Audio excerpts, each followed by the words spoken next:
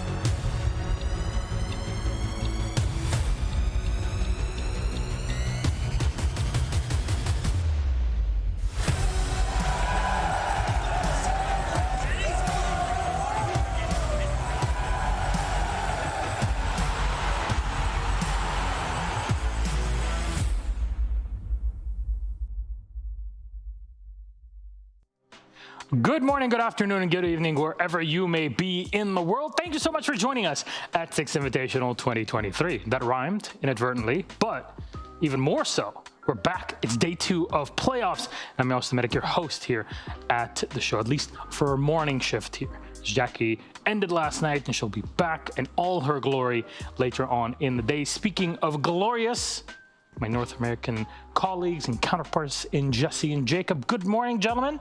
How are you doing?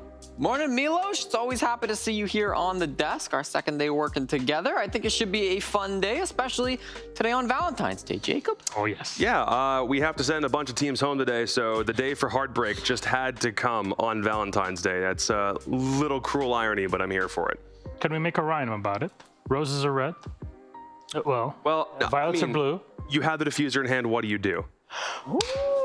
That's really good. It's not. I didn't even come up with that one. That's been on the ticker like all day. Ah, there you go. We thought you were a genius. Jacob, take credit, okay? We don't read the ticker. You know what? Fine. I will take credit. So whoever put that, whatever intern put that on the ticker from earlier, it's mine now. There you go, salty pro players.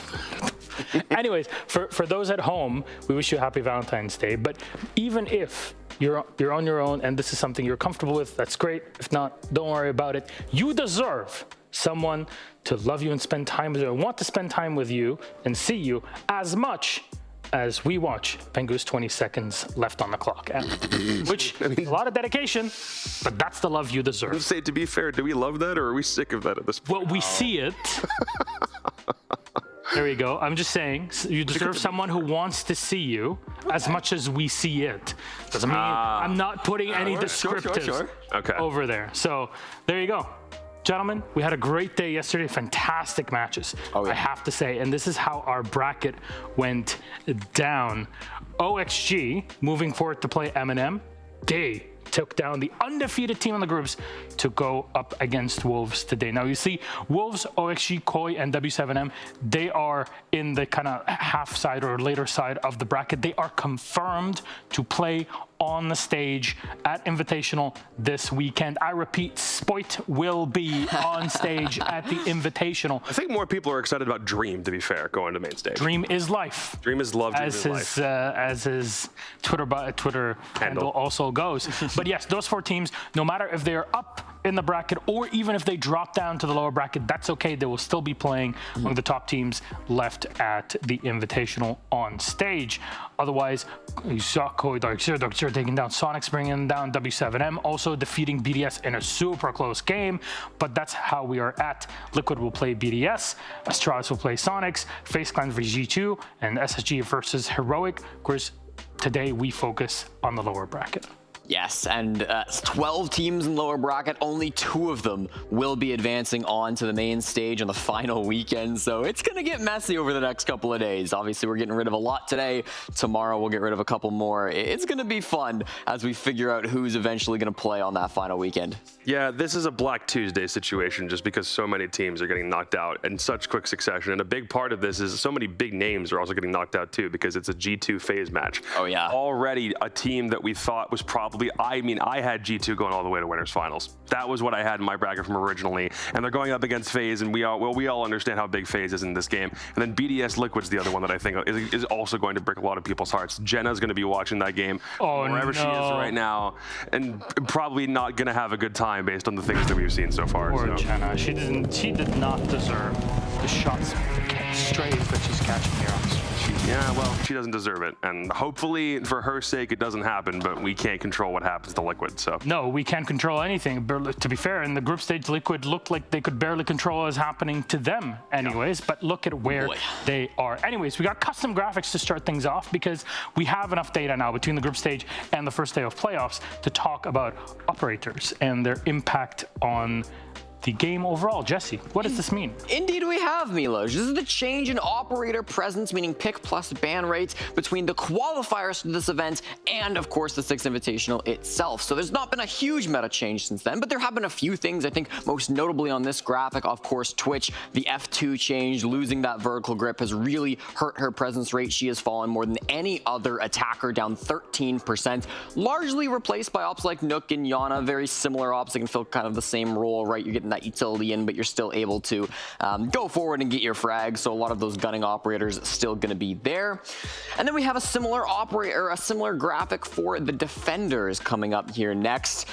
This is one where we're seeing Solus really start to pick up in play right now. I was actually thinking maybe we might see the opposite of this because in the qualifiers, Solus was often misused. Felt like often she was not really finding an impact, often just kind of staying down below and not really having an effect on the round. But once we see better players bring Solus, that's happening less and less and less. And we're seeing teams get really great value out of Solus every time they bring her. Also notable, Jaeger and Wamai, the 2 anti-nade operators, down a combined 20%. Kind of crazy. I guess we've been seeing just less grenade play in general at the Six Invitational, and that might be a reason why. I mean, remember back when Jaeger was just off the charts on every single win delta chart that we'd see Ubisoft publish at every single midseason update? That's the kind of thing I think they wanted to see, was numbers like that specifically for those 2 to get taken down. We thought it was impossible for Jaeger's pick rate to go any lower than it was, and it's already done that. But I think a really big one for me isn't just the fact that we're seeing Wharton's pick rate have gone up from the days of Phantom Sight when we weren't certain if he was actually going to be meta worthy. It's also the fact that you have so many defensive operators to ban these days. You're often having to pick between a Solus and a Zami or a Kaid or a Mira or a Valk. You have enough options defensively now that there's enough Azami actually being left up in play to a point where so many of the operators just scrolling through the chart have Azami as one of their most played, and I didn't think that was going to be possible because you would think Azami Solus would be the 2 that would have to be banned every single time, but you still have to prioritize hard breach, you still have to prioritize intel, and there are some things you simply can't take out of play every time. We're seeing enough Ying play and being Ying bans these days that you also have to figure, does Warden get banned in the midst of all of that? So this meta certainly has shifted very fast over just the past, what, 6 months? And it's always the topic of meta because of the dynamics of Rainbow Six Siege. It's when you talk map picks and bans, you cannot talk about them in isolation from what are the operators that are currently in rotation. That's true. And the amount of bans that you have. And that's something that even the conversation going from best of 1 to best of 3 to best of 5, it's complicated on its own. I know, for example, in CS, the conversation was being had over the past 10 plus years in conversation. I definitely remember those days. But in Siege, it's even an extra layer on top of it. And you're counting the asymmetry between attackers and defenders. I have to say, coaches, support staff for teams have their work cut out for them. But this is why here we are at Invitational. This is why they are playing here, because you have to be completely prepared for what your opponents can show. And I neglect to mention the fact that attackers have repick. Yeah. I've had it for the past year. And that is yet another layer. So we are playing 6D chess here at the Invitational to figure out what is the proper balancing and not even considering regions. Yeah, indeed we are. I think just yesterday we had a clubhouse get played where we had Thermite, Maverick, and then Kaid and Bandit banned. Like, sometimes there's certain maps in the pool that just, the operator bans will completely change how things are played, and that's the beauty of Siege, right? And the crazy part about this is now that we've actually been able to get through our very first day of the Invitational, as of, I think, this morning or yesterday, we do not have a single attacker-sided map left. Wow. All of them are now defensive sided because Border used to be the only one that was maybe like 48% to 52. These days, every single one crosses at least a 51% defensive win rate threshold. So everyone was wondering if repick was going to be busted on entry when it came in during stage 1. Over the course of the past year, it's not been that way at all. Yeah, very small sample size still with the SI maps, but yes, I definitely think we still see. Yeah. Actually, have you seen my sample sizes for this? I hate to pull the statistician card, but. Well, I mean, you are legally even a statistician. Here we are. Our schedule for today is as follows. We're following the lower bracket. In the morning, the games that have already been set by yesterday's matches, as you see, SSG versus Heroic, FaZe v G2, Astralis v Sonics, and Liquid versus BDS. This is the last day we are running 2 streams at the same time. After this, we're just going smooth on the A stream, and you'll see AT later will be playing a winner of the first game. The winner of the first game, because this is today, it's your last life. You lose today, you're out of the Invitational. So G2 fanboys, I hope you were watching real tight. Demo. Lost 1 also, and MNM finally to round out our day. Gentlemen, closing thoughts? It's going to be a bloodbath, Milos. I hope not. I certainly hope not, for all of our sakes. All right. Do we have time for predictions? Yeah, we do. Let's bring them up. Let's see what everybody predicted and how low Jacob is on the board. Can we lower that ticker? Let's see what's up. Thank you so much, production. They're always on point. Fresh at 34. It's pretty freaking good. 29 from Andy. Baby Dev Marta at 22. And at 28, not bad. Moving on to our second side. I'm so glad they don't have me on this, by the way. They're like, oh, yeah, we want the host to put their stuff in there too, and then they never use them. So like, I was saying, you fill this out the same time we do. Oh God. I am merely a host. 32 points for Demo, not bad at all. 28 for Extra Troika, 27 for Jesse. All right, and 17 for Caliber Jacob. Look, EU is leading. I am nothing if not on brand. I suppose. Give them that. That's a lot of SSG picks for a team that struggled so hard in groups, I gotta say. Not a lot of noodle believers. I mean, after yesterday's scathing timeout, I think it changed a lot of people's minds. I think, because we're going to have to talk about that SSG Heroic game first, I'm going to make the argument that timeout was, in fact, not scathing. It was real. I'm going to have the reverse take. It was real. It was real. But there's a lot of people that don't understand exactly how that's meant to be dealt with, so we're going to talk about that.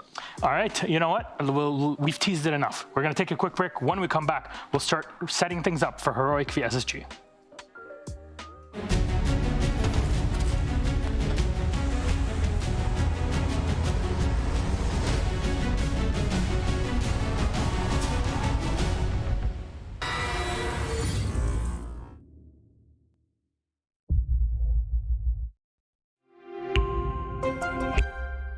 I'm Nicholas Mortensen, but you know me as Pengu. I'm a 2-time Rainbow Six Siege World Champion and former top Rainbow Six Siege player in Pro League. Welcome to my Siege Ranked Bootcamp. We're talking 20 seconds left on the clock, you got the diffuser in hand, what do? Play the way that you're comfortable with, because you have confidence when you're in this position. That is when you're gonna be at your very best. Good luck.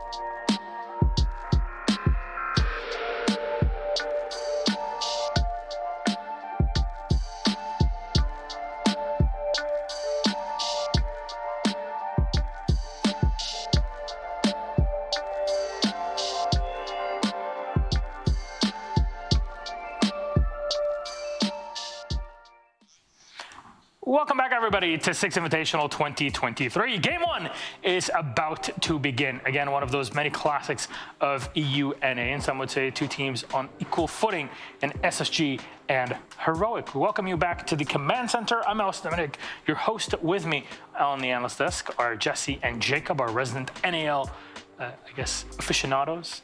That's us. The experts on the North American League, as We are paid to be that. as seen on TV. I guess you're not wrong. There you go. My grandparents do put me on their TV whenever I'm on, so. As seen on one TV across the country. True. Jacob's grandparents. You know what? That's already way more than most people. I'll give you that. Space Station versus Heroic.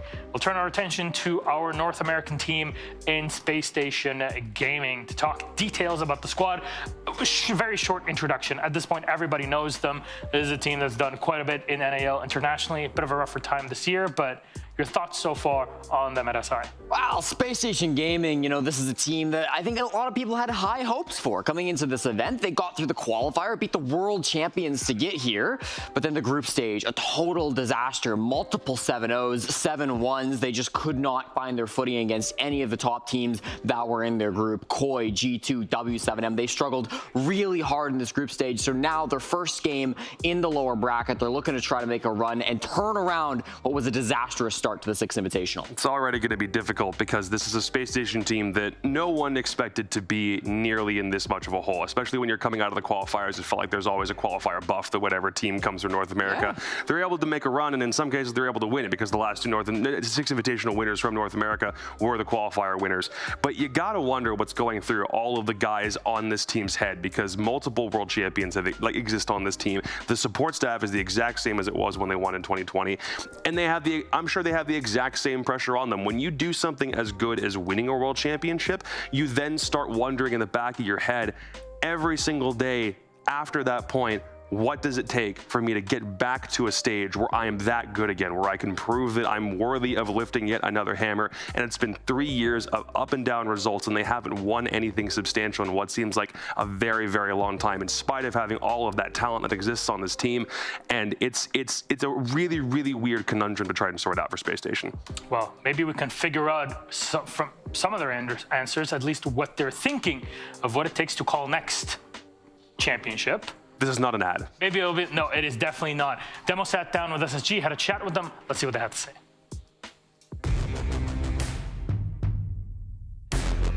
Well, I'd be lying if I said if my team's performance in the group stage felt good.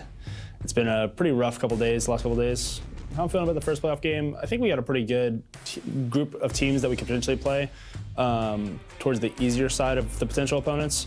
Us being familiar with Oxy obviously helps, and then Heroic, I feel like we had a pretty good EU team in our group, so kind of know what to expect with them. The main things we're trying to improve on from group stage to now is overall just teamwork and winning the rounds we should be winning. You know, we put ourselves in a lot of close rounds, but we just can't find a way to close those rounds out. And then by doing so, we lose momentum, and then rounds start stacking against us, and then next thing we know, map's over and you're trying to reset. So we're really just trying to make it easy on ourselves by, in general, playing better. I think W7M is still the best team that I've ever played against. Those guys, matchup-wise, they match up good against us, and our map pool kind of overlaps in a really bad way. But bias, they are nasty. Preparation for playoffs compared to group stages, it's really not that much different. It just comes down to execution. There's nothing really wrong with the preparation. It's just a matter of what we're doing when you actually get into the lobby and start playing against these guys. It's just really all about execution and us executing better. Oh yeah, the other three teams are good, yeah, but it's just confidence is one hell of a thing. When you lose it and it's down there, it doesn't really matter how good of a team you are. It's that shit just kind of messes with stuff. Little message for everyone out there: we got nothing to lose, so better watch out.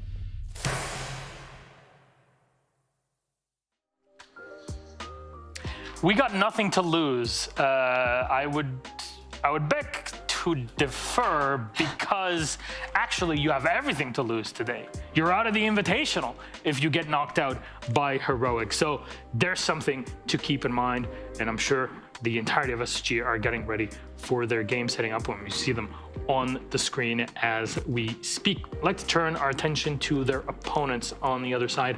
Heroic, our European team that fell to OXG yesterday, and we're wondering, is NA the bane of their existence, or is it just the attitude and the youth of the team backfiring on them, Jesse?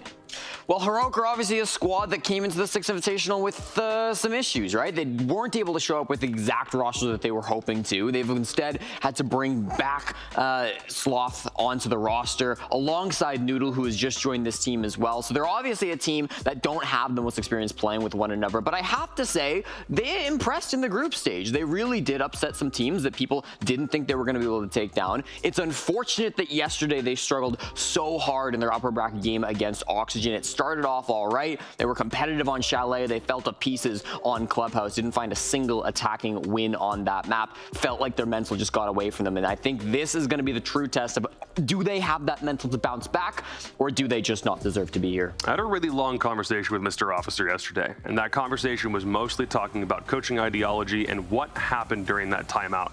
It's not to say that Heroic are completely torn to shreds by their own mental state, but there are some things about this team that have to be taken into account, especially considering the youth and the inexperience on LAN of a lot of these guys. Even though they've been to a couple in the past, they've never been able to make a sufficiently deep run. But something to keep in mind is that when things start all of a sudden catching on fire. There are multiple ways that you can put those kinds of things out. And if you need to be brutal and blunt and upfront and honest with the people that you are trying to help catapult to a world championship, which is the reason why you're here, there are different methods of being able to do that. And in some cases, it may not resonate with the public exactly how that is being done, or it may not be something that you relate to. Maybe, people don't talk to you necessarily in that way, but when you're in a high stakes competitive environment, you may need to be that level of honest with the people that are surrounding you. And because now we have the ability to hear coach comms, it might sometimes mean you don't like what you hear. I'm sure the players also don't like what they hear,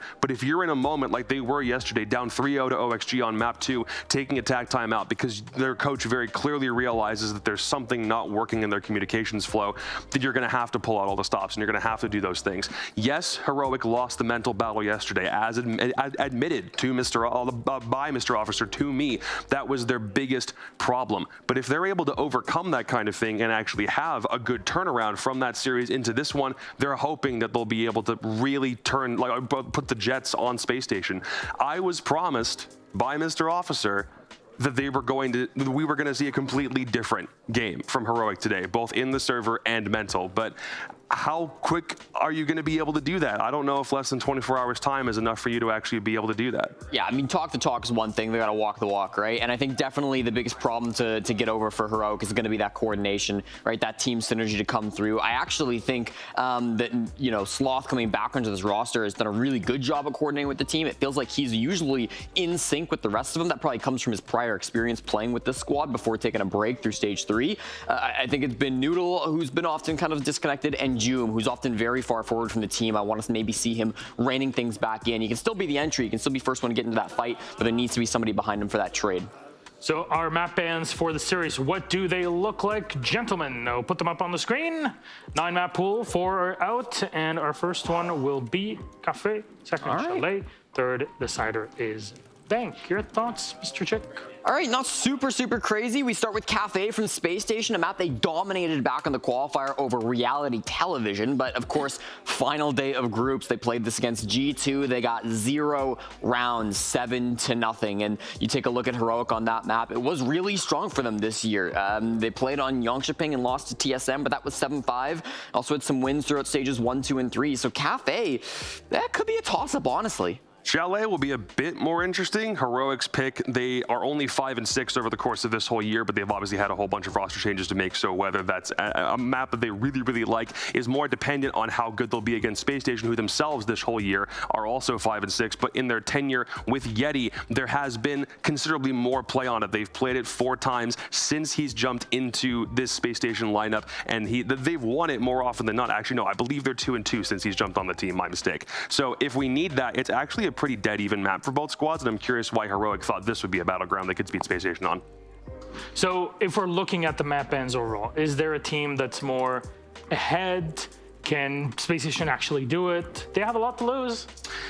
If this was Space Station's final game at the 6th Invitational, I'd say that these 3 are honestly pretty good battlegrounds for them to at least have a decent shot, but you have a lot of things to overcome because they were absolutely caught in a catch-22 over the group stage of their map pools not lining up with the map pools of anybody else that they were playing in groups, so they have a lot of things to overcome in spite of the maps that we're going to anyway. He's not liking it. You don't like that? I mean, it's so tough to predict Space Station Gaming, right? They just had such a bad group stage. I'm feeling pretty bad about SSG. I did pick up some stuff from a guy outside. He said it was copium. I don't know if that's, I mean, it can't hurt to try some, right? Like a cold one? We'll give it a shot. I mean, tastes good actually. It doesn't change the way I think. I mean, Heroic should still, I mean, SSG's maps aren't that bad, right? I mean, when you think about it, they've got 3 maps that they don't dislike playing on. Their map pool's actually pretty good, so it's hard to predict them. And you know what? Their attacks against G2, they weren't that bad. They weren't that bad. When they played against G2, they actually had a pretty decent map there. You know, they could have forced a map 3. They were terrible. And you remember their border defenses against Koi. You know, their intel was pretty good. They seem to be actually getting quite a few rounds there. And did you see how disconnected Noodle was from their team? I know Faults can trade Jesse, okay. No, okay. All right. No. Space Station game, absolutely. What the hell is? Hold on. It's obvious. You got this from a guy on site? Wait, let me have a sip. I'm trying to make sure it's not poison. No, it's clear. It's not the drink, Jacob. It's not the drink. I believe it. It's Space Station. Definitely might be the drink. It smells like, you know what, actually? What were you saying about G2 and their attacks? Yeah, that's what I'm saying. Do you see What are you this? Do you see this? You know what, actually? No, I like Numbers, that. Jacob. I think I like that, actually. The numbers. Wait, hang on. Okay. You might be wondering how I got here. They line up. You know what? I like that. You know what? In spite of saying Space Station had a whole bunch of categories that they were Suddenly, Space Station might win this game. cold places in North America. They might win this game. I just. Yeah. Oh, I Get just. us into the game. for Space SSG Station. versus her. This actually is pretty good. Save. This is the best map pool they could have had.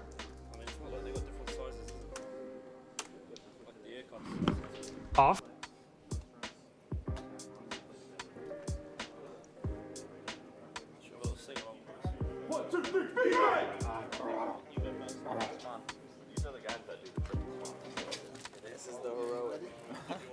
Hey, what are you trying to say?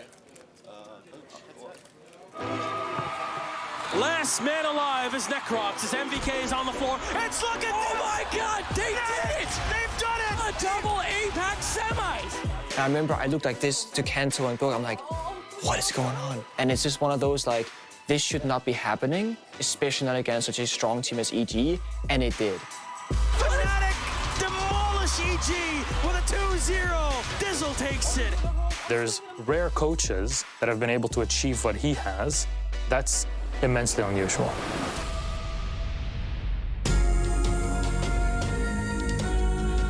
It is Evil Geniuses against Fnatic, a match that any esport would want to have. Yeah, two big organizations with a ton of history in esports behind them, but one has a bit of a Himalayan mountain, a Herculean task ahead of them. The night before we were supposed to fly out to Brazil, I get a bit of a stomachache. I try and, take pain medication or something. Nothing works. They run a couple tests on me, and I finally get the news that I have appendicitis and I need to get surgery right away. He was not able to fly to Rio de Janeiro for the Pro League Finals at the time. This is your in-game leader. It's your captain. It's a big, big problem. The unofficial ruling was to be that we could find a substitute as long as they weren't contracted to an organization and hadn't competed in any of the Pro League circuits around the globe. Yeah, basically we had to make the call, and it's like, look, there's nobody else. I guess I'm just going to have to play. Normally when a coach has to become a player, we're always thinking that's going to go terribly wrong. And to make things worse, Dizzle came from Xbox or console, so he didn't play with mouse and keyboard before. It is interesting, though, when you have the coach playing, because he's potentially coaching in real time, especially as they've lost their IGL. It had been almost 2 years since I played competitively, but that having been said, I generally always had a competitive spirit and I have nerves of steel. And Dizzle will glitch it! Fnatic to take the third round! Dizzle, in that event, was called Disgod from that moment on. Round 4 for Fnatic, and APAC 2 rounds away!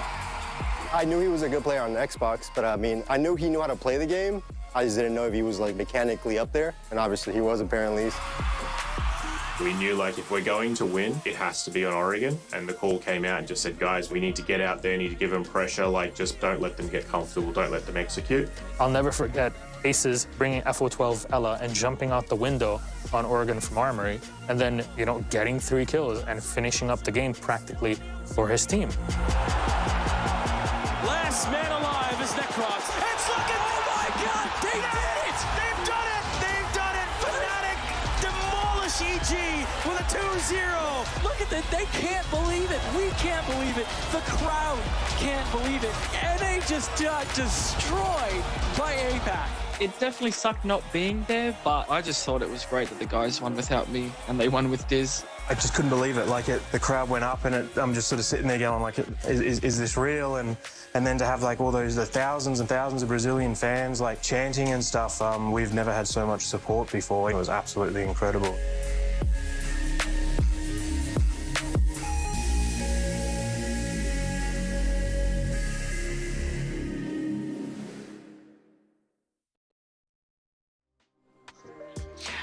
Hello, everybody, and welcome back to the Command Center live from beautiful Montreal, Canada, Quebec. Hello, I'm Milos the Medic, your host here on the show, at least the first half of it.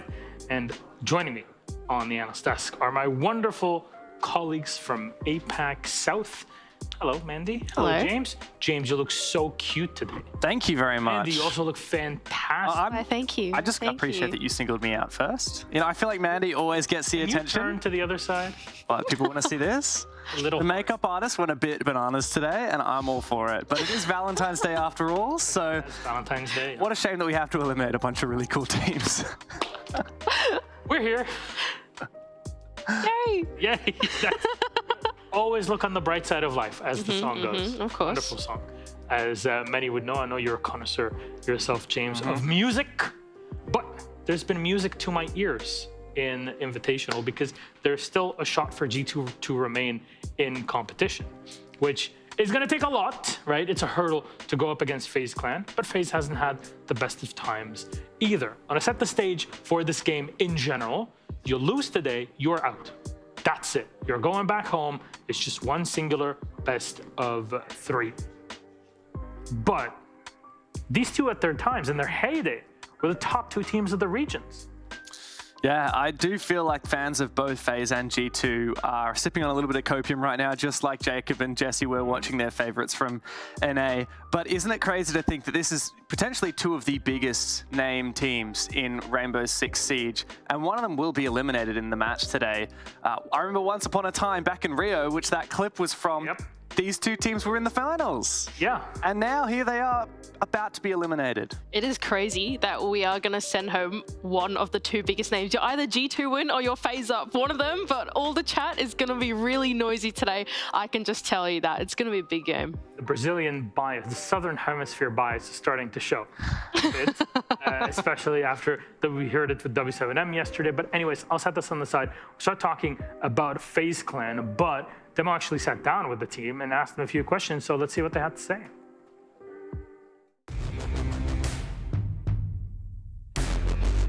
Acredito que nossa performance no Invitational na fase de grupos não foi a que a gente tinha esperado, né? Infelizmente a gente foi para Laue, mas eu acredito que a cada jogo a gente vem melhorado, a nossa comunicação também melhora, a gente consegue ver nossos erros. E acredito que a gente consiga, sim, ser campeão do Invitation, buscar nosso objetivo final. É o time que eu prefiro jogar, eu não tenho muita preferência. Qualquer time, o time que quer ser campeão do Invitation tem que ganhar de todos os times. Então, eu acredito que tanto a G2 quanto a Wolf são times que não são fáceis de jogar, mas a gente é um time qualificado para ganhar. Acredito que o que a gente vai implementar para os playoffs são mais variações de play, a gente não vai repetir tanto o que a gente fez no Group Stage, então acredito que a gente vai vir como um time mais estruturado, mais preparado. Durante os playoffs eu acredito que o time mais difícil seja a W7M, porque eles são um time bem estruturado, eles têm 5 players bons, são um time agressivo, jogam junto. Eu acredito que é um time que tem potencial para ser campeão do Invi também. A preparação para o time acho que vai ser a mesma. A gente não tem mais nada que fazer de diferente. A gente trabalha vendo VODs dos times, a gente trabalha conversando, estudando. Acho que a preparação vai ser a mesma. A mensagem para os nossos oponentes é que, para eles ficarem ligados, que a gente não vai ser a mesma FaZe do Group Stage, cometendo erros bobos. A gente vai vir com um novo mindset para ser campeão.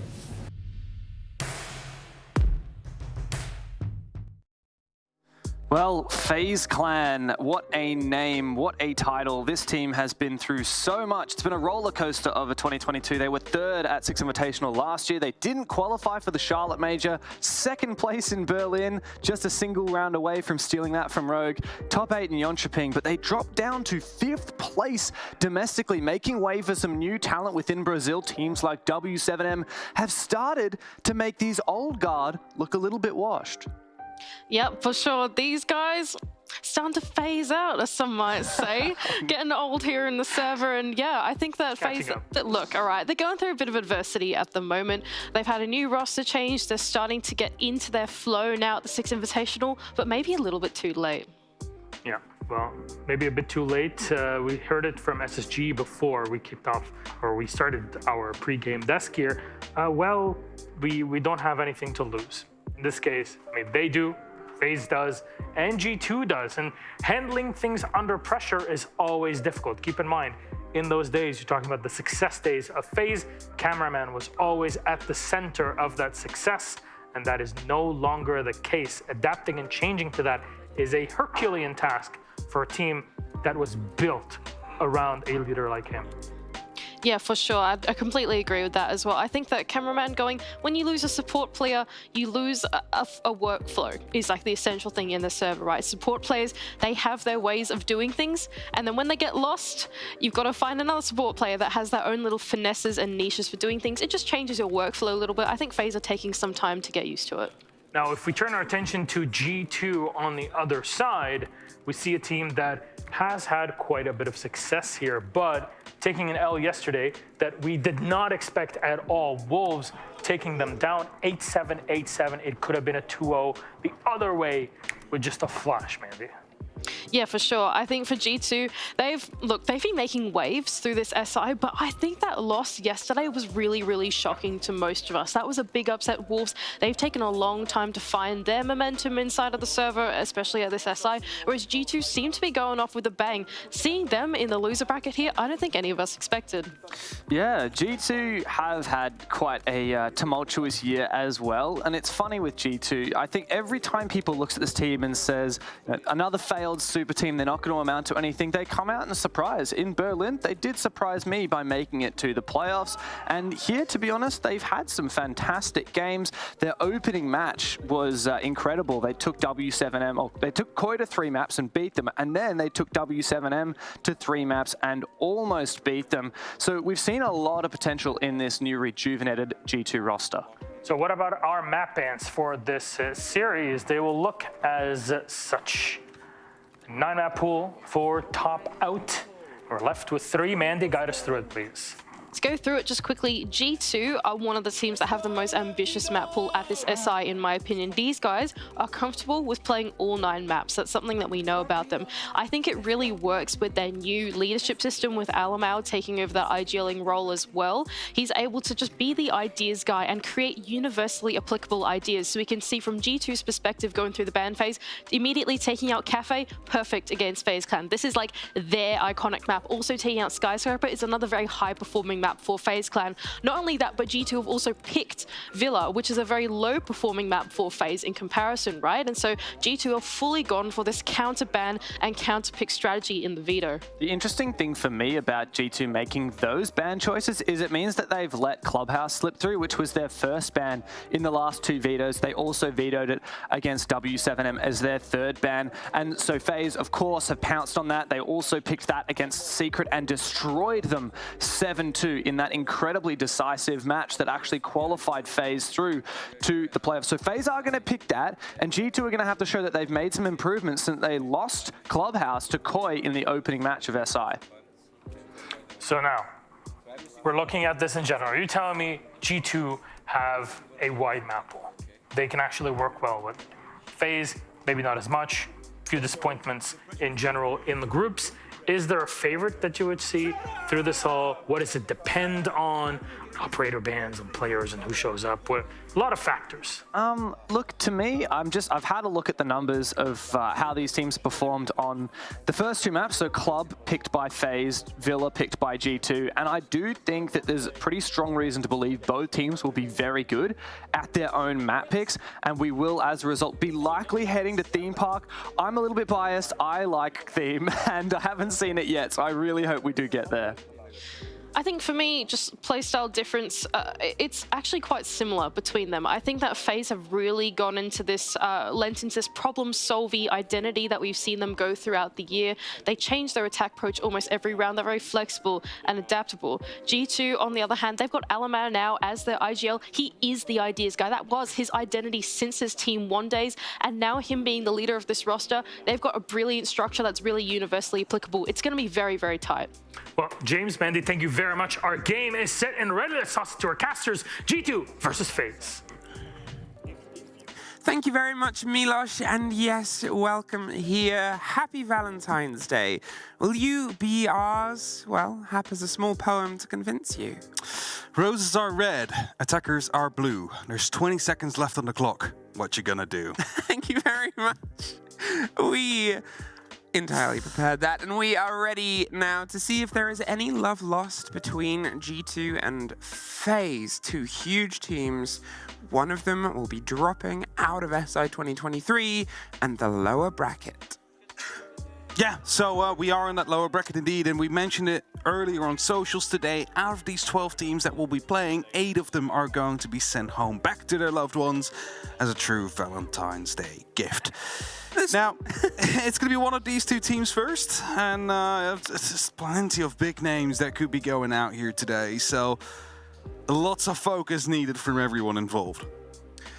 Yeah, you can see it, you can feel it. There's now nothing else. For every single game they've played before up to this point, there's been a little bit of wiggle room, a little bit of life and a little bit of chance. That ends here. We no longer have second wins. It is just the game or you're gone. That's it. Do or die, quite literally now. And G2, of course, they came in from the upper bracket. FaZe already coming in at a 4th seed, did not really have another choice. And G2, they picked Wolves. Thought they were gonna have a good game, but a 7-8 loss and a 7-8 loss against them knocked them down into the bracket we're currently in. And I was just walking around yesterday, and you know, I just overheard some of the conversations, and G2 was like, we're going up against FaZe. Right? It's like any of the other teams, I think they would have preferred out of the lower bracket to go up against, not FaZe. And there is a small bit of history between these two, of course. I mean, if we are going back over the past, well, even more than a year, dates back to Six Invitational 2021. Of course, that was a completely different rosters we have. So we're going to be skipping that one, but that was a 7-2 victory for FaZe. Then we had the Berlin Major, where these two teams, you know, faced off against each other twice. Which is a lot more familiar. That was going to be in groups. A 7-2 victory for FaZe on the first attempt on Tuesday. And then a 7-0 victory for G2 on the second one. So really, it's anyone's game. It's anyone's game, is what you're right telling me, Mr. Steinhab Happers. Yeah, that's exactly what I'm saying. It's kind of what you want, because they alluded to it on the desk as well. The structural change of an IGL is a very big one. It's one that can really revolutionize things. But in a strange way, so is changing a Talisman player. It's long sort of been heralded of the success of Citizen, the capabilities, and, you know, I can't say the specific reasons for rotations and changes into a roster. However, you know that for a while, G2 were trying to build a structure behind him to allow him to work, to allow him to hit the heights he could potentially. It didn't quite come together, so in a way, removing him. Also, not too long ago, swapping out Shas. That is, for my money, just as big, if not in some ways maybe a bigger structural change. I mean, he was the last standing member of the 2 World Championships they won, and then they pull in Fabian, who also won these 2 World Championships. So, to some extent, there's still a little bit of that. I'm going to say it. I'm going to say the word. Say it. Dynasty. Left G2. But a completely different team now, all different players. None of them have won it, and that is a very convincing poll here. 79% of you back at home believe G2 is going to be winning it. 21 of you are the true believers in FaZe Clan. To be honest, you know, FaZe have had a rough tournament. There's no sort of two ways about that. They obviously weren't participating in the playdate yesterday because, well, they had fallen short. They'd fallen into the just scraped by spot in terms of teams that got into playoffs, and now they have to try and fight their way on the lower bracket every single time. It is the same sort of thing for G2 at this point. Obviously, yesterday they could not hit the mark. They just didn't have the rhythm that they wanted to, or had been able to have previously against Wolves. However, it was the best Wolves have played, and it was 2 max OTs. Yeah, and it wasn't, you know, just a one-off game either, because they instantly went through and won the next game as well to put themselves in Place Belle on the main stage one way or another. So Wolves surprising many, G2 as well with that loss, but today is Revenge Day. As Valentine's often is. Is okay. Oh no, sorry, I'm getting my a different kind of. I'm getting my holidays confused. What kind of holiday are you talking about? Revenge holiday. Valentine. Right. Yeah, it's a little known holiday on the 15th of February. It's a very lovely atmosphere in the talent room today. It is. Everybody has nice little hearts everywhere. We bullied Parker into getting one. Oh, you did? Yeah. I just went up there and I just took it.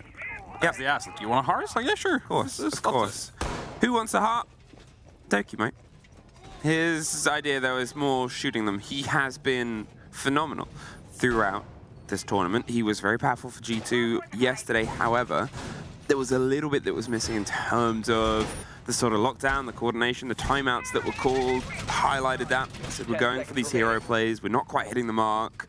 We need to go back to the team play that we do so well. Against a team like FaZe, you know, that's a trickier thing to sort of ask because they have these huge gunners where, you know, the team play might be something. If that slips away again, you could be in a very difficult situation. Good Black Eyes setup to provide an extra bit of utility and information to G2. Valkyrie often seen to be banned, but, you know, with those current bans on the board, it is to make it a little bit easier for the attack to break through, which means then instead you will have to worry about potential cameras to be out there. There's a Cade on Bandit and ban on Cade and Bandit. There we go. Is going to be making sure that only mute jammers are really going to be stopping any of these breaches to go through quickly. And as the first breach has been made, a keeper barrier instantly will be reinforcing that just to make sure that it is going to be taking just a little bit longer before these attackers are going to be able to clear out that top floor. And that's always the game. Wasting time, long it out. It's a long series and a long sort of showdown here for them to see if they can slip their way through with Souls.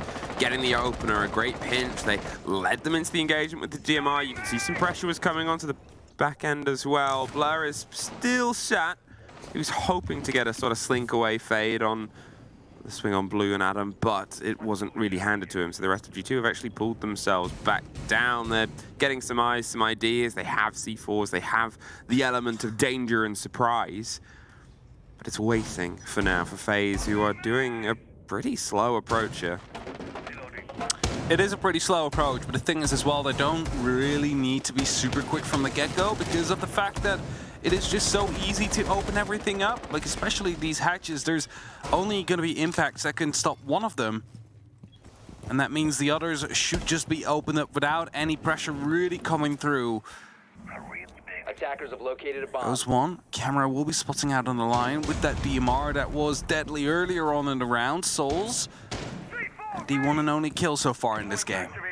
I mean, that's what I mean. It feels like there's a moment where this needs to kick into a higher gear here for FaZe. They're still getting themselves a stretch, but the hatch is locked in kitchen. They have some pressure above Moto. Vidaking is just going to start droning that out and getting some eyes. You've got a first bit of movement down to the basement floor, 30 seconds. They finally got eyes down the corridor, and they've got the breach onto Church. Oh, there's no immediate pressure coming on the back of it. The E1D pops off to limit some of the movement. The Buck is hunting above kitchen as the swings don't quite come yet, although it's Virtue that gets caught out first on the breach. Looks away, gets the planter. Benja tucked in the corner, goes for the next, but look at the timer. Benja, he's tucked on one side, Alamau on the other. Huge fight for Benja to win. Alamau's above the hatch, waiting and watching. Doesn't quite get the kill. The swing goes away from him. There it is, one more! No! FaZe! And from nothing to everything in 30 seconds. They had the entry, but they didn't did much for the side itself. A triple wall take came to be. And Benja just wreaking some havoc right there, making them go full panic mode. Alamau the same, of course, dropping that hatch. It's not a great start for G2 there. To sign they probably wanted to win. Attackers need to locate. Now, I was just thinking about the bans a little bit more. And you saw G2 go in with the first ban, which was the Maverick. But then at the same time, you're seeing the Cade and you see the Bandit ban, and you kind of start thinking, the Maverick ban is actually like useless now. Yep. Maverick wouldn't have done anything. Nope. So a bit of play going through with those bans.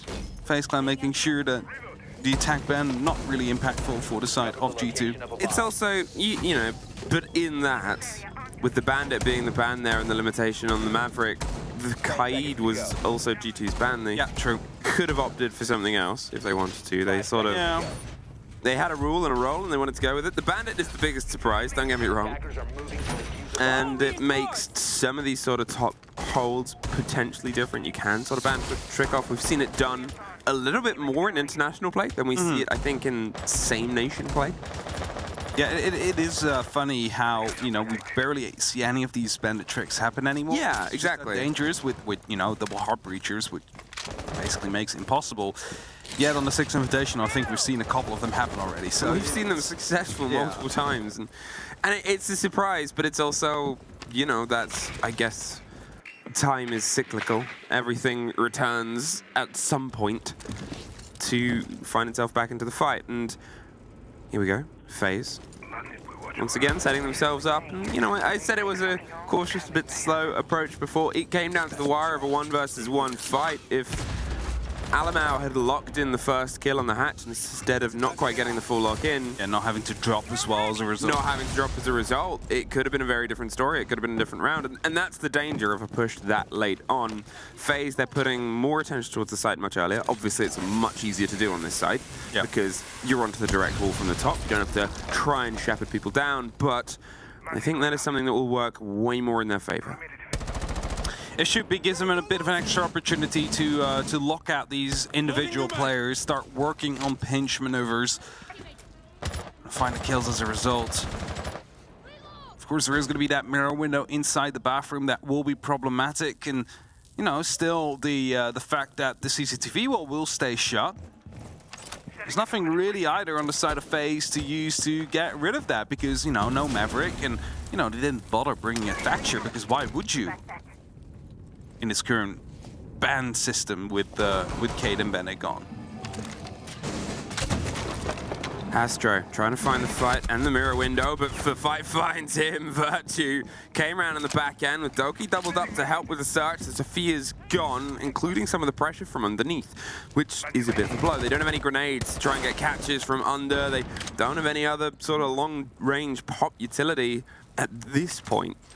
They're more of a blunt object trying to fight their way through. Pre-firing against the mirror window, they slip on by. It has been smashed and broken. The C4 will just slip its way out, but gets removed. There's Candela's blinding Doki, but Cyber goes down in amongst the smoke. There's some support. Vidaking has dropped in logistics, rotating his way around the back of Blur, but Blur is off the board. Alamau tucked on a corner. There's someone coming behind him. Vidaking is going massive on the top of the stairs.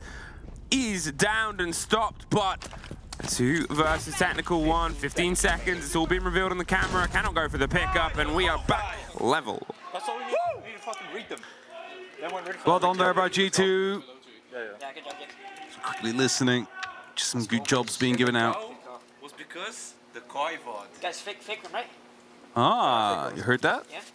That was from the Koi VOD, that kind of call that just came through. So they have learned something there. The strats being shown on camera. Lovely.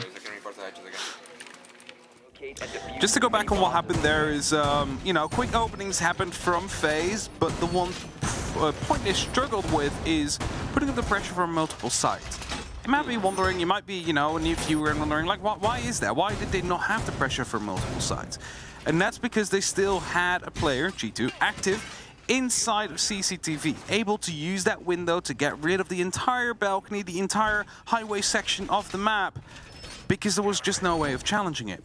And normally that's a quick fix, because you open up the CCTV wall and suddenly it is not as safe to play there anymore, because there is the opening from either side you need to worry about. 5 seconds left. But the mute jammer stopped that from happening, and there was no Thatcher, because again, why would you bring a Thatcher if Kaid and Bandit are off the board? You're supposed to be opening up whatever wall you want to open up anyway already. Back down to Chuck. With this stretch, with this extension all the way to the top, they've got the walls done, the mute jammers, and Toki and Benja doubling up. It's one of the things that you need those two players to sort of play together, to pop off, to give themselves the extension and support that would otherwise be sort of missed, especially when you're trying to find these engagements with FaZe. You know how good FaZe can be on guns. Multiple of the players are always on the cusp of breaking or setting records.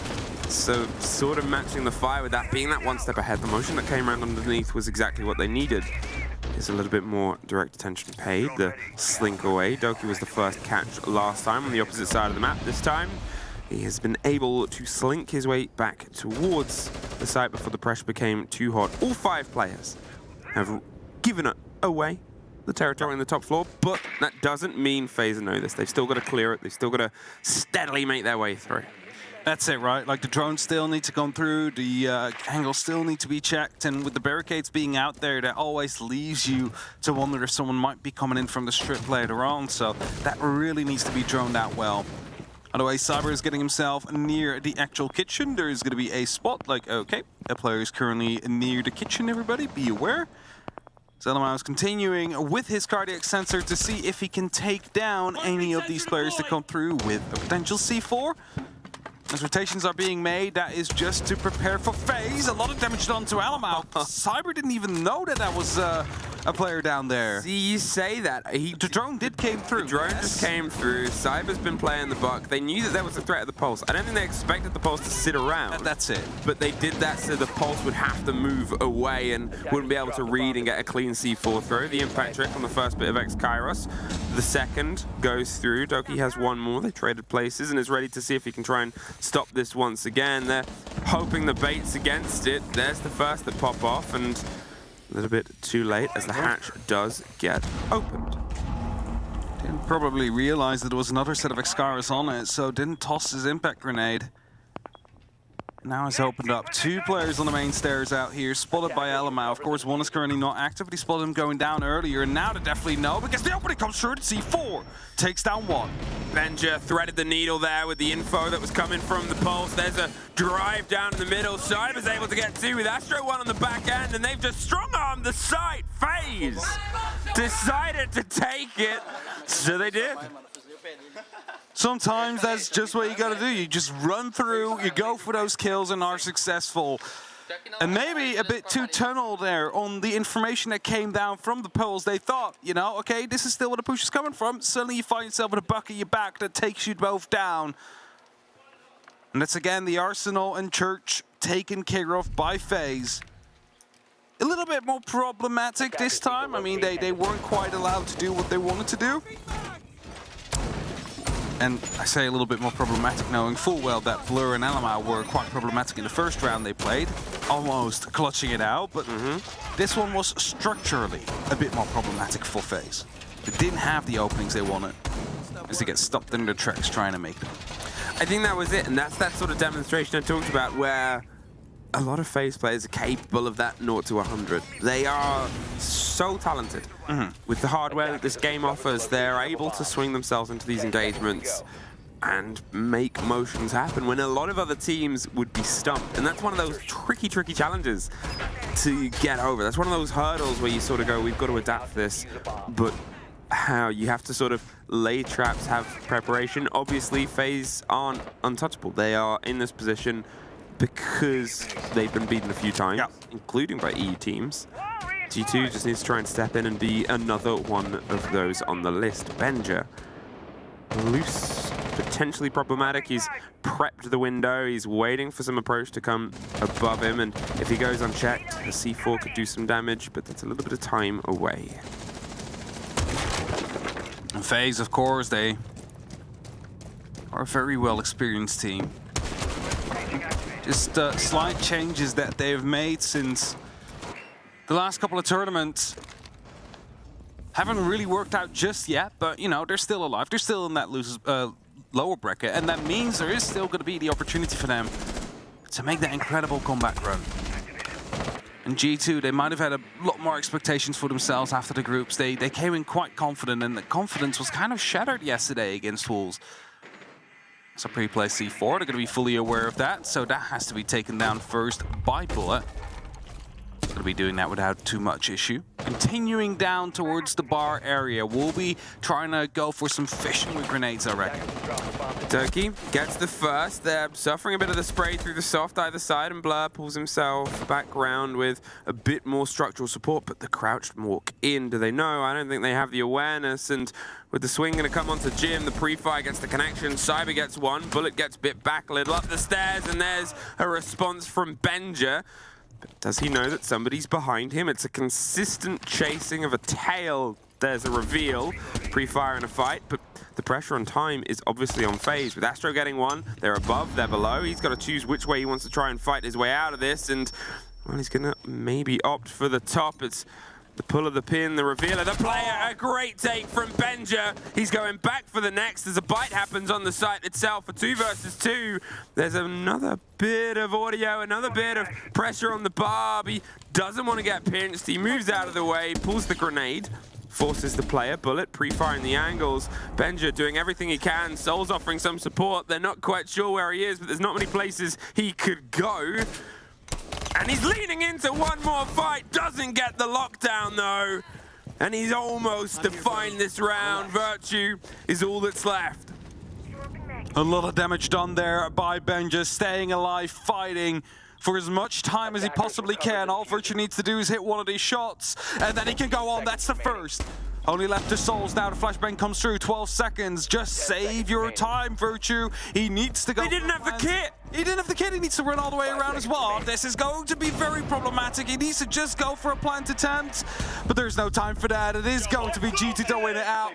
And Benja did define that round, but still the tactical timeout will be called by G2. I mean, that was it. If it wasn't for the heroics on those brick stairs, could have slipped away. Let's see what Fabian's got to say. Nothing in the chat. Just search the replays. Relax. Again, instant. Maybe now? He's talking. There you go. I have this. You hold that. We need to communicate these small things. We have the pulse information, so Carl can give us the information we need. We calm ourselves down, and then we take the last 2 rounds, because you fucking got this, guys. Guys, let's play the hard drum again, okay? But don't fall back. We need a mute. We need a mute for the hard drum. Play a mute and then they will thermite anyways. Yeah, I just need to play master side, like that's it. They will thermite anyways. I can't play top. Let's go, boys. Open the wall. Church wall. They will open anyways, though. Guys, I can play mute on set, or not.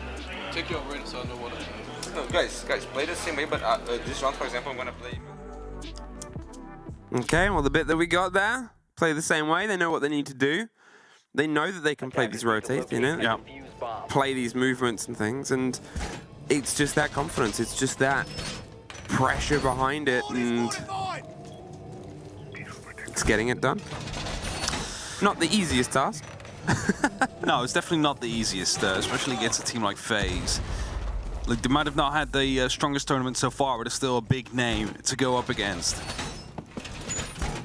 Now, there was a bit of discussion going on there. It's basically the same what we've heard yesterday when we were playing against Wolves as well. Like, you need to communicate what you're seeing. You need to communicate what you're doing. You need to communicate what you need. In short, talk to each other. Make sure everybody knows what you're currently facing. And then there was a bit of discussion about whether or not to bring mute. Element said they will open up anyway, so it's not really a big deal to bring it. So they haven't brought it in the end. And Doki now will find himself onto the mezzanines, just trying to hide himself. Seeing if he could go for a pick somewhere. It's not being pushed so far yet, and Cyber also didn't quite scan the garage, because why would you if it is going to be a basement approach? That means they might not actually be fully aware of the fact that Doki's out there. Well, I don't know. Now they know. Tucked himself down, pre-fired the angle. As we've seen, there's a great demonstration of how to close down Doki in this sort of area of the map, and they did it pretty well before the break. Over onto Jacuzzi wall, there's Blur not too far away. Instead of being down in blue, he's actually rotated up red to offer some support towards Doki. Astro, in the meantime, creeps the fight with Benja over onto Jim. Alamau rotates underneath to offer some support, an escape route with Benja, the pair of them, hot-footed away. Doki, in the meantime, he's getting a rotate too, but he finds Souls on the way through and can tuck tail, and he's almost tempted to go back up. Lean into more of an engagement, but I think he's convinced otherwise. They don't want to overextend their hand. They have an entry, and they know they can pressure time on the site. Good call coming through right here to instantly rotate back. Want to be making this a turtle as quickly as possible. A lot of players were spotted as well up top. So again, all that droning that was done needs to be done again until you've taken the space, until you've taken the rotates out. And it's going to be a black eye located inside strip. Not really that, you know, threatening to decide off phase for now, but still want to deal with it. Hatches are opening up, and that means... Oops. The other one actually, at least... There we go. That's one actually. Is that one or two on? That's one. That's not going to open it. No. Doing it from there because they're afraid of the fact that there might be a C4 coming. But if they don't actually check this could be very problematic because they think it's open. No, I mean, he's looping around to the window, so he'll find out soon enough, and there's the finishing job. I think he sort of realized... Missed him again. Missed him again. So many pellets just wasted. That is a lot of pellets. They finally get it open. 30 seconds, kitchen hatch falls. They're going to put the pressure onto the triple wall as well. Again, no electrics to stop it, no mute jammers. It's going to turn into the fight and the brawl that we've seen happen, but with about 10 less seconds in the pockets of FaZe. So those moments we talked about being dangerous before have just absolutely exploded. The smoke canisters stop the break, the breach on the wall itself. They're trying to swing through. I don't know if they were trying to stop it, but Talamau to take the head off of Astro. That's not a rotatable breach. I'm assuming they impacted the Selmas on the wall. They're trying to stick the plant on the back end of Armory. Vidaking, he's going to see if he can heads down this, but they just pull him back up. Let's go! The time ran out there. First, he had to move due to the smoke canister that was slowly removing his HP from the thermite. Jim? And then as they had to rotate around, so did G2. They just threw the bodies at it. Yes, there is a player on the main stairs, but if like 4 people run past at the same time, like, what are you really going to be able to do against it? So 3-2. Leading now for the first time in this match. See if they keep it up. They're going towards the bedroom. Managed to win this one all the way back in round number 2. Crossmats are going to be set up, and just to quickly reminisce about how G2 won this site. Memories. I mean, it's just memories from half an hour ago. Shadows of my mind. Go ahead, no worries. No, I'm just giving you background. Okay, yes. They were able to hold on to the side due to the fact that the balcony was unplayable. And the balcony was unplayable because CCTV was under control of G2. Because of that mute jammer on that wall, they were unable to open up. And again, FaZe is not going to be bringing a Thatcher. Nope. They were thinking about it, but they swapped off him to go to the Ying, I believe. And together with that Monty, this could be just a plant attempt that... Oh! Pain. That is just one of those time moments. Great take from Bullet. The gun doesn't have a lot of bullets in it, but boy, is it pinpoint. Doki removed very early on. You're looking at an Azamulus round as well, which is a bit of a blow. We talk about how powerful that operator's been in the meta, in this tournament, in this game, in the right hands, and they get more powerful the longer the round goes on. So a bit of a blow there. Can FaZe Clan push behind the pace that has now just been allowed to them? They went for some drops and pressure, some bit of back and forth before, and then got the crouch and the swing round into the side itself. But here, away from the jammer, this is the reason why people don't really bring the Thatcher, because it's a radius. So if you can find a little spot out of the dome, well, that mute jammer's not stopping nothing. Doku is also the player that was playing inside the CCTV, so if they want to be using that to their advantage again, G2, someone else needs to. And I believe that Virtue has taken that job upon himself. As you can see, the CCTV wall is still shut. There is still that mute jammer, and that means they only have some Excaliburs left now. And you were talking about that dome. That means they can only open up the top part of it, which is not really going to be giving you a good angle to stop him from doing so. A minute 20, and they still have control of CC, they still have control of the back end, but with the focus that's being paid towards construction and now onto Jacuzzi, they're going to see if they can try and pull something back. The Monty causing problems, the drone getting the reveal of the player, the mute jammer, pocket EMP isn't going to stop anything, so they try to impact it to offer them something else, but there's pings on the player. Astro, he's got himself stacked in. They're hoping he's gone unaware, just tucked around in the corner. He hasn't, and I think he's going to maybe find out. No, they don't know about the man in the corner. It's a no! It's a triple! Absolutely massive, and FaZe have been ripped apart.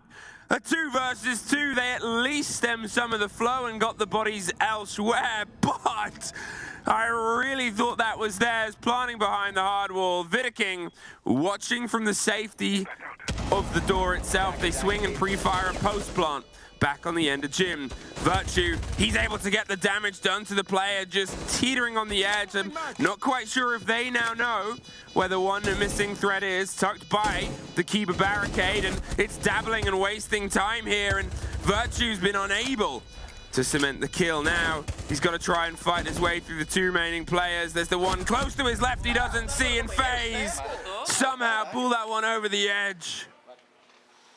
FaZe managed to make it stick. They cleared the site at the moment that Benja was able to go for that triple kill. The support just fell right as he went active. He did everything, Benja did everything he needed to do. He stayed hidden, he wasn't droned out, he had an amazing round to come through. Just that the rest of G2 no longer in sight to protect it. Maybe they leaned a bit too hard into the bait. Not sending someone back fast enough to actually deal with a potential plant situation, not having anybody in logistics, for example, to just come by through the doorway. Either way, a huge round from Benja, but it won't matter in the end. It's FaZe to take the win and find themselves even out on this first half of Clubhouse. Now headed over towards the defense themselves and starting off an Arsenal.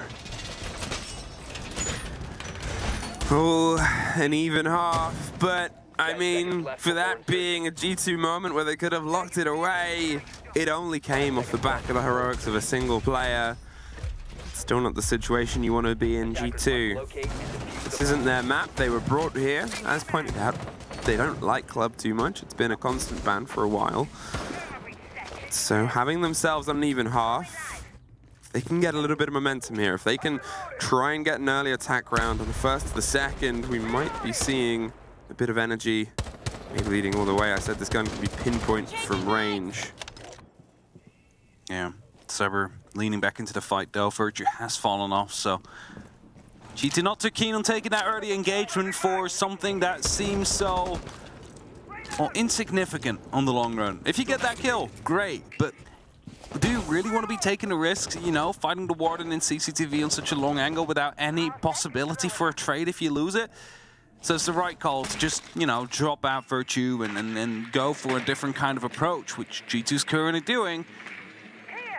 As the drones roll through and the top floor is being cleared out, G2 no longer really have to worry about roamers because I believe they've all fallen back towards the site. Says Alamau. He's trying to find himself quite close to the punch. The mirror window on the wall means that he can't really go too much further as of yet because he wants to be a bit of a surprise factor. Benja needs to start opening up some of these angles, maybe drop the camera, make things a bit uncomfortable, get some clarity for the potential of the Candelas, but you also don't want to hand them a free body. The hero plays are what cost G2, by their own words, yesterday. They want to make sure that they can leave the day as 5 heroes still fighting in the tournament, sending FaZe home. 2 stories of destruction from the Buck there. Oh! Well, absolutely destroyed. Bullet. He's going to need some medicine for that. So it's a painful shot to be receiving as Benja here. And that's going to be putting G2 one man down. With a minute left on the clock, still preparation to do as they are opening up these hatches and formulating what kind of an attack they want to go for. I mean, Alamau is ready at the main stairs, but is the rest of G2 ready to follow up on him? Well, you bait the first two, so you know they're not tricking it, and then you can pull off the second, which they do there. It takes a little bit longer, but it's better than having your ex-Kairos wasted when you've lost that opening engagement as well. You need to make sure that what you have in the pockets is enough to finish the fight.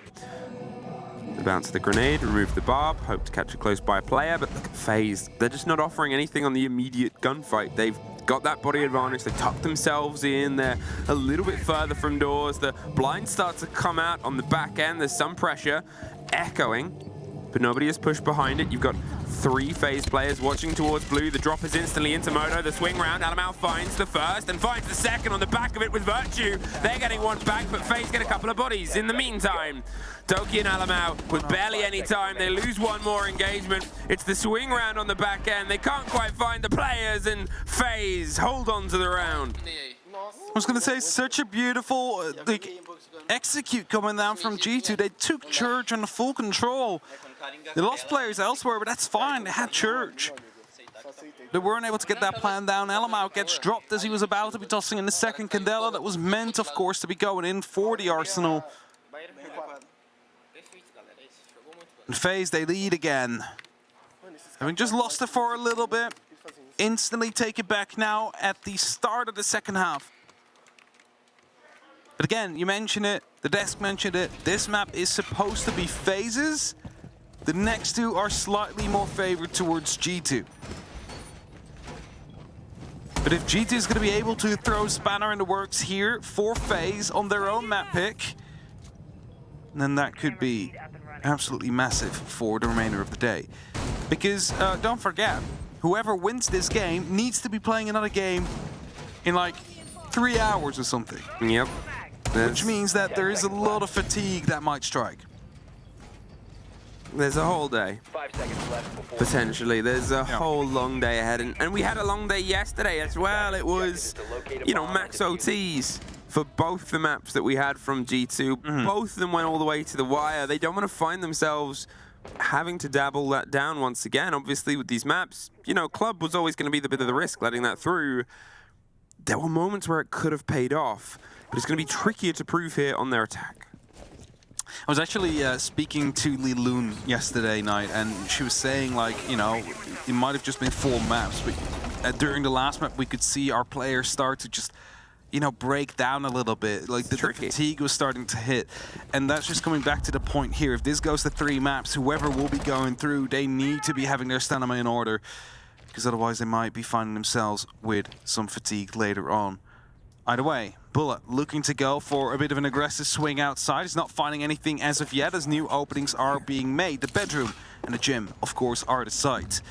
G2 finding themselves mostly on the roof, still working out what kind of an execute they want to be going for. Candelas get tossed into logistics, but no one is there to really follow up on it. So the Azami swinging and jiggling across the door there. They're not quite in a position as they hear the Kiba barricade get put up to stem against that. The wall has to get widened, and actually Doki is tempted to see if that's still a possibility. Blur's putting the pressure on the opposite end with Jacuzzi being popped open. Virtue as well gets them to rotate on CC, and they're just steadily prodding as the pressure starts to come through against Doki. He's driving himself in. He's pushed away. Alamau's dropped into logistics, and there's a fight going on either side of Benja, but it's Alamau that takes out Vida King as the first entrant. You can see with the Solars hunting underneath. They're going to see if they can try and maybe get the planner. There's rotation from FaZe on the back end. There's a fight he just misses out on, and the C4 pops in from Bullet. Suddenly, FaZe have a man advantage, and Benja lost in the smoke. Can't see the end of the fight with Doki getting one of his own. A minute, some semblance of control on the side. The rotate into the shotgun on the back end, and there's one more for FaZe. Holding on very strong there.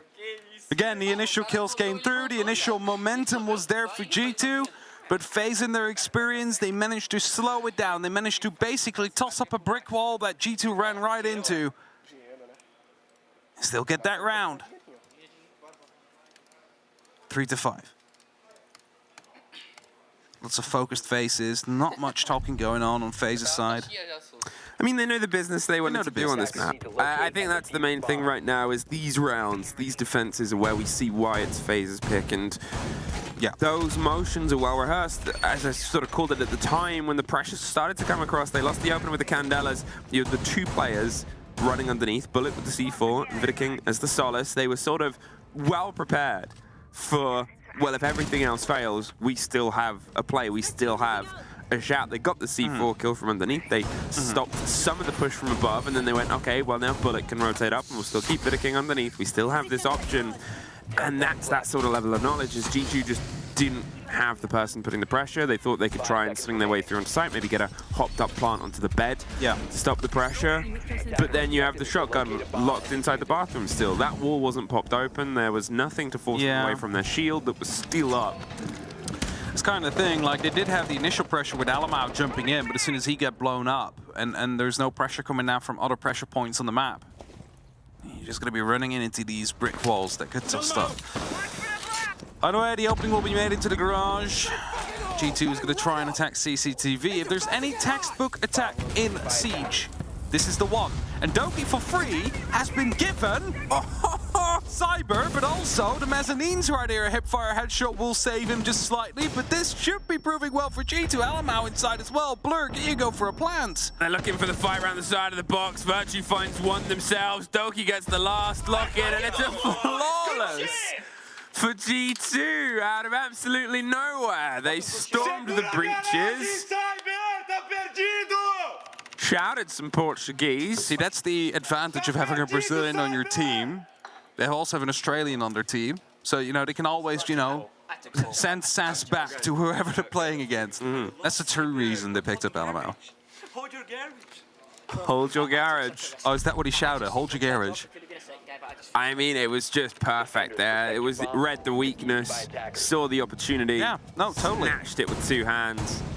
For all the compliments I paid on the previous round to how FaZe structured their defense and how they moved and manipulated, if you just absolutely blindside any of that and finish the round before they can finish thinking of plan A, let alone plan B, well, you find success. I think Cyber, he was still, you know, doing some setup elsewhere, and he was about to be getting back into the mezzanine, but G2 already figured it out. They went in quickly, and that's a mistake FaZe will not make twice. They'll be making sure someone is in there this time.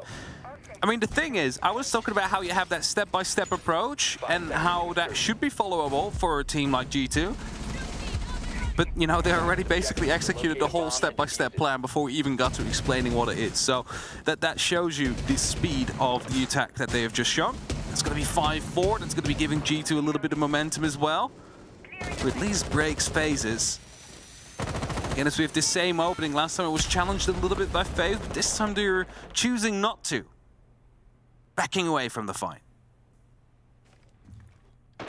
What are G2 going to try and find as their first point of lead in? They had, obviously, the Ying as the pacey execute before from Alamau, and to be fair, it's a very good tool in G2's arsenal. They can be so decisive with Candelas, with pace, with that aggression, so much so that it's been banned against them from time to time. Here, instead, almost the opposite. And I'm thinking they thought Dirt was maybe something they could put the pressure on potentially. It's usually where you'll see a Monty try and drive down on the back end and just force the rear side of the hole to be a bit uncomfortable. We think where the two last players were on the side of FaZe, and you had one just off to the A case on the left, and you had one buried towards the default plant spot. The Monty maybe putting some pressure down from either that side or somewhere else could be a force. Cameras are going to be very helpful. First set of Excaros taken care of. Second set of Excaros taken care of. Now no more impacts on set player. Oh, actually not taken care of. All right. Just hit the wrong end there. I mean, you're playing with an upside down camera doing maths. I can understand a little bit of a lack of cool there, but the hatch is always going to get opened. Yeah. Oh, one actually. Oh, one. Okay, they did. Okay. A technical success because it stopped the hatch being broken up, and you know you still cost them an extra. Semi-taken care of. Semi-taken care of. Did the job. Good enough. But I mean, it's always going to get open. The thing is, the reason it's just a battle of attrition. You try and take as much out as possible. But you can also keep impacts for Selma breaks against this. Obviously, you can't really do it against all the holds, but look, they're ready to make sure that this can't turn into it. You do it low, and then the Kiba barricade could replace it if they want to. Now the thing is, if they want to go for a full opening now, so they need to get a grenade through first, because if they do it now, a grenade, ooh, but they don't have anything anymore, so that's just all they have now. Oh, the Kiba barricade just comes in time to stop the lag, and as pointed out, they're out, so they've just got to try and drive the site. Cyber popped behind the AK, he's able to get one on the end. They have to stop. You're looking at 21 seconds. The shield, it wants to try and break its way through. No more smoke canisters to stop it. They clear close right. There's nobody there. They don't have a way through close left. So they just got to try and deep dive the shield. They're a bit isolated with Blur over the shoulder of the cover. Souls pops up. Alamo pops down. And there's Astro with the fight. It's just Blur left standing with 3 players to try and cut through. Nothing else in the canisters. It is 6-4. Map point 1 now for FaZe. Still no real stress coming through. Only G2 managed to win that 1 round we had on CCTV. And to be honest, that's a side that any team on attack should be able to win if you're at the 6 Invitational. Yep. And they won it due to the fact that FaZe was a bit slow on their setup. G2 read it, they instantly took advantage of it, and they were able to take a win out of it. So again, there's nothing really that they should be worried about on FaZe's side for these next 2 rounds. Or at least there's nothing I am worried about. I'm fully convinced FaZe is going to be taking it in these next 2. Because the G2 attacks, whilst they've found some success, they've found some entries here and there, but it hasn't been stunning on the Clubhouse. It hasn't been crippling FaZe whatsoever. No, it's entirely right. You're looking at them failing on the execute. The most important part of your hold is that's truly what gets tested, and they haven't been able to really put the pressure. There's never really been a moment where you're like, the kid's going down. Yeah. Or the kid is close to going down. They've never had that throughout this attacking half so far, and even in the round that they won, it was brute force, smash and grab around, which doesn't really work as well on this side. Which is what they have been, if you think about it, trying for the majority of their attacks. Like the Yinks come in, they just rush for it. The structural work is not really there. And it worked out on that 1 round because they weren't quite ready. Is it going to work now? That's a different question that we'll see answered soon. As a quick opening into the construction will be made. It's just going to be providing some extra lines aside. And this is a massive change on the bedroom approach that we didn't see from FaZe. The opening that will be there on CCTV. Now that's going to be making sure that the player that will potentially be wanting to challenge the highway is not going to be feeling as safe to do so.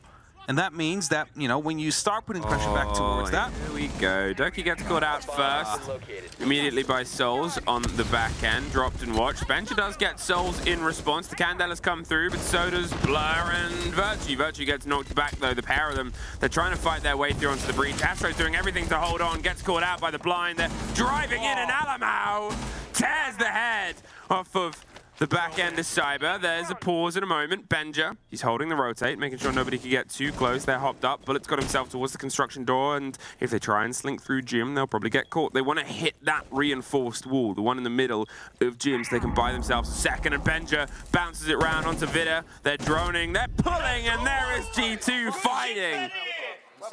Good, really good call, Byron. Good shit, Carl. That's his name. I forgot his name.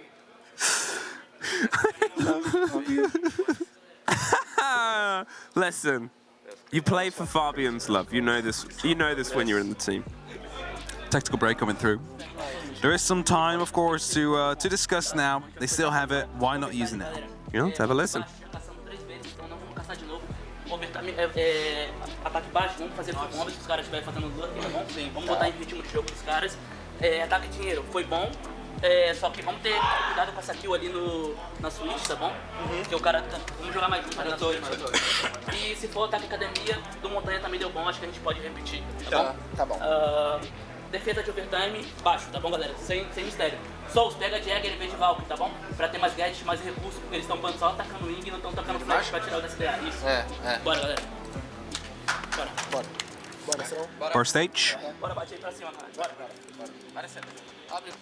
There's definitely some worries. I mean, some last notes being given there on how to approach this last defense potentially for them. I mean, you want to lock it out, don't you? Yeah, that's it. You don't want this to go to OT and suddenly make it that even dogfight. Because you're onto Villa next. You're onto G2's map. You're onto...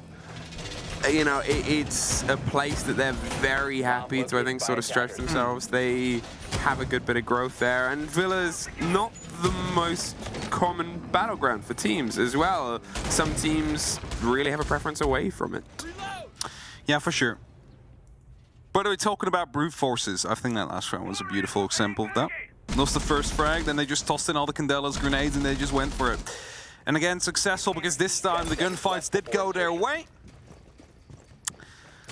And they're going to be re-attempting that. Either way, we are headed towards bar stage. A top floor hold is often known here for defense. Verticality is kind of the name of the game because you can take down most of the safe planting positions from up above, which doesn't really make them that safe if you think about it. And that means that the attack is going to try and take control of that area as well. Try and find at least construction if you want to be going for a stage plant. Or you could be taking the bedroom if you want to go for a bar plant. So depending on what your approach is going to be, you'll take a certain amount of that top floor under your own wing. Bullet in a partially aggressive position there. Maybe waiting to see if somebody decides to try and befriend them, but it's Benja blinding their way through on the fight. On the back end of the cover of the Candelas, doesn't fully check it. Oh no. King tucked onto the corner. We heard the hatch break above them. You hope that they double check it. They do. And then they get the kill behind it. That could have been as deadly as Benja almost was in the previous round. They deal with the problem quite early on. And they get rid of one of the big stops towards a lot of plant attempts here. You're looking at Candelas and smokes in the pocket of Alamau. You're looking at stage and the pressure they're putting above the hatch. You're getting ideas of what they might be wanting to do. FaZe actually decided to go for a more horizontal approach for this hold. Only a single player up on that top floor, quickly dispatched as well. That's really why they reinforced off that hatch, just to make sure that, you know, the attackers will have to use some of that utility to open it up. Probably will save either two Selmas or an extra thermic for that job. Rotations already happening in the meantime. You see Blur, Doki rotating around. The opening will be made by Virtue just so the hatch is opened up. That will provide them some cover if they do want to go for a stage plan. The next thing, though, is going to be Yokais and the horizontal angles you need to deal with. Souls going quite aggressive against Doki right here, but not able to connect. The pressure on towards Stock on the back end, just catches one, can't catch the next. Astro, a very important trade back as the blinds come on the back end. Benja, the rotate all the way around to Kitchen. He's going to try and draw some attention away from the fight and force them to pay some towards him instead. You can see Cyber is rotating because of it. The grenades, they're trying to use them to open up the castle door and make sure this fight turns into a fast one. The pre-fire on the angle. Astro suffers in the meantime. Bullet, he's still back on the billiards table, holding pretty for now. 30 seconds. You assume the pressure's going to start coming more in towards his back end. The blinds, once again, but nothing on the back of it. Still trying to fish and find one entrance body, but it's Blur that gets caught off and the kit gets out of hand. Alamau, he's going to see if he can try and lead in behind the back of this. That one will roll deeper and deeper around on the corner. There's a pre-fire and a swing, but 15 seconds and one more falling. Cyber has the corridor unlocked. The pre-fire onto Virtue, can't quite get the end, and they pop right back round. And we have a clubhouse that is covered in FaZe flags. For a second there, it looked like G2 might have been able to lock off at least an overtime to go their way. The horizontal hold just a little bit too strong. Not the movements required behind those Candelas to actually make something happen. Maybe a bit of fear, maybe a bit too focused on getting that diffuser down. Not thinking about what others could be taking you down. But without further ado, let's head to a quick break before we're back with map number 2.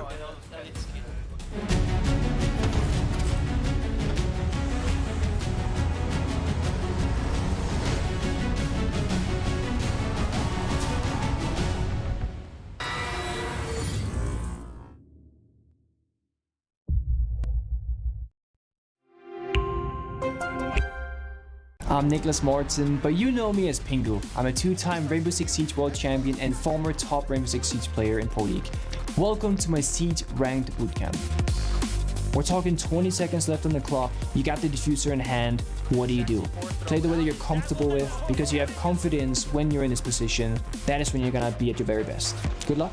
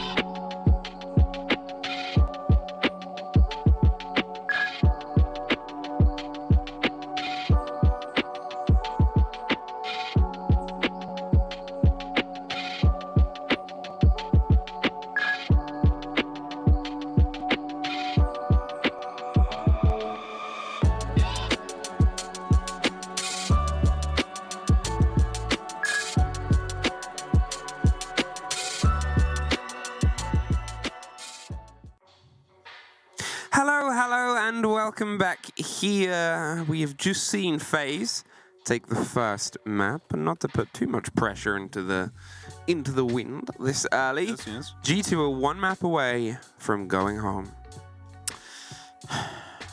So you weren't going to be adding any pressure to them. No, well, they can't hear me. Oh, that's very true. Let's see if Fabian actually has learned what Almau's name is. Oh. You learned Doki's at least. No, it's the referee that has been telling Doki to sit down. Either way, we are soon to be headed into the second map, which is going to be Villa. Which teams should I start off with? FaZe or G2? Go with FaZe. Okay. Whilst you all look at a beautiful map summary. FaZe has played this over the last year a total of 15 times, which, you know, is one of their most played maps actually throughout the year. Only Chalet, Clubhouse, and Bank beat that. They have lost it a total of 9. 3 times against Liquid, once against Rogue, etc., etc. They've won it a total of 6 times. But it hasn't really been on like the big international levels where they have been able to win it consistently. They've banned a total of 31 times, which shows you that it isn't really their favorite, even though they do play it quite often. And if we then head over towards G2, well, they've only played it 5 times over the year, but they've won it once against Space Station, once against Koi, and once against Outsiders. All right. Okay. Yes? Yeah. That's good info. Anything else we want to have on the map? I suppose if you want 3 maps, you want G2 to win. Because at the end of the day, heart says yes. It's not about stats, it's about having a good old time, a good old-fashioned gunfight. You're trying to say you're here for a good time, not a I'm here for a good time and hopefully a long time in a map 3. What about a good long time, yes. Good long time? I mean, that's the perfect time. That's the perfect, isn't it? There's no better time than a good long time. I agree. All right, let's see how often Villa has been played so far over the 6 Invitational. As the bench comes through, it seems like it is a grand total of 6, actually. 51% defensive win rate, so very much on the fence there. Dokkaebi and Ying, FaZe, same ban. They dislike Dokkaebi, and they're going to make sure that she's not on the board. It's a heck of a heavy-hitting DMR. It's a very good gun in the right hands. The calls are problematic for some of the holes they like to do. We know they like to play Echo. We know they like to play on cams. We know they like to play mobile as well. So it sort of gives them a bit of a game that they can lean into. And then Mirror and Valk, pretty standard. And the Ying, I mean, I pointed it sort of out before, something that G2 use very well. FaZe can use it as well, and they just don't want to play that game. Yeah, for sure. I was going to say, like, wow, G2 actually banning out the Ying. How surprising. But it's like, you know, they probably have enough faith that they can attack on this map without it. I just don't want to be giving it to FaZe to use against them. It's FaZe that starts off on the defense here, and we are headed towards the first floor. First, it is going to be the kitchen and the dining area. It's not the hungriest side of them all, it's on a different map. No, it's a little bit of the hungriest side. It is definitely in the list of hungry sites, but not on the hungriest, because there's also a pantry close. But then, yeah, you know, you have the other kind of rooms that don't really have anything to do, like laundry, right next to it. Yeah, that's not a hungry room at all. No. That's like, all right.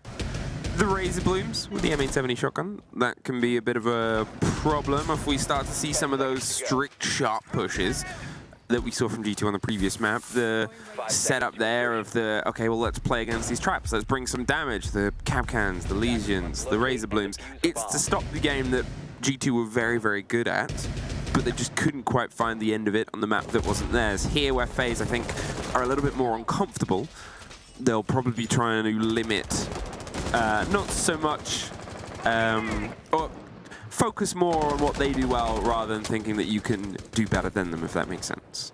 Yeah, that does make sense. Thanks. E1D goes off.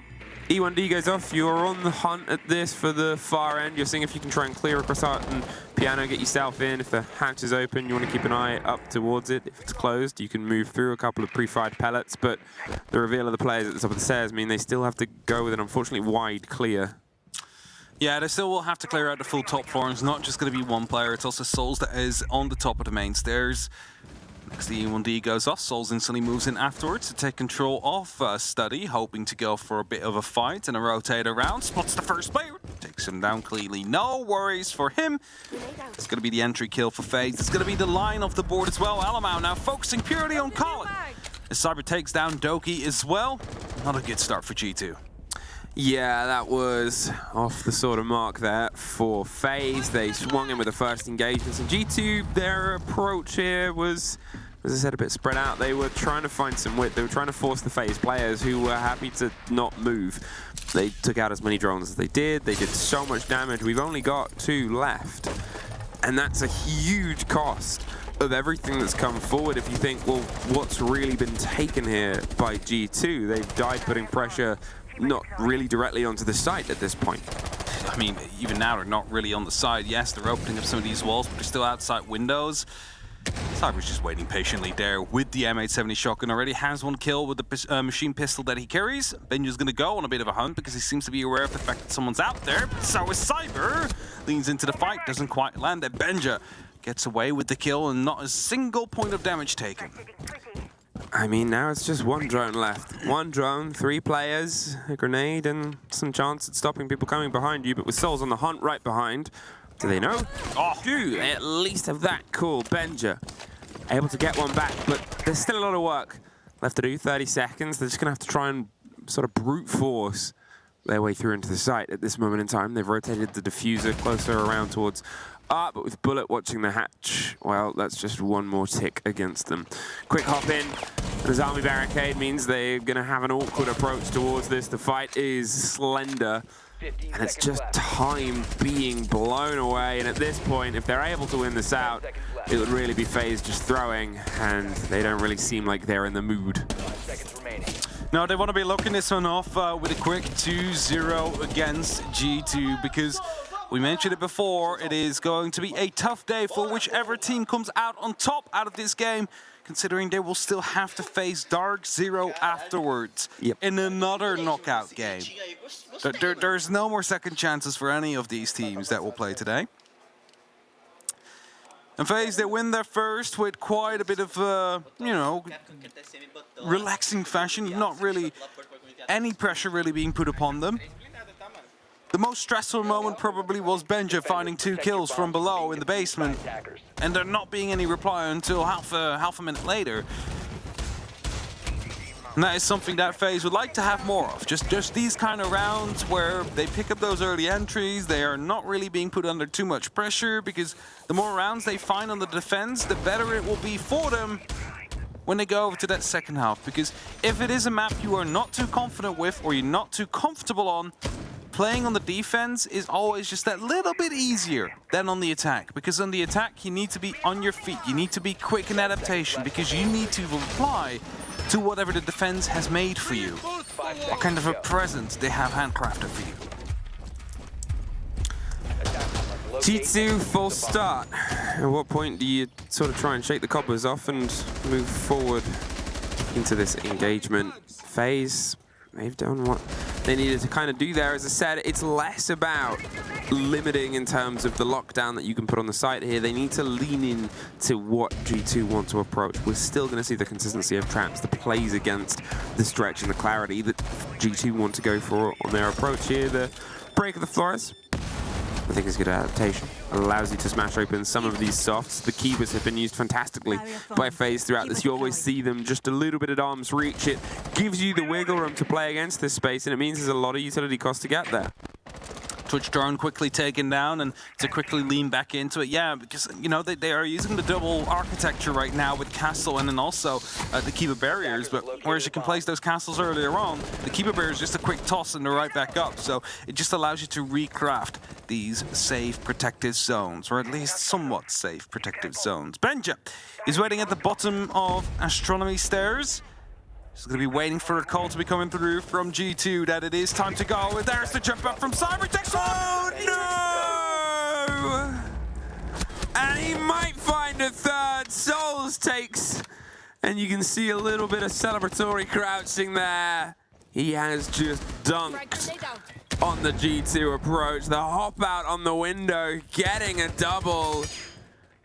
And that is just a tragedy. One more for Cyber, and what a brutal round to be on the wrong side of.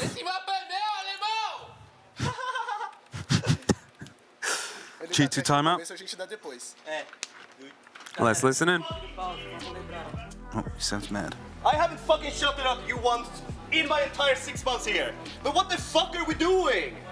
We're timid, we're not talking, we're shouting over each other. Fucking wake up! Is this how we want to go out of the tournament? We've shown everyone here that we were the best team in this tournament in group stages. Fucking do it! You guys got this! Communication and coordination. We're one by one dying everywhere. Time to wake up!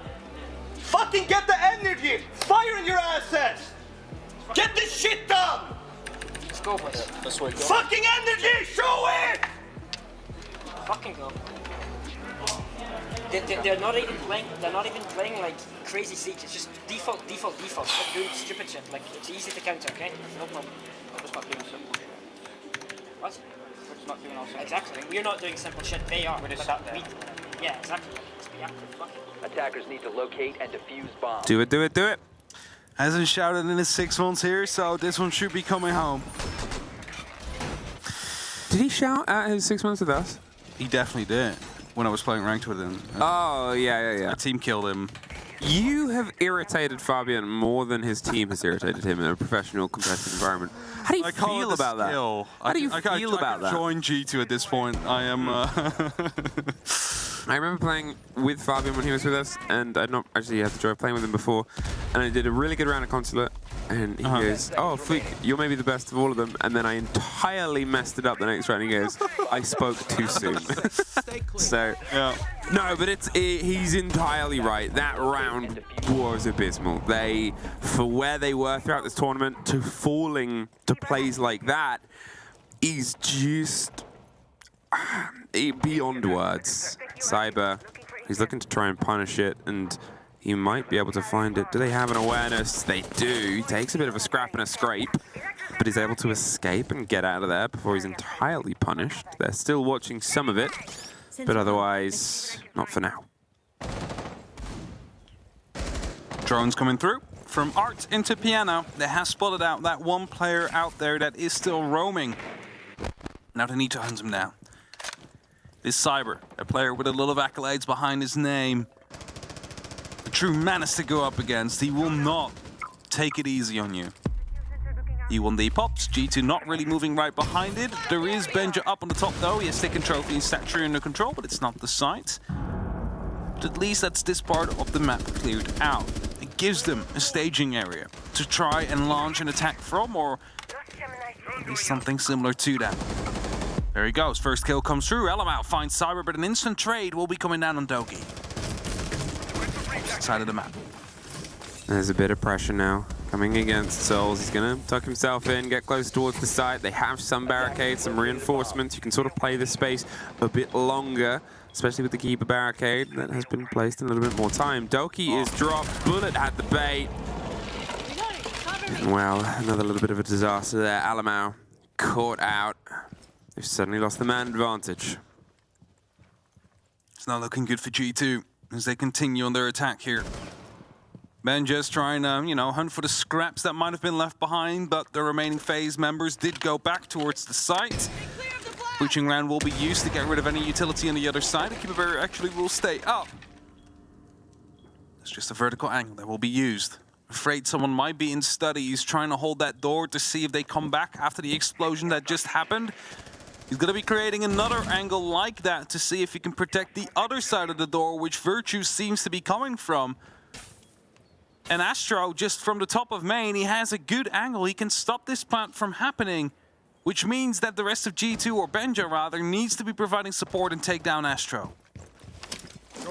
The break coming through onto just an angle, not for a rotate. Don't give them an option, but make the gun cabinet uncomfortable to be inside. You can see there's still pressure over the top of the stairs, and the frost mat right underneath it just swings in and gets torn up, leaving Virtue alone. And another disaster of an approach here for G2, torn up by the holds, the swings. A double kill was the start. And FaZe are fired up. Not just fired up, the mood is there, the smiles, and just the laughter, all present. And they're relaxed because they're currently leading 3-0 in a map that is 50%-ish towards the defense. And Alamau is quiet. Well, he's talking, but everything is just gone. Baiting the site. Doki's volunteering himself. Let's see what that will be building into. Another set of frost mats have been put down, and that's just a lack of droning that we saw from G2 there in the end. I mean, that frost mat Benja jumped in from, we saw it earlier on. He didn't check it, he didn't bother checking it. And that might either be because they didn't know there was a frost on the board, or they thought that window was cleared out. I'm not quite sure. I mean, I called it early on. It's that game plan that they're playing against here, the irritants of traps, the irritants of trickery, and adding one extra thing that G2 needs to check on these breaks is really just derailing them. It's pulling their focus away from what they wanted to do, those little scrappy moments, things like this. I mean, why not, right? Because why not at this point?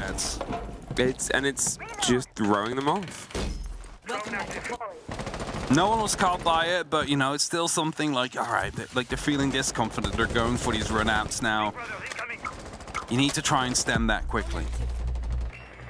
And if you look at G2 in these 3 rounds, they've only had 3 kills.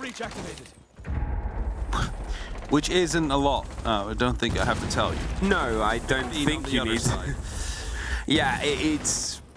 The only really word for the start of this for G2 is tragic. And the tac timeout has been used. From this point onwards, the only player ahead of them is in the pockets of the players themselves. Back down on Kitchen, Doki just misses the tail end of the first fight. Somebody swinging around behind him. The E1D is close. He has an idea. The player slips away just at the end. They're concerned about the watch, the pre-fire, and the angles. There's the opener either side. Astro back and forth. And, well, it's Doki that at least wins it out. Blur almost gets picked up immediately after, but Alamau is able to find Cyber, and they have some cover. Finally, G2 have a lead in, but it wouldn't be the first that has dripped away from them as the round continues. Souls inside the vault. They seem to have some awareness. They're jiggling into the fight. They're able to do some damage to Bullet in the meantime. Benja gets one. There's Alamau finally activating alongside the rest of the players finally activating. And now at this, they just need to either find the diffuser on the site or the final kill. Let's come back this shit. Let's go. Good job, boys. You heard the screaming Fabian there just saying, like, let's go. This is what we need. This is the kind of energy they need as well. Just working together, finding these kills. Let's get the confidence back in. Virtue joking around a little bit. Saying he's just better. Now, head back towards trophy. Because believe it or not, that was a dining attack. It was. We were literally as far away from the side as possible. Yeah, most of that happened on the opposite side, on the opposite side of the map. A little bit of a distance away. But, you know, it's the start. It was the technical first side. For a lot of teams, it does rotate its way around as the third. They've got to see if they can try and do it on more traditional first and second picks, I would say, from their region, which is here. Is that sort of middleist child trophy, the split site, and, you know, they were sort of apart here on the motions. They need to try and swing behind the momentum. They won multiple gunfights in multiple different places. They've suddenly doubled their total kill count. Almost triple over one round. Definitely a good round coming in from G2 there. But it was a lot of gunfights happening on opposite side of the map. We're still like some 50-50s.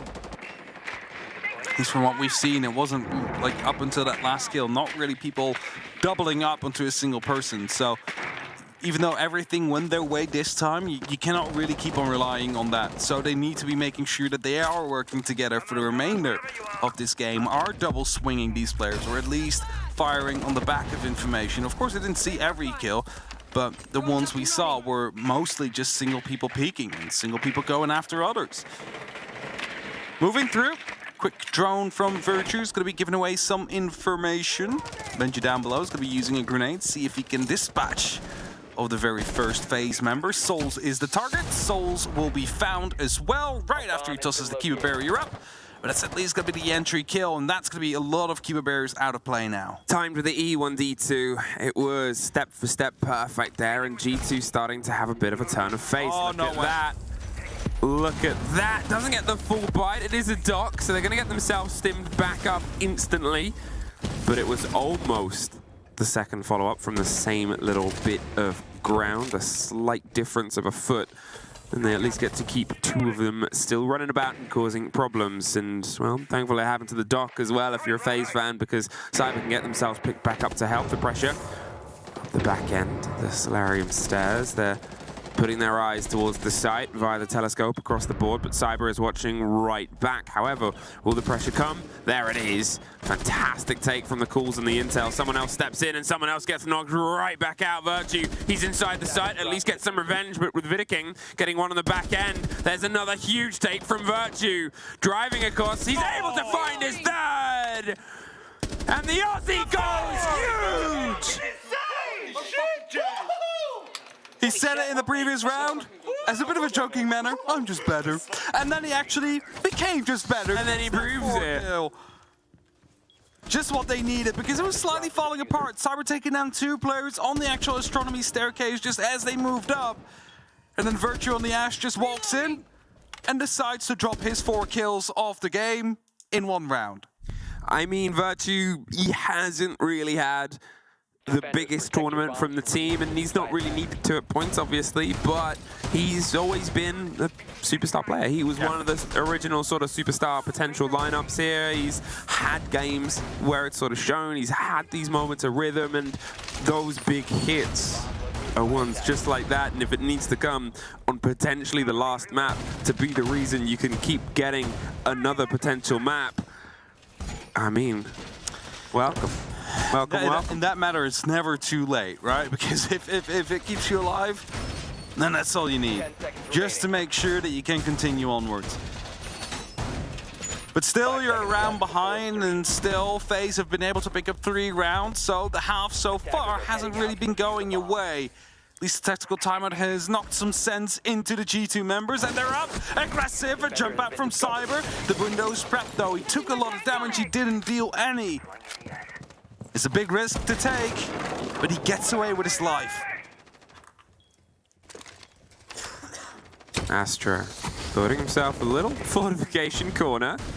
They have the swing angle from behind to offer him some support. It's just a sort of step forward, but a well-placed grenade here, and that could be the end of Astro. Something played pretty well before. Cyber, as we said, with the jump out. Him not getting killed is a blow, but him not getting a kill compared to how he was in the opening couple of rounds is probably a bit of a boon. But look at him now. Remember what he did in this exact location. The double kill, the bait on the first down. They're not falling for it. The drone rolls around, pushes it, and this should be able to get rid of all 3. All 3. Blur is able to take care of Astro's house. How? One of them survives and the one on the window, but still, it's a lot of Kiba barricades gone for just wasting time on a room. Yeah, it is, and you know, he also didn't place it up, so there was always one that survived as Benja gets the first. He's going aggressive as Cyber responds. Alamau and Benja both pushing through. A player with the staircase gets knocked out, and suddenly it's only up to Bullet now. An explosion onto the side of G2. Where was this G2? And why have they shown up? You might be thinking if you're FaZe here. Bullet, he's doing everything to try and hold on. Blur, he's going to see if he can get the kit down. Bullet at least bites one more back. And now with the grenades rolling and, well, the first plant in, the whole series. We'll see if G2 can get to the end of it. A 3 versus 1. They have some utility, a couple of Roteros, some flashes, and everything they need, and they're not giving Bullet anything. A good gun, a good bit of movement, a jiggle onto the door, but the swing from wide, and an even half. G2. They've woken up. You shot nothing. Let's fucking go. Tão perdido, caralho! Like a Virtue's like, good shit call. You shot nothing. Either way. Good rounds coming in from G2 in the end there. 3 in a row. That's what they needed. That's the momentum they need to build if they want to be surviving this. And headed towards a map number 3, which will be Theme Park. Attackers need to locate and defuse. And as we get back in, it is the side swap coming through. And we are starting off where we left off, which is going to be Aviator, with G2's first defense now. Attackers have located a bomb. Quickly check in, nothing too odd out of the G2 lineup.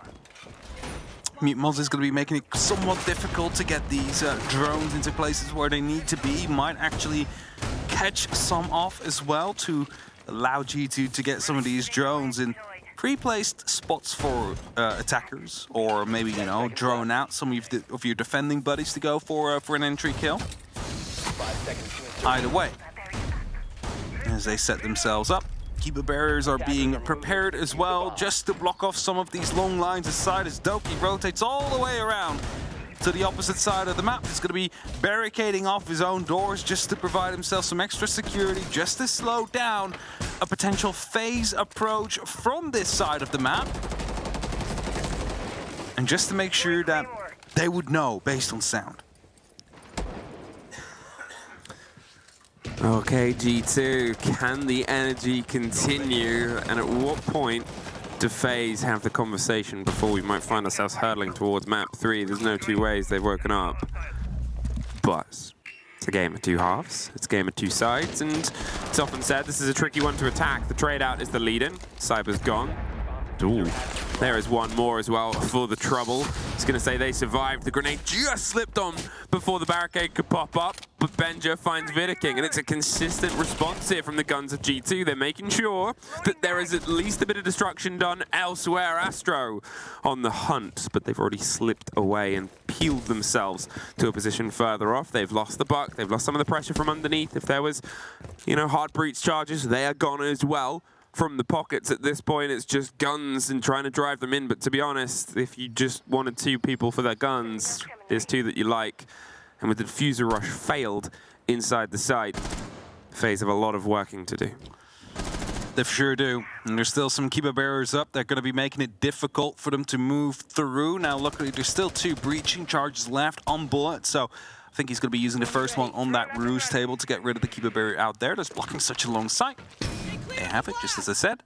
It's going to be allowing him to actually look through the door towards Study and potentially find himself in a gunfight with Benja, who has been quite successful throughout this round so far with that P10 Roni. So it is a fight you need to be very confident in taking. Rotate around comes from Ash, I believe. So they might be trying to go for some steady pressure as well. I mean, they have to add a second line. You cannot just charge your way in via the two doors. At least if you're doing the fight against Study or the pinch on the opposite end, you have a little bit of external wiggle room that you can play with. Even underneath, you could try and draw some attention. You have one more sort of ranged soft breach charge. They want to swing into this fight without the call and without the long time. They do it under the cover of the audio, and there's a fight for Benja. Gets the second! And that was some of the play we had on club. But this time it ends with a successful round, and G2, from being 0-3 down, now have 4 tied in a row.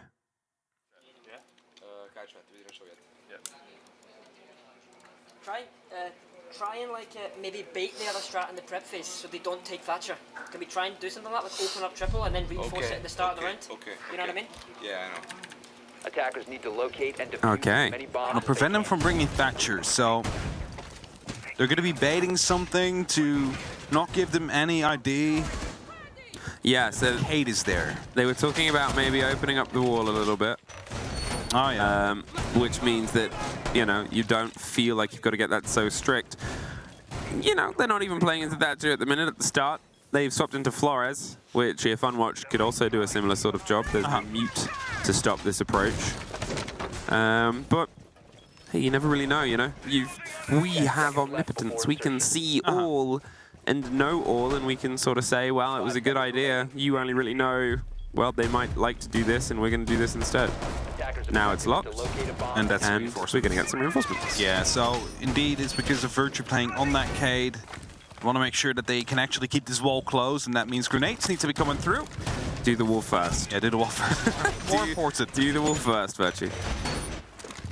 Now you can play the claws. The thing is, because they're going low with it, you know, it's going to be easier for the Flores drone to potentially get, or potentially get got from underneath. Yeah. then up high, but up high means it's more likely to be swung from the opposite end. So it's the trade-off. Again, you're piecing things together based on assumed knowledge and knowledge, assuming they follow it. He also has 2 of them, right? So to get the first, there's still always the opportunity to instantly go back. Oh. Quick bit of grenade pressure. Pull back in pocket though. Not yet, not yet. Not going to be throwing that one in as a Hail Mary yet, as the first RC Retiro, or actually second already comes through. He shot out. He's not going to be able to find any piece of utility, and that means that Bulla is still left with only 2 RCs as the Gemini Replicator gets taken out. It seems like some pressure from the bathroom is coming up very soon from the side of FaZe. Yeah, Alamau, he's just sort of locked in. Obviously, as the smoke canisters can slip and rotate his way away, the shield up on the bed will get caught out. There's the preparation of they're going to try and grenade you, pull back. They're definitely going to grenade the shield. The C4 goes back, hoping that somebody moved in behind it. Didn't quite get the width that they wanted, but the smoke canister on the window stopped them in the lead-in and the follow-through. Cyber, they're pushing onto the wall. They're going to go for the break, and that's why they open it up. The grenade will just bounce over the top. There's nothing to catch this, but Bullet does catch Virtue. Gone. That rolls too far. The way the claw is tucked, they're thinking it might be up high. Oh, the second just has that connection, and the wall will get opened.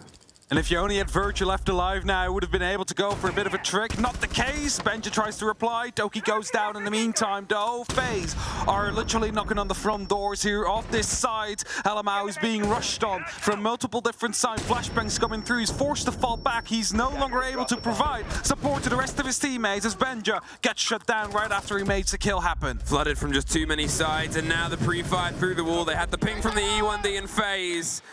Find a round, the first in a while, but it does level us back up. Very one-dimensional push coming out from FaZe there, just using the walk-in closet, using the bathroom and the astronomy window. Nothing else was taken. They didn't send anybody in from below to get grenades through. They were thinking about it, but they decided against it. They sent in their RC Retiros, but they weren't quite able to provide, you know, the amount of damage they needed onto the astronomy stairs to push up later there. So at that point, all you can really do is just go in from a horizontal perspective because, you know, those strongholds still up and running for G2. Living room library. And, well, you know it's a specific hold, and you know you've got a couple of big gunners on your team when Doki is on the roll of the Malusi. Dropped off a lot in the hands of favored gunners due to speed changes, where she's not quite as fun to swing around the map and get into engagements. However, sometimes you got to do what's best for the team. 10 seconds remaining. Sometimes you have to. Sometimes if you're not feeling the role completely, it is time to hand it over to someone who is a little bit more into that game, or actually needs to be in a different kind of position. Either way. It is going to be that living room, and it's a sight we do not often see. If I'm correct, it only has been played like a total of 2 times throughout the 6th Invitational, yes. It has been won twice by the defense, which means that if teams know what they're doing here, they are able to find success. There's a reason why it doesn't get played often. It's because a lot of teams do not feel comfortable playing here. Let's see if it can be something where FaZe are comfortable taking the attack. They start with the intel gather, they start with the push on the opposite end. We've seen them go for attempts at quick strikes. We've seen them try and break through the whole hold itself and just force a fight. An early smoke canister and the response of the E1D just to sort of make the statement that we're arriving and we're watching. And with the hold onto the stairs, I mean, are they trying to bait some attention here towards Study? You can see that Astro's watching the double door underneath as well. They have the entire rotation of this player locked in. They have 3 players watching Virtue's hold. There is nowhere for the smoke to go, but otherwise through a gunfight.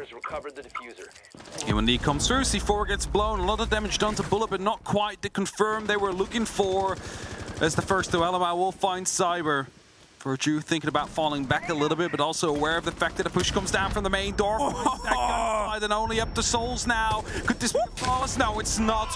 Just delayed Benja with the C4, but still the round win. Bro, I thought the bench guy dropped on you. He was still there. Something to Cyber. FG, I like how he covers his microphone, so he's not shouting in his teammates' ears.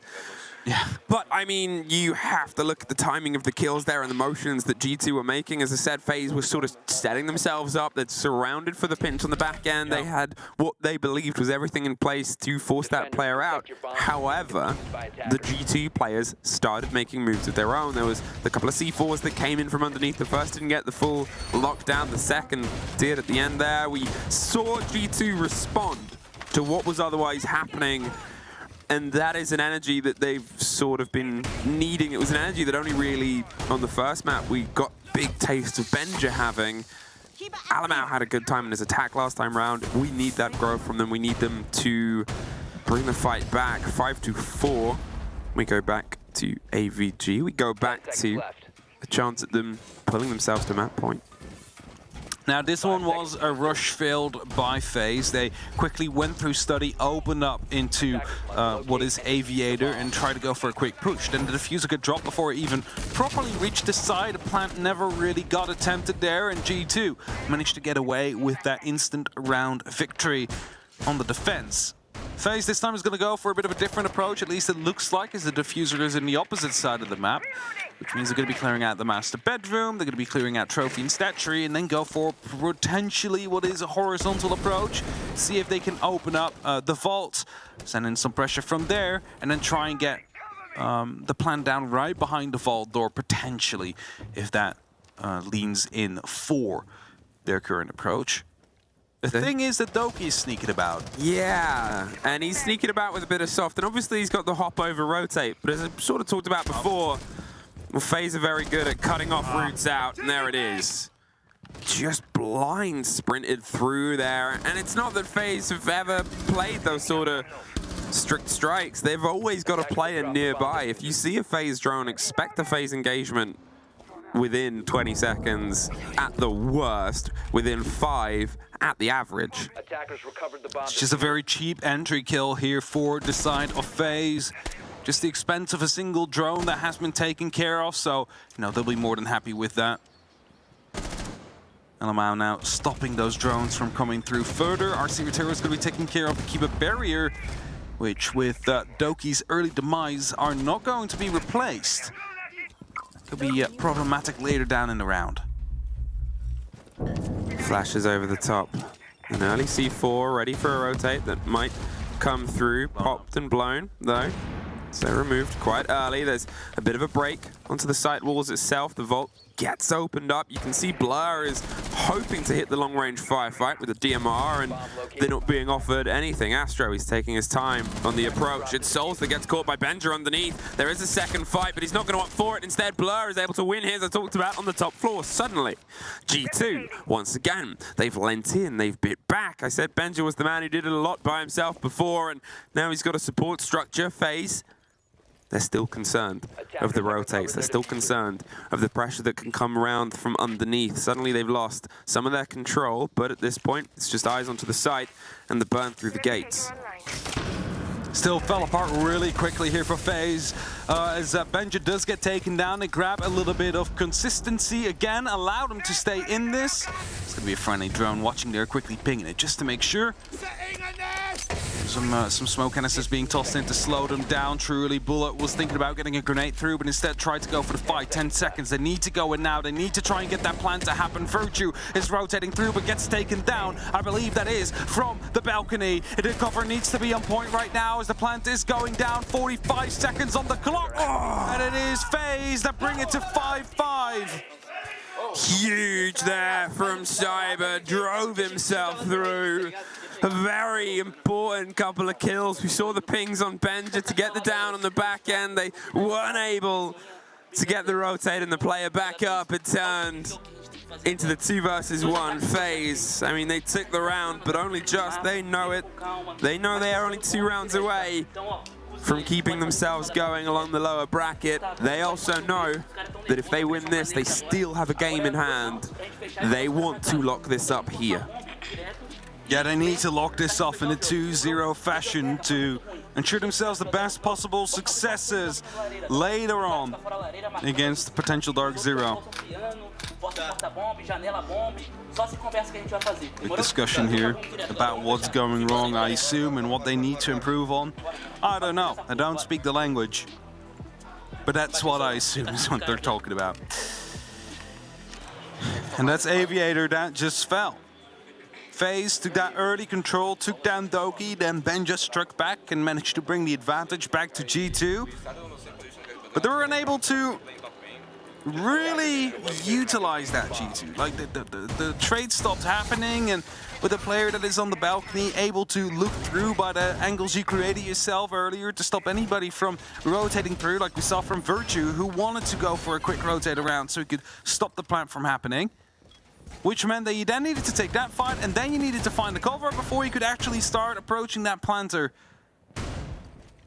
And that's a small oversight we saw from G2. Now, they're rerunning the side. We're back to Aviator games.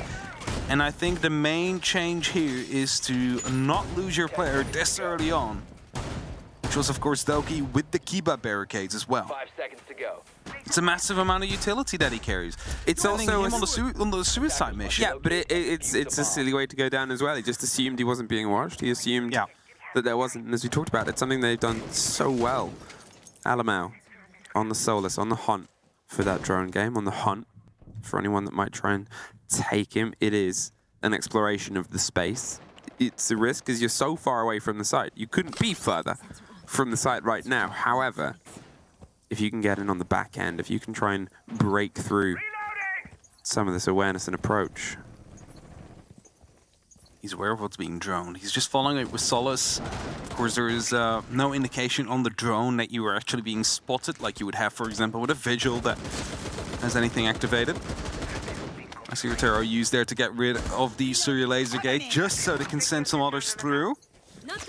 And Alamau gives away his position right here, but either this is to get himself hunted, or this is just him trying to take down that drone and failing. Well, it instantly follows up with the E1D. There's some pings on the player, and Benja's trying to offer some support as well. He stepped slightly into the same location. Look at Cyber, though. He's down, watching and waiting for Alamau, and the fight is one that was picked apart pretty quickly. You gave FaZe a sniff of a player, and they're not a team that goes slow. If they have an idea of an engagement that they can take, they're going to want to take it. And they don't try and act cautiously around it. They don't try and go slow in. Benja's gone unspotted there in the laundry. Quickly hid himself whilst they were too busy trying to find Alamau. He's going to go on the hunt now. Slowly but steadily, he's moving himself closer and closer towards Bullet. The Nuck, who can now freely use, of course, the Hell Scanner, considering that Solus is off the board. Doki takes a bit of damage. Grenades are coming through, but won't find any confirmation as Benja takes down Souls with a C4. But he forgot about Bullet. That might be down below him. That's it. He'll get the call that someone's grenading from underneath. He's not entirely sure what side. They're sort of back-to-back a little bit. And there's the swing round. There's the Nuck caught out. Benja. Even he wasn't truly aware of that fight, but you know he's someone who's more than happy to lean in. Vidaking, he's going to just go past the window. I thought he would have drived clear, unfortunately. For Benja, he's a little bit too short. Just saw the right end of it. So Cyber, he's got 28 seconds. It's the 4 versus 3. They pulled this back last time. Now it's even worse. Vidaking locked on the door, and Benja for the last. G2, 1 round away from taking map 2, their map. The last one ended in a 7-5 in favor of FaZe. This one can end in the favor of G2, but 1 round separates FaZe from bringing it to OT. Huge round from Benja there, though. Like, as soon as Alamau made his position to be known, he snuck himself into laundry because he was like, okay, they're going to be hunting him down now. They probably won't expect a second player to just be hiding in the spot like this. And indeed, they didn't expect it. And that's why he was able to find that success first, that C4 kill, and just stay around there. Try and get himself hunted. Mentioned it before. We're not headed towards living, even though a win was found there by G2. We are headed towards the kitchen and dining room. So all 4 sides will be played by G2. Whether or not all sides will be won, it's going to be a different question. No, actually, it won't happen because Trophy already lost. Yeah, I rerun it after. We can't answer that one. We cannot answer that one. So unless we do go to overtime. Well, no, we still can. We can answer it by saying no, not all sides will be won. I mean, if your question, they can still be won if they lose this and then win overtime and have defense twice and all kinds of difficult scenario. You're a difficult scenario. Thank you. Happy Valentine's Day. The first fight will be a very important one at the point, and obviously the entry statistic did go away, but Benja has just been the problem child for FaZe Clan throughout this game. The E1D consistent play, an attempt to try and control the movements here of G2 on this map. It's something that he's able to play around and against, but they've doubled it up with Jackal. They've sort of gone in on the idea of let's find these loose players, because too many times they've slipped by. Too many times we've not taken them by surprise. We've sort of gone in guns blazing and locked them out. We can do the same fight. Cyber goes down. The first victim to fall, Virtue. I don't know if he knows. He's cautious about giving himself away, because look at this. There's somebody on the washroom. There's somebody on the prep door. Blur pops around, gets Cyber. And that's why Virtue didn't move, to make sure they didn't hand the site over. Virtue suffers, but he's able to win out against Souls as well. Astro, he's trying to make things happen here on the pantry stairs and the lead-in. He's swung into Alamau against Vidaking. In the meantime, G2 weren't happy to sit around and wait, and they might have had everything to try and find the loose players, but apparently not enough for the ones on the building and the structure itself. Bullet pulls back, finds the end of Benja. Alamau's still holding on to the opposite side, but he's not giving his head away. The first body to take is theirs. They're trying to fight their way through into China. There's the width of the Oryx, and it's dangerous here from G2 to keep offering little glimpses of engagements. There's one more for Blur. He shows up when you need him on the back end, and Bullet, an ace clutch to take us into overtime. Damage from the Capcan, the end from the Oryx, and map 2 is G2. Quickly sending some BM the other way. Alamau just shouting at them because they've managed to come back into this game, because those first 3 rounds looked hopeless from a G2 perspective. Let's go outside 5 minutes. And they're taking a 5-minute break quickly. They need to get themselves on the same page. Wow. One more map. One of these two teams will go home, and we'll have a quick break before we find out who we say goodbye to and who carries on the fight.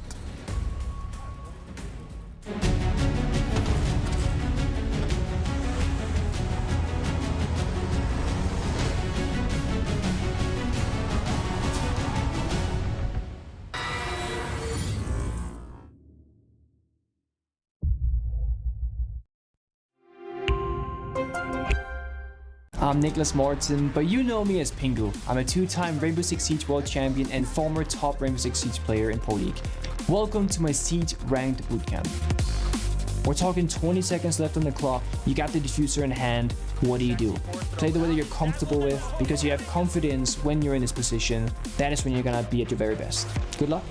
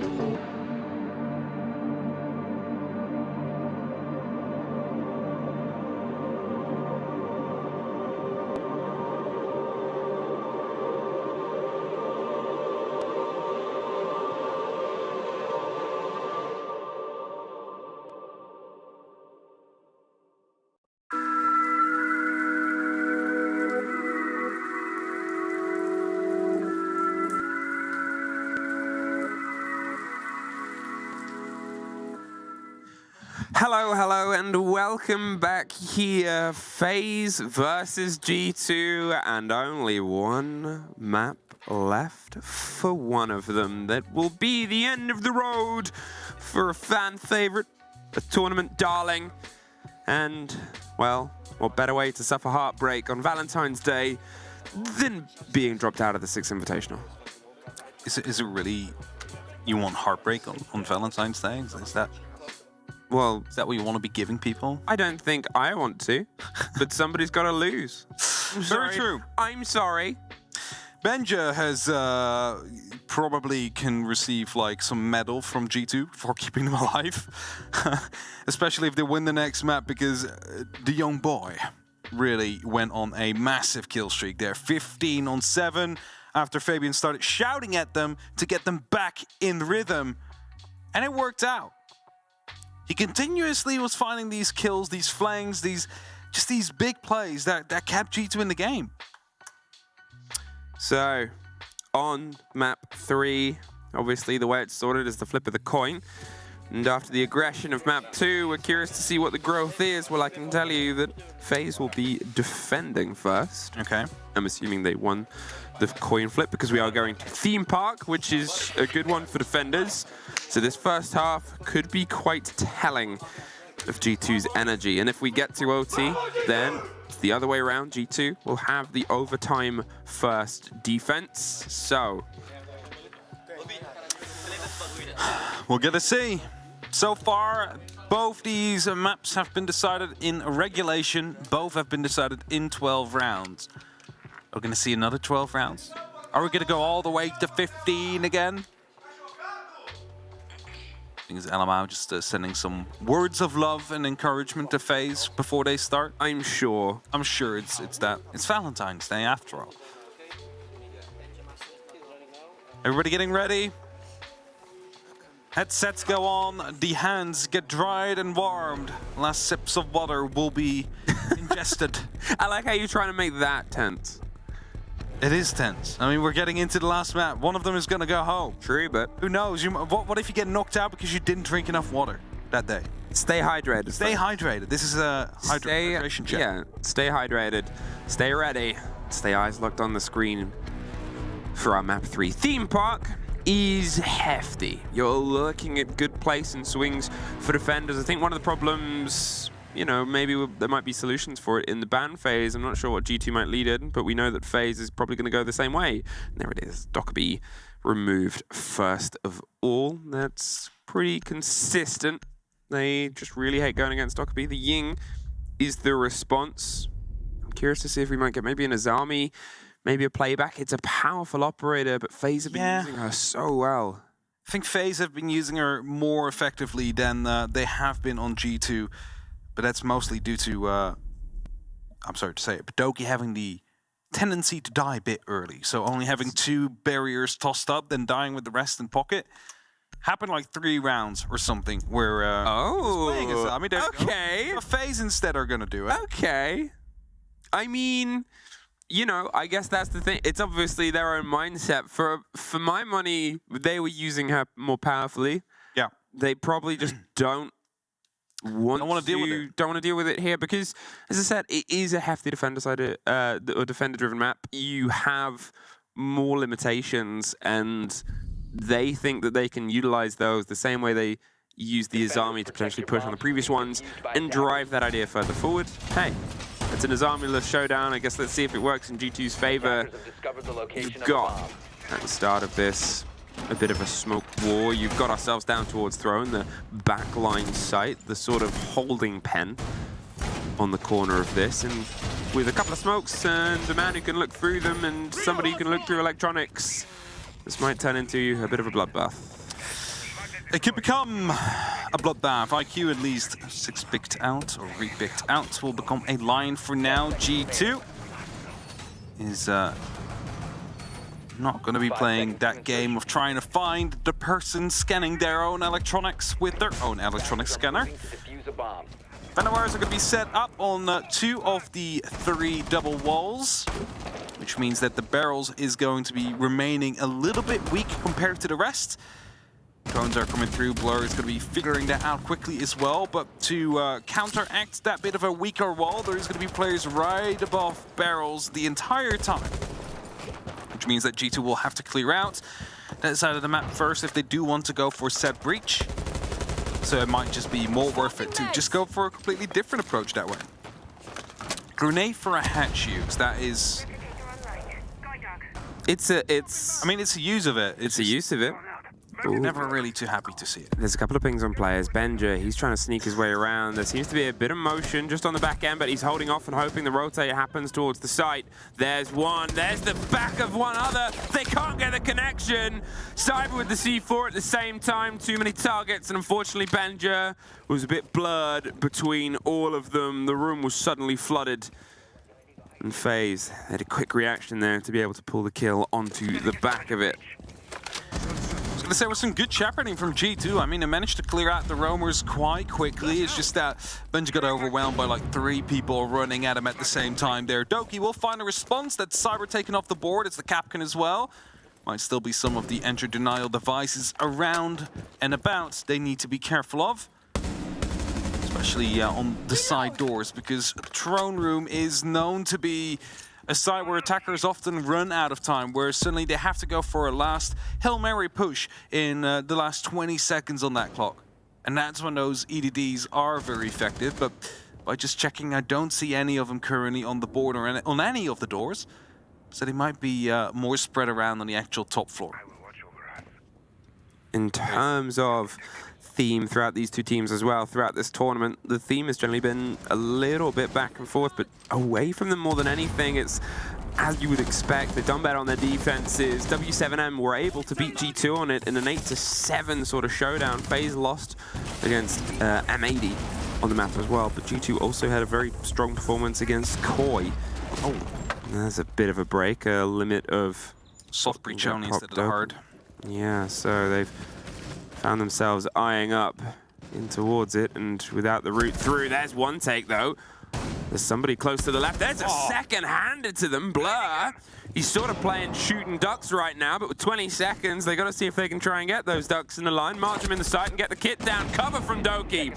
Lets the other two in. Souls pre-fires the Dragon Door, but he's tucked around on the back end of a corner.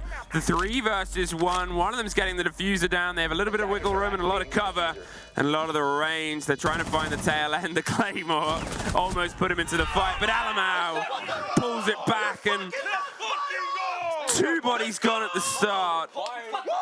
Leads to a woohoo at the end. Of course, oh my God, he's clear! Did I say Jeremy's clear? I have the genius. Lots of energy.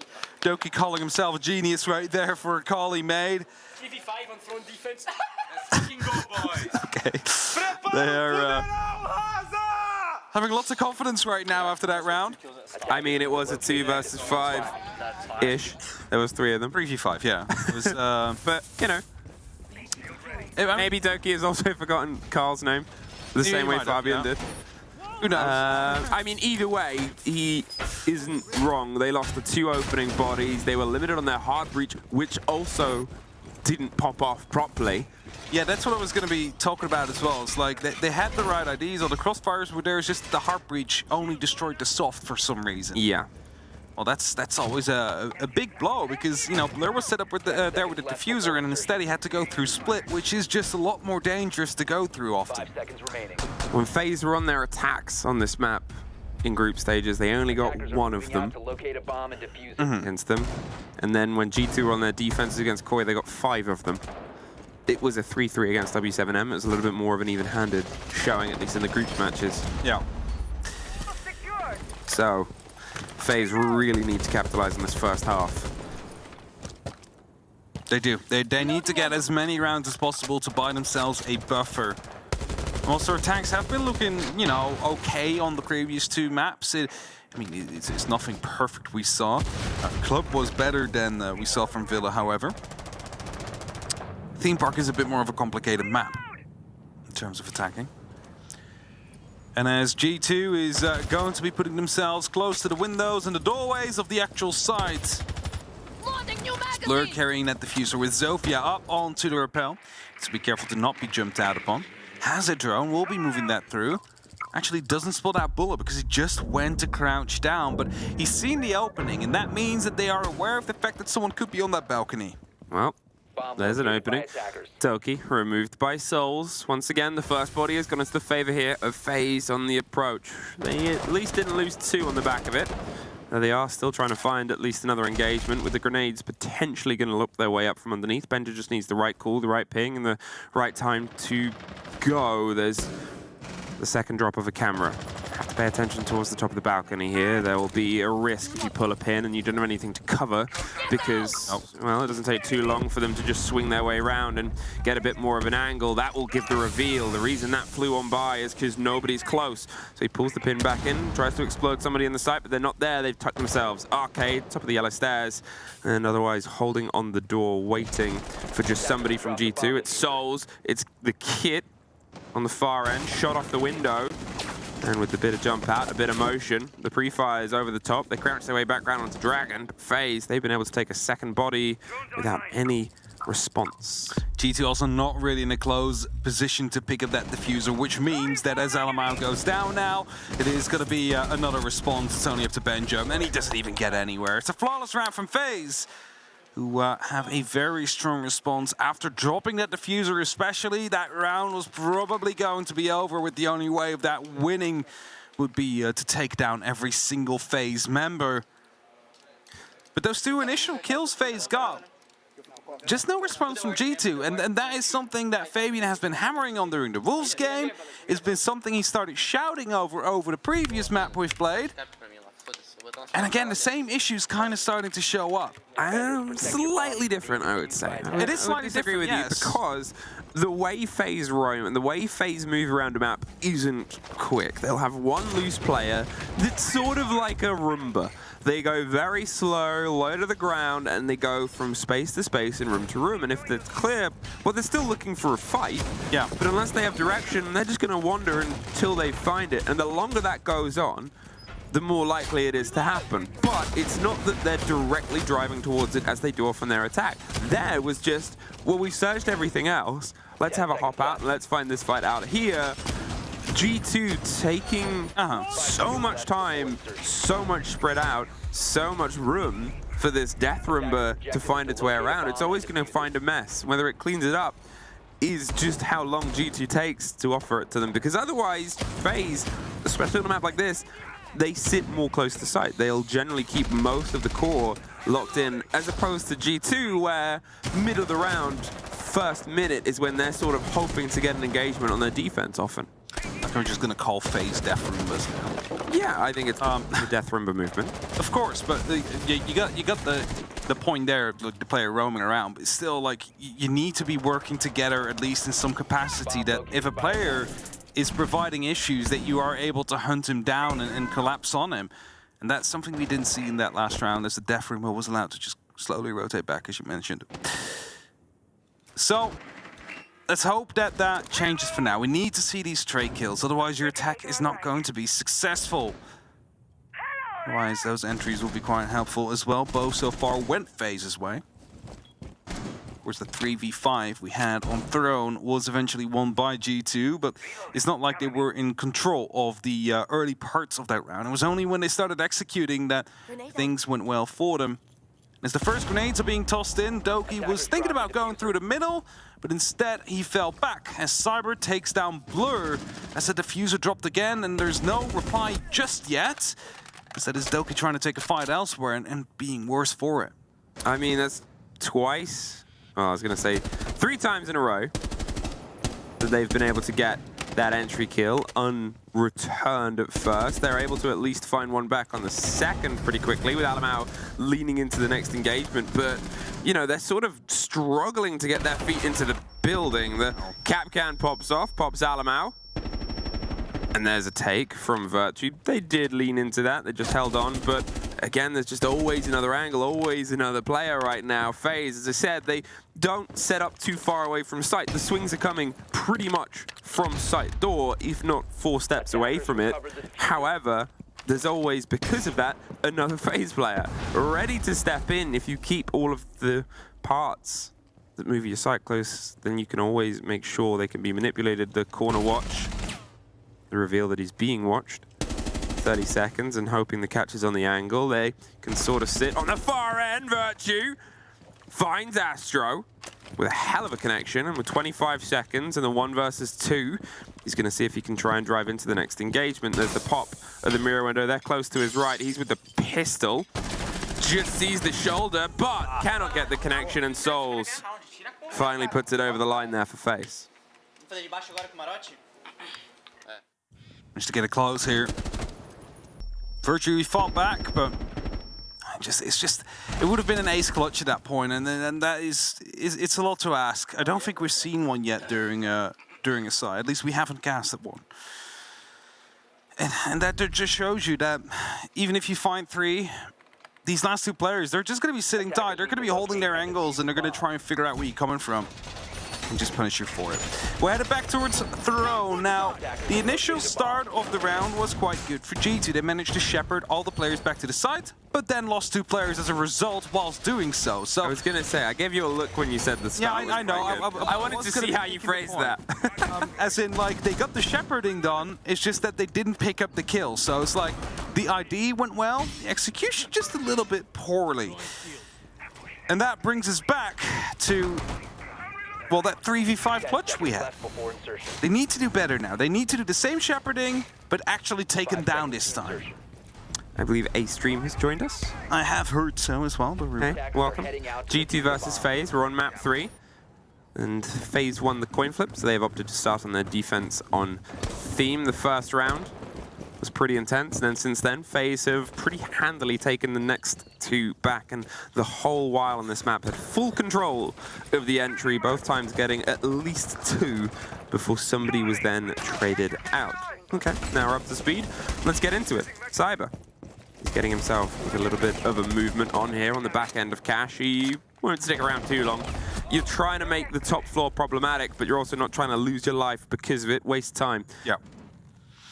That's all you want to do. You want to just waste that time as LMI is ready to just zoom in with the Gara hook.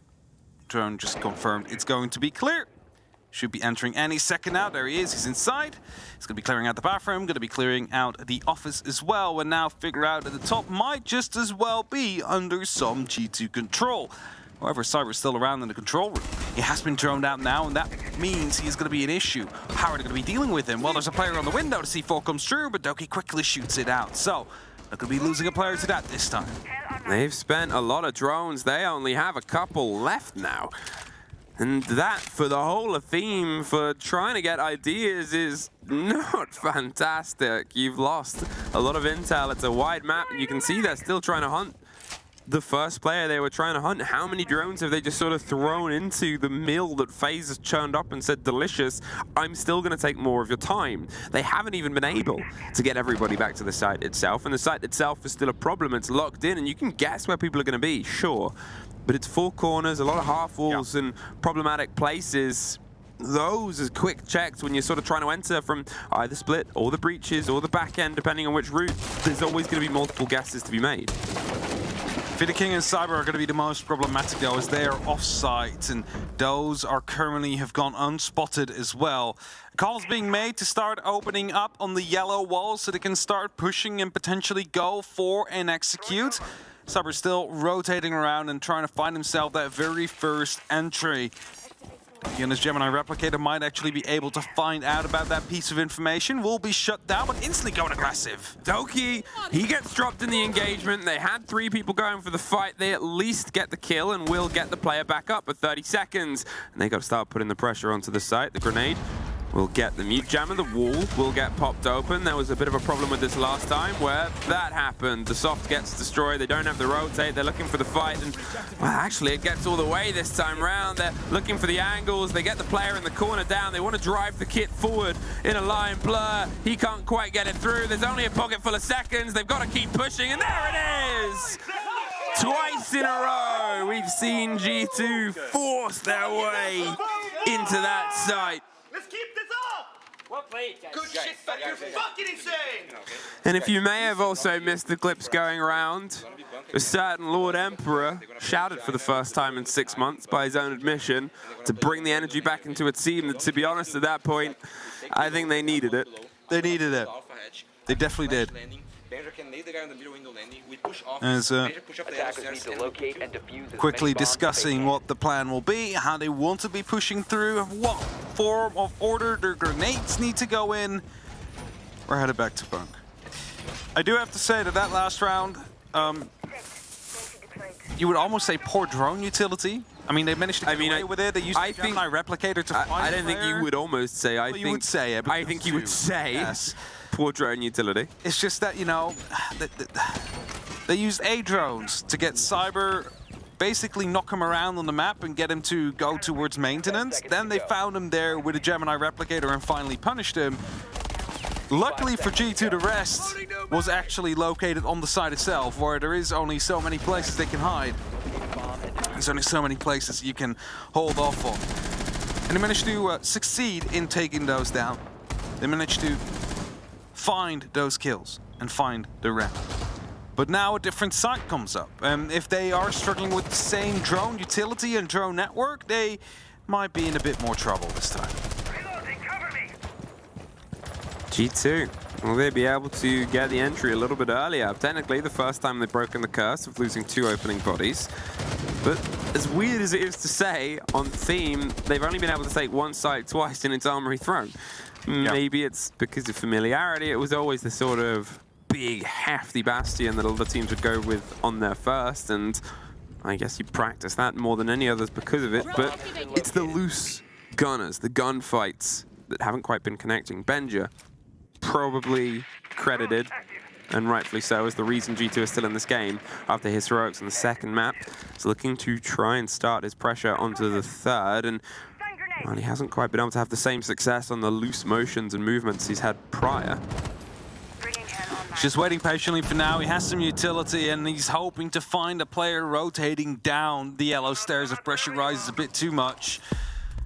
Grenades going to be coming in, going to be tossed right over. Doki dies. That grenade is also going to be finding an injury, and it's going to be a double kill on either side. Yeah, that's it. It's suddenly the trade out. They get the lock in there onto Astro. They waited to pull the pin under the cover of the E1D, so they wouldn't just be jumped on and swung down on. And here they've been able to at least hold them off on the opposite end phase. They made sure that they pulled some bodies, but do they know of the one body behind them that's sort of causing a little bit of width problem? Souls.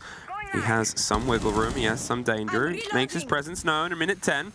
They can try and deal with it as the breach starts to get popped open. You want to try and slink your way in just behind the train in the corner and have that as the lockdown, utilizing the mirror window for their own selfish needs. How do you try and cover that little distance into the site?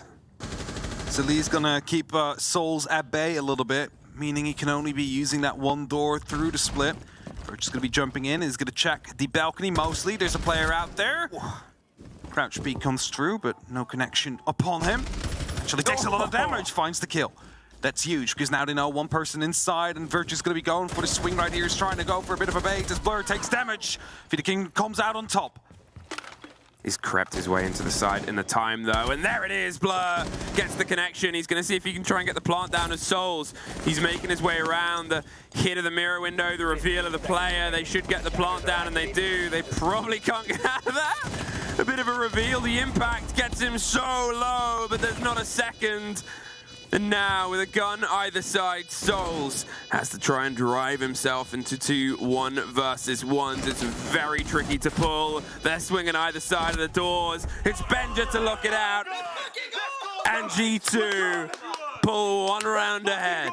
Good, man. Fucking nuts, Byron! I knew this China guy would kill me, but it's fine. Like, you killed the yellow guy in the mirror bench. Yeah, it was really good plan. Let's go. Well, this is the team working as a unit of 5. This is what they've called for. Both teams have a timeout as well. Plenty of time to take it.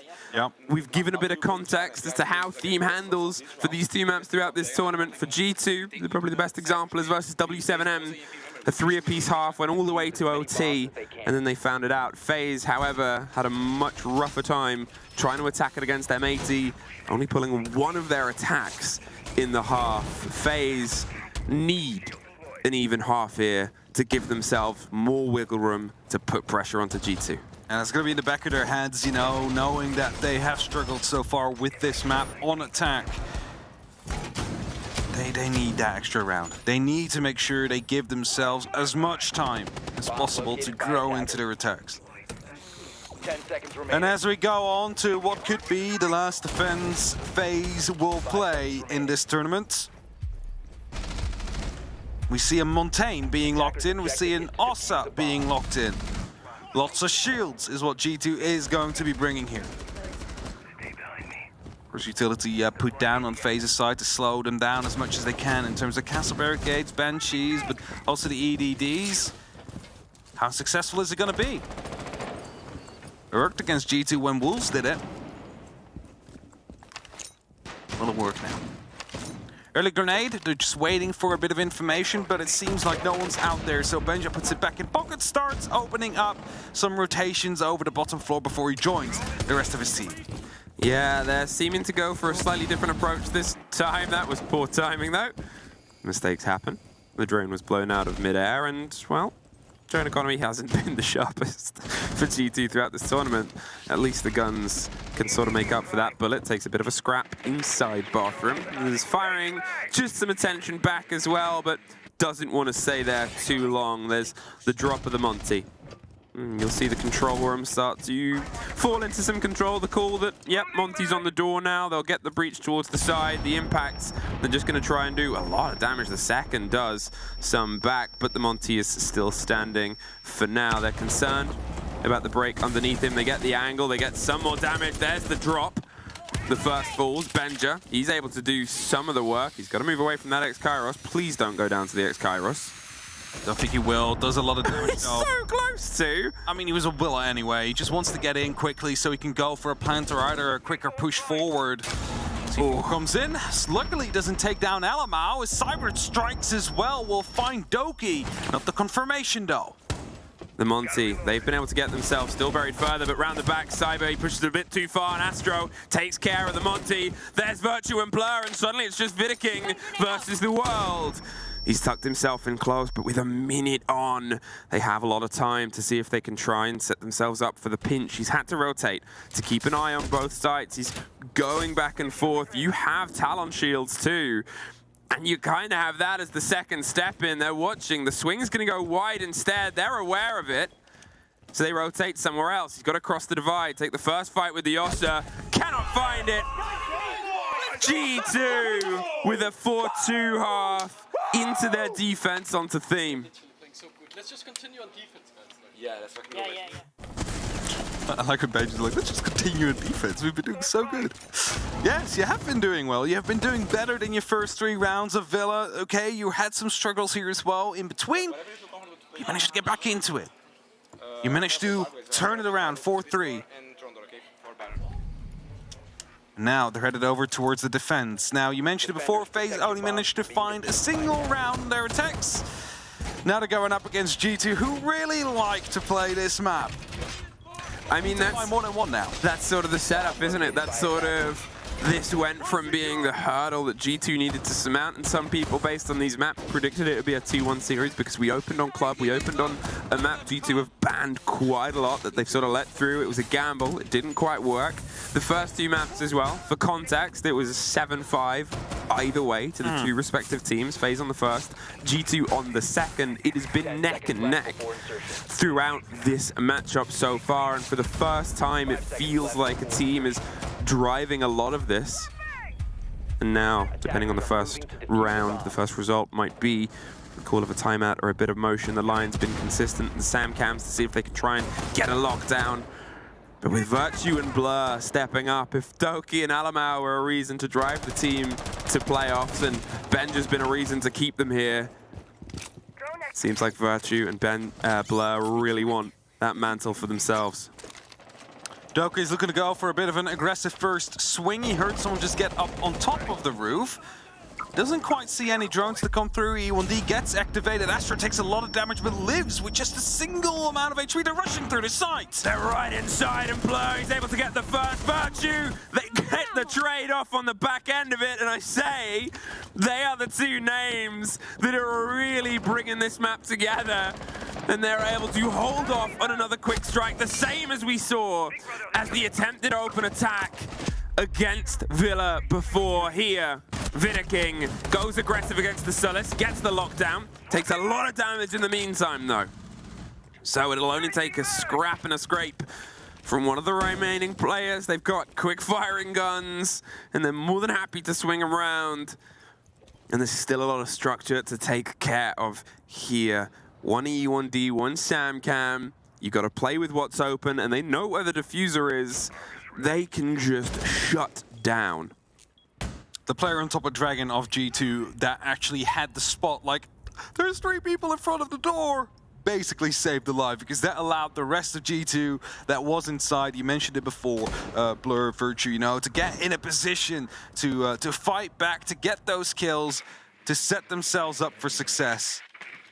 And now the drones roll through. There's only 3 available here over the 2 players still left alive. 1 player spotted out. The second one has been seen before.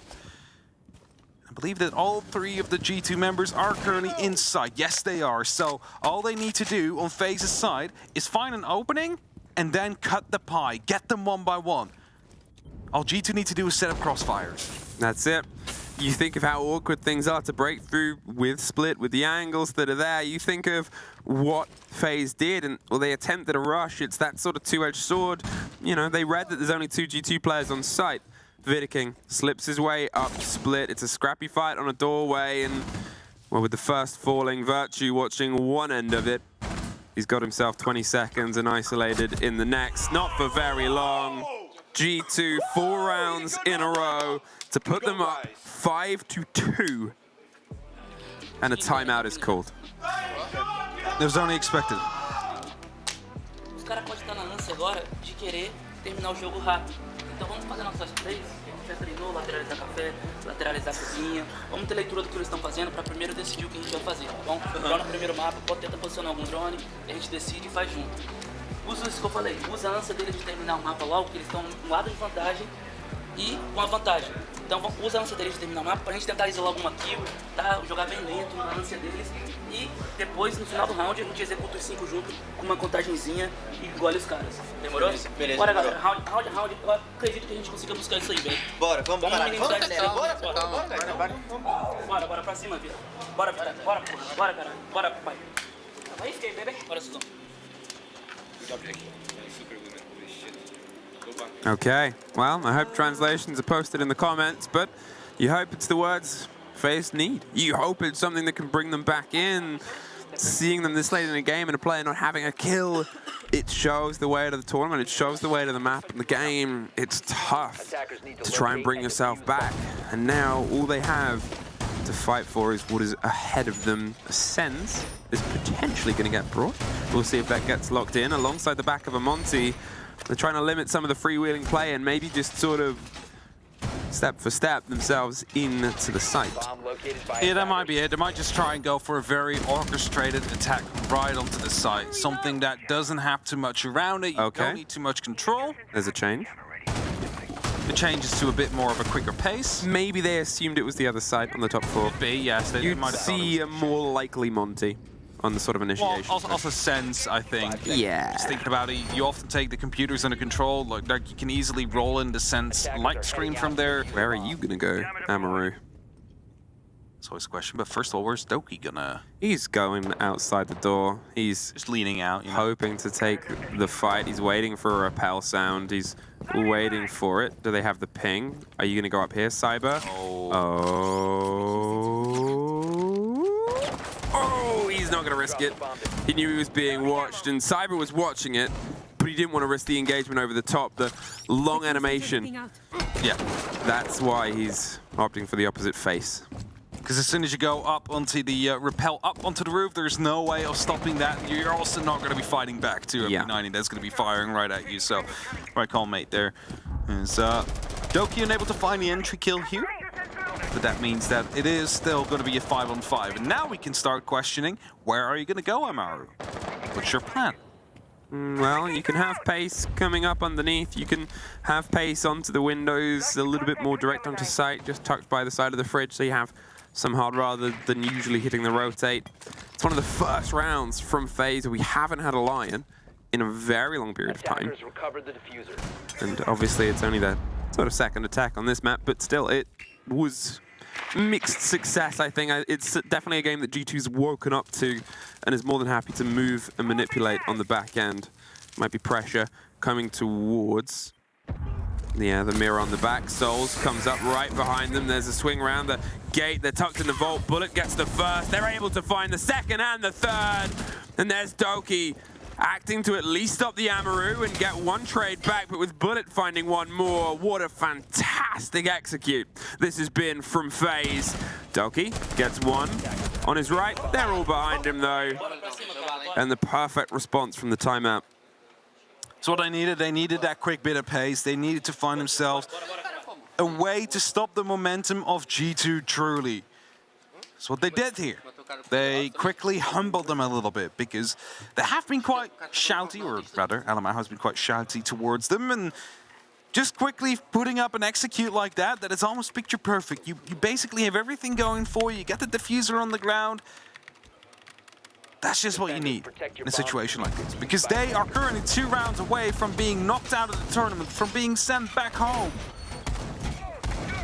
And they don't want that to happen. So they need to pull out these pocket strats, specifically tailored to deal with G2 setups. And now I'm looking over to the left-hand side of my screen and see a fuse that is currently being hovered over.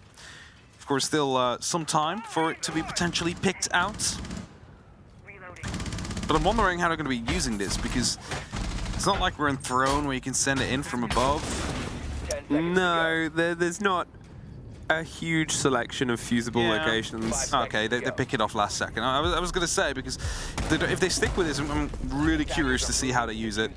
DeMonte has made a reappearance, though, so we are going to be seeing that operator to be played out by FaZe. And now the question is, are you going from east or from west? Because if you go from west, you have the opportunity to take down some of these mirror windows without being challenged by them. Turkey. They wanted to be the first point of contact last time round. They were, unfortunately, the last one standing by the end. Everything was so sudden. So he might be a little bit more direct. Opens an angle, hopes for a fight. Nobody is home. Instead, it's towards the top. FaZe, they're not being sort of too blind in their approach here. And couldn't quite get that off in time with the window open, the motion. There's a player on cams and no, just out of range. And this is what I mean. They seem to have a very good idea of the games that Doki wants to play here. Yeah, Doki wants to be getting that first kill for his team so badly. He also wants to be hunted so badly. And that is actually the Solace being spotted out whilst on the gadget. So Doki, no clue he has been spotted right now. He's going to be receiving a bit of pressure soon from FaZe. And if he's the first to fall, FaZe are going to be using that. Well, they just thought he was still tucked on the other side of the hard. He'd, thankfully for him, moved somewhere else, sees the Monty. He's popping for a reveal. He knows there's a player out there, but doesn't shoot at the right moment and slips away before the pressure becomes insurmountable. Rotates towards the bathroom, hopes to get the width elsewhere, hopes to get more of a direct catch, and just misses the slip on by the impact onto. Anything else being attempted? And, well, there's the wall being popped open. He took care of his air jab so he can run into Cash later on to go for a bit of a flank as FaZe now seeming like they can go for an execute. DeMonte slowly starting to work his way towards the site. Air jab actually still up there, so hasn't been able to take care of it.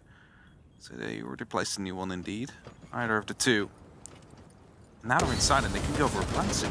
Yeah, at this point you're sort of thinking, what are we waiting for?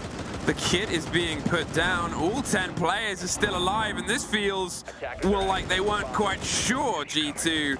They'd slipped on by. The breach had come against it. Trades come out, generally in the favor of G2, but the time is ticking. They have window control. They have a Monty. How do you push them off? A bit of an explosion, a bit more damage to Vidaking, but he wins out against Virtue. The hop through, and they're going to see if they can bully, but Vidaking is still doing the damage. The Monty, he's pushed in a corner. They're trying to get the shots on the side. There it is. Finally, and the take on the opposite end, but he's got to reload, and the width is coming round, and FaZe just in a 5 versus 5, get a plant, and, well, understandably, G2 take the timeout. Let's hear what they're talking about.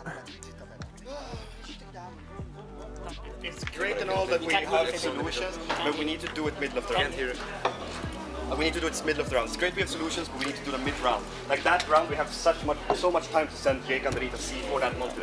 We need to take care of, we need to take care of the easy solutions here. Let's not make the game more difficult. The two of you need to calm yourself down a little bit. You're starting to stutter, Carl. We know how good you can be, so let's get back on track. Okay. We calm ourselves down. We get the simple solution.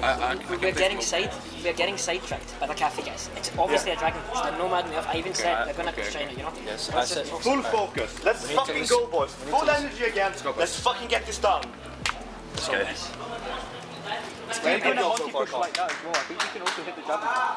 Yeah, that's what I was asking. I never told to go on my camp. Guys, you're gonna go back out and they have to jump to surprise them because now they know we're gonna jump. Go back.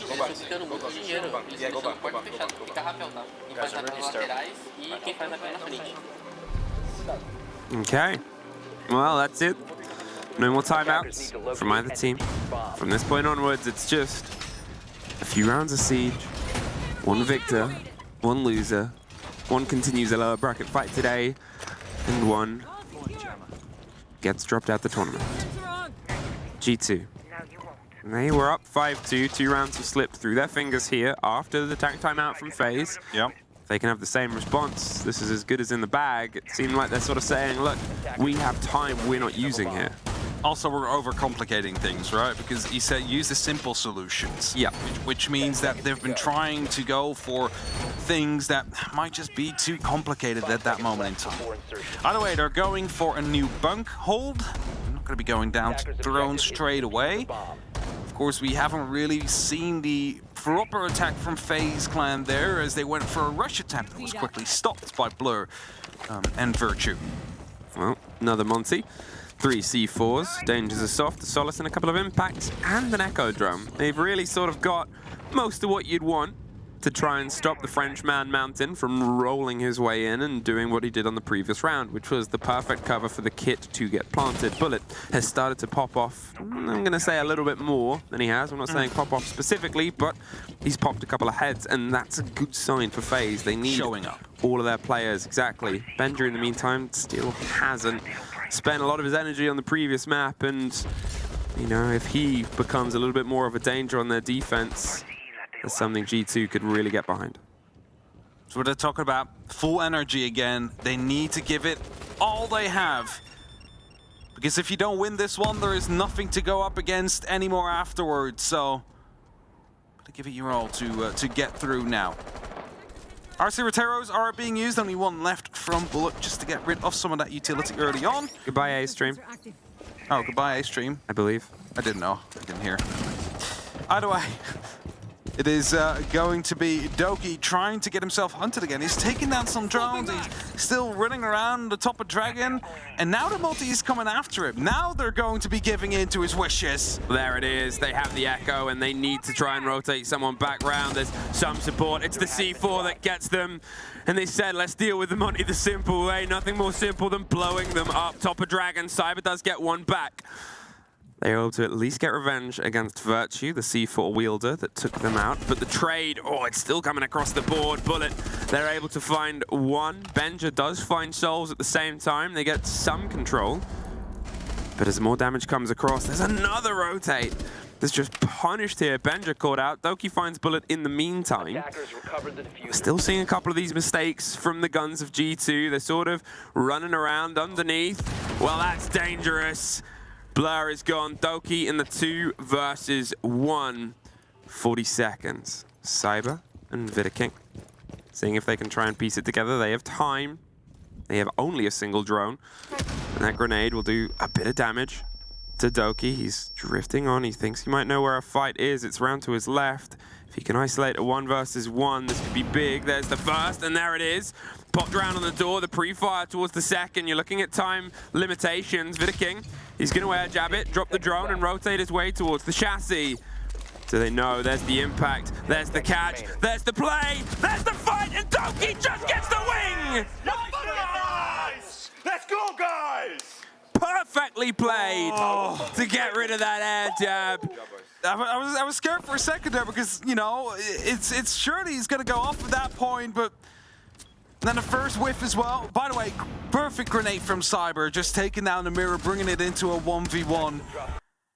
And then they wanted to go get that plan down. It's the best operator in the game. Guys, I don't think they will rush, so be ready for the wrong. I want to know who the best operator in the game is now. Solus, I assume. I think that is the tagline for Solus. Yeah, definitely a good operator to use on your defense here. Just so much information you can get out of it. Different than a Pulse, as Pulse gets heartbeats. Yep. This gets everything that has an electronic beat. Now, 4-6, map and series point for G2. And we're headed back towards Throne, where it started on their defense. They had a rush round they averted. FaZe, what are you going to do? You're going to bring pace again? On a round as important as this, on a round that could be your final one in the major? Or are you going to be slowing it down just slightly? And see if you can go for a more traditional take. Either way, Doki's going to go for another set of spawn peaks. He's waiting for a repel sound. This time he does have Benja quite close to him. Not actually looking out a window either, but ready for it. Ready for a jump out. They're hoping they can sort of force the width here on the approach of Doki, and Benja can swing into that as a surprise factor, but nothing is being gifted to him. How long does he sit? He's happy he's not being droned. They're happy not to even push it. FaZe aren't taking the risk. They're not going to fall for the bait. They're instead going to sort of play themselves in as they've done before. They go with the direct route. Please don't, Doki. You're being watched. Oh, he was so bitterly close to the fight. The diffuser's still close. They're baiting the angle. The drone comes out. There's the E1D. There's jump out. There's the fight. No! He cannot quite get it. The timing is away from him. A lot of damage on the risk. And might be the best operator in the game, but unfortunately couldn't find the connection. They almost lose out. Benja is the second there too. As long as Benja stays alive, they still have a good fighting chance, but that diffuser being used as a bit of a bait there. Successful. We saw BDS do it as well in their game yesterday. But now Cyber pushes on, hoping to find another entry. Now E1Ds are giving away some spots. The Gemini Replicator is going to be confirming whether or not a rotation has come through in the meantime. And some of the G2 members are falling back. They need to go. Ooh, Alamau just escaping with his life right there. Fida King just too slow to chase him down.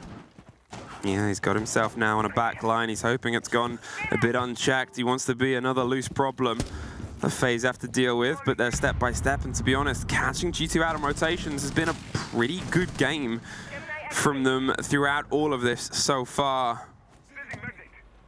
They're holding on. Tucked on the corner, waiting for just something to drift their way by FaZe. A steady roll of drones, a steady catch and intel, attention towards split, pressure onto the walls. They're looking in towards oil as well, and the breach starts to come together. They still have a man advantage. And Benja's close to the death as well. Can they get this? Look at the positions where you have Alamau, where you have Virtue. It's such a gamble, but sometimes it pays off. Virtue, a huge take back. Alamau, desperate for the next. There's more of a breach, but he's not handing it to them. He knows they gotta leave this route. He knows they got 20 seconds. Does he know there's two of them? Do they know about him? Peppering shots, pre-firing. Benja with one. There's Alamau for two. Bullet is all that is left for FaZe's hope of staying in SI 2023. But it is a goodbye from G2. And they will progress through the lower bracket. A very hard-fought victory coming through from G2. The first map went away from them barely. The second, they won just as close as a margin. And now they take the final one, 7-4. An extra round to spare before we went to 12. FaZe, their story ends here. They are knocked out. They will be going home. And G2, they will be facing on DarkZero later today. Two teams that had what can only be described as major changes and changes for the major. And at this point, it was always going to be a deep story of which one would lose, because two of them could rightfully have made statements for the win of the whole thing. But FaZe, unfortunately, their route ends here. A change of cameraman, not quite enough to change their aspect ratio on how they can take photos of this one. Unfortunately, it'll be from the plane home. Still going to be some issues that G2 need to solve for their next game and potentially next day, because some of the issues we saw against Wolves started to show up again here today. Those issues, they sooner rather than later will become punished again in terms of a match loss. They will be victorious here. There's still some work to do for them, but at least they survive for another 3 hours. And that's the worry right now for G2. 3 hours and only just. They know that they have a game ahead of them. It's against a team that's a little bit more rested, and sure, those teams generally failed yesterday, but one of those success stories might change the heads. We will be throwing to a quick break before we're back with the analysts to break it down.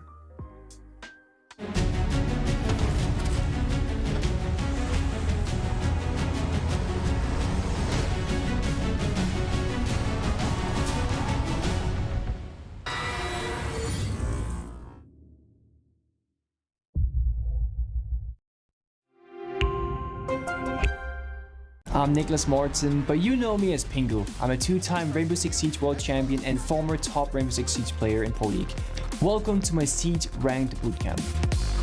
We're talking 20 seconds left on the clock, you got the diffuser in hand, what do?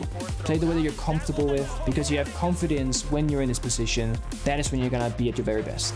Good luck.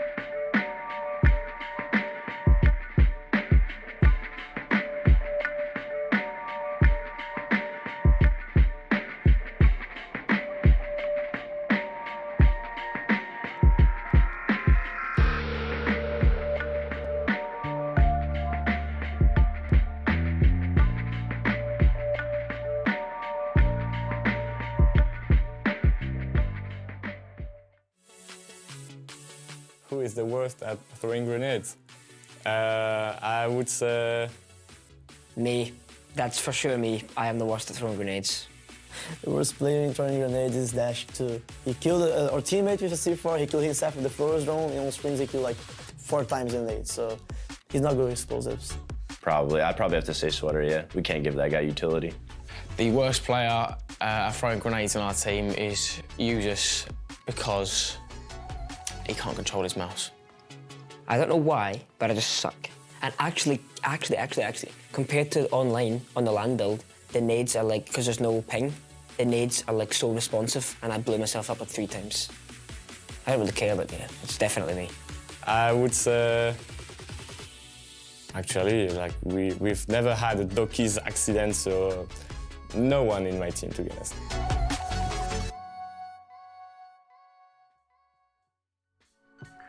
Hello friends and welcome back to Six Invitational 2023. Our B-Stream matchup has just ended with G2 victorious on map 3, Theme Park. FaZe Clan eliminated from the tournament. Hello, I'm Milos Domenic, your host. With me on the analyst desk are of course Davmarta and Mandy. We started our pre-desk with them, but joining us, the massive man himself, Doki. Hello, congrats on the win. Hello guys, I've grown a bit since you've last seen, probably. You might even be taller than me. That's not hard. It's a growth sprout in one game. True. All right. I played bad in games, so I had to like just grow a bit IRL. Compensate in other ways. Exactly. Fair enough. Wow. James, Mandy, you got any questions for a wonderful guest? I couldn't help but notice that when Fabian took his tactical timeout, he pointed at you and said you, and I think it was Benja, do some calling on Theme Park. When you're in that early game, you got FaZe like running at you. What is like going through your head? Can you talk us through how you're trying to figure out what FaZe are trying to do? So it was Carl or Alamau. Okay, yeah. They're both kind of main shot callers at IGLs, and we noticed that like, especially on the first map Clubhouse, we weren't speaking that much. That's why we were losing the attacks because we had no plan. And then second map it got better, and then the third map, like we noticed we were slowing down a little bit again. So we took the time out to kind of like slow down and then reevaluate and make sure like me and Carl are both like we are having the heads that we need to be the vocal ones. So that was the reason for that. Yeah. Speaking of timeouts, you had a couple during that series.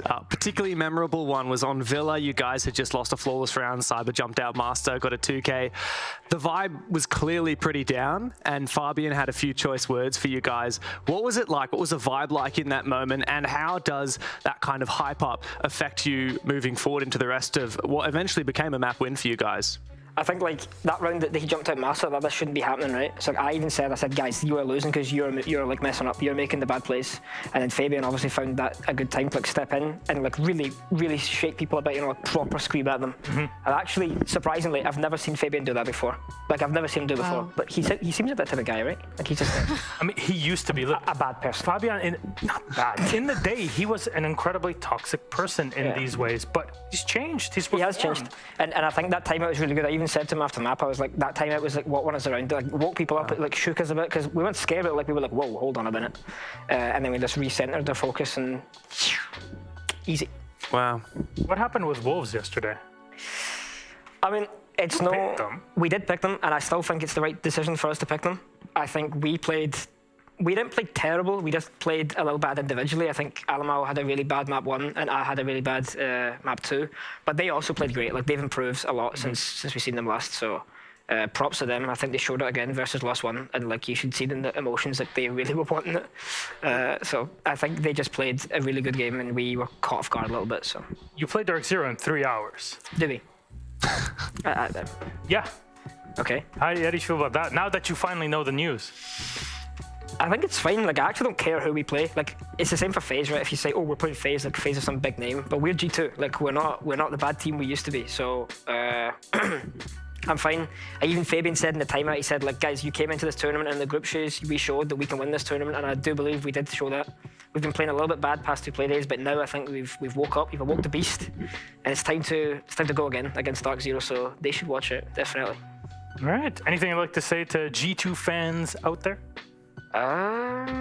No. Hopefully I'll see you in a few days. Hopefully, if we don't lose, and if we lose, then I'll probably never see you. So yep. Bye-bye. On that lovely note, I hope we get to see you because interviews are not the same without you, Doki. Yeah, that's true. Yeah, Valentine's and the opposite side of it, right? Look at this on the screen. I actually look like a man. Yeah. And not like a small dwarf. The opposite of the... I saw there were so many fits here, I have to say. You go and they find these cute little, jackets they can put on and they're perfectly sized for you. Perfectly sized for me? Yeah. Like little baby jackets? Yeah. Ah, okay. Can you get me one? Actually, never mind, I've grown. I forgot. It's not fake. This is actually my new height. All right, we're gonna roll him back down to the player area. Doki, thank you very much for joining us. Hey, cut the camera. Good luck on your next game versus DarkZero. Congrats on the win here and keeping it up in the tournament. Let's continue with our analysis. Map number 1 is on the chopping block, and our analysts are going to help us out with it. Clubhouse. Mandy, what happened there? What happened on Clubhouse? Lots of things happened on Clubhouse. I think that it was really FaZe that had this really off-pacing in their attacks. It just felt like each round that they went through, they didn't have to go through the checklist of Clubhouse. They were just keen to go for an execute whenever they felt like they had the opening to go for it. And as a result, we saw a lot of mid-round to late-round executes rather than the last like 10 seconds, let's drop the kitchen hatch and cover everything type of executes. And I think it really caught G2 off guard. I think the unpredictability of it was really what brought FaZe over the line. Yeah, I think G2 also really set an aggressive pace this game. They were looking for a lot of playmaking. They were utilizing that Ying. You could even say they were crutching off that Ying a little bit. Alamau, the number of times he managed to crack through these really hard to dismantle FaZe defense with a Candela or two. It was mighty impressive, and their aggression was also mirrored on the show floor. Alamau would not let up. I bet you they could hear him from Brazil. He kept going in, of course. He speaks Portuguese just like the FaZe guys, and he had a few choice words for him. But yeah, what a map for FaZe to hold on despite that really high energy playmaking that G2 brought. There's something about what the FaZe guys were able to achieve on their defense to just hold fast. Now, moving on from map 1 into our second one in the series, and this is where G2 were able to tie it up. We went to Villa, starts with 3 rounds for FaZe Clan, and then the, I hope will be now infamous timeout happens on the reset, James. Yeah, man, what a timeout. And I mean, we've already had a good chance to talk about it, but that round was abysmal. And Doki said there's nobody that knew it more than the guys on G2. When Frost jumps out the closet window and kills 2 guys, it leads to a flawless round, and G2 is looking lost. It doesn't get much worse than that, honestly. And I think partly that destroyed the G2 mental. Fabian comes in, and you can love it or hate it, but he had a... I mean, we can't show that on broadcast, can we? He said 17 different curse words during that tactical timeout. He was absolutely ripping into them, saying, time to wake up, you're dying slowly. But there were also some positive things. He said things like, we showed everyone in the group stage that we were the best team at this event. You guys can do it. You know you can do it. And so amidst that shouting match, there were some things that G2 managed to hold on to. Even though they didn't win the following round, they did bounce back and win the map.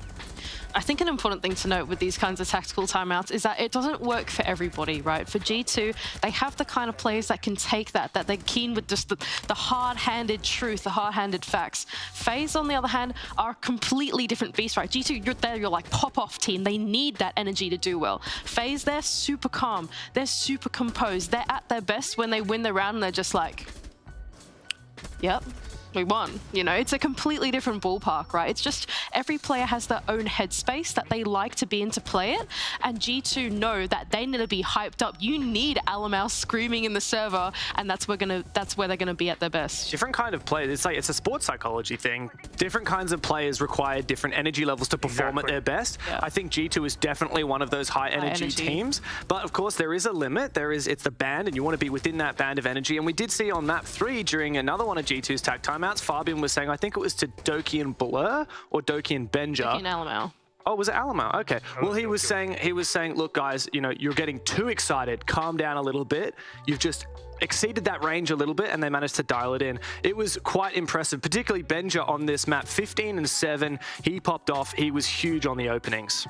Yeah, and I really want to hammer that point home that you're saying, James, because sports psychology-wise, yes, different players, different things. I say Fabian really had a perfect way of balancing it, and he doesn't need someone to defend him or whatever. Apparently there was some fuss kicked off about what Mr. Officer saying last night, which I just don't understand at all.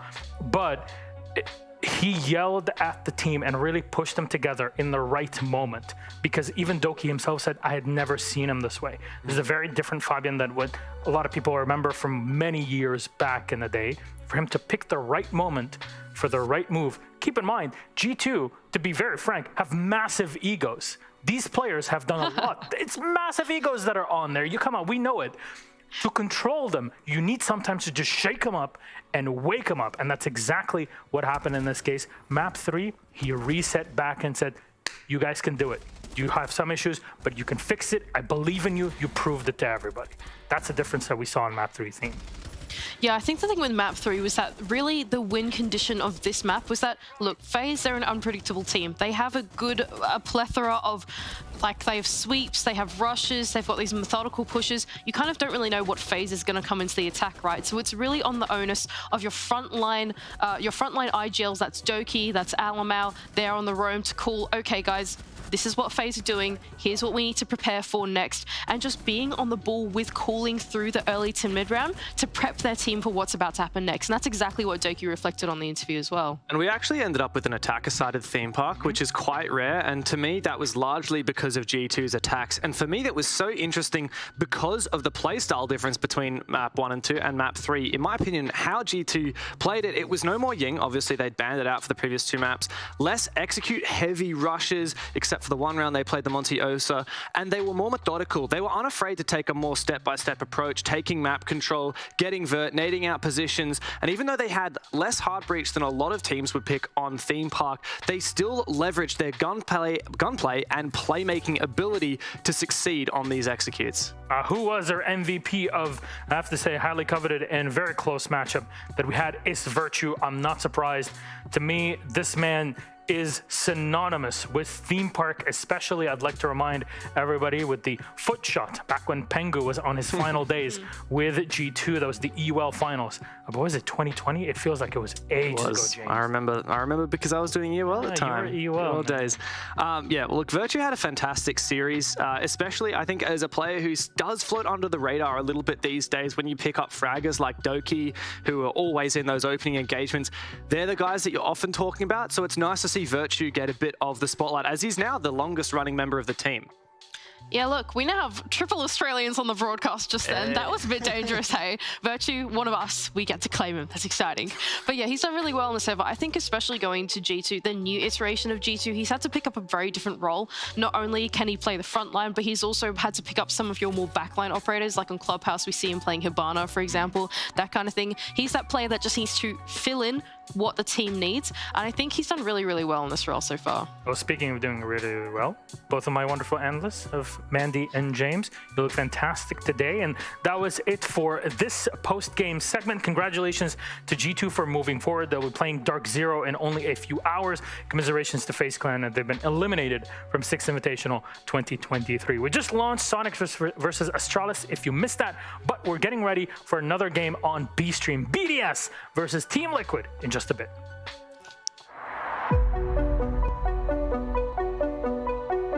It's for people all around the world. It's the one event that everyone gets together for.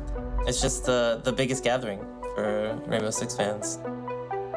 It was a very incredible experience to get to watch Siege in a venue with a crowd. It's very different compared to an online experience.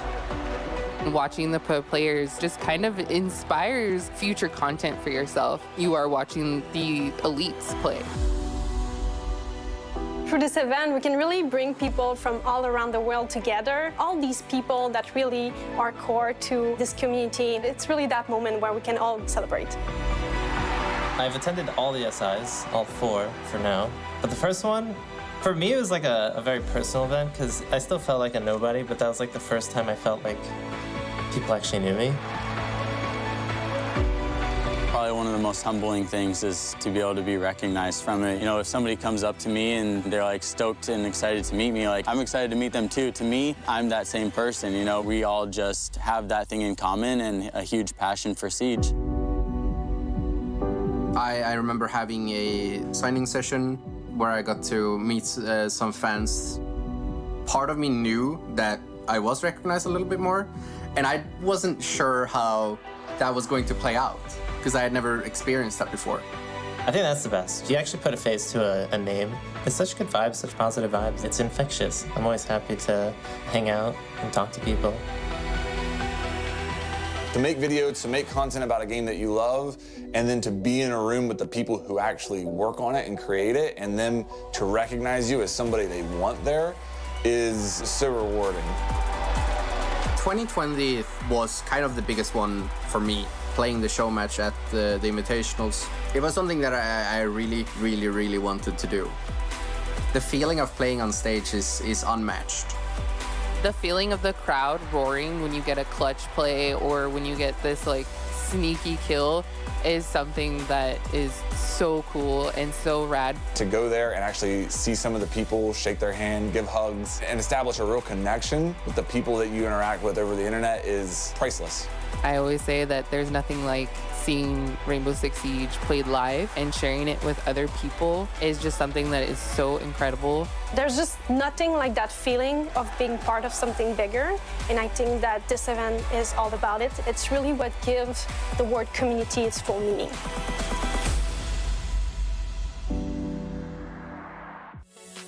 Ooh, the biggest brain in G2 has to be Alamo, if I'm being honest. But second is a close me, by far. No, not by far, by 7 AM, man, too tired. Should we go again? Biggest brain, no-brainer. The biggest brain, again, I'll just say Gio, just because he's the guy behind Sonics. He does all the main stuff, the strats, all that stuff, so he is the brain. The person who has the biggest brain on my team is probably Dash. He's the IGL, he's always doing strats together with Norris, our coach. Dots is a brainer too, but I think Dash is the one. I think the biggest brain in the team will be probably me or Ifak. But yeah, not Shaiko for sure. The guy in my team who has the biggest brain, well, that's obviously me, I'm the IGL. He's definitely not convinced, but it's like...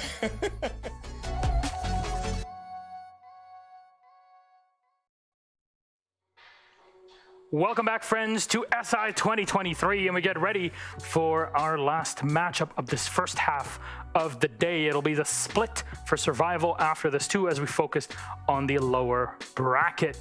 Demo and XR Troika, Ollie, join me on the analyst desk. Gentlemen, how are you doing today? Doing fantastic. I tell you what, I hope that Alems has brought that big brain of his today for this fixture. Oh yeah. Hopefully Shaiko's found his, as according to the video. Well, it's more in the hands from Shaiko, as you've seen, and we have a bingo card to fill out, so we can say the hello to BDS and Liquid in one way. Let's bring up the team rosters, because I don't want my face to be on camera for this one. Thank you very much. Jack already has enough firepower for this. So, bonjour, comment allez-vous? C'est BDS qui joue maintenant. Mes chers compatriotes français. Of course, for Team Liquid, how do we say? Olá! Olá! Como vai? Tudo bem? That's how you would say it. This is my rendition of how you would say it in Brazilian Portuguese. I'm so sorry to have insulted a massive amount of people in the world. We all know it as Brazilian. It's not Portuguese anymore. Sorry, Portugal, but it has to be said. That's now 3 languages. We still have one more to use to complete the 4. So you guys, I guess you'll have to pick it as we go. But let's start talking about our teams. Who has production picked to go first? Go ahead. I'll leave it to you. Liquid. Oh, all right, Liquid. Good. Let's start off then with our Brazilian team.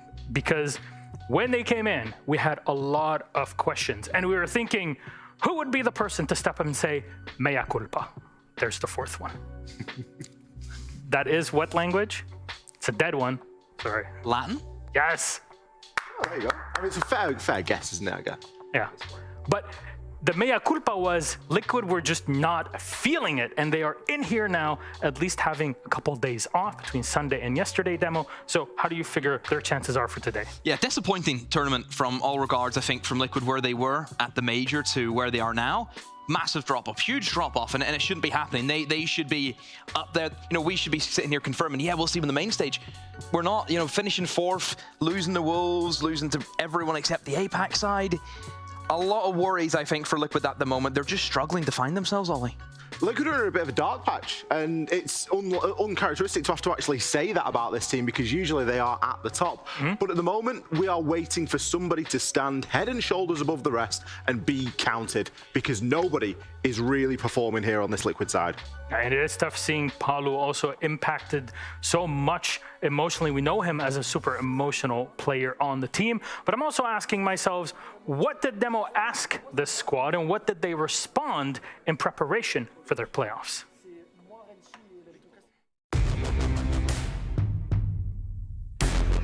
About the team's performance in the group stage, I feel a little bit sad because it was not what we were expecting.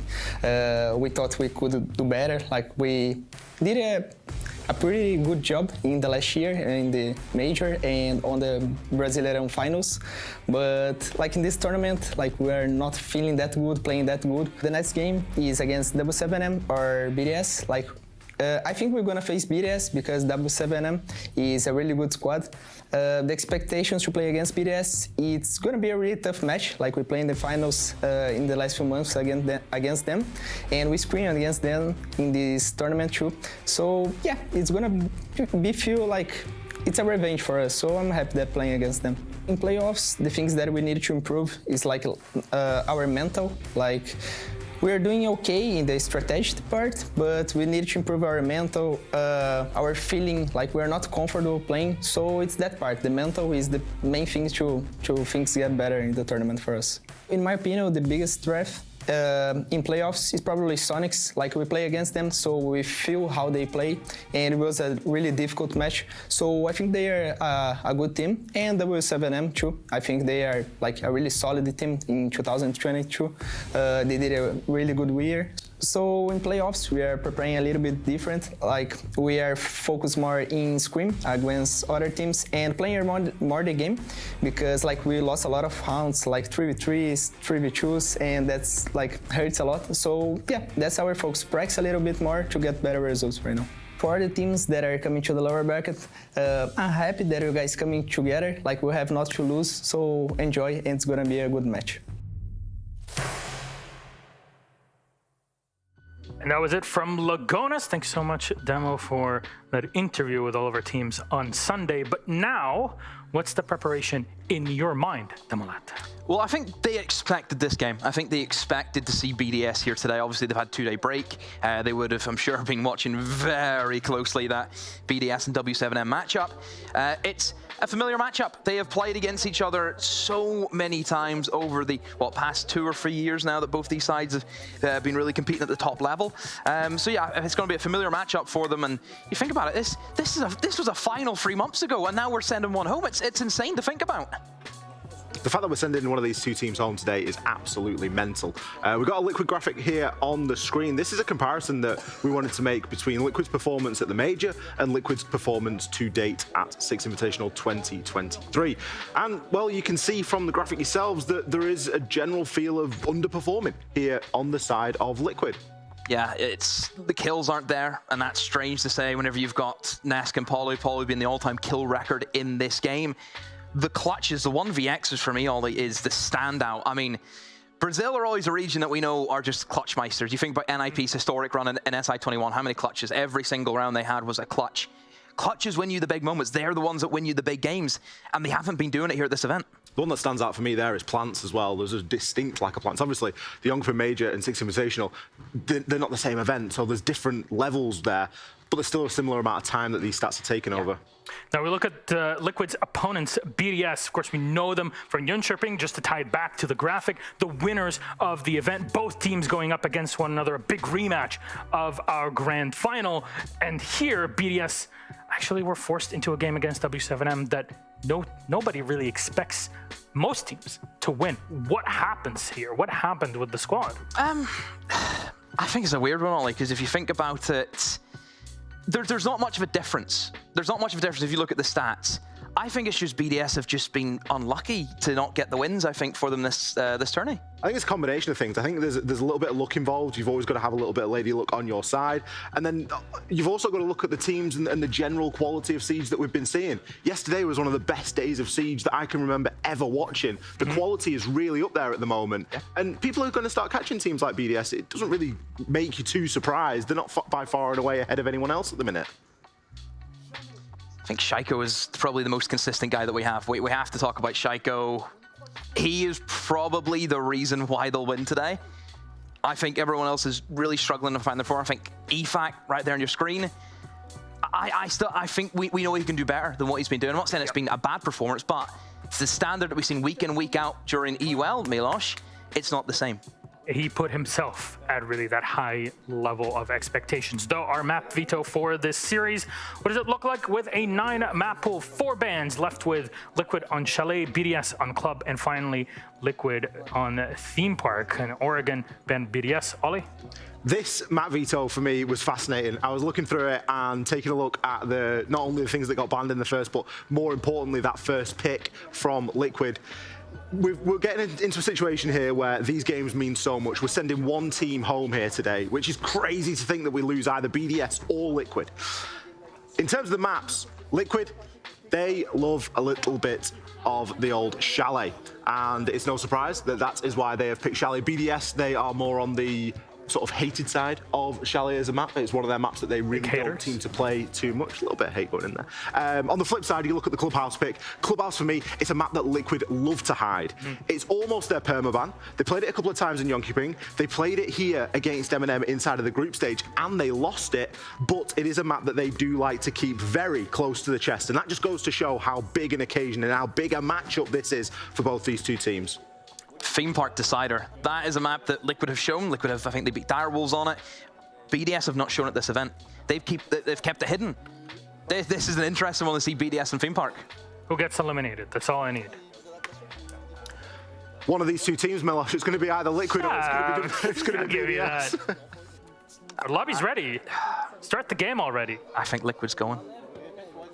Going back home? Press the button. We've got some hard games here today on this desk, Milosh. Me and Devon were really good getting our hearts pulled in every single direction. You got the one with the EU and the Brazilian team. Thank you very much, gentlemen. Let's toss it then to Flugenhap for BDS v Liquid. Thank you very much, Milosh, and the rest of the desk, of course. Yes, it is going to be that rebuild of the finals, but this time one goes home and the other does not right away lift the trophy. Spicy, spicy, spicy. We come off the back of 2 other favorites hitting heads, and this time, well, we might have 2 more favorites and only one of them progressing to after, I guess, a disappointing day for BDS yesterday. You can say this sort of same thing of Liquid's whole tournament here. They need to have a resurgence. We're better than the lower bracket. It's going to be the only place they can go for a resurgence. Otherwise, they are headed home. Map 1 will soon start. As you can see on your screens, Chalet and its bomb sites. It's going to be the first battleground. It's going to be BDS that starts off onto their defense. And as an honor bit, I'll quickly pull up the statistics. Over the last year, they have played Chalet a total of 6 times. Won it 3 times, lost it thrice as well.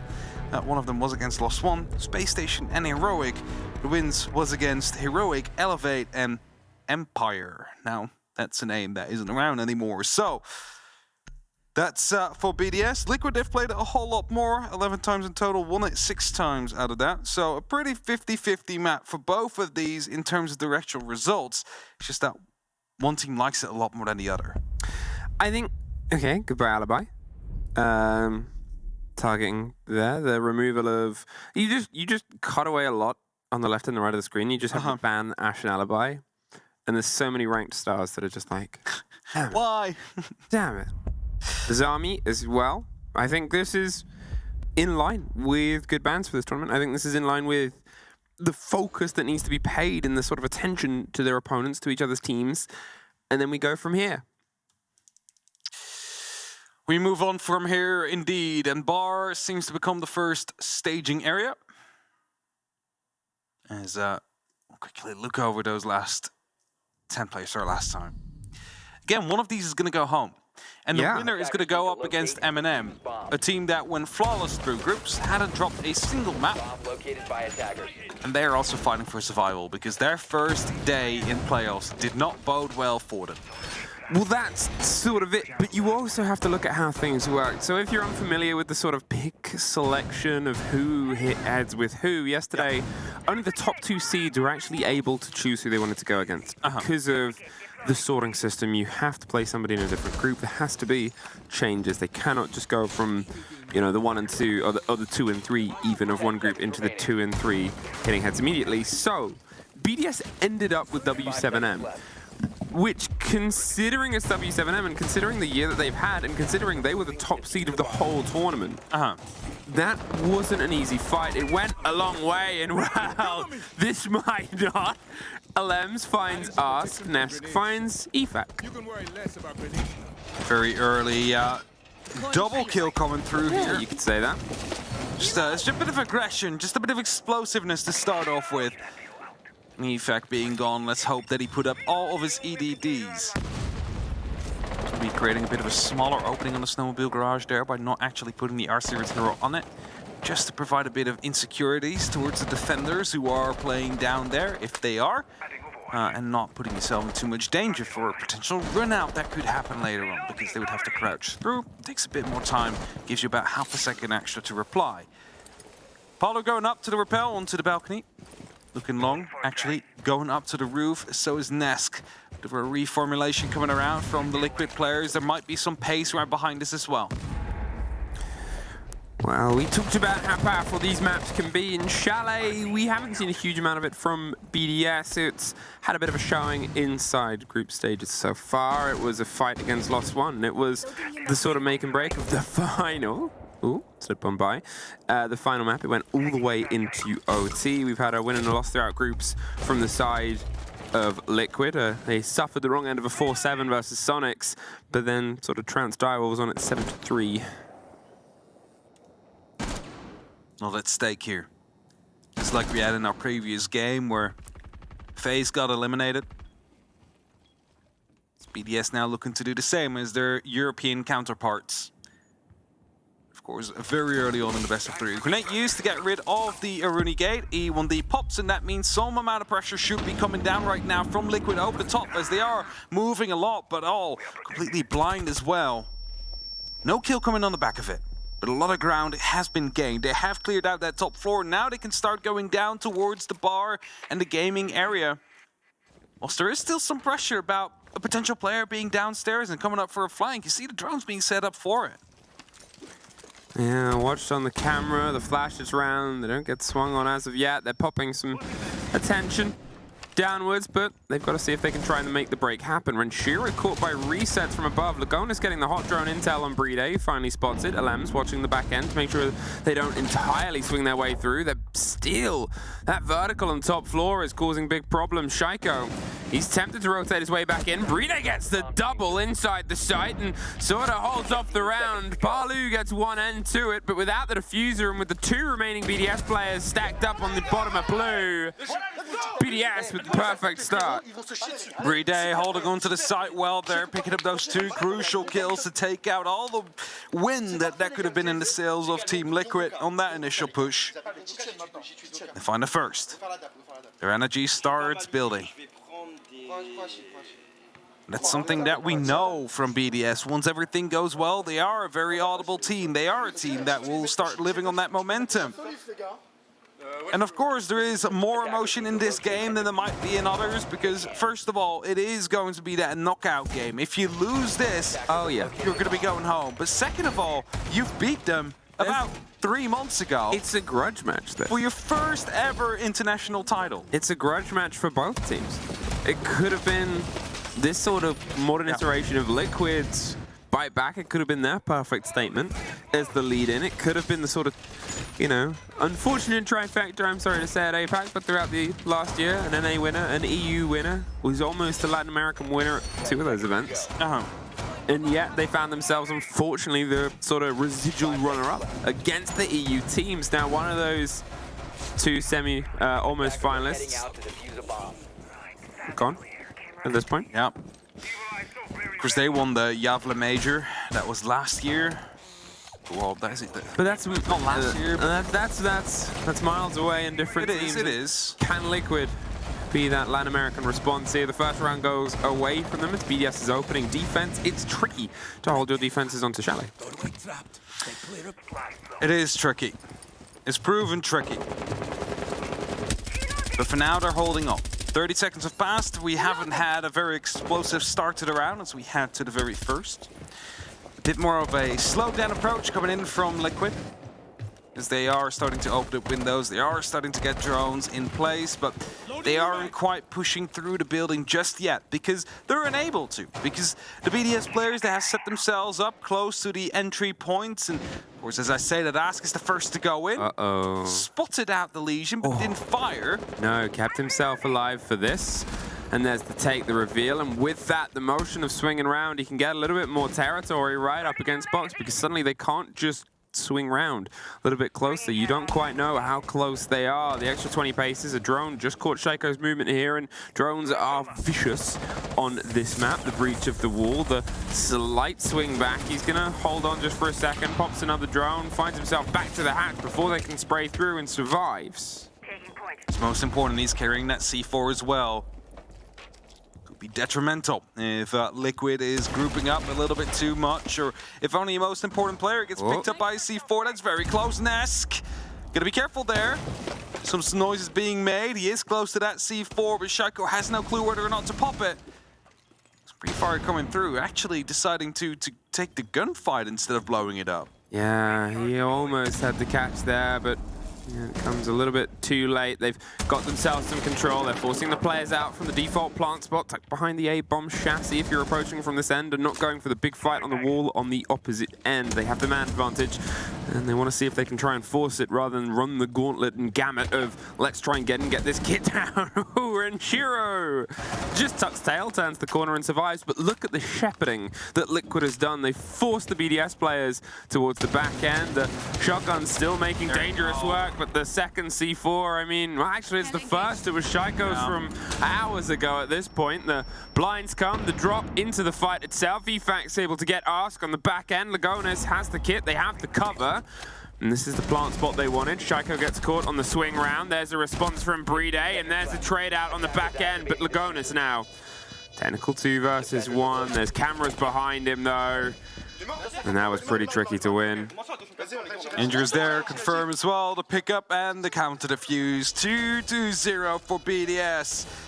I have to say though, there was a lot of verticality going on from Liquid. There was not much from BDS to counter. Of course, that 1C4 eventually did find success, but as you mentioned, it was played like 2 minutes before it actually found anything. It was there a long time. At first you thought, has he messed up his opportunity? I heard one pop off. I assumed that was his.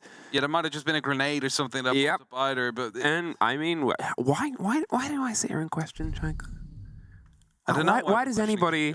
Why is Shaiko? How is Shaiko? Nobody asks when is Shaiko. I mean, it was... Some things line up there. They waited for the buck to come around. Patience pays off. Got the reward. And, you know, you could see what Liquid were doing, and they'd done most of the work to get it. The fact that the kit went down was a sort of testament to that. But without that man advantage at that point, that sort of gun trade game, losing vertical as well and having that fall away from you, it just becomes tricky, is the easiest way of putting it. I'm just saying, like, Renshiro being allowed to rotate all the way through like he did before, like when they were having 2 people on the top floor, the Buck going after him with the skeleton key, and somehow him still escaping into dining alive, that shouldn't happen either. Either way. Shaiko is patiently punching away the last pixel that is holding this little piece together. Oh dear. He's given up. I mean, a shotgun or something like that. Very well-made wall. It's a very well-made wall indeed. It doesn't want to be punched out. So the approach towards the basement here, you can either see a sort of control over the big fireplace area, the pressure onto the plant, and whether you do it by trash or you just do it tucked at the bottom of the swing stairs. That's one side, the other is a west main. It's sort of one or the other. You either will get this open anyway, that's just part of the sort of pressure. But from this, they'll probably start to, no, it's on the back end, look at that. Ness can Ask, instantly in, there's EFAC. He's gonna see if he can try and move in, caught on a drone at the same time. He's not gonna sit around, he doesn't want to suffer, but Shaiko sure does. There's a zip to the top. Palu's on the hunt round the back. Naska's a kill, and well, I said it's often one or the other. EFAC at least stops both of them. I thought he was only able to get one, but I mean, there's suddenly this pop back in. Lagonis, he slipped the kid in via trash on the opposite end. Ask is suddenly a bit isolated as well, and they went for something bright, bold, and brilliant, but BDS just rebuffed it, threw them back into it. The retake of the verticality, once again, plays a huge part, and you can see they're concerned about, well, where is BDS watching us from? This is a smart play. You're not quite able to get the catch. There's no way to stop this plant. It's being fervently watched, and we're in a post-plant situation, but can they try and hold off this approach? Now gonna have a player inside blue ask who is gonna be finding one, but that means his position is known. The instant trade comes through, but Lems is down on a single point of HP. Lagonis gets himself on top of the table. He's watching blue. He's aware of the fact that Lems was there just moments ago, and he's gonna go for that swing. The pre-fire comes in, but he finds the win. Richiro gets the kill. The counter defuse is on its way. And 3-0 is going to be on the board. BDS, they have a focus, and it is watertight right now. They are making sure that anything Liquid attempts is kind of encapsulated and pushed back off, and sure, 2 plants go down. But look at the BDS movement. Yeah. They realize we can't stop this right now. They realize this kit is in this position, so they rotate away, they pull themselves back, they sort of see the empty space, and, you know, Liquid might become the vessel that it fills, but at the minute, it's just BDS's cup, and they're not spilling a drop. They're definitely not. And sometimes that's the right way to go about it. Just let them get that plan down, because they will confine themselves to 4 walls that they're going to be stuck behind, and you have the entire play space to go with, to go for that retake. And if you have a man advantage, that's going to be working out fine if you're a team like BDS. So well done to them. No stress. Some stress. So, okay, a little bit of stress. I mean, plants are still going down, and I think it's unfair to say no stress. No, okay, but I mean, so far these rounds are still going their way, and yes, some have been closer than others. Very true. One did come down to a 1v1 in the end. Yeah. But they're getting away with it for now. So it's not like the round count should give them any stress right now. No, and you sort of get a taste of where the pressure's coming from. Bride is the only player that's died every single round. He's the sort of focus, is the site, is where Liquid wants to put the pressure here. Yeah. It's taking some semblances of heroics. EFAC winning against Nesk on one story and then swinging for Parlu on the next. Not many players can pull off those movements, and that is one of the things, that gun game that just hasn't really been connecting on Liquid's side throughout this tournament. The entrance here, they're holding into the corner for as long as possible. You assume there's Grismots on either side. The support structure of the window, they're going to leave now. Fair enough. They're not caught on the route round. Ranshiro, he's caught though. Parlu breaks his way in, takes the kill, and the entry statistics have been very good for Liquid throughout this tournament, but unfortunately the follow-up hasn't quite matched. That's it, right? Like, the entries, they keep on going Liquid's way. It's just that someone of BDS is always able to turn the tide around and find 1 or 2 in the round itself to find themselves in that leading position. Lagonis, he's in front of the window, he's looking to find a way through. He's looking to get himself a plant. As Asa takes down lookahead, an instant reply happens again. The Lems retakes the stairs. Now, as long as the player is still inside a pantry for BDS, that plant is not going to be happening. They're not going to be going for that jump in. And as Lems is going up to the top floor again, well, he might be finding himself some gold here. Well, that's it. Shaiko was around that. Shaiko's dropped down. He's watching from dining. A crossfire place on the opposite end. They've sort of surrounded Liquid, and this is exactly what we talked about. BDS, they're happy to rebuild and remold themselves. It makes things awkward. Lagonis, if he swings too far to his left, you assume Shaiko will get the catch and the clip there. Bride, he's caught out. Lagonis drives into sight, and they're watching above. They've not handed over the verticality this time. So Shaiko, he's going to see if he can fight his way down the corridor. At the same time, Alems fights from above. The plant is going round, but as I said, fervently watched, Shaiko does get Nesk. Lagonis is picking up, removing, selecting the choice of the plant behind the drop on the hatch. Did he hear it? Yes, he did, but he cannot make the connection, and Liquid, you see how much that round means. Paulo on the cover right there. He got the opening. He found 2 more afterwards. That's what they need. Let them get back alive. Because Liquid, they have been struggling. There's no 2 ways about it. Liquid shouldn't be a team that finds themselves in the losers bracket this early on. Neither should BDS, by the way. But now one of them is going to go home either way. And that means that this game is just so loaded with emotions and with pressure on both sides. Not only because what it means for the 6th Invitational, but because of what happened in Jönköping. What happened in Jönköping? Well, I'm glad you asked. It was It was a grand final between these two, and it was a very close grand finals, and it eventually was BDS that was able to take the upper hand in the game and take the victory and the trophy home. The strange thing about it, although it was a 5-mapper, although it run the gauntlet and the sort of all the way through, it opened with a 7-1, I believe, in BDS's favor, and then it sort of bounced back, and none of the maps really went above 7-4, 7-5s. Like, everything was back and forth, but more as a grander scheme trade, and there's a lot less time to do that here across these 3 maps that we have. So if one of them turns into a brawl that, you know, maybe you lose, but at least you're a step ahead, it might herald slightly different net profits. On economics now. So my very thin understanding of, but I do know impact tricks. They're able to find, oh, well, not the full bite, but I think they'll take that instead. Ask is gone, EFAC gets the entry. And with that, you lose your heart breach. Not quite sure how much he already had tossed out, but considering that the top wall is closed. Okay, there you go. One set of Selmas has been tossed out, has made an opening. An awkward one, though. Off, yeah, but it is an opening nonetheless, right? So yeah, it means that they do have something to work with, even though it's not ideal. It has to be enough. Sort of the thing about that positioning as well, it's a crouched opening. They're going to have to try and slink their way through if they want to do the chassis plant. As I said before, you've got the sort of 2 sides of this. If you want to push for the plant they had last time, you clear above, which it seems like they're rotating to try and do, and then tuck it in on the back end. You have to do less sort of fighting and more sort of shepherding. On the other side, well, you still clear above. You don't have to do the full clear of above. You just have to clear yourself around here onto box, which EFAC has decided he wants to take over.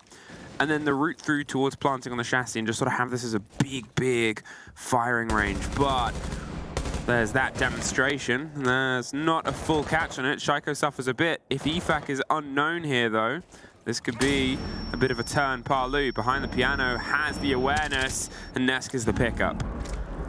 Good cleanup coming through right there, but there's still some players up above. It's a Lems who is going to get swung on and gets his head taken off by Nesk. More flashbangs land. It's going to be wasting some seconds on the attack, but they've got that top 4 under control. The last 3 members of BDS all down horizontally. And now that verticality can come into play. 45 seconds. Do they have anything? Well, they got some bullets and they're using them, but Nesk is going to take small amounts of damage as well as Rinchiro falls back. He makes a lot of noise by jumping on top of that trophy machine there as resets. It's going to be taken out. Shaiko goes for the double as well. Leaves it only up to Brede now. BDS, they've fallen a bit apart there and sees the side of them on the opposite end. It's rare to see Nesk that fired up this early in a series. He knows the team needs the energy. He knows they need that fire, and he knows they're starting to bring it a little bit there from what was good play on the first couple of rounds that wasn't punished against BDS. The rotations, the movement.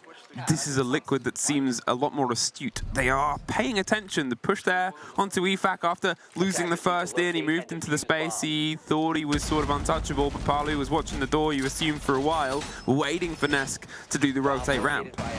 Yeah, that said, they worked together to clear him out there. They had the understanding he was there, and he had the utility to basically put him out of there.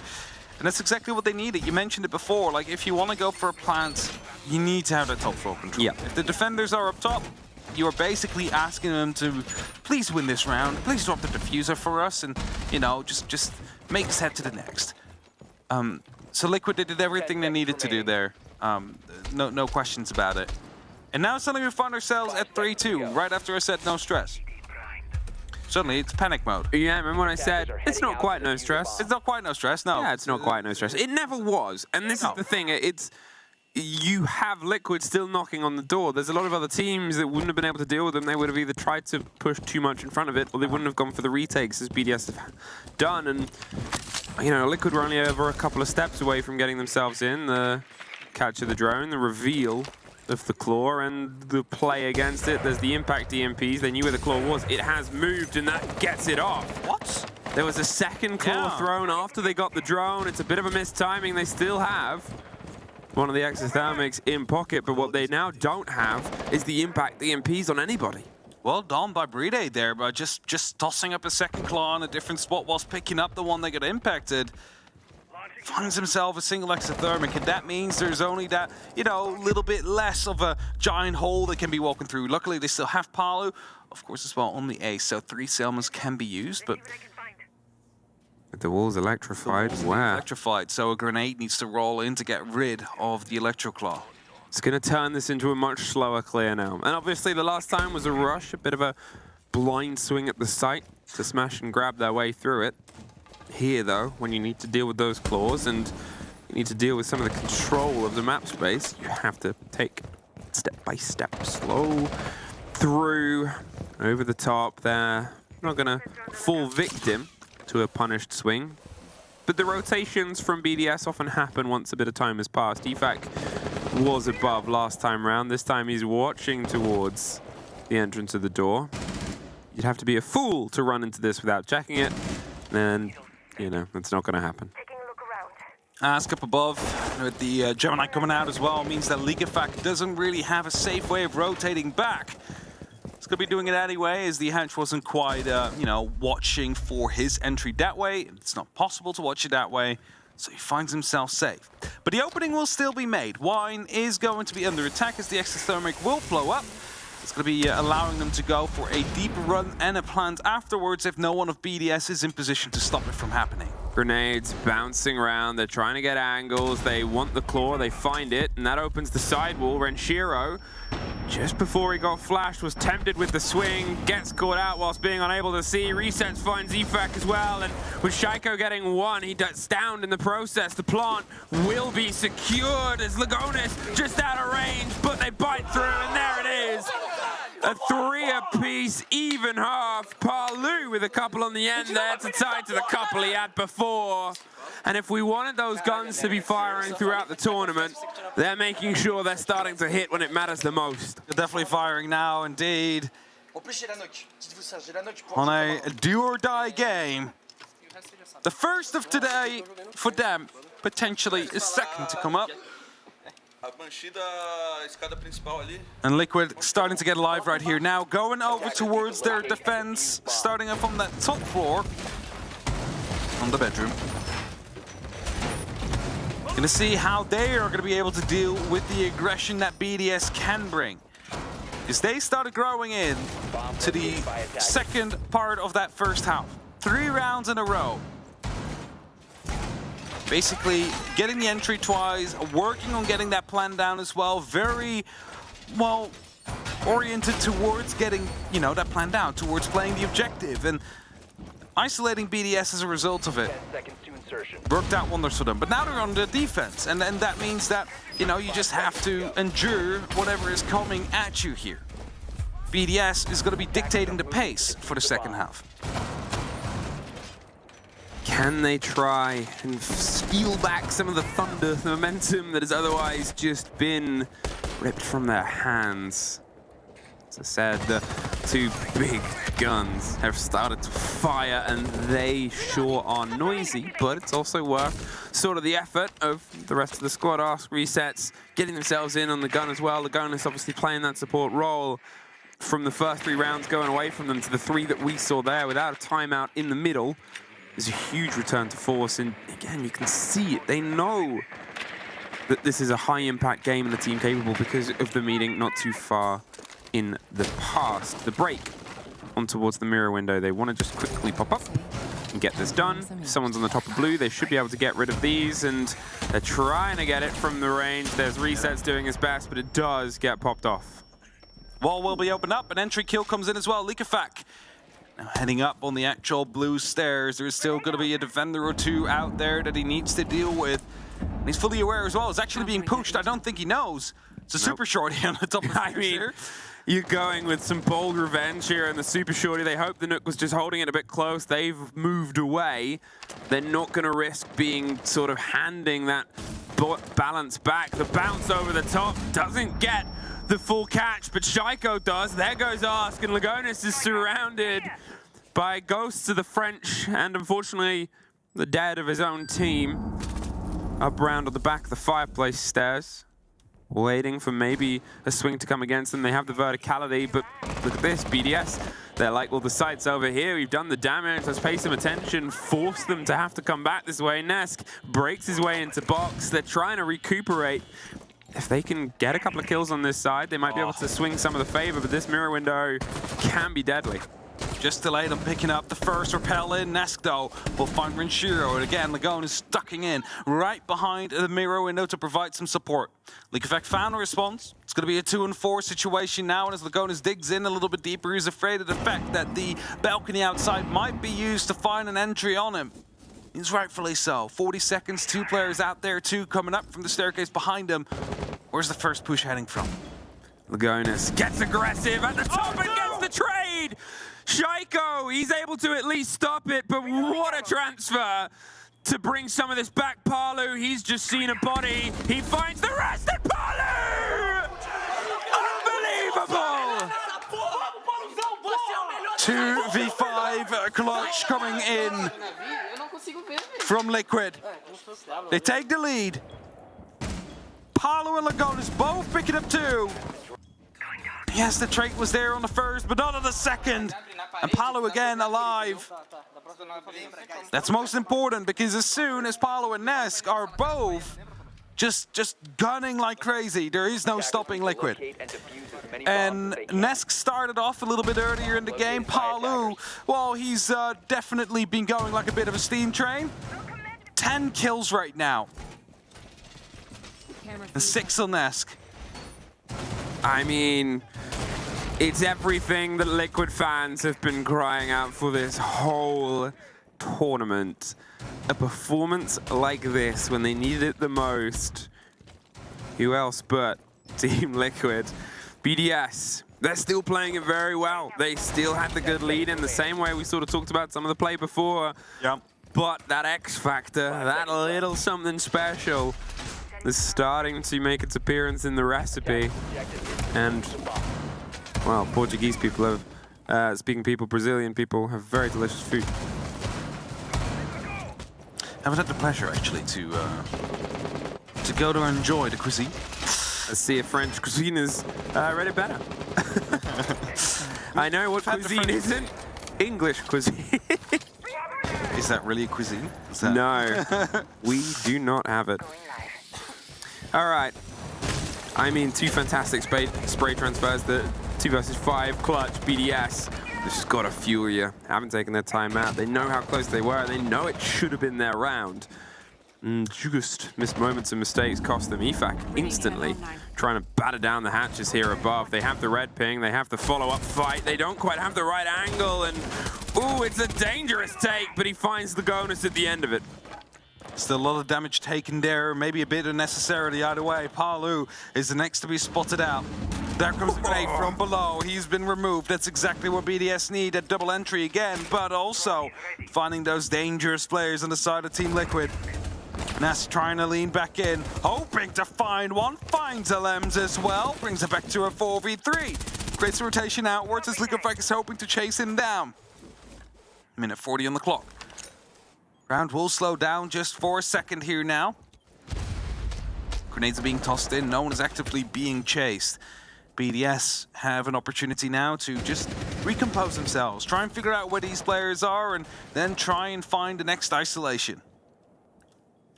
There's a bit of time, a bit of a tick back, and, you know, getting one body back earlier than otherwise. Slightly different hold, though, with the hard hatch. Look at the watch right above. Do they know that Ask is just peering over the edge here, waiting for Shaiko to put a little bit of him? The pull of the pin is a giveaway, and he leans right into it. Great take onto Renshiro, jumps into the next. Shaiko's just able to swap to the gun in time and make sure they can keep that one-man advantage. But with time wasted and Ness caught above, Resets is now the man of the moment to see if he can be the decisive factor and keep the drive. That C4 almost perfectly timed, but they're able to survive, and it wasn't the real. So Gemini. So, the first fight is the spray, the rotate down the corridor. It's scrappy. They're above, behind, and all around. He can't quite get the full lock in. And there it was. As soon as they sort of got the read on where he was, it's hard to get out of that corner. Wanted to go for the confirmation there onto Shaiko and wasn't quite ready for the next peak. But Lookahead did a really good job there with the first 2 kills to come through. Of course, after that turned into a bit of a trade game for Liquid and BDS, but because BDS already had those 2 early entries, they were able to just continue that trading game without too much issues. Which leaves us at 4-4.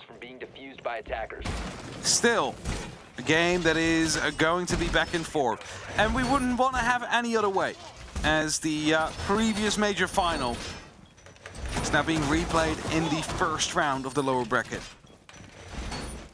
Again, it's such a crazy thing to think about, that both these teams found themselves at, well, just like rounds away, or just rounds in time at the heights of their careers. And now they find themselves at potential knockout, days away from being at Blasbel. If we will have seen 7 of the 9 map pool maps between these 2 teams by the end of this showdown, at least. There's only 1 doubling up, which is our map 3, I think, which is themed. Yeah. Otherwise, we've seen pretty much every single current comp map between BDS and Liquid.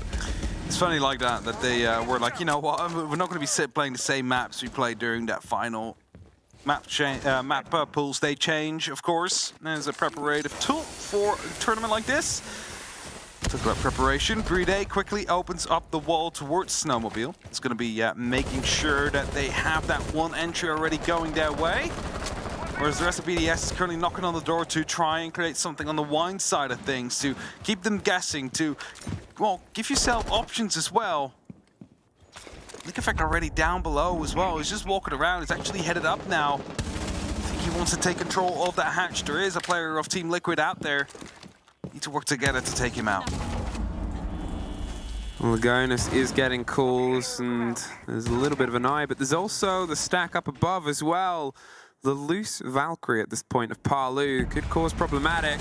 There's the reveal of the player. How much do you send to shut this down? Do you trust that a single route, a single run can be the lock-in, or do you hope you force the motion? Ask.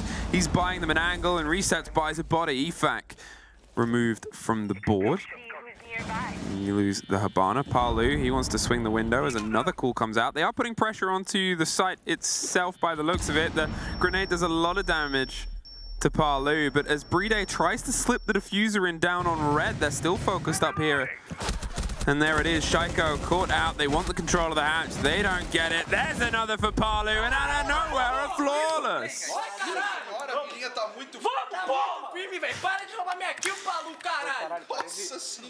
BDS decided to go just for the push in at that point, and everything fell apart.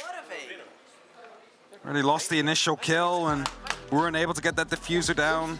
Well, let's have a listen in. Calme et tranquille. Concentre-toi sur ton jeu. D'abord, comme ça tu vas leur éclater leur grand crâne de mort. Mais calmez un peu les gars, calmez un peu la com, ça s'excite un peu trop. Tranquille, on a le temps, ok? Faut juste comprendre où sont nos erreurs là maintenant tout de suite, ok? Est-ce que vous de votre côté vous les avez vus ou pas? Moi je les ai vus. Moi je pense qu'on a pris trop de temps de l'autre côté, c'était tous bébés et qu'ils sont tous venus. Donc je pense que pour contrer ce playstyle là, il faut soit rentrer vite côté solar et les bloquer direct, ou soit rush BP. Ça faut le cooling game les gars, ok? Faut vraiment qu'on là maintenant, il y a 4-5. Faut qu'on mette tous les roues là, les gars, ok? On n'a pas le temps de niaiser maintenant, faut qu'on y aille les frères, ok? Allez, vamos les frères, hein? Allez, go les gars là! Allez! Pour ça, tu pouvais quand on a rien à faire! Super vite! Et ici, il peut baiser. Du coup, je pense que je vais garder la même Something 4-5, which is the current scoreline. Maybe it's only 4-5, or it's just 4-5. My French isn't good enough to figure out which one it was. I know 400, you know, but yeah, that's I'm proud of you. Thank you. I know less than that, so I can't. I could literally just say that I know what they're saying, and then you would have no clue whether or not that's true or not. No, you could have. I could have, but there is people watching at home that do speak French. And yeah, Miloš. He's not at home. He's watching from quite correct, one wall over. So yeah. Bedroom. Back to the top here. BDS. I mean, you know, one of the rounds should have been theirs. They could have been sort of highlighting that. The 2 versus 5 They couldn't quite get it. There's no argument that that one wasn't the flawless. They went and tried to slip their way in. They were sort of struggling. It was the question I first posed, is how much do you have to dedicate to trying to clear out that player on the top? Do you go for the one-on-one, which to be honest on their day, their gunners are capable of? Do you bring a little bit more because, well, Liquid are gunning out? I mean, EFAC instantly, he's found his way slipping through. They have some drones and intels. They're looking to try and get some pressure underneath with the grenades as well. Maybe they might lean themselves up, just getting themselves the safety net of intel. Early E1D spotted out 3 players as well, but of course it's that early on. Nothing really happens on the back of that. You don't have any opportunity to quickly reply. Other way, Ranchero on the upside down rappel has a grenade in pocket, actually 2. Wants to be using it as well, but probably has to wait until some support comes in from the Solarium staircase so they can start moving up and start isolating these players together. First rolls through. It's going to be just making sure that no one can actively play on that mirror window that has been located. Oh, is that a default up? Oh no. Oh, that is frustrating. And you can see they've done the red ping to, you know, move away from the approach they wanted to go with there. They're saying you've got other things to focus on here, mate.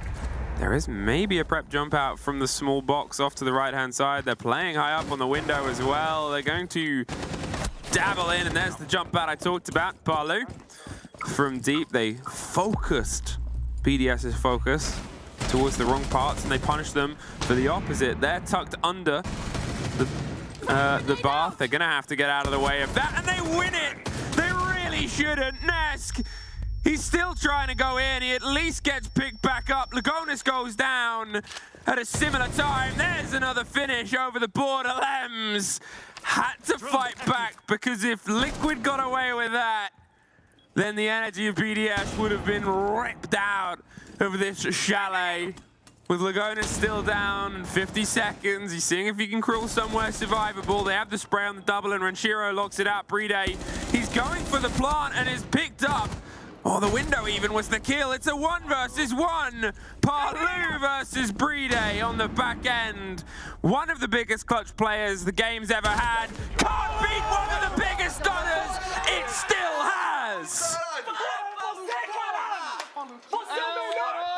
What a time to come back alive. I like how his entire team is just partying and he's just sitting there like, I'm back. Cheeky smile coming through. Well done by Palu. Again, a clutch coming out from him. Keeps them in a good position, actually puts them in an even better, because that is a 6-4 map point. 2 of them even. And we're headed towards the bar and gaming room next. Are they gonna lock it off here? And you talked about how the energy of BDS would have been sucked out if it wasn't for that big play. Well, if you then get hit by a big play from the other side right afterwards when it should have been yours, that is gonna be just as harmful. Default setup coming out from Liquid here. See the shield on top of blue. See the serial laser gates. Of course, we have the library that needs to stay in control for as long as they possibly can. And Resets setting himself up for play around pantry, bar, and billiards. Match point Liquid. And most of BDS's came a long time ago in this showdown. They really have to sort of bring some of that energy back, and I mean, it's not easy. There's no 2 ways about it. What do they focus on? Who do they try and fight? They're not quite able to get on top of the gun game. They're an even hand, but against the dominant one, they're sort of being driven around at this point. There was a lot that was lost here with the attention paid when they previously were trying to attack the basement. This time, obviously, the site's on the opposite end. They're one attack that they've been able to win. And, oh, Ranchero does find Palu, and that's probably all of the BDS players let out a held breath there. It's definitely an impactful one. Palu, he's been dropping so many kills over this game so far. Removing him early on. It's going to be taken away, a bit of a clutch factor. Shaco just found out he was being watched the entire time he was droning. Spots out 2 players, and that means he's going to go on the hunt right now. He's going to do what he does best. Take players out of these weird situations where they should be having the upper hand on you. But if Shaco's just a little bit sharper, just misses the head there, might be able to find himself with a kill and an opening for the rest of BDS. They're going for the pressure over the top. They forced the motion. You can see the rotation coming out. And there's Resets getting a Lems on that exact rotation. They pull back because Renshiro puts the pressure onto Nesk, finds a second for the round, and with a minute left, they've pulled themselves back in, the 2 remaining players in the 2 versus 4. But I think, as proven by Lagonis last time he was in a similar situation, that's far from over. 2 smokes still left as well. They can buy themselves some time on the drop of the hatch. The double window is still open underneath as well, so they know there's not just going to be a tucked plant. At this point, BDS, they're currently weighing things up. Effect does open that double, gives them something else, and there's the smoke response. You sort of have to play it from a bit of that long range. You have to force that utility use. The hatch opened way earlier.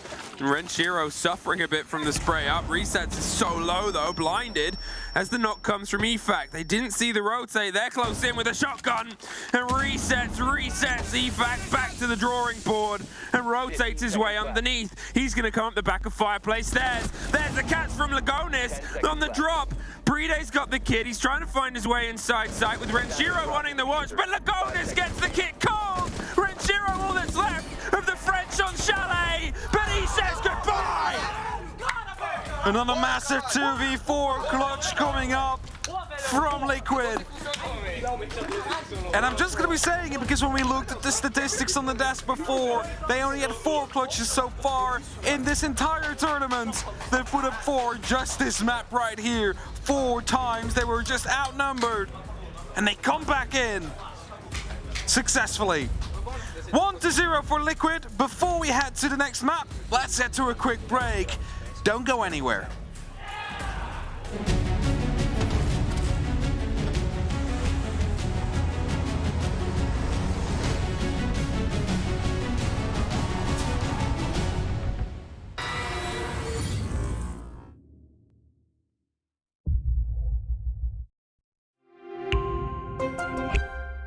I'm Nicholas Morton, but you know me as Pengu. I'm a 2-time Rainbow Six Siege World Champion and former top Rainbow Six Siege player in Pro League. Welcome to my Siege Ranked Bootcamp. We're talking 20 seconds left on the clock, you got the diffuser in hand, what do you do? Play the way that you're comfortable with, because you have confidence when you're in this position, that is when you're gonna be at your very best. Good luck.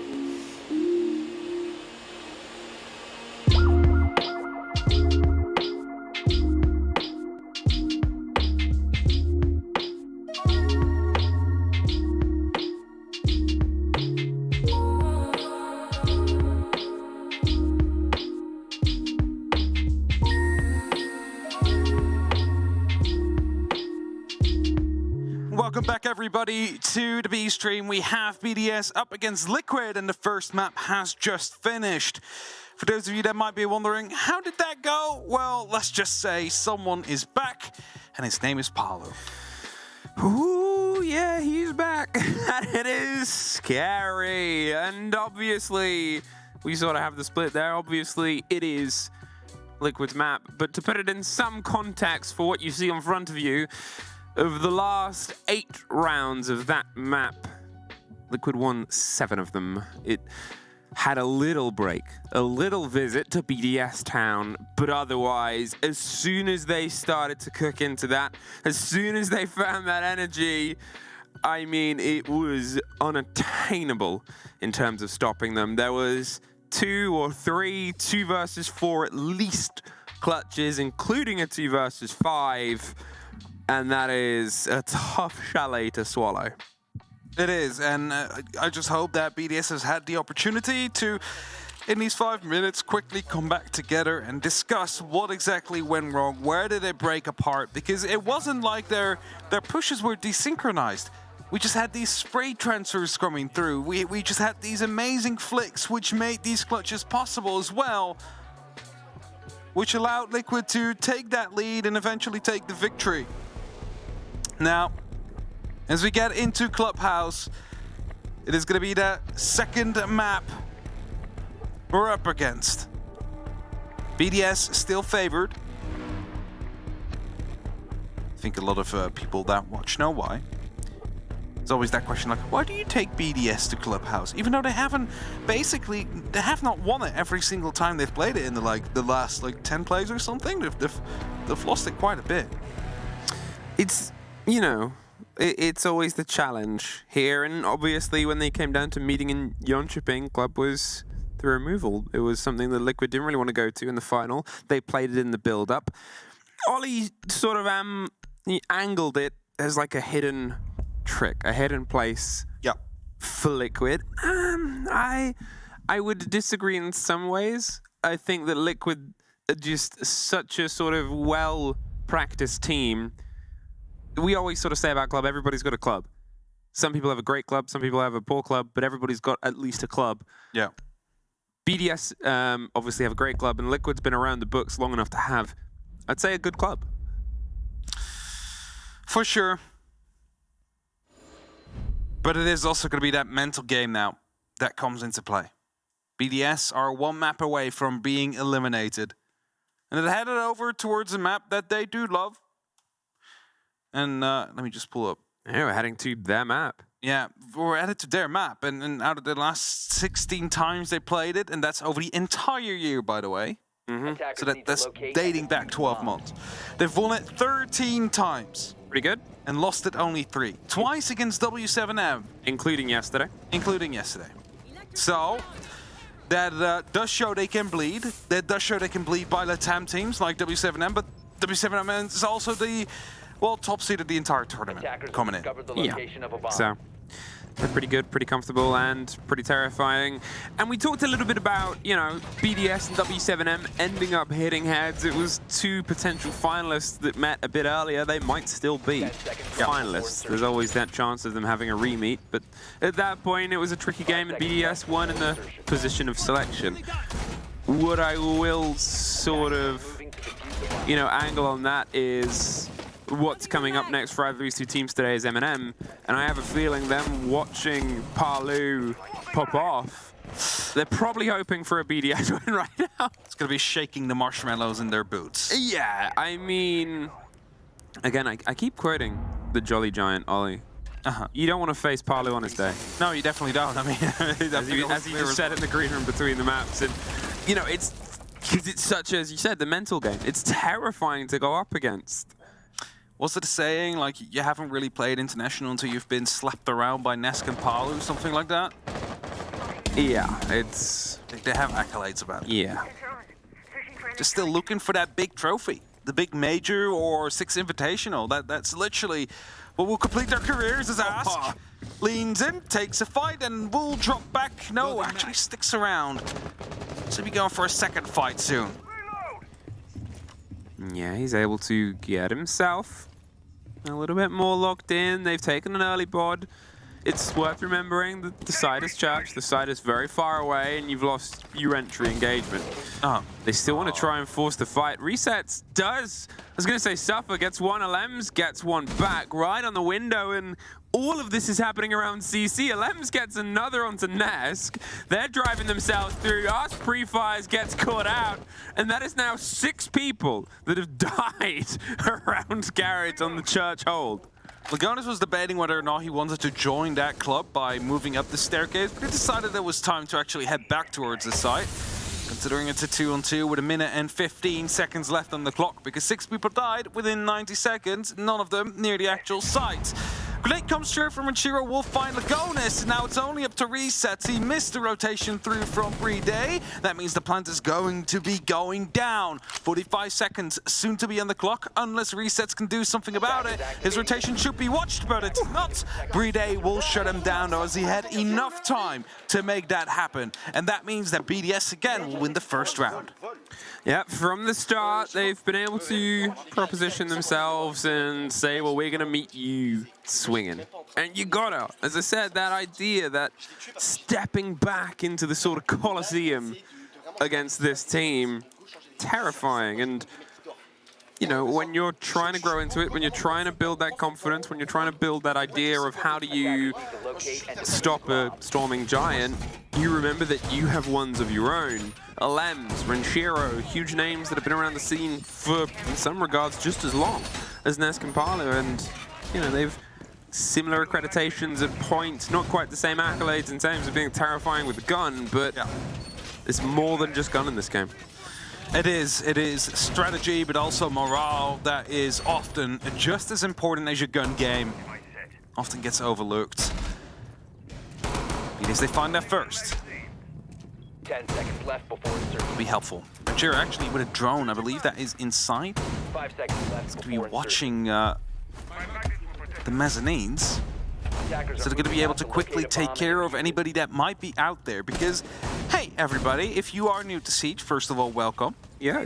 But we are going for a CCTV attack. This is the bread and butter of Siege. If you have ever played more than 10 games, you've probably come across Clubhouse.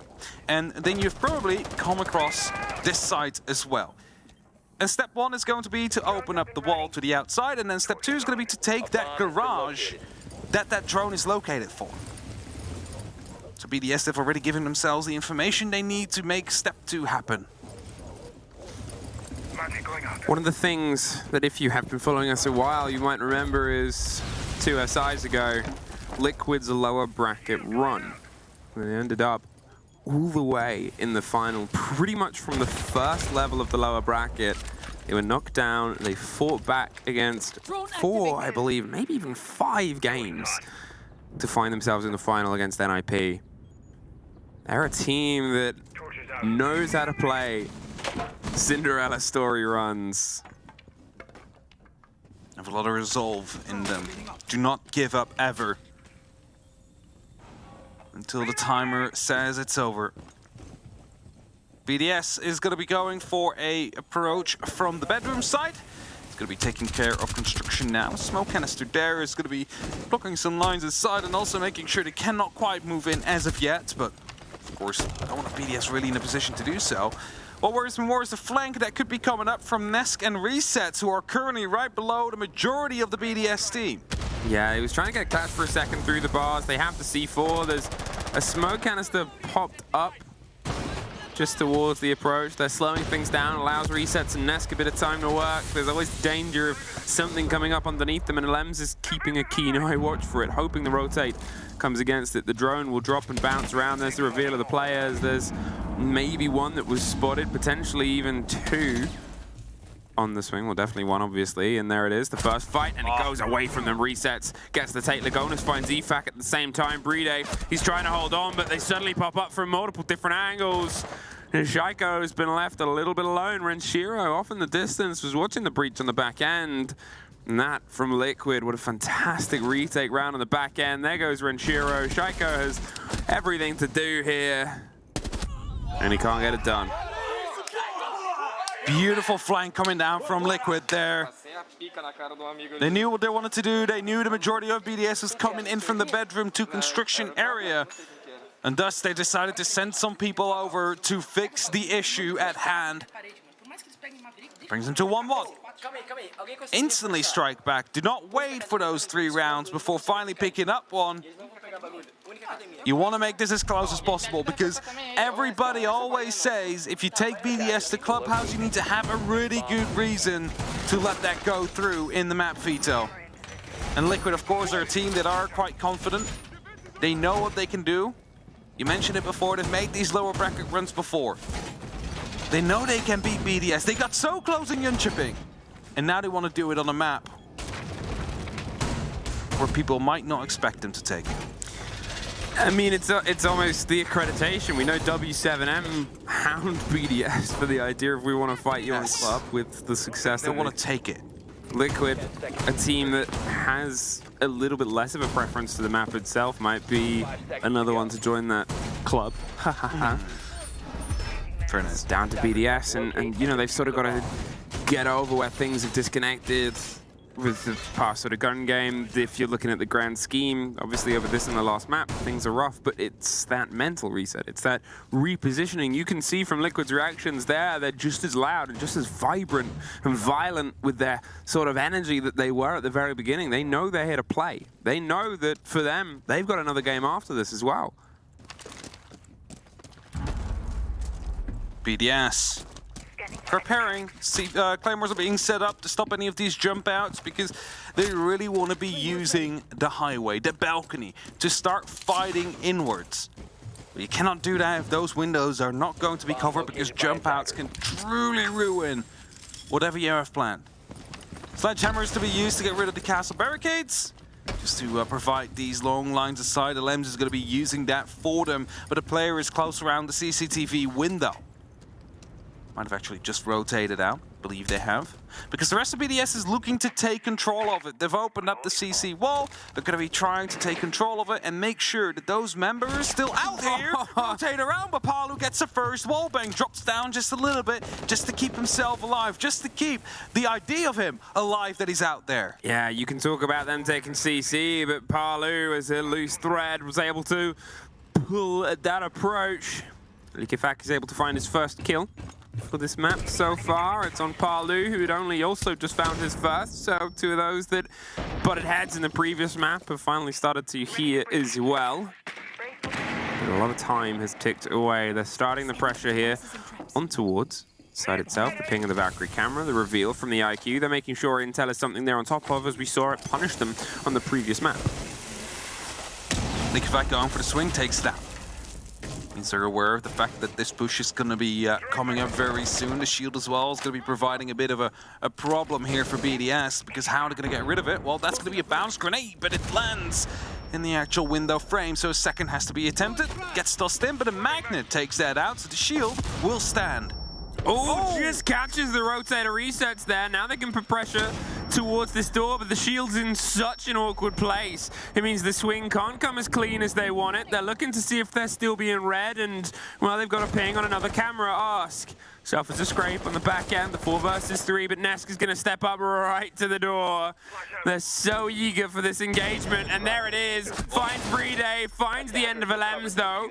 Lagonis round on the back end. Is he being watched? Is he being caught? The C4 almost gets the catch, but it's Renshiro with the fight. The kid caught with 10 seconds left. It's 2 versus 1. They're going for the engagement. It's another pop. Lagonis, he's playing the clutch game from the previous map, and he's almost winning it on this, but Alems. Look at that from Renshiro. Just be careful to not knock his monitor over with that to slap out there, but the energy is there.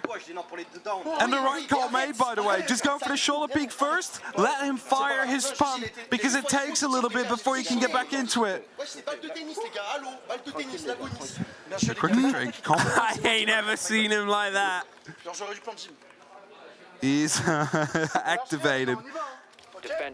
Never seen him just get so happy for a round win as well. And it shows you how much it means as they get their second attack underway.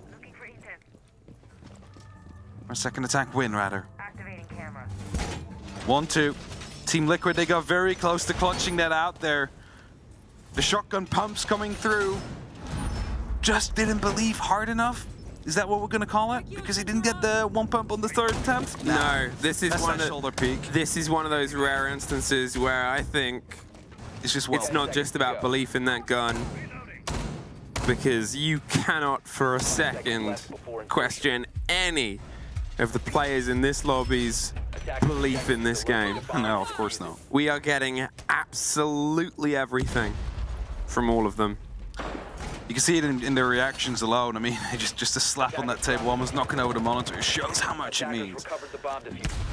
BDS opening up CCTV next. LM's is going to be doing that with the Maverick Blowtorch.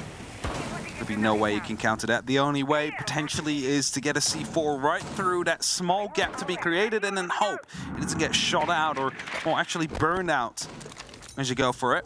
Sure has a bit of an idea of someone out on the mezzanines. The grenade goes through, but will not land near Ask. He continues to fight. Yeah, they're still putting pressure onto the wall itself as well. They want to get that open. Remember how many people died out here last time round.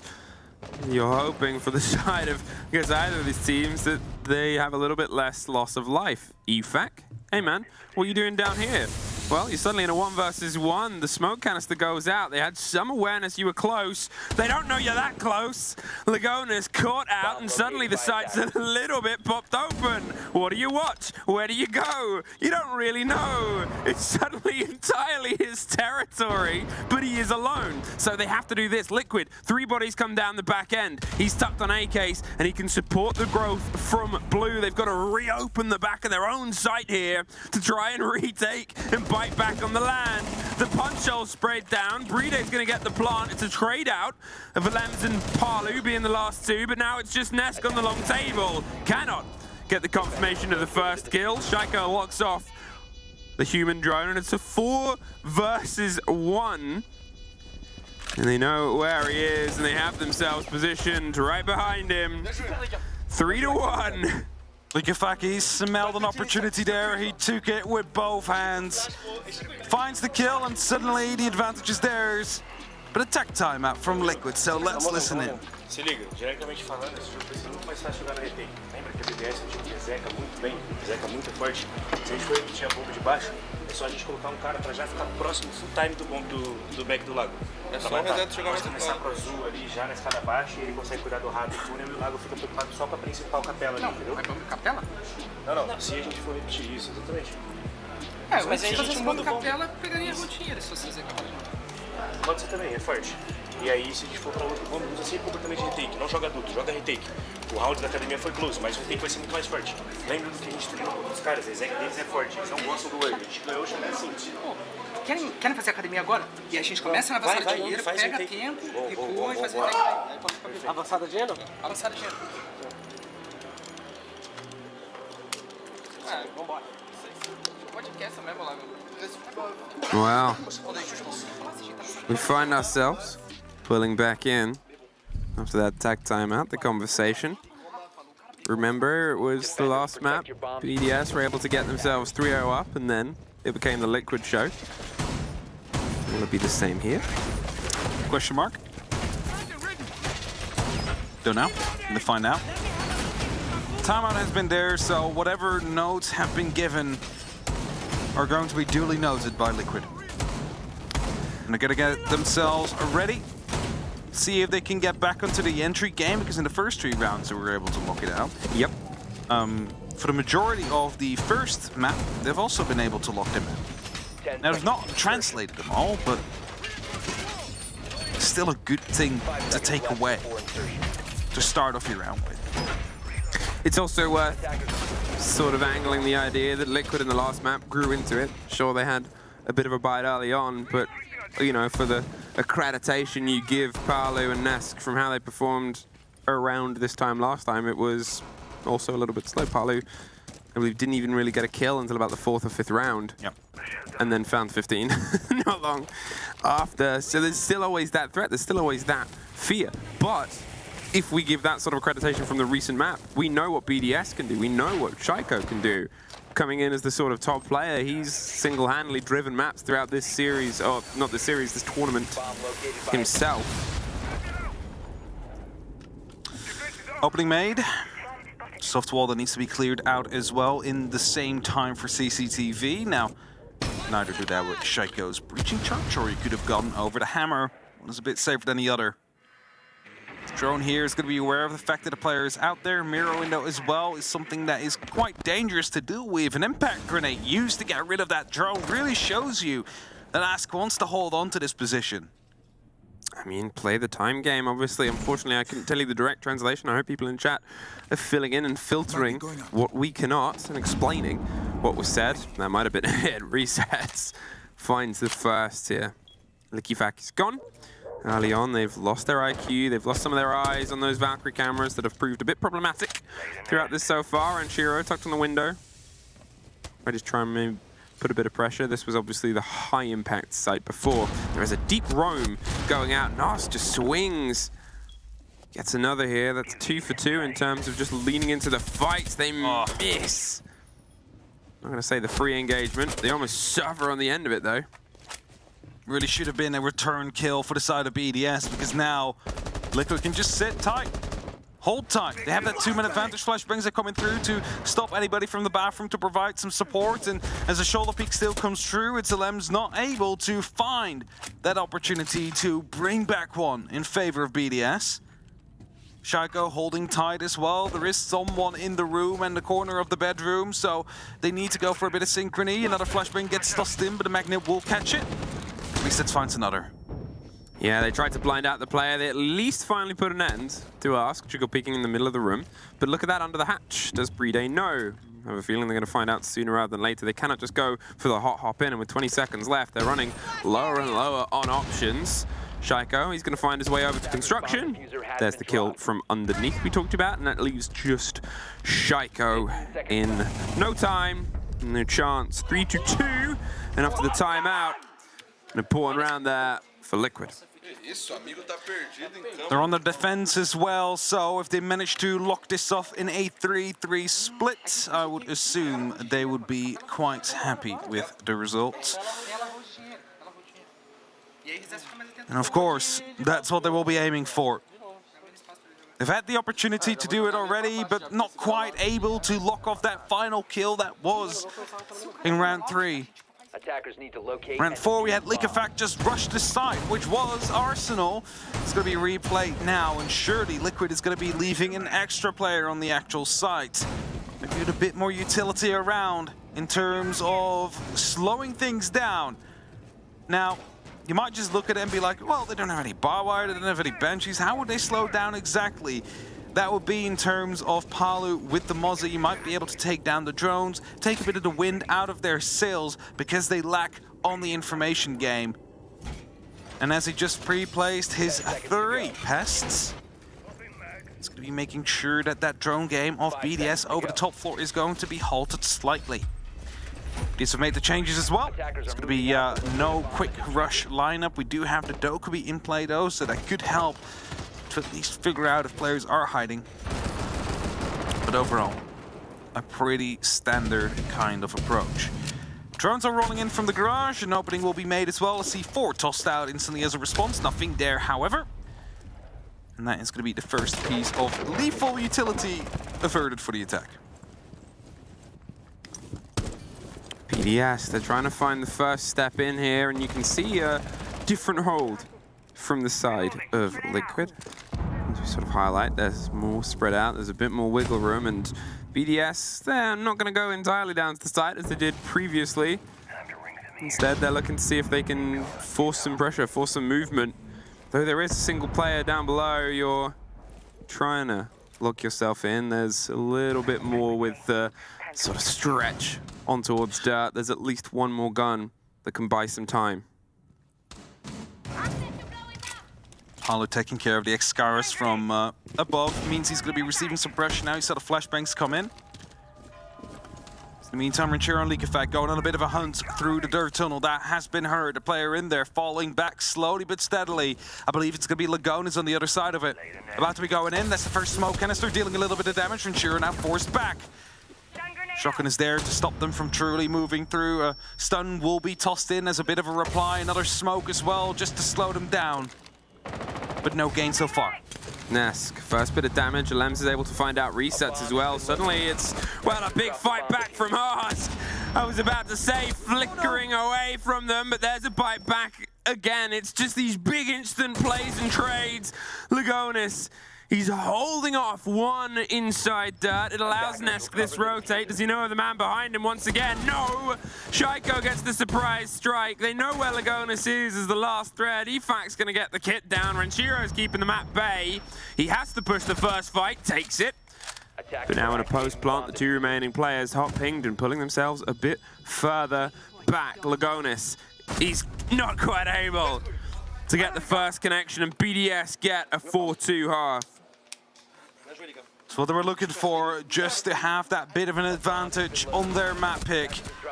They don't want to let it get as close as it was in the previous. If it is BDS's concern, they lock this one off as soon as they possibly can so we can head over to the very next.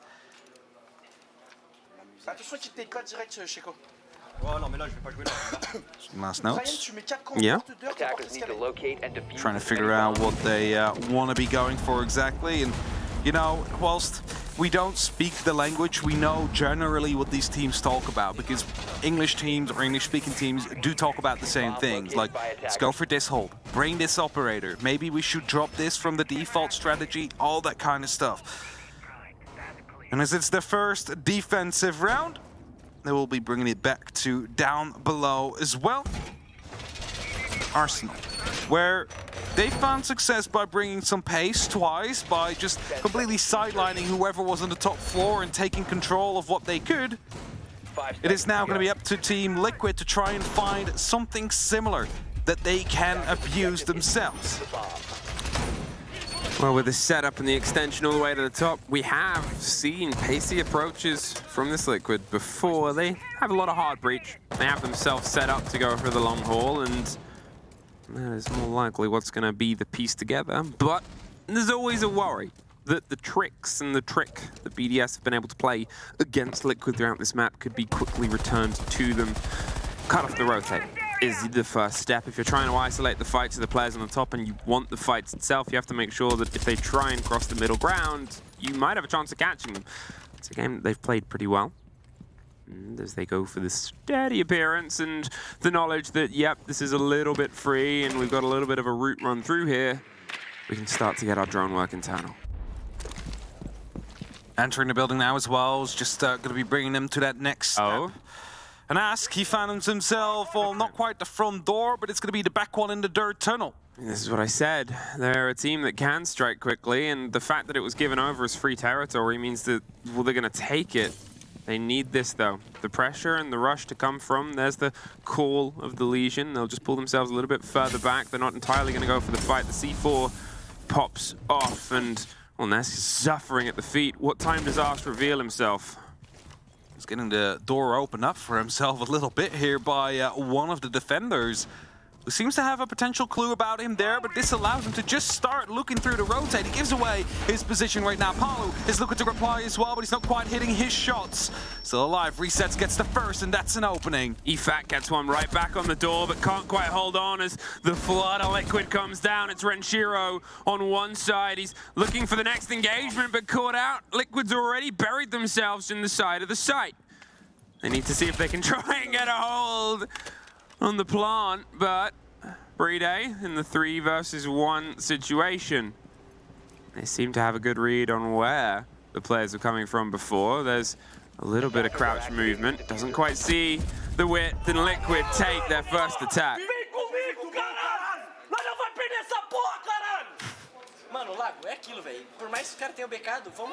Such a beautiful language. I don't understand any of it, but it's just passion. Passion. That's it. That's what you understand, right? Like how much it means to them. And Liquid, they basically took a page out of BDS's book there. It's like, oh, there's only 1 or 2 of you on site. Well, don't mind if we do take this into our own hands. And then they need to come back. You know, well, I mean, the diffuser already going down. You're basically locked out. You are suddenly the attackers on the defense with not as much time to work with. That was a weird one. That was cool. That was a new one. It's one that we haven't seen before. Either way, They instantly fight back. 3-4. That is, you know, a bit worrisome if you're a BDS fan, because you hope that if they went over to their defense, they were able to show Liquid how it's done. But instead, they fall to their own tricks. Our stage up next.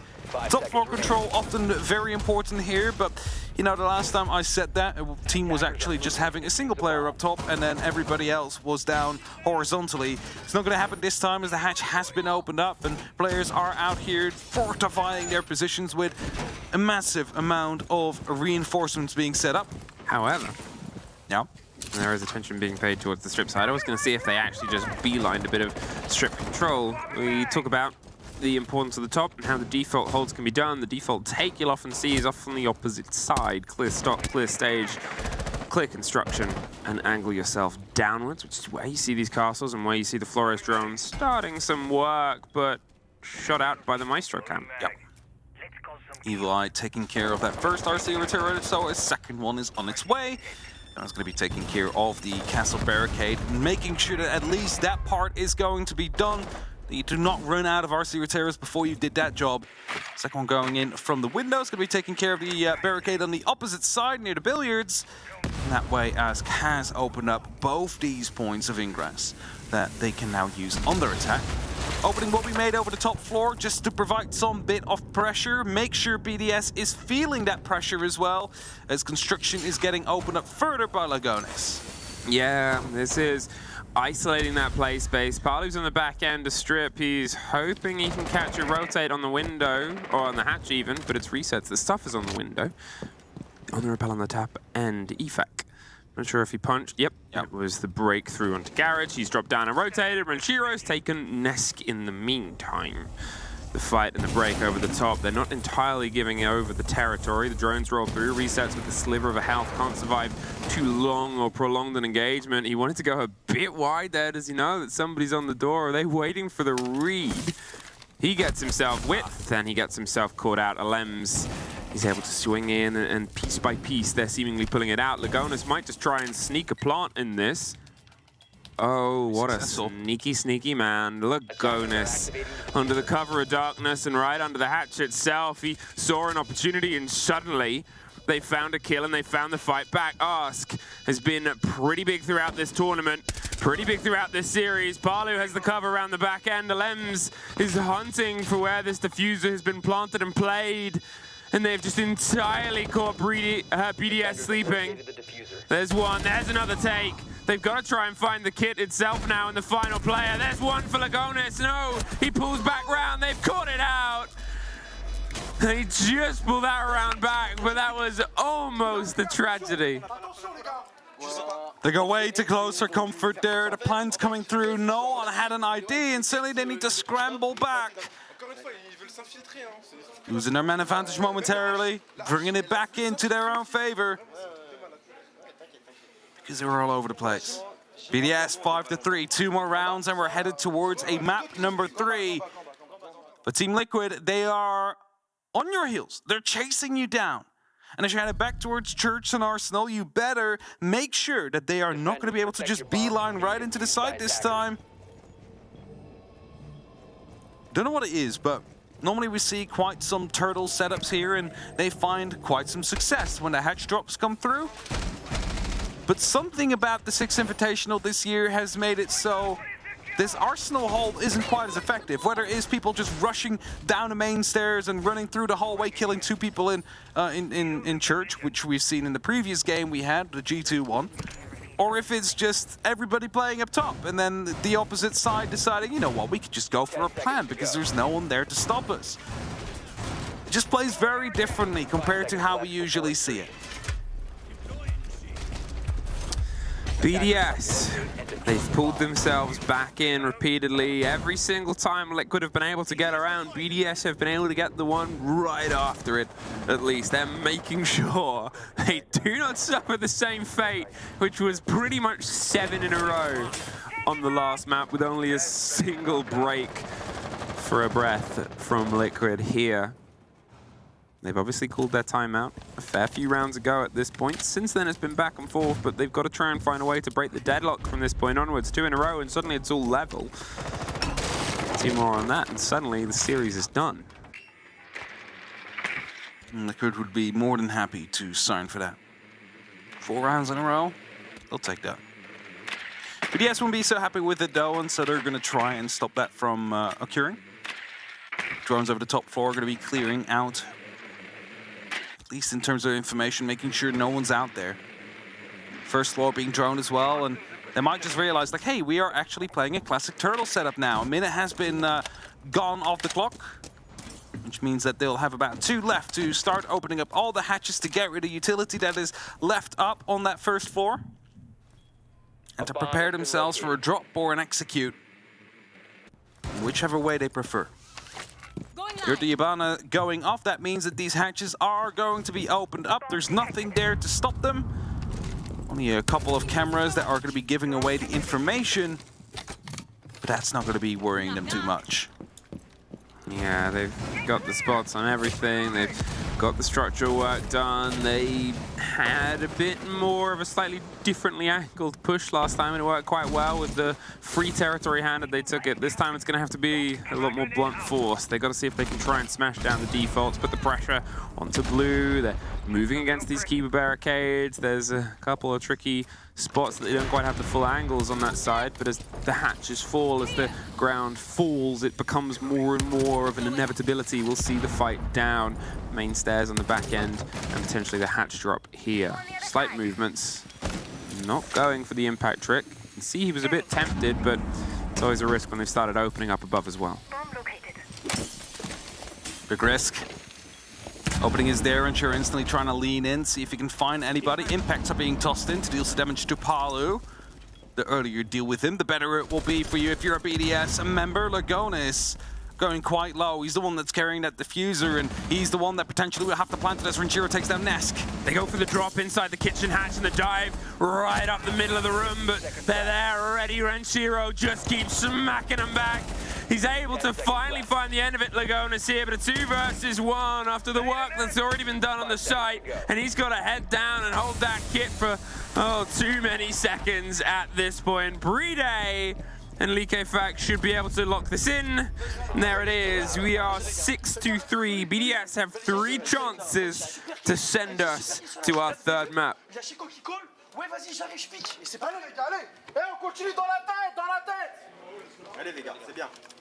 Something with head.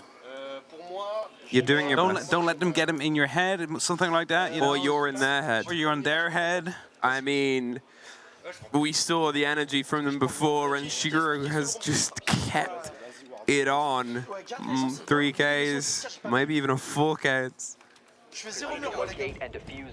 It's been stepping up massively for the side of BDS when players like Shaiko and lookahead are a bit more quiet. It is the Lems and Renchiro that massively stepped up here on Club.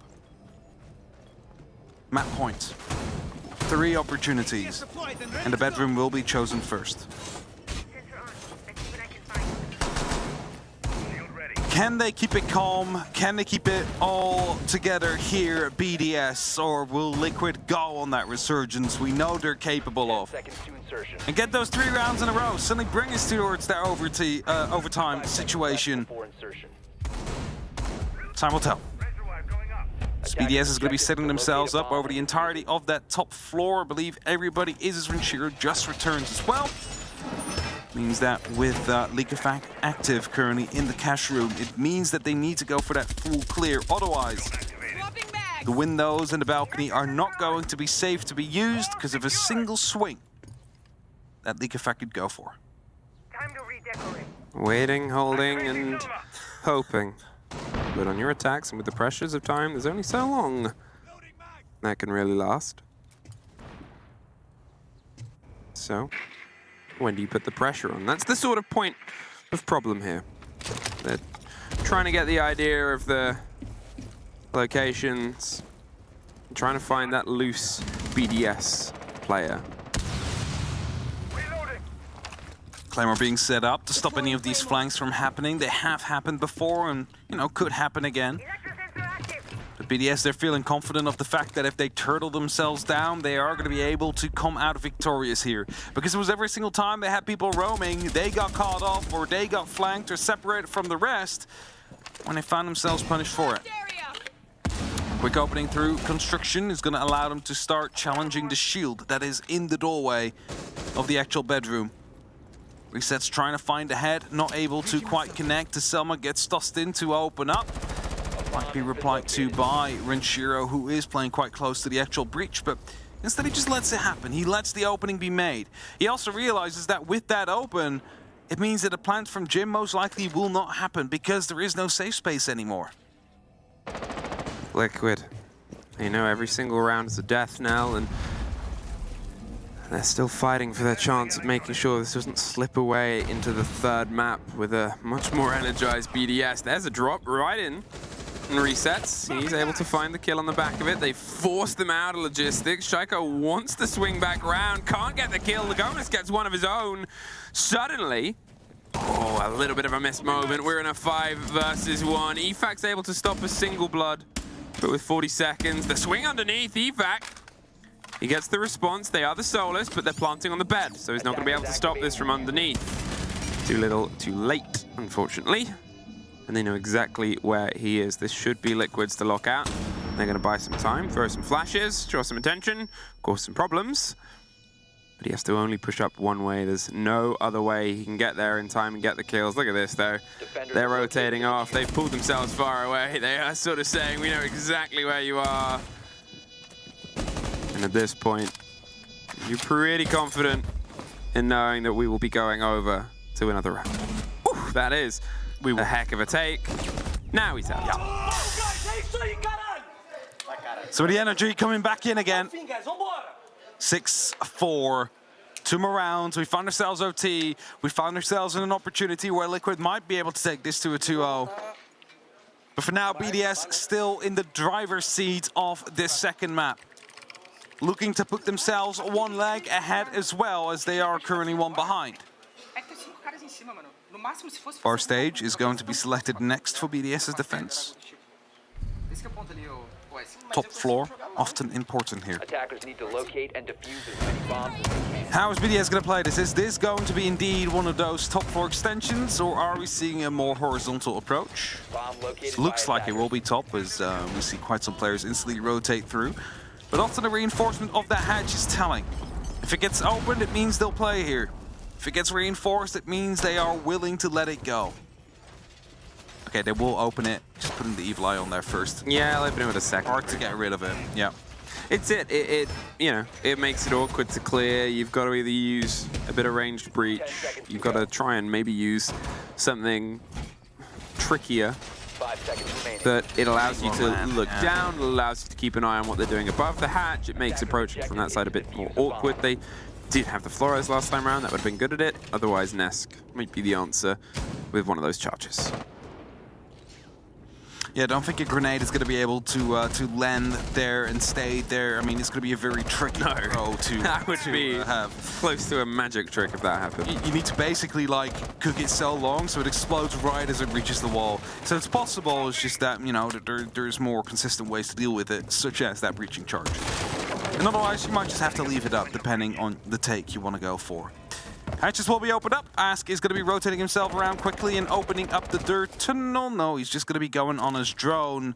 Provide some information game here as Palu, he's knocking on the door of the strip club here, and he's seeing that it is seemingly very clear. So with his sledgehammer, he can quickly gain a lot of ground in the site here. I mean, remember how this went last time? That back end was a little bit revealed from the opposite end. Lagonis popped his way around, put the kit down, and sure, it turned into the 3 versus 1, but the fact that you can pull that off without anybody knowing in a sort of 3 versus 5, you know, if that's something Liquid might try and build behind, that pressure, that change could be a bit dangerous. There's the play, there's the reveal. Does he have the catch? No, he does not. And this is the right decision. He pulls himself further away. Good use of the grenade there to sort of buy time. There was that split of coordination, and they have the breach. Entry frag came through though from BDS, taking care of Ask. Reset's taking lots of damage now as well as he rotates past. Nask taking his space. He wants to be leaning into this fight. He wants to show the world what he has. As we all know, he does. Reloading. Rotating up just to drop back down again. Just waiting for it. You see him look at his teammates. They're looking to go for a bit of a coordinated push right here. He gets himself inside the bathroom. That's going to be a kill. He's going to find a second one because there's someone still stacked up there. Sees the rotation. Shaiko just slips his way out. The pings were there. He knows he's being watched. There's pressure coming around on the back end. Look at this. If you're trying to force the territory, just send in Nask across the board. And, well, hey, remember when I said that's what they'll need to take care of that? That's what they've done, but Shaiko pops around, gets resets after almost getting got at the very beginning. They've now put pressure onto the kit plant, I believe itself. Nask keeps biting. Above, he's finding time, and from underneath, EFAC gets one. He's looking for the long-range fight on Billiards. There's a bit of pressure close in on the stairs itself. The two remaining players, they're gone in a blink, and BDS take their map of Clubhouse and send us hurtling to the third to decide who will go home. They know it's not over yet. There is some happiness, but also a lot of focus on BDS. Because they know they've only just done that first leg and still need to get the second across the finish line. 7-4. Liquid not as strong here as they were on the previous. But before we discuss that any further, let's head over to a quick break.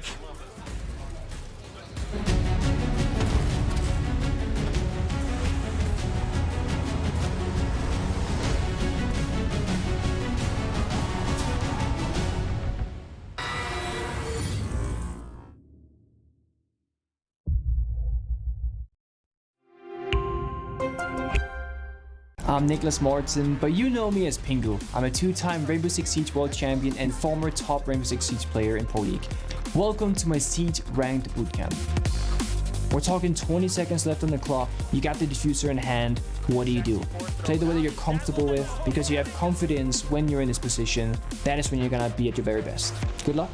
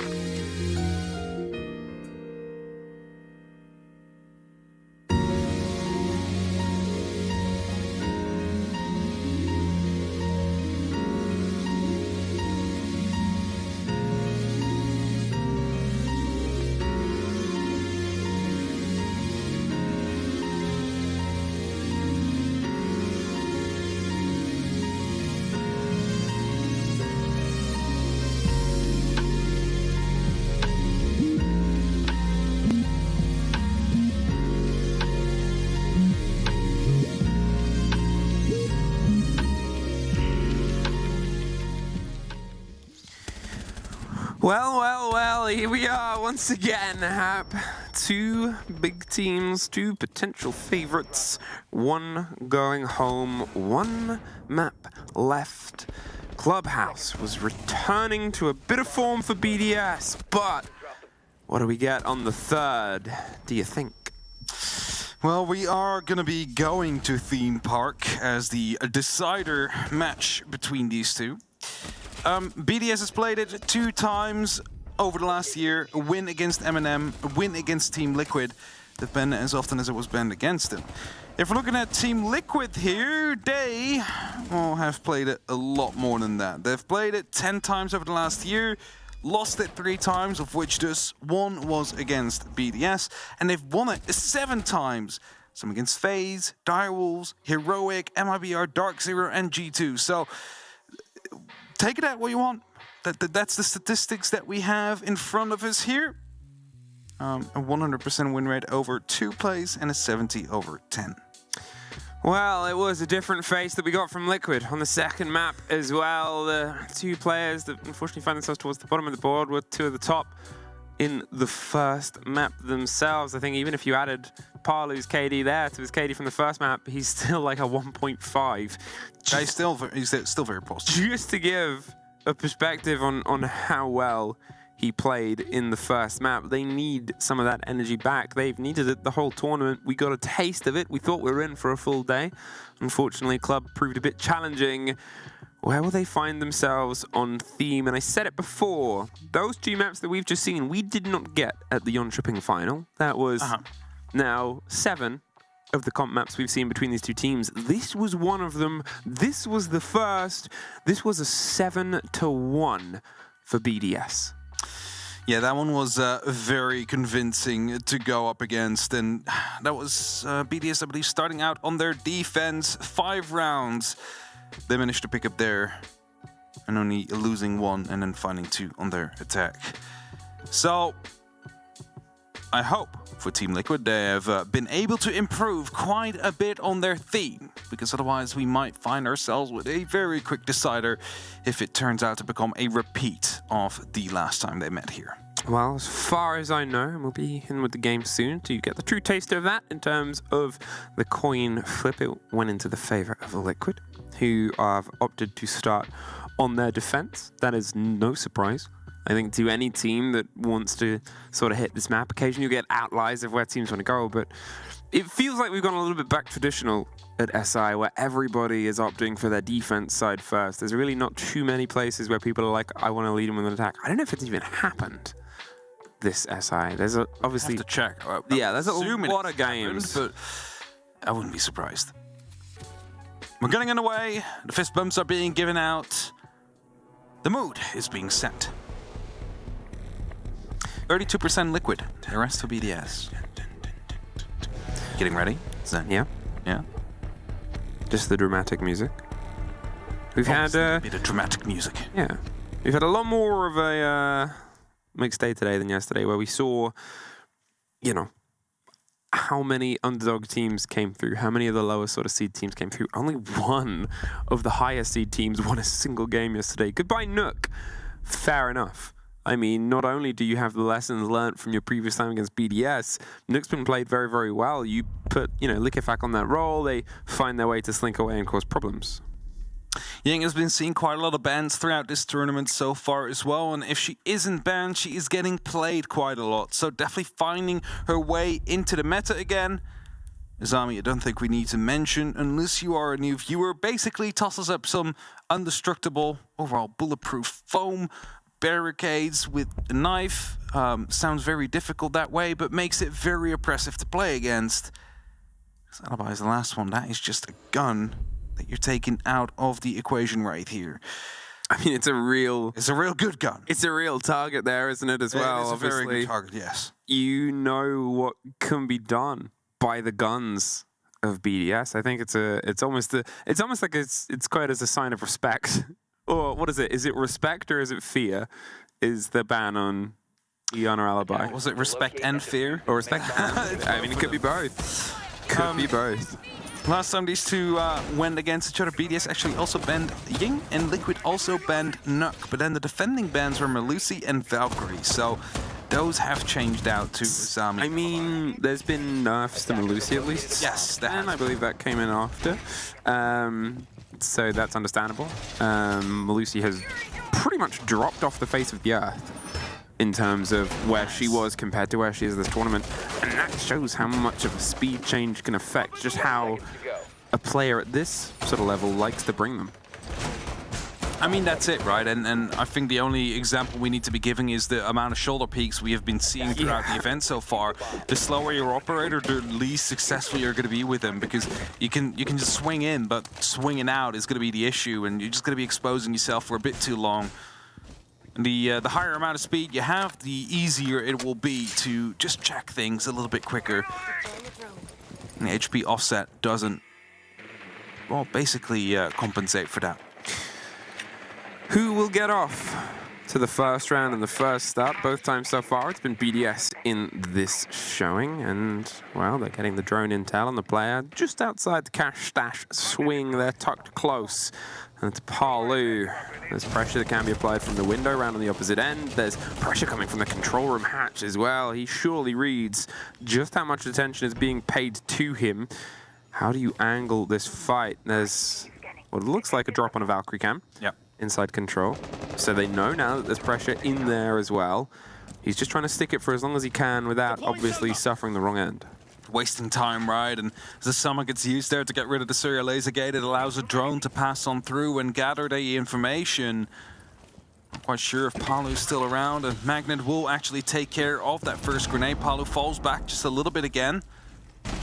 Doesn't want to be the one to be on the bad end of the first engagement as Likafak takes and dies by Nesk's hand. Yeah, on the opposite end, they are gone, removed from the board, and now Shaiko's going to see if he can try and maybe lean it back. They want to put pressure onto the wall of the site itself. They have control, so they're not going to get caught from above, but with all the attention paid towards the players right on the opposite side, well, there's only so much that you can do on the lean, and they know there's somebody in split. Shaiko's sort of baiting the fight, hoping it comes against him. They're hoping for the engagement in the middle as well. There's one for Shaiko right on the back end. There's somebody holding the pillar on the far side. Bride's going to plant. The drop onto Split is hard, but he hasn't been able to win that fight. Ask is going to just bite back some ground in a post-plant situation. Lems holding off on the back end. It's the support line, but it's a 4 versus 2. They have the man advantage, so they can do things like that. Rotate around on the back.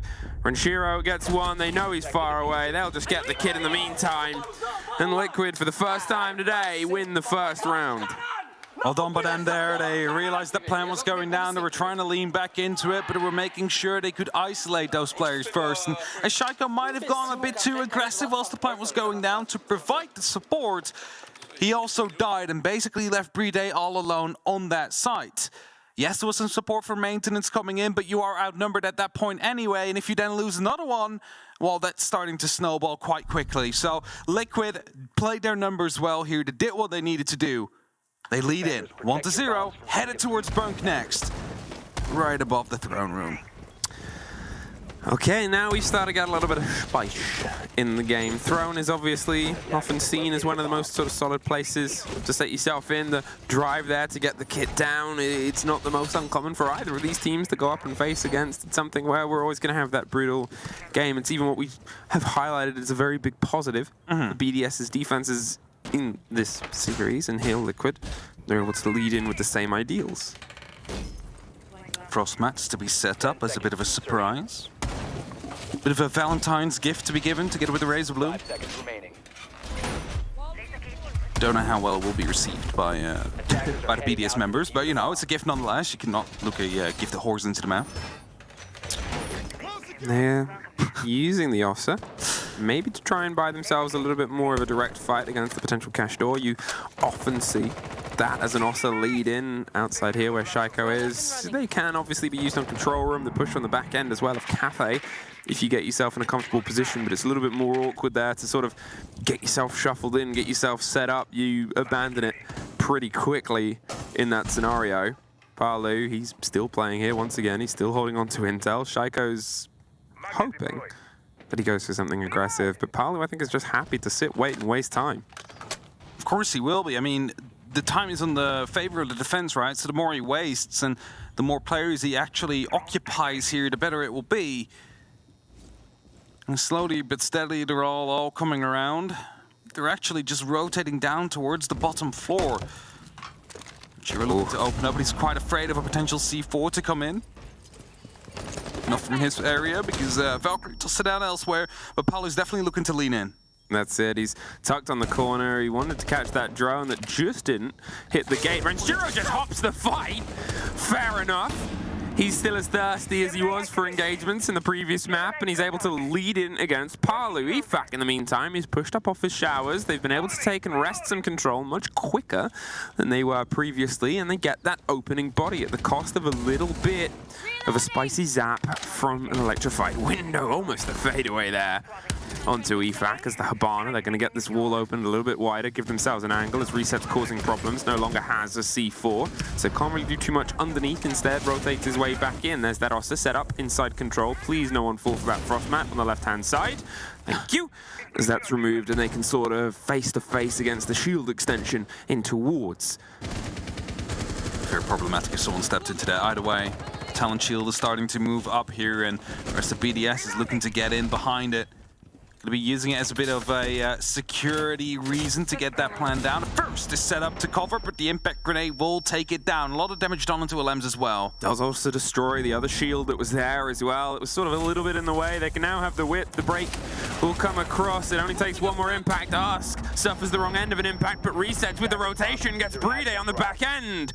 Tucked behind the control room now. He's suddenly causing big problems, and Nask is putting the punishment back down. They have the body advantage.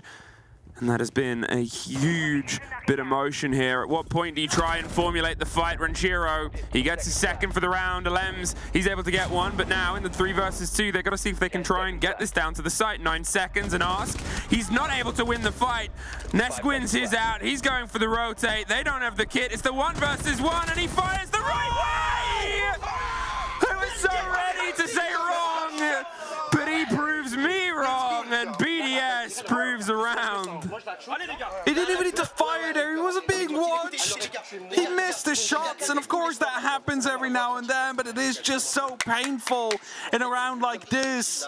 We had a huge flank from Resets coming up, just basically wrecking the attack, wrecking the whatever plan was there, and wasting so much time. BDS, they solved that issue, but it came back to that 1v1. And they win it out. lookahead gets the crucial shot. Whereas Nask missed them. And gets awarded the round for it. That's how you gotta see it. Gotta hit your shots to win those rounds. And now 1-1, BDS, they've just gotten that little bit of a boost in momentum, or rather morale, as they started screaming it out again.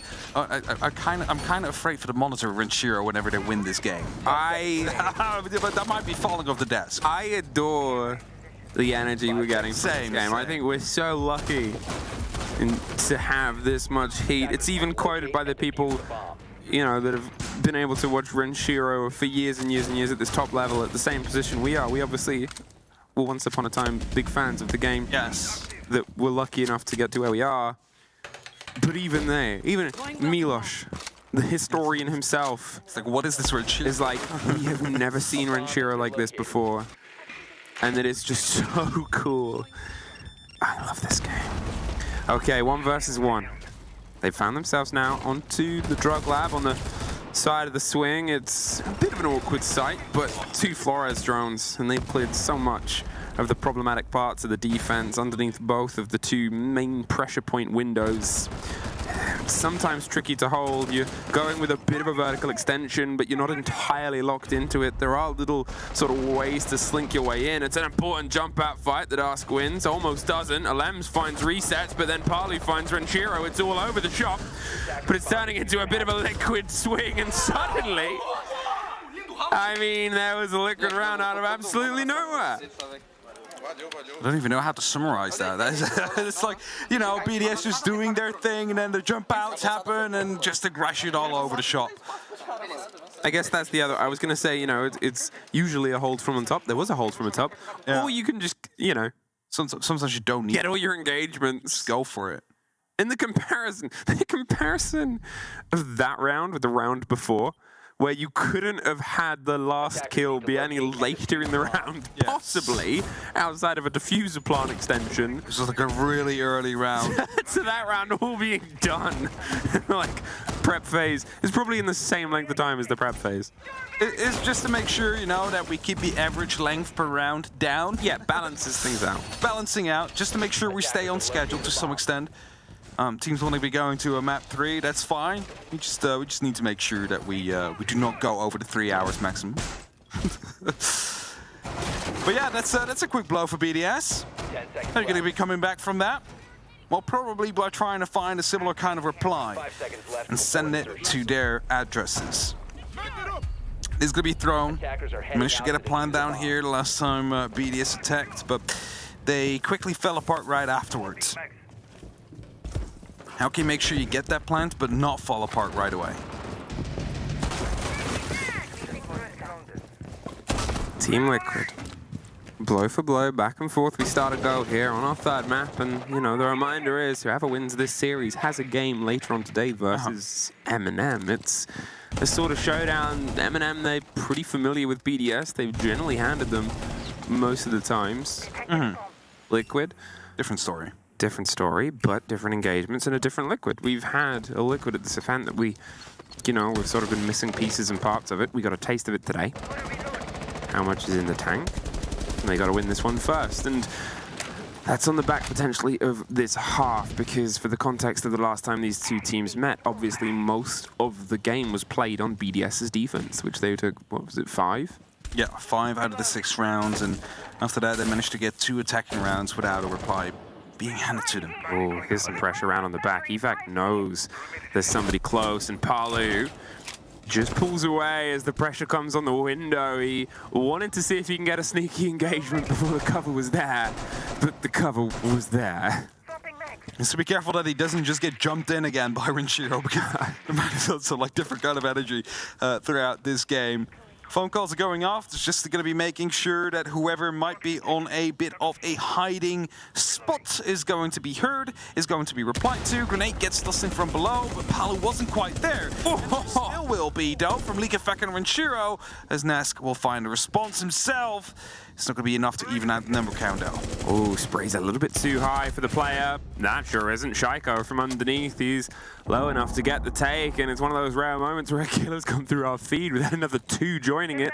Lagonis and Nesk, both back in the site, both holding on. They're trying to see if they can get one more catch before they're in the full defense. The slip, the Iana, the jiggle in the shoulder on the door itself. They're sort of just trying to bait the intel, bait the Vites, and bait the movement, but look at how the 2 remaining Liquid players are moving. They're trying to make sure that they're the first step. There's a break directly above, and the line keeps moving. The wall will fall as well. They're tucked, holding, hoping to just remove one, but they don't see them.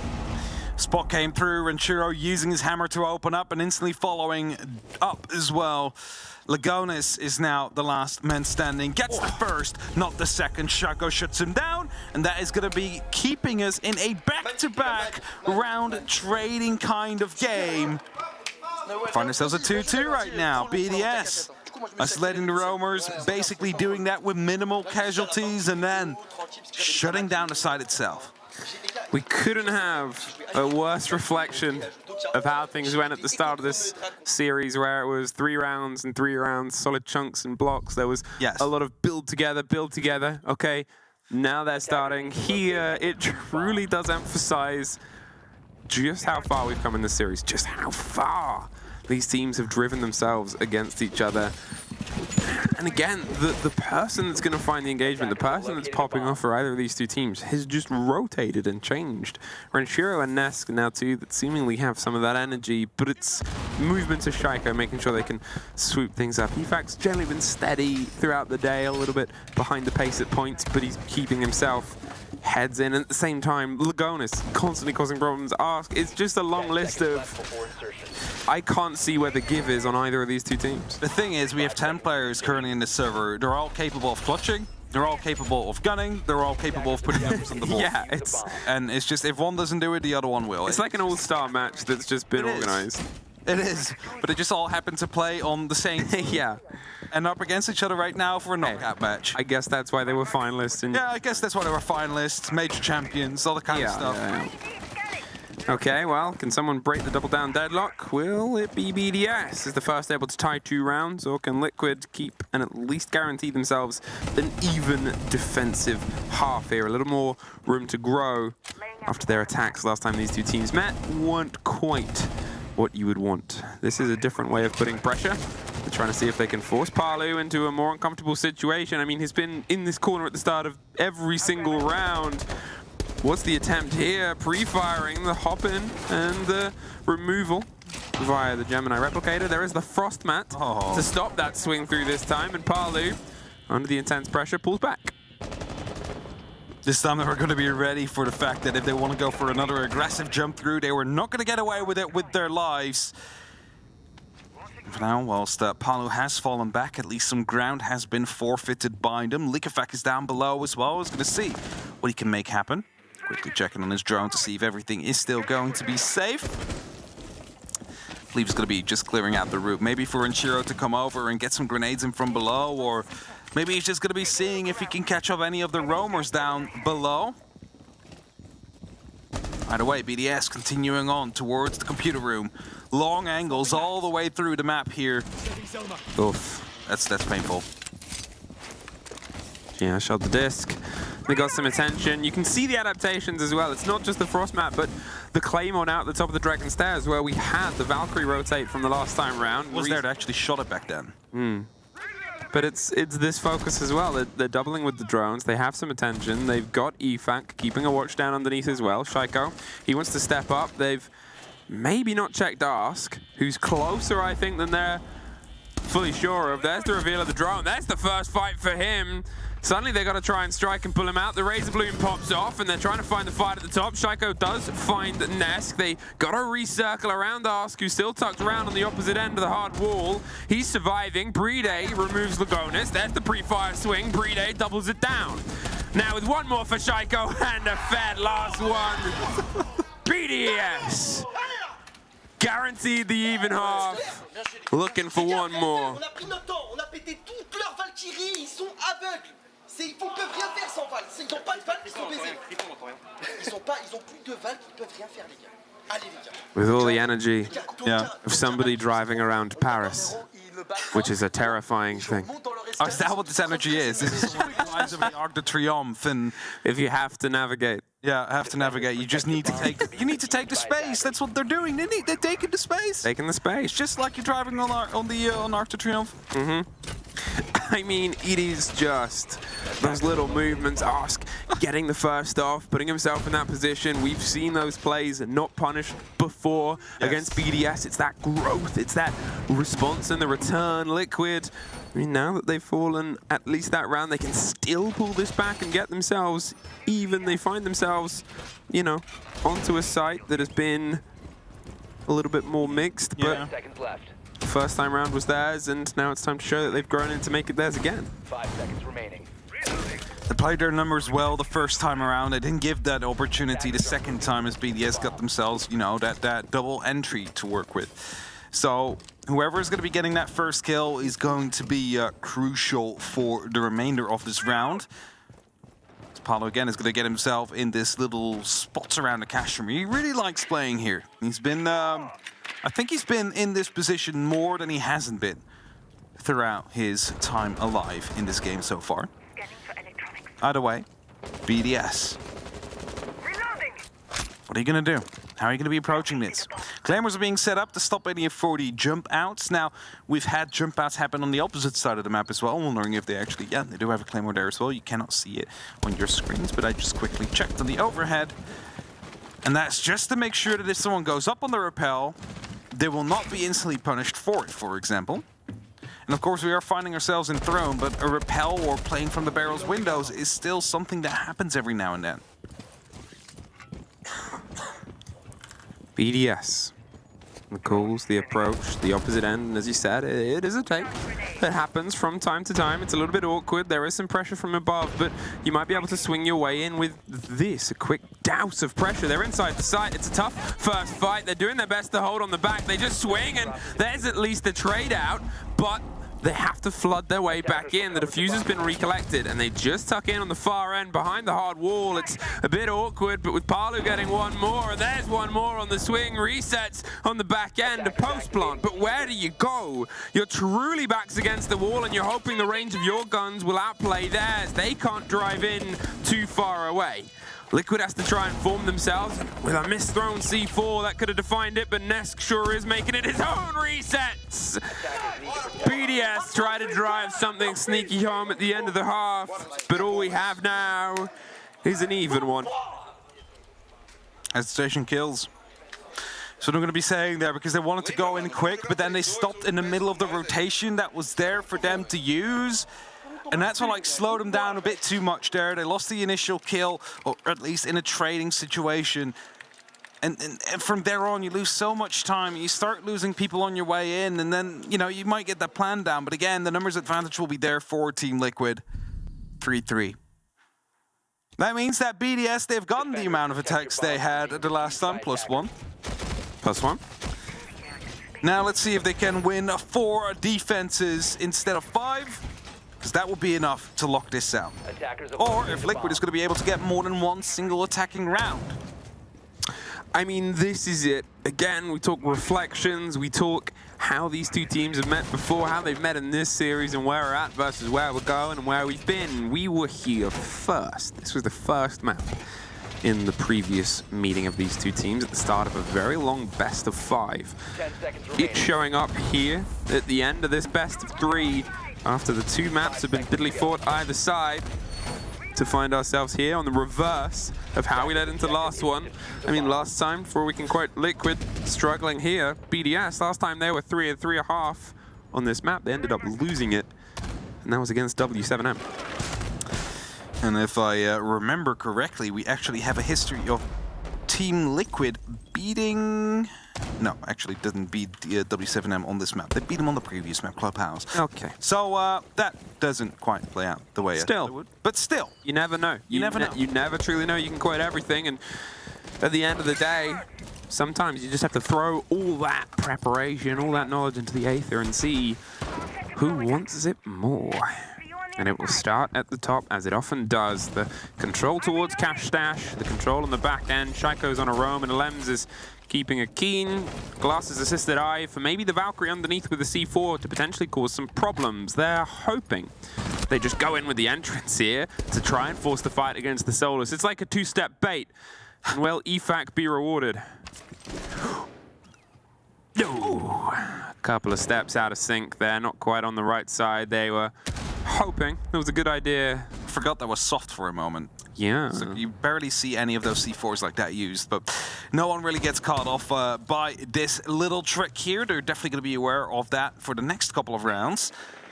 By the way, Liquid, they escaped the first 90 seconds alive, all of them. It's a rare occurrence to see because so far this game has been so explosive. People just dying so early on. And Palu on the hunt now. Knows someone is on the other side of that wall, just doesn't exactly know where. He's going to give himself some pings to pre-fire, but he's gone off in the meantime, Shaiko. He's holding more passively now. It's also potentially to offer some support to teammates. There's Palu to find Shaiko. He's able to take care of the fight, and EFAC gets one right back, pops himself around for the rotate as the breach comes through. He wants to support his team, and that comes with a little bit of width as Lagonis doubles it down on the break. Is that? No, the second impact does get the catch, the electricity, and the breach will stand. 50 seconds. They still have time to try and force it, but with the Thatcher on the board, with the play there, it's a little bit of a missed moment here for Liquid. That means they need to force it now, and it seems like 2 might be going for splits and 1 or 2 for Dragon. Barbwire is being punched. Lookahead will take down 1, and that means that suddenly there's going to be a lot of pressure suddenly from offside that they need to worry about as well. 25 seconds for Cheer. All you need to do is stand up and pick up the kill, but he stays hidden for now. For the wub, he's waiting for it, but Bride's there, and EFAC's dancing with the last remaining Liquid player all the way in the lab on the far side. A 360 doesn't net the results. We appreciate the effort. However, Liquid, oh, if I talked about it being impossible when we had the vice versa of this, it's the same here. BDS take their first defense and pull ahead.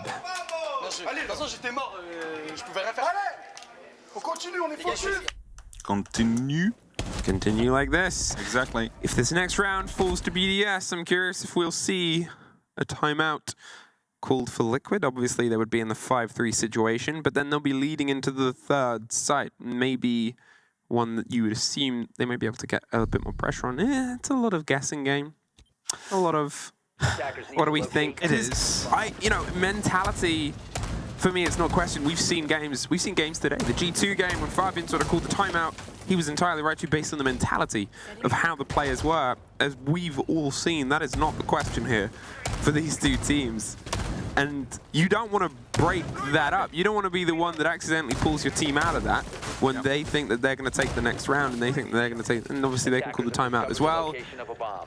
So it's that tricky dance of how much do you risk? Yeah, you don't want to be taking them out of their good mood and, you know, considering they're all in a flow right now. 5 seconds left. And it is still pretty much even, like we're 3-4. This round could just as well go to Liquid because that's what we've been doing throughout the entirety of this game so far. And if you then pull them out, well, that can either hurt or help you, depending on, of course, what you have to say. It is the Solace with the shotgun. Not the most common, but the most common. We saw last round as well, I believe, with the final kill. It works out. The Spas is a good shotgun. It's just that the P90 is often a really good opportunity to play with as well. Early lookahead feels a little bit more confident in his ability with the secondary weapon, which of course makes a shotgun suddenly like a way better option if that is the case.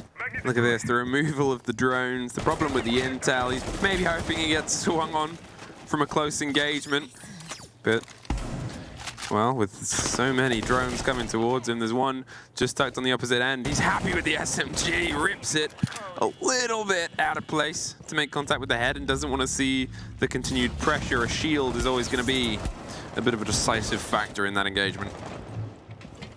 The gun is going on the chase. The serial laser gates are going to be keeping him in place, at least for now. He's not going to be moving too far out. The info games are going to be removed as well, as he will make his way over to a different side of the map. There's an extension into initiation, a shield right in front of the rotation, and in front of that you have that serial laser gate, so that is going to be something they need to deal with. A lot of utility as well that you got to waste. But they actually just closed the rotation, so... Get it locked in. There you have it. Bad timing to appear there. And, well, what do you do now? What part do you move on to next? They've suddenly got themselves a lot more safety. The breach is going to come through, but it buys cost of utility, 2 of them. And you got to hope that it pops out in a way that you like it, and you definitely can't just walk through it as you might have wanted to or expected to as the Monty. So you got to try and swing a fight there first. There's resets. Talking of swinging a fight, suffering just a bit, but getting his drone in towards the other side, the other idea. Placed and prepped, ready on the corner, and this will fall. Palu with the rotate round on the back end. They're just using this as an angle. Shows you that they don't want to go for a B-bomb site plan, at least not for now. Just have it there as an opportunity to catch them off when they're rotating. Bit of a pressure point, as Lems takes a lot of damage. All the way from one of the repels. Oh no, Cafe. Palu about to be going in. Do they know about Chaiko here? Oh, they knew! They take it, they take the site as well. Lagonis with the shield up, but Alems with the gun back down. Palu stuck on the wrong side of a gate that he cannot walk through, but has the grenades to burn it, and there it goes. He will survive. Efac tucked on one side, waiting for them to go for the plant. Wants the bait and strike. They're forcing the fight on Renchiro, but now it's just the Monty versus the world. He drops the shield, tries to find the pistol fight. They're out of there. They're not going to sit around and see what happens because they know have the time to pull this back round. There's the rotation, and there is another French round. So they actually closed both rotations mid-round. Well, let's see what they have to say about it. Yeah.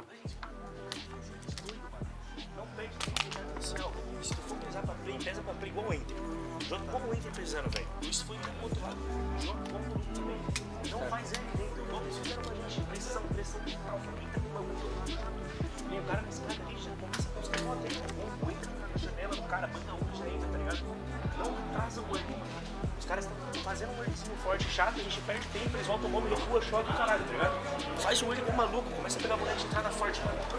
Todos os ataques podem fazer. Mas... Mano, esse round, tipo, o que que deu errado no final? Eu não... Não, o cara do que respeitou a gente, aí tomamos no corredor também. O cara ficou amarelo, viu? Só bate com o Wake, igual maluco.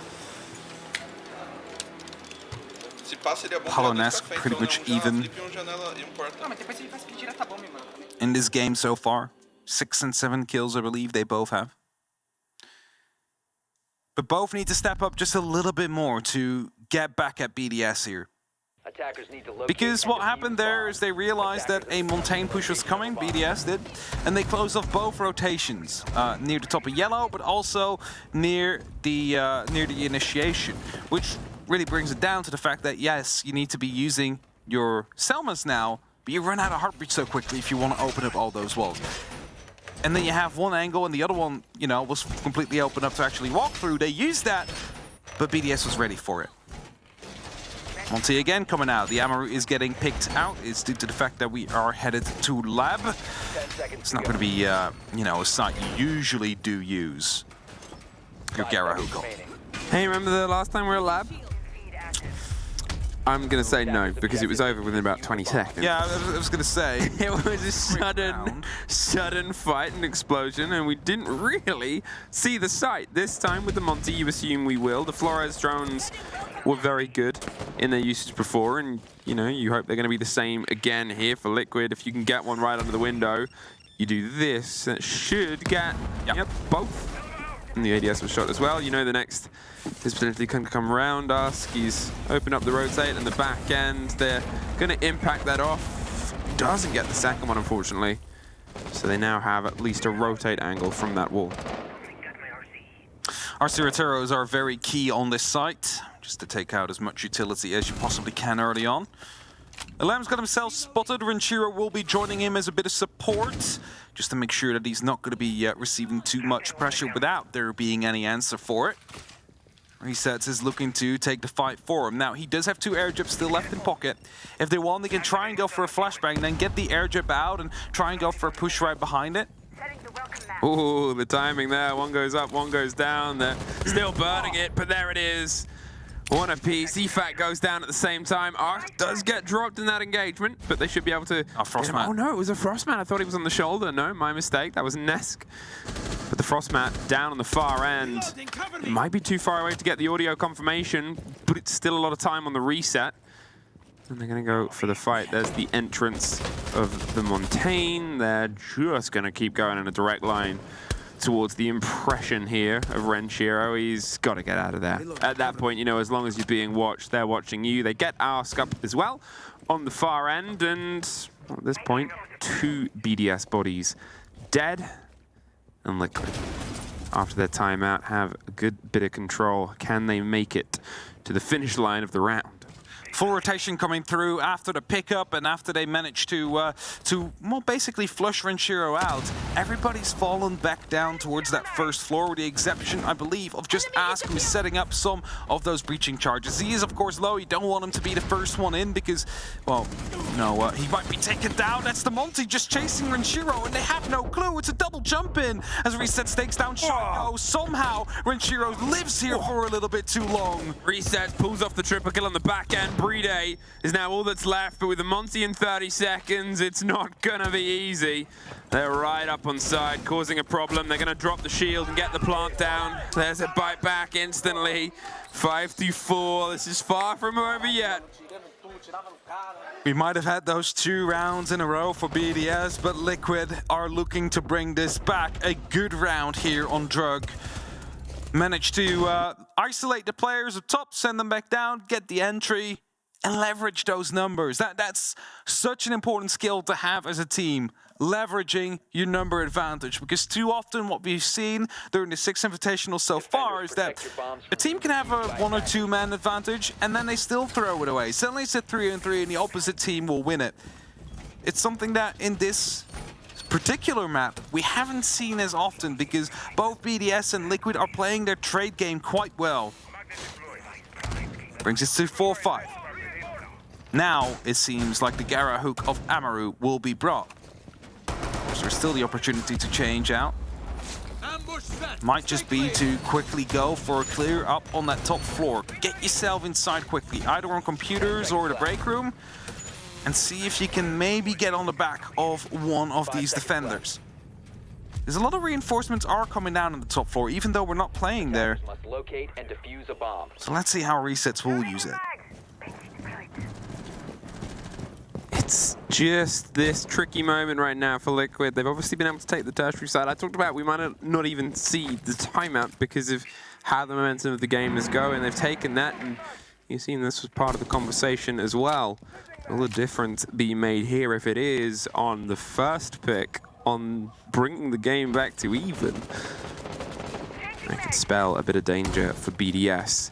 It's in underneath. Hey, remember when we saw this almost before? The last time we were here with Doki, well, this time it's not successful for either team, and those bullets might have just saved the life. Quick bit of pressure here on the bottom of the yellow stairs onto the wall itself. At least stop it being a rotatable breach, but it's an angle, and that's a risk, and that's a problem, and they can move off for a while and do some of the work elsewhere. Yeah, Lamb's afraid he would be followed up upon if he stayed too long there, if he took too much time getting that shot. So, you know, better a bit messy and make sure it's no rotate than lose your life and make sure that that wall stays closed, but instantly gets opened up afterwards. Top floor is being taken out by Liquid. Resets will be getting himself into the break room in a moment. He's just waiting for all the drones to be coming through. Now knows it's going to be clear, and he's going to be making sure it truly is. C4 from below there from lookahead could be throwing a spanner in the works if they're not too careful. Just waiting for some information. Using the default cameras as well. That truly could be beneficial for BDS. A lot of time here for Liquid, a lot of time for them to see if they can try and find a loose player, and EFAC maybe is considering the fact that he was gone unchecked.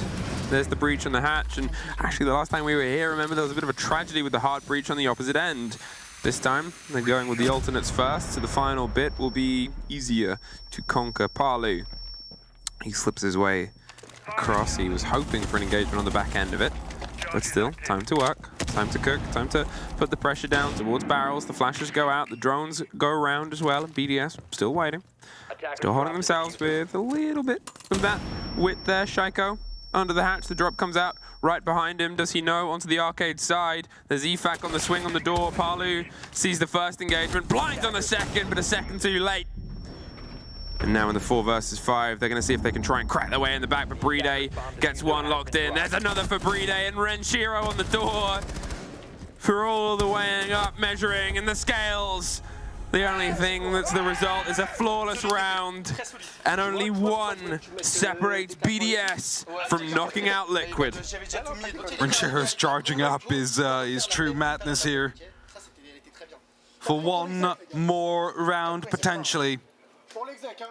Liquid, they have won one attacking round. They were able to do that last time these two met here as well in the Jönköping finals. They need more though. They need 2 more to stay alive. But so far it's been looking unlikely.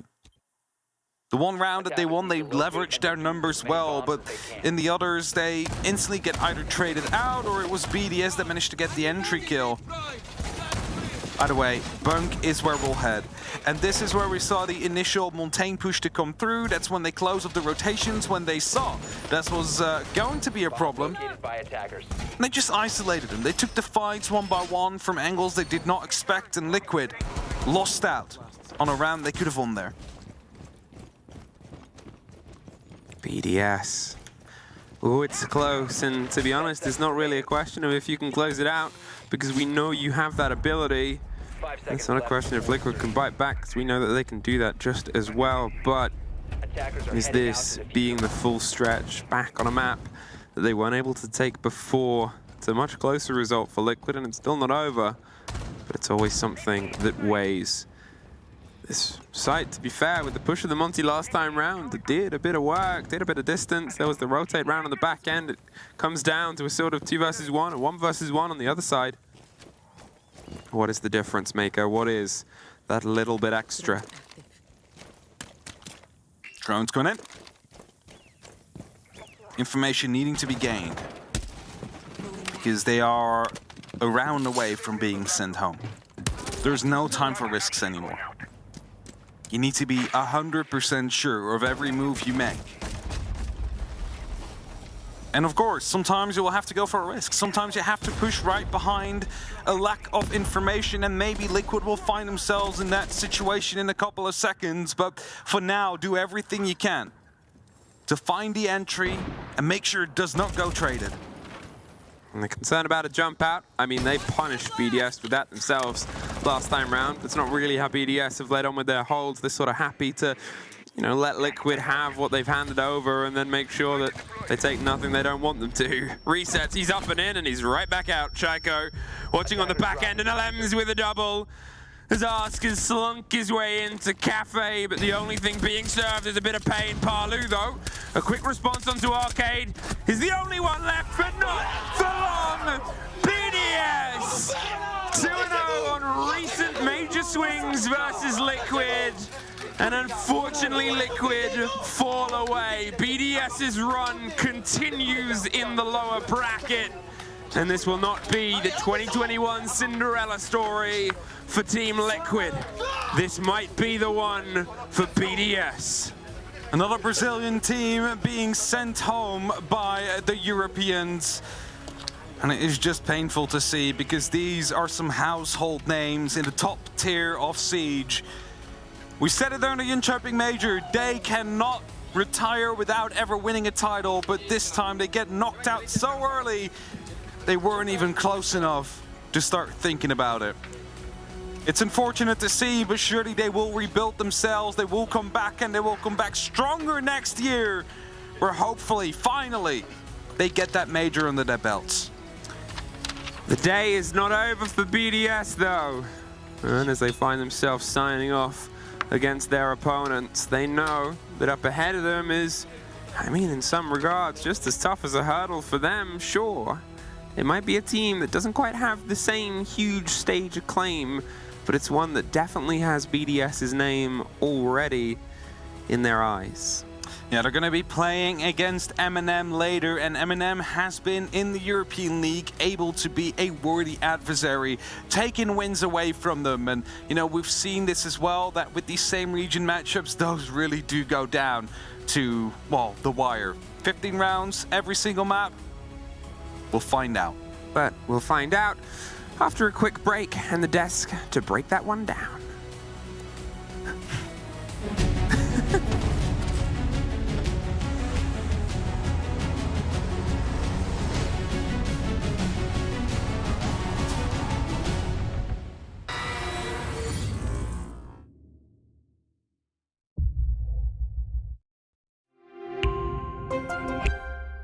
I'm Nicholas Morton, but you know me as Pengu. I'm a two-time Rainbow Six Siege World Champion and former top Rainbow Six Siege player in Pro League.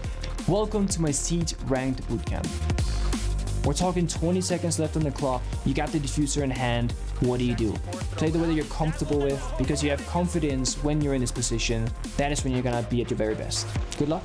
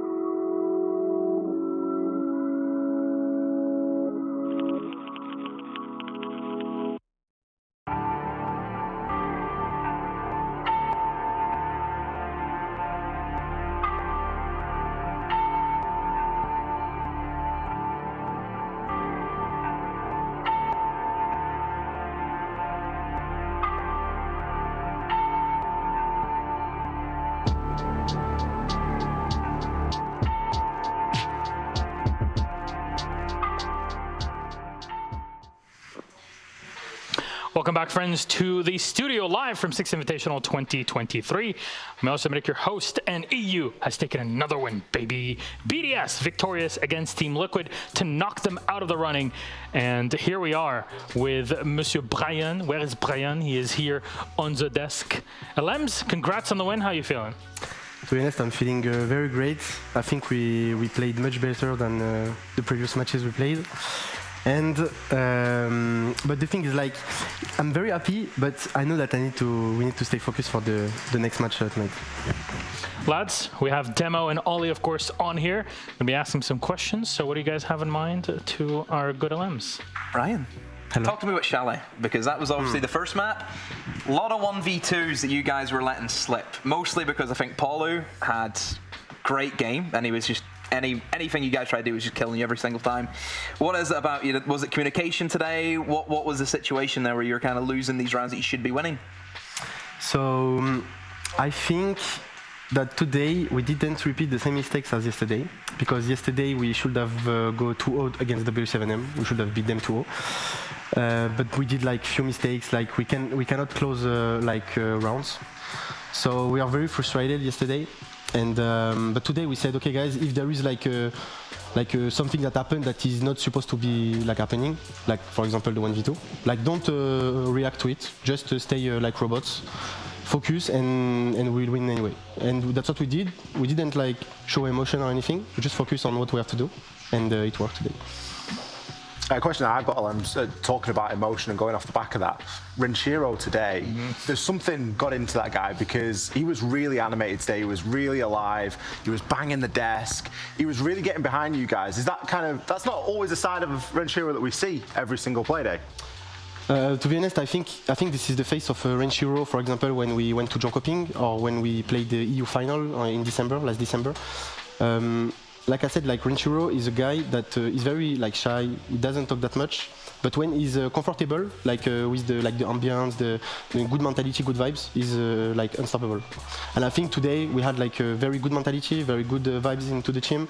We were confident. So, for example, we knew that we could have lost Chalet, but we knew that Clubhouse we got this because. It's Clubhouse. And didn't say that yesterday. And Team Park, I think people underestimate a lot us on this map. We beat Liquid 2 times on it, and Liquid is one of the best teams on team. So yeah, don't underestimate us on team. There was a time where BDS sucked on Theme Park, but that was when it was just introduced into the rotation. That's been a while from now. But MNM Gaming is your next opponent in just a few hours. So it's a team that you know very well, right, from your own region. But they've been playing very differently here at SI. What are your thoughts? I think that MNM is a great team, always has been a great team, to be honest. We practice them a lot, so we know what they are capable of, strategy-wise, aim-wise, mechanics-wise. They have insane players. So obviously we will, it will be a bit of a weird match because they kind of know how we play. We also know how they play. Right now we are a bit under the emotion of the match that we just finished, but I think we just need to rest, get focused for that match, because I think it will be the same level. It will be a hard match, and that we need to win. So full focus, don't underestimate them, and that's it. And we need to keep like I said, the good vibes things. Sorry. Now, with this done, anything you'd like to say to your fans ahead of the BDS MNM game? Okay. Thanks to all the fans. Thanks to all the fans that are supporting us. You give us energy and force for the loser bracket that is coming for us. So thanks a lot for that, and we'll do our best to not disappoint you. And for the French people, merci à tous les gars, on se bat pour vous, on va tout donner, et puis voilà, et puis vous inquiétez pas, on va tout donner. Voilà, je fais plein de bisous. See how he changes when going from English to French. Merci beaucoup. Thank you very much, LMs. Thank you very much. And good luck for your next game against MNM Gaming. C'est dans 3 heures, 3 hours from now. Yeah. You excited for that? Yeah. I hope so. Yeah, Anyways, yeah. That was LMs here on the desk with us. So let's continue on with our analysis into map 1, Demo X. Let's get it started. What happened on Chalet? Well, Milosh, I got a little bit excited when we started on Chalet. Did you? Chalet was a map for me that you could tell straight from the off that this was going to be one of those games that goes down in the history books of lower bracket for SI, because we've got two titans battling it out against each other here.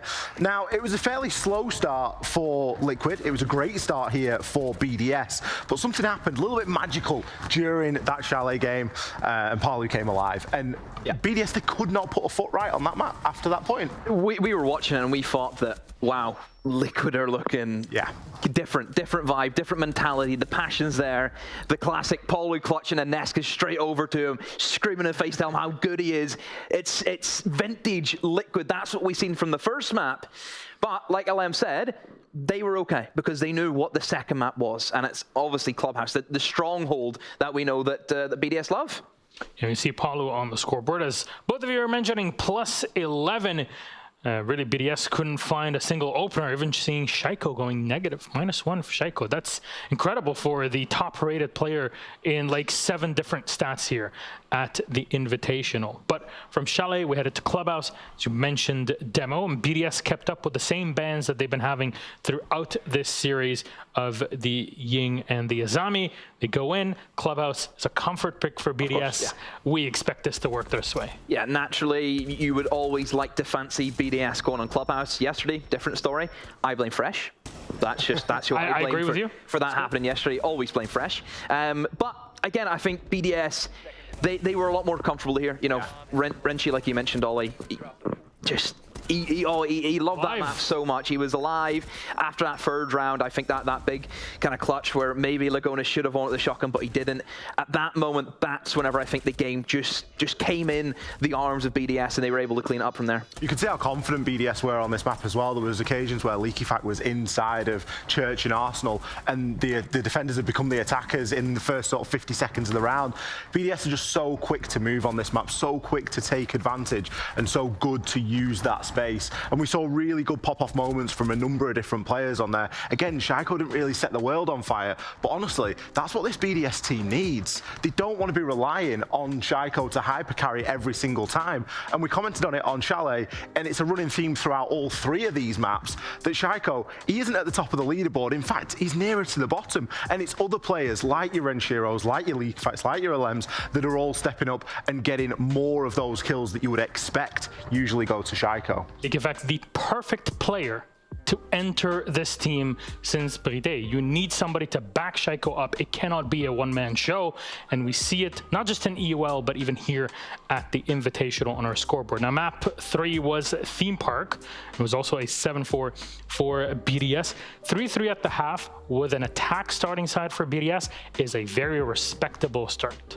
Yeah, I think BDS eased into the game. I think as time got on, they grew into the matchup. I think that momentum from the second game, Ollie's theory about if you win the second map, you almost certainly win the third is once again coming true.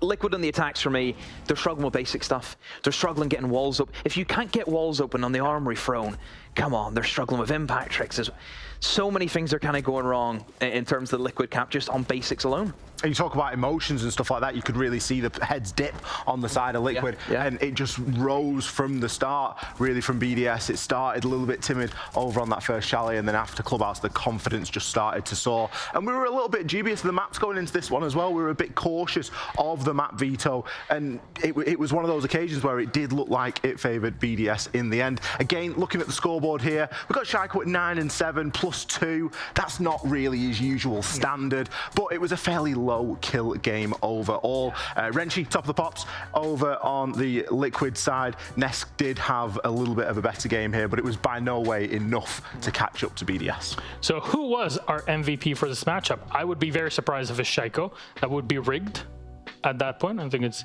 very fair to say that. So bring it up on the screen. Show me the money, as they say, because teams so far have collected a decent chunk of cash.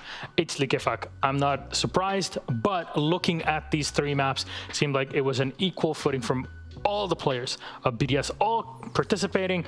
Honestly, you could have put Renshiro there instead of lookahead. It would also been a correct answer, at least subjectively to me.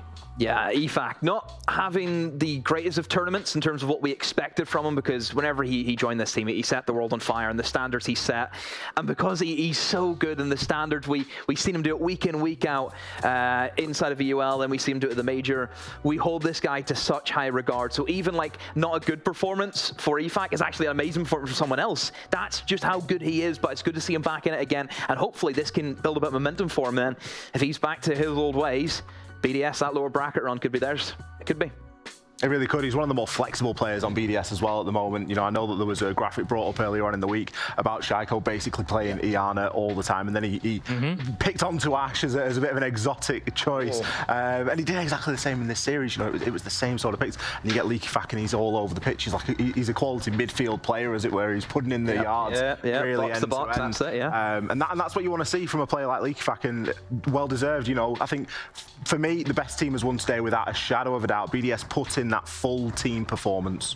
So here is what our bracket looks like so far in the day. We're halfway through our day of playoffs. So here's the bracket. I am the bracket. He makes the bracket, everyone. No, I definitely don't. This is not a one-man show. In the lower bracket, it looks as it does. I have myopia. I need to look as close as I can. There it is. Space Station taking down Heroic 2-0. They'll be facing off against M80 in just a bit, actually. DarkZero go up against G2. Lost 1 against Astralis, so we just saw the taking down Sonics. And finally, an all-EU bout, MNM versus BDS. Reminder, at the top of the board who are not playing today are OXG, Wolves, Koi, and W7M. They will be playing tomorrow, but those teams are guaranteed a spot on the main stage. For those that are watching that'll be with us in Laval come Friday, you'll get to see them all, which I am very excited about. But that was the first half of our day. Ollie, Demo, thanks so very much for being on the desk with me. That's my part of the day done and dusted. Jackie will be back on here, take you through the rest of it all. Peace out. See you in a few minutes.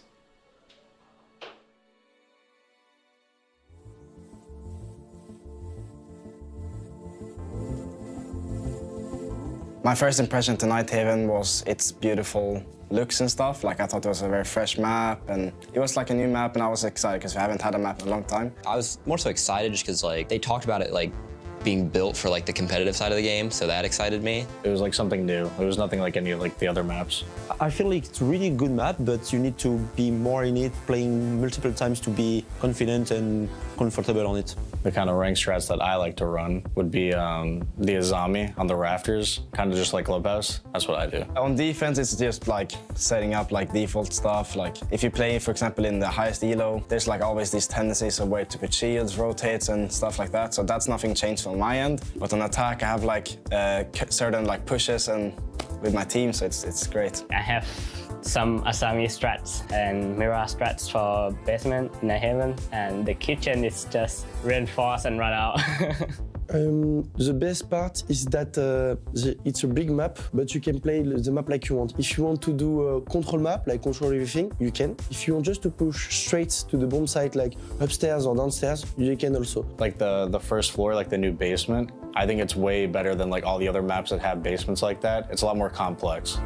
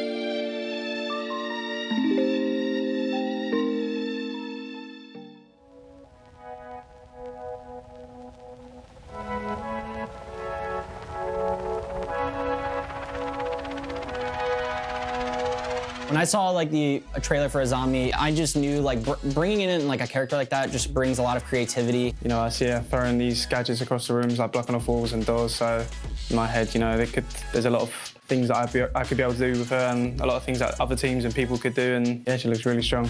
So I was like, wow, what's that? You know, that's so incredible. I remember the first time playing Azami. You can play like really aggressive with her, you know. You gun one side and then you block the other one. She was putting the Kiba barrier at the skylight. I was like, oh, I can't take that. I can't break it. I don't know how to play against it. The best way to deal with Azami is bringing a Habana. Habana can shoot her pellets. Is to play slow on attack, you know. But yeah, she's really annoying because sometimes you can't play that slow. Azami changed the meta because she can create a new step to the attack side. She's so powerful and strong that she can create new strats just off of her. Azami changed a lot because, you know, you can build a lot of things that no one can stand there, and, you know, you're gonna like ruling the tempo like every teams you have. My favorite spot to play Azami is in Oregon, the kids bomb site. On Chalet. Cafe, top floor. It's still Oregon.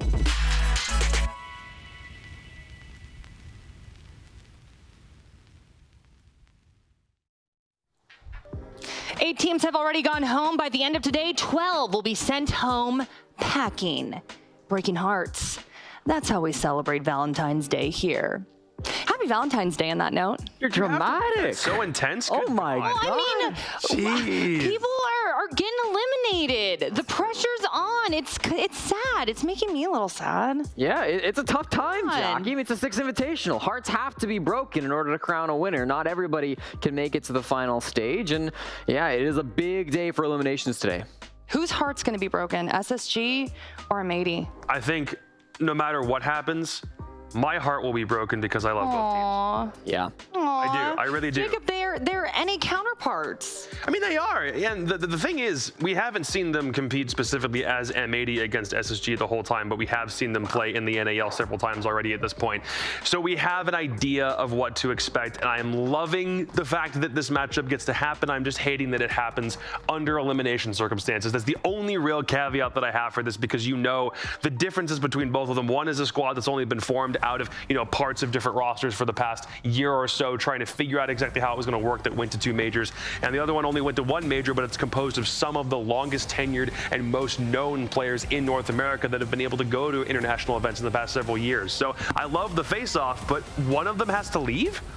I know, right? Well, Jesse, you know, we frequently talk about this squad. We have them up on the screen right now. And, you know, we say, oh, this squad, they're all around. All of them contribute. But I really think that hits hard with this team. Oh, yeah. M80, it feels like everybody can pop off and have a good game, right? Obviously, we've talked about Diaz, one of the star performers in the tournament so far. Well, a guy that I think statisticians especially have been looking at for a long, long time as just being this high survivability player who really has a unique play style where he does manage to have the most clutches, most survival rounds out of almost any player in the entire world. But also you got to look around a little bit more, right? Like, I think Yaga's been having a great tournament. Spirits is a guy who's actually quite negative right now. I believe he's minus 38 on the KD, but he's somebody who can pop off in the ridiculous games that he has every now and again. He can be inconsistent at times, but just watch out, because when he gets a spicy game, he is deadly in the server. I feel like if there was anybody who I wanted to go back and when we get the replay files from this Invitational, if you want to go back and look at any of them before the next patch, it's got to be DS, because I don't know how somebody like him pulls off as high a survivability rating and as high of a cost consistently within like the 80th percentile. That's such a ridiculous amount of time to spend alive in a server. And you know how they usually say Rainbow Six is a lot more fun if you're not dying consistently? He's got a whole bunch of other people that do that around him, meaning that he's usually in a position to make a play, whether it's on attack or defense. I love his play style. I love the fact that we're still here being like given the chance to talk about him. But again, is he going home or not? I don't know the answer, and I don't want him to go home. To be determined. Undoubtedly.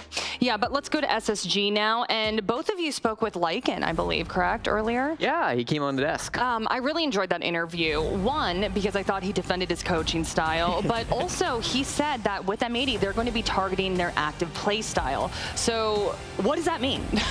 Well, Jackie, I think we're kind of at a point in Siege, right, where the defenders are kind of forced to be quite aggressive. They don't have all the same tools that they did back in the old day when Lycan was a world champion. No, now the defenders defenders are kind of more limited on their tools, and when they're limited on their tools that they have available to them, they have to get aggressive to take that advantage, right? They can't play as safe, play back as they used to. And so M80 are a team that like to get in your face, they like to roam around, maybe not Diaz, but the rest of the players in that squad absolutely do. Spirits, Yogg, they all like to go through. Gomez, of course, can't forget about him. And so right now, the meta kind of enables that. Lots of high fragging operators being used a lot. Oryx, Alibi, absolutely. So that's kind of what SSG have to watch out for here today, and likely throughout this tournament if that continues. The other thing that Lycan said in the interview was that he thought he won the Invitational during the hardest meta, when, again, you're not able to sit back consistently on site all the time, and it does force you to play a little bit more in your face, and that's the thing that we've seen SSG try a couple of times, and it hasn't really worked out, especially when they're trying to work on whatever their attacks might look like, whether it's a confirmed strat beforehand or a pocket strat. So if they're able to pick the pace up, great, but it looks like Lycan is still having a little bit of a transition from the way that he won 3 years ago into what it's looking like these days. Okay, I also want to zone in on Rampy.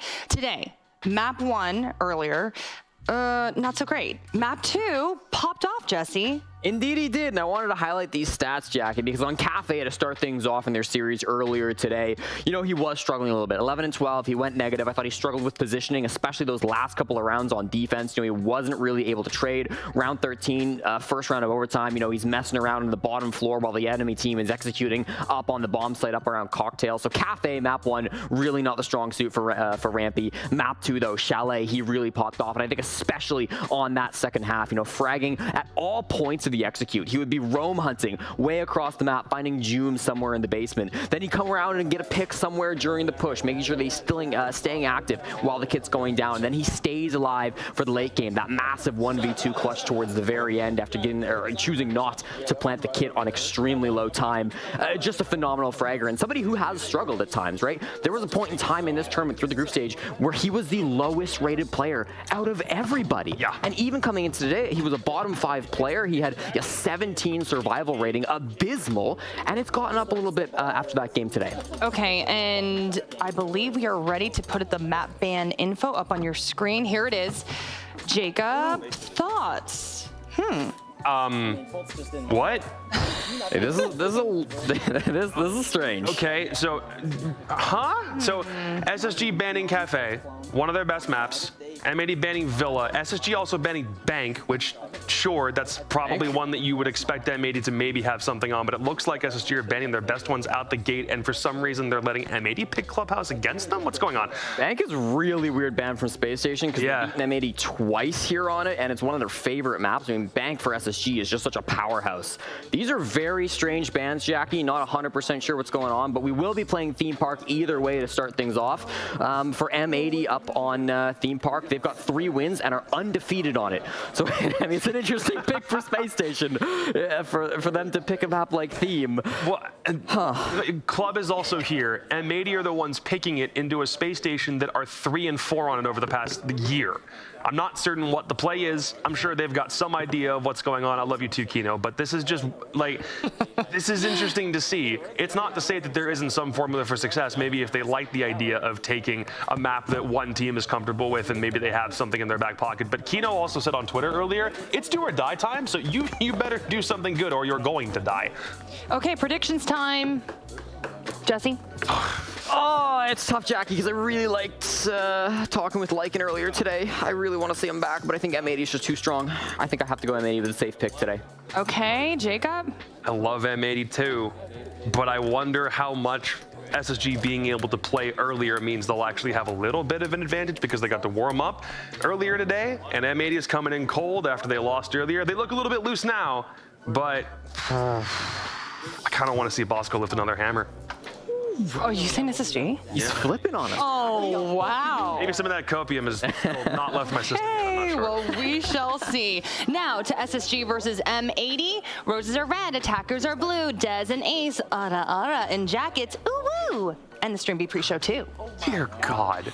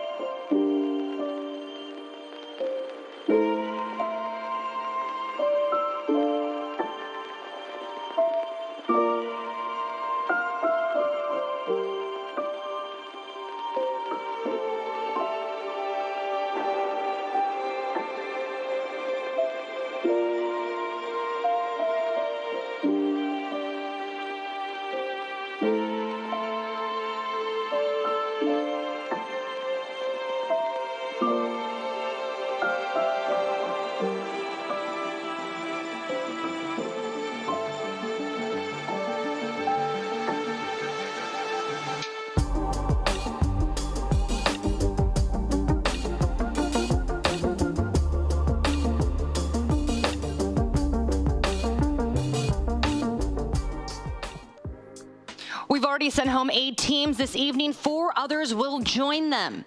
Someone's getting a Valentine treat, and it ain't sweet. But you know who is sweet? Dev and Mandy. Aww. I love the Valentine's Day looks. Thank you guys you. having a great Valentine's Day? We are breaking hearts today, though. Real talk. We are. Look, we've got to send home a lot more teams. Mandy, do that on camera, please. She just went. Now you have to like let it explode. It has to be like, shh, and their emotions are just going into. Okay, we're done. Let's get into the series though. G2 versus DZ, and whoo, these are storied programs with some decorated players. Dev. Absolutely. Look, Jackie, this is a classic matchup in Rainbow Six Esports. We've seen DZ and G2 clash 5 times before, and DZ almost every single time has had the upper hand. Guess what? 4 out of the 5 maps these guys have played against each other have went to overtime. That is guaranteeing us to have a good match here. Yeah, and this one, though, they might have the upper hand once again.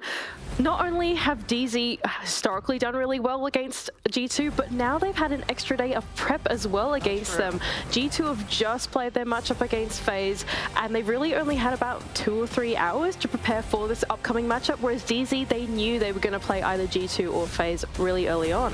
That was a doozy of a series for G2, let's just be honest there. But let's start with DarkZero, shall we? And Dev, they started off on fire yesterday, defeating Sonics, lost a close one to Koi. So how are they going to reset today?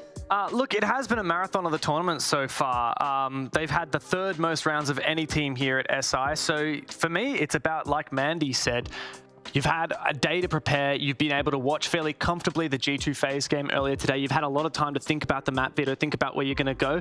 And I think for DZ, it's just working together, playing the basics. They've got the experience. They've got 2-6 Invitational champions on there in Canadian and Skies. So they know how to play this out. It's just a matter of getting in that right headspace, which we've seen has such an immense impact on the success of teams here at SI. Truly. Also, Mandy, we were chatting in the green room and we were focusing on DarkZero's pacing. It's a little bit different than a lot of the teams we see here. This is true. So the current criticism for DarkZero, the current one, is that they're pretty slow on their attacks. They take a whopping 2 minutes out of the 3 to just get into the building, let alone actually get to the bomb site after that. Now, there's a little asterisk on that, and it's their map pool, right? Their map pool, they've played a lot of theme park, a lot of skyscraper, and a lot of cafe, and all 3 of those maps are notorious maps for being really hard to attack and really hard to get through and actually go into the bomb site. They're very choke heavy, so I'm going to put a little bit of an asterisk on that particular statistic of them being slow paced. I want to see them actually play a map where they have to work through the mid round first. All right, let's transition over to G2 and Dev. That tack timeout, I mean, we were all there. They really, the fear of Fabian was put into them. That's really all I can say. Like, these guys have a fire behind them inside and outside of the server. And yes, that fire has a name. It is Fabian.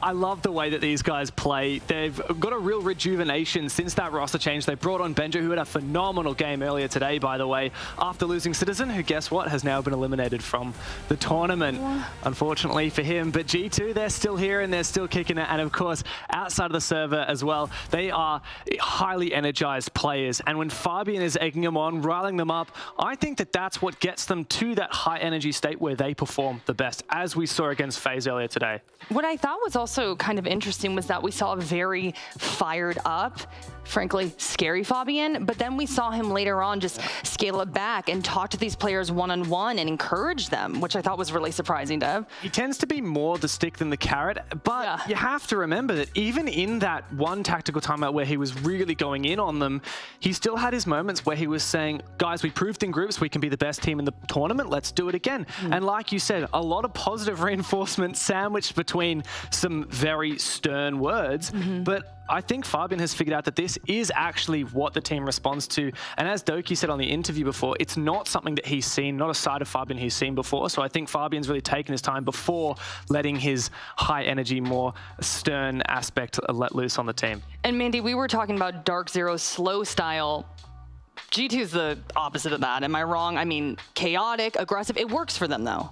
I think it absolutely does. These guys, super energetic. They're like the team that likes to pop off. Like in the comms, in the the post-match, you've literally got Alamau. He's got to cover his mic at the end of every single round so you can shout in Portuguese to the other team and so he doesn't blast his teammates' ears every single round, right? It's completely different philosophies, right? DarkZero, they really take their time. They've got this fluid comms between them, but G2 are just absolutely popping off in the comms. They like to keep the energy up. They're very, very different teams. All right, I think that I want to dive into the mental game a little bit more here. You know, Mandy was talking about this, Dev. I mean, G2, not a lot of recovery time. So what do you think that they're thinking going into this matchup? I think something about being high energy is that you can get exhausted. So I really hope the last couple hours they haven't overstimulated themselves worrying about counter-stratting and overthinking DZ. I think that they needed to have had a good rest so that they can come and be fired up for the next, what could be a 3-4 hour game here. That's the big key for me for G2. Okay. Oh, sorry. No, I was going to say the exact same thing, right? Like, these guys actually haven't had that much time to go ahead and look at DZ and prepare, but I just hope that they haven't burnt out in that off period where they're a bit more low energy and taking their time to figure it out. Pros and cons, right? Yeah. So, all right. Well, I believe we're ready to get to our map bans. We're pulling that information up on the screen right now. Dev, I will put you in the hot seat first. Ooh, what are you thinking? So, I mean, there are a couple of pretty normal insta bans here, but there are a couple of things that I think are unusual or interesting picks. There are a lot of different ways that the teams could have gone about it. For example, for DZ, I had that they might ban out Bank. The reason for that is we've seen G2 already beat W7M on this map, and DZ themselves are 1-3 throughout the tournament. Instead, they decided to get rid of Border, which, to be fair, also a map they don't want to play. It's also G2's one of their most banned maps. But as a result, DZ not banning that map, we're going to be taken there. G2 have picked it as their first pick, so it'll be the second map we see. So I'm going to talk about the philosophy between these two teams, right? DZ, they've gone ahead and they've gone pick their strengths. G2 have a really big map pool, 9 maps. They pick the opponent's weaknesses. So we can see from the DZ POV, they've immediately gone out and banned Villa and Border and then picked Skyscraper. So they've banned their 2 auto bans and picked one of their best maps. G2, on the other hand, they've gone ahead and they've banned out Chalet, Clubhouse, and Theme Park, all which are pretty staple maps for DarkZero, and then they've gone ahead and picked out Bank instead. And in recent times, DarkZero is struggling a little bit on that map. I like G2's approach to this map ban. I always like the take your opponent's weakness kind of perspective because it feels like a real statement to make. Okay, predictions really quick. Deb, you're in the hot seat. Look, I predict that this will be a phenomenal game. I predict that we will see a lot of smack talk and a lot of energy in the bullpen, especially from Troy Canadian, who we haven't talked about yet, but he loves to talk smack, and I can't wait to see it. However, I predict that G2 are going to take it in a 2-1. Locking in G2. Mandy. I'm also going to lock in G2. Okay. I think that DZ will probably take Skyscraper, and then G2 will also take their pick of Bank, but I think that G2 a little bit more favored on Oregon. All right. Well, we shall see. Let's get it started. G2 versus DZ. Roses are red, attackers are blue. Blue always looks fantastic. And Stokes is wearing a jacket. Or a carpet. Woohoo! Thank you very much, Jackie, and welcome, ladies and gentlemen. It's a jacket. It's a tapestry. First of all, it is a tapestry jacket. I believe is what that material is. You want to feel the fabric? Is this the one that Seinfeld wore? Yes, it was actually. Yeah, it's very cool. Very spiffy there, Stokes. Thank you. We are here indeed for the Valentine's Day show, getting ready to jump into our first match. We'll be here for the next 2 games, of course, on the Bravo broadcast. We have DarkZero versus G2 getting teed up right now.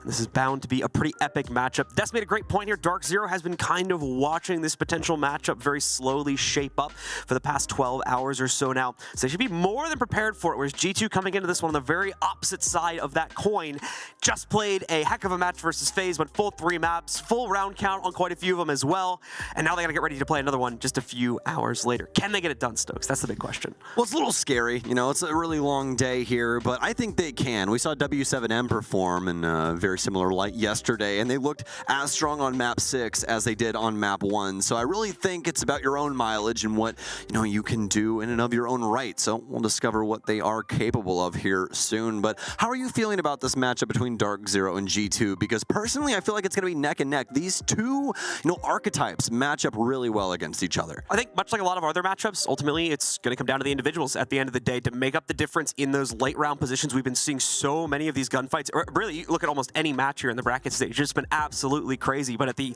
tail end of every single one of those rounds, it's the individual that steps up, brings the big clutch play that's always winning, and I think that's going to be the X factor for this matchup as well. DarkZero certainly has that from the games we've been watching from them. Skies, in my opinion, has been lights out inside of a clutch. Not even an end of round clutch as well. If he gets put into a bunker position where he's up against a 1v2, he's oftentimes coming out on top with that actual victory. So G2 are going to have to watch out for him, but at the same time, DarkZero are going to be having to watch out for that same prowess coming out for some of the players on G2 also.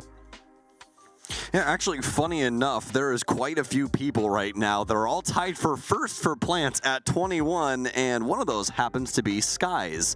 So quite interesting little factoid right there.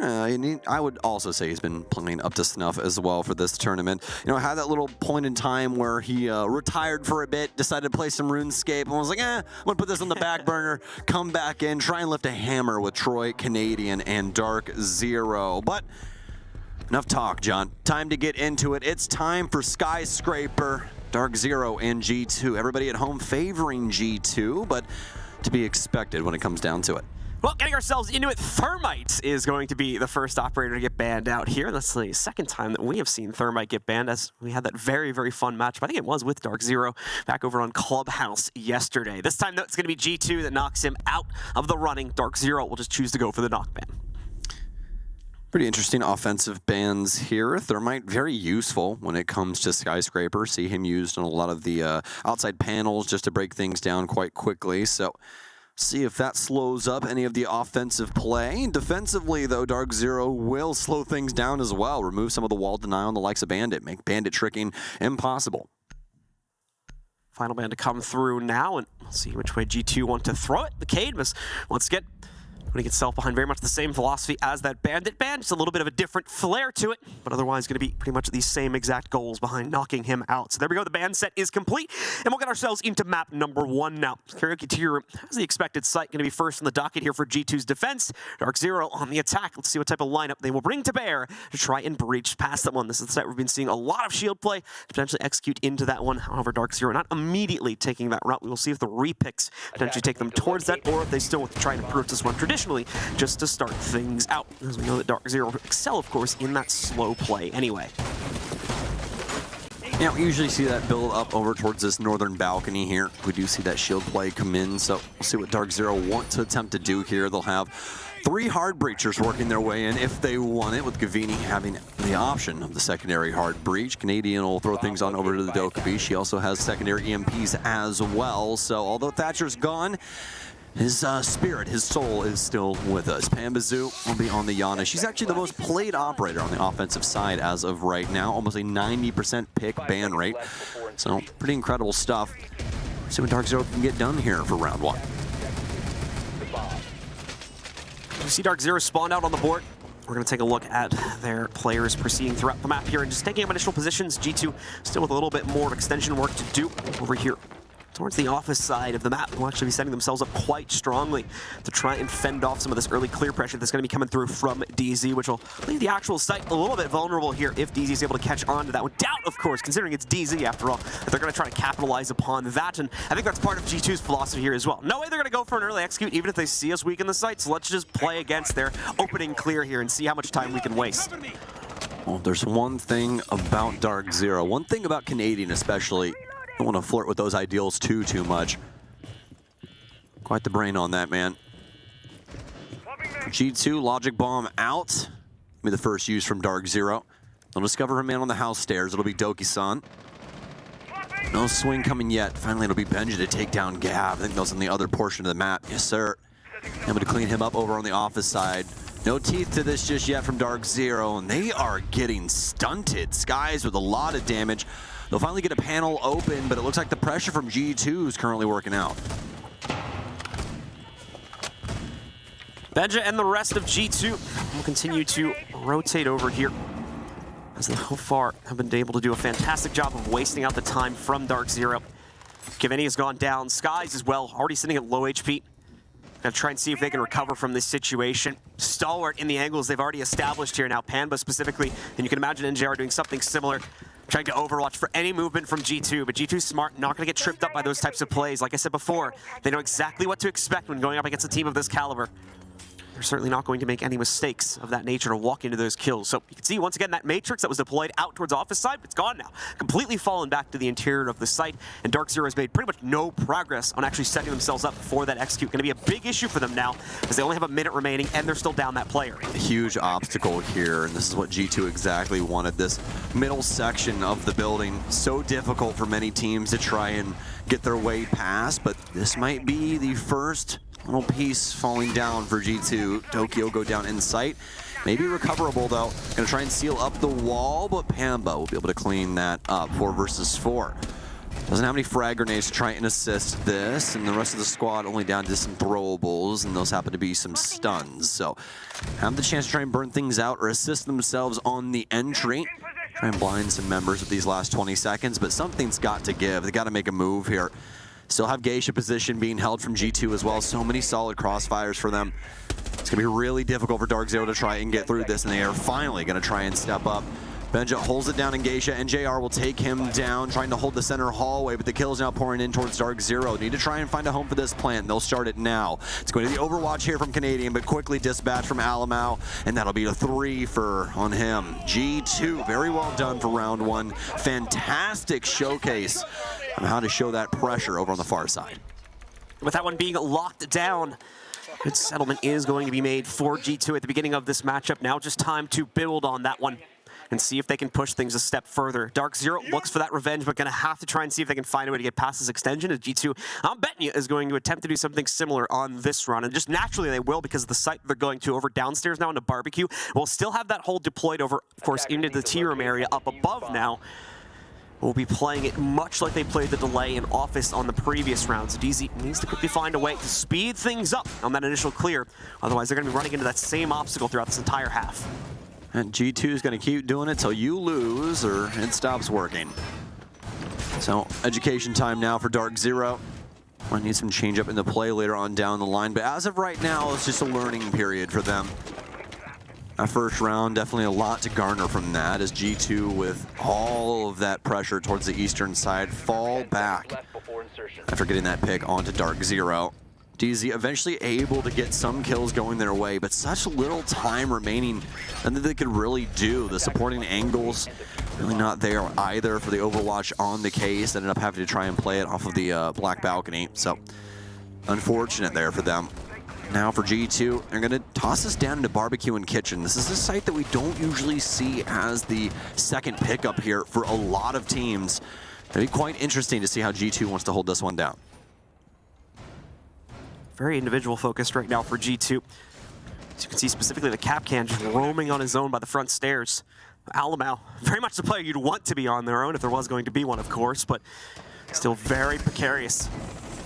And the obvious potential of him getting cut off here, should it transpire, would be very, very bad, as there's zero room for him to get traded out by one of his teammates here. He is aware of that, though, and does not overstay his welcome. Pretty much immediately falls back from the staircase after being spotted out by the drone presence, and repositions himself a bit closer to the natural extension upstairs. Logic bomb down for Gav. Nothing really coming from DarkZero just yet, but this is to be expected. Love working the map with these logic bombs, but a huge pick from Alamau. Wow, what an angle from him. Practically a singular shot out of that SMG is what ends Gavini. 0-2, no longer have to worry about the logic bombs either, but you have to worry about the util game still from DZs. They got a lot of explosives still to go, including some frag grenades to boot. Could be the difference maker here for DarkZero if Pambazu can land one of those, but so far G2 have been fully in control of this game.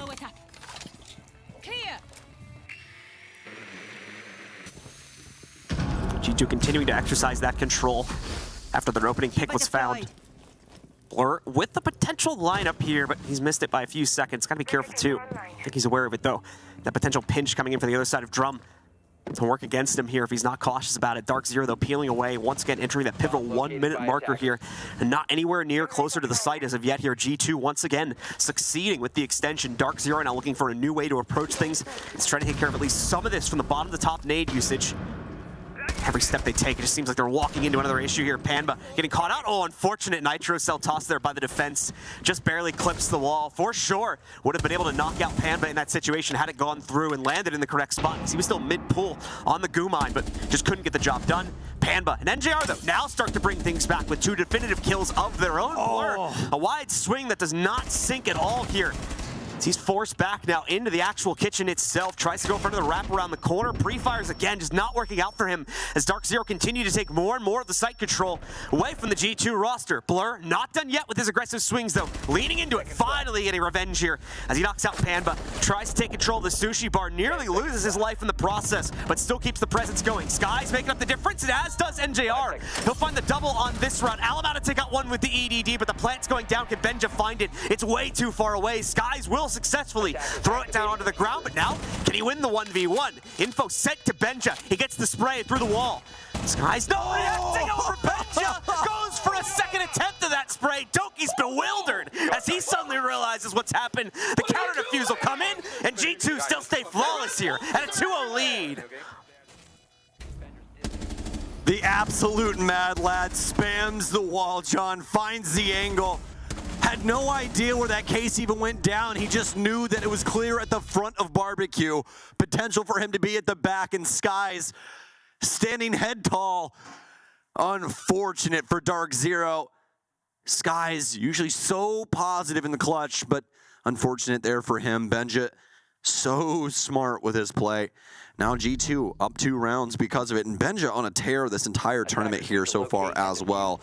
A 1.1, he's matched up with Alamau, but he's got some more kills, plus 26, as he had 154 kills so far this tournament before this game started. That's through 15 maps. Also had a KPR of a 0.85, all on top of that. So, been playing extremely well. And a heck of a pickup there for G2 as well as able to get a little cash grab there away from Heroic before this tournament. Nicely done so far by our defenders. They continue to excel. This time in the late round clutch, DarkZero not able to bring it out under their control. Just too rushed of a take there. And while yes, they got past it ultimately for the plant. Big props to Skies as well as NJR for picking up those trades in the mid round there. Just not enough of a safe position. They had kept one player rolling, probably could have closed that one out from a 2v1 much more realistically, but Benja has had the clutch genes on that previous round there, had the read on Skies. It's that beautiful spam through the wall to take him down. So G2 still stay unscathed here at a 2-0 lead over the DZ roster. And DZ once again will have to deal with a very similar set of circumstances. G2 once more deploying themselves out from the site, specifically Doki on his own this time. A little bit different from the previous round where we were seeing Alamau be that player to deploy himself towards it. This time, he's kept himself a bit deeper into the site, I imagine, as we'll be playing onto the Warden here. You can see DarkZero really worried about this early engagements, aren't they, John? We got double hard breach, double EMPs as well on top of the logic bombs. And this is a problem, right? They can't really play like that because then they're being pulled away from the intel gain game, which means they're not going to be in a good position when we get to that 20-second mark where they like to actually make their plays. G2 just, at the moment for me, G2 just has the perfect counter to DarkZero, and DarkZero unfortunately has not had an answer yet. Yeah, and they're even like, they even have Benja on the Mozzie here too, right? So like when you even get into those later rounds, if they're able to pick up some important drones, then the round is practically over. DarkZero has to try and fly in blind, and Bambazu's now gone. So is NJR. DarkZero cannot set up the kill box that they're used to. G2 just keep winning the fights. And G2 continue to excel in the early round as a result of that pickup there. 5v3 now becomes the player count here. Obviously a bit of damage returned on Doki. And Nitro from below could potentially strike here too. You can see it's primed. And that player on the other side certainly hearing the footsteps, but not with full confidence that the Nitro is actually going to land. And so far they are correct about that as well. The other side of it, still waiting for Benja to potentially line this one up, but in a few moments here, DarkZero is going to move on and he'll lose his opportunity.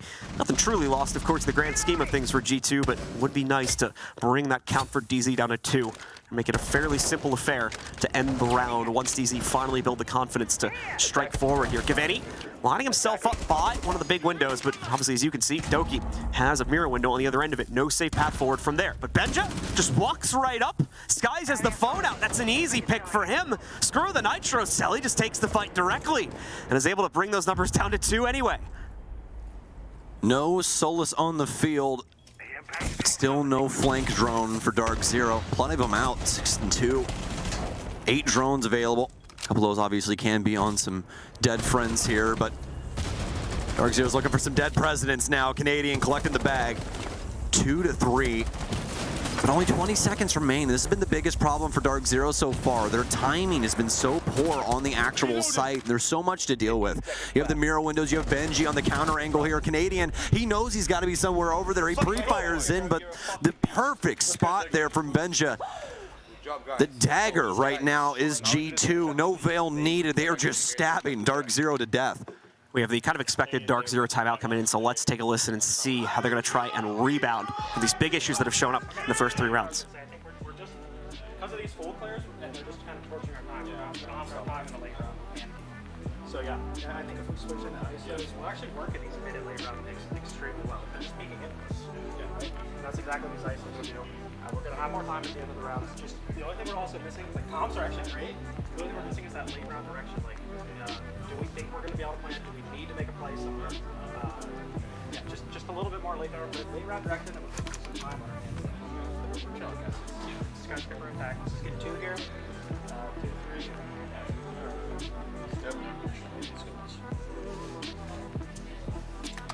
So, what are we thinking for the fucking TI? So, I think. Well, absolutely loved everything the Min had to say there. Loved the tail end as well, where he was like, you guys could get 2 rounds on offense. That'd be great. Or, you know, you could get 3. That'd be sick if you did.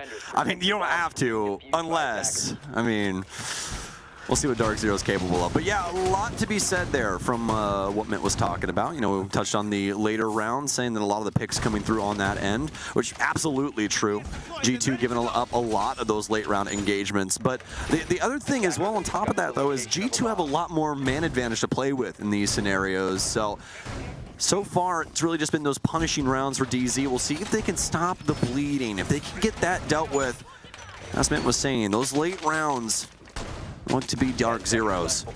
Round 4, though, is it theirs? G2 on a reign of terror right now, and DarkZero have got to stop it.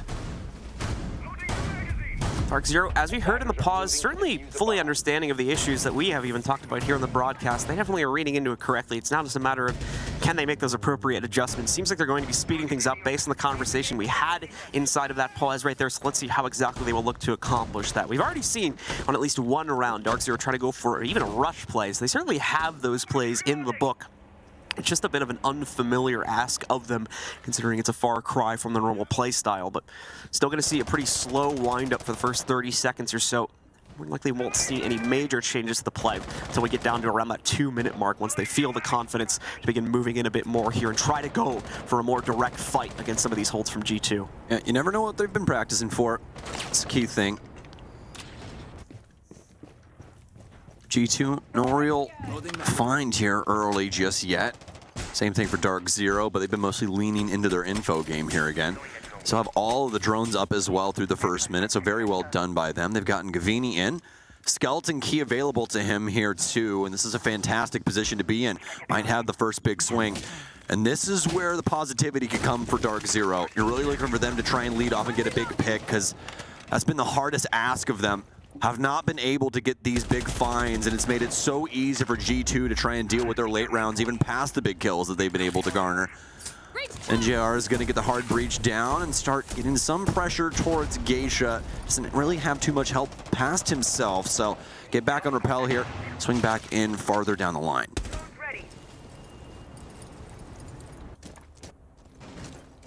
Rest of DarkZero trying to move forward, trying to establish map presence here, but once again, well, they are able to get it on off-site positions. It hasn't led into a successful pinch just yet. We are going to see the execute lead a little bit more prematurely here, however, as we do see a few of the players hiding outside of Geisha now. And when you consider that, along with the one player we have sitting below the site here in Barbecue right now, it does leave a potential pathway open for DarkZero to try to go for a pinch play, but yet again, already down to that final minute. Alamau at least seems more than ready for the hold here, but he just has to win the actual gunfight. Terradra nicely timed here, forces him out of the way. They'll throw the Toxic Babe down, but at this point, in all honesty, the attackers may choose to challenge it forward anyway. They go for it. He's able to go 1-for-1 at least in that position as he takes down Gaveni with Skies trading him out, working his way in through the balcony doorway. Doki now trying to flank it from that same stairwell. But at the same time, a lot of his teammates have been battled out. He'll go for the jump. It's a long drop with, unfortunately, a Claymore sitting at the other side of it. So he also goes down 1-for-1. DarkZero with the edge, and now a potential shutdown here as well. Finally, they get their feet on the ground as they give us a convincing take on the T-Room. DarkZero finally getting the initial pick. Just as Mint said, the late round's theirs.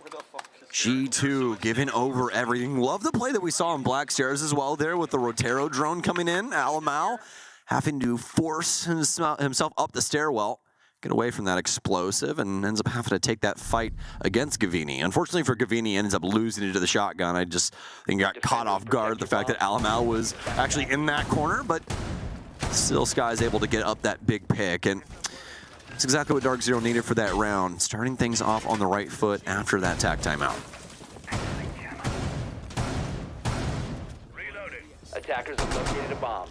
As we have DarkZero yet again spawning out in about 20 or so seconds here. G2 gonna call that last round a little bit of a fluke and just go for the retry on the same site here.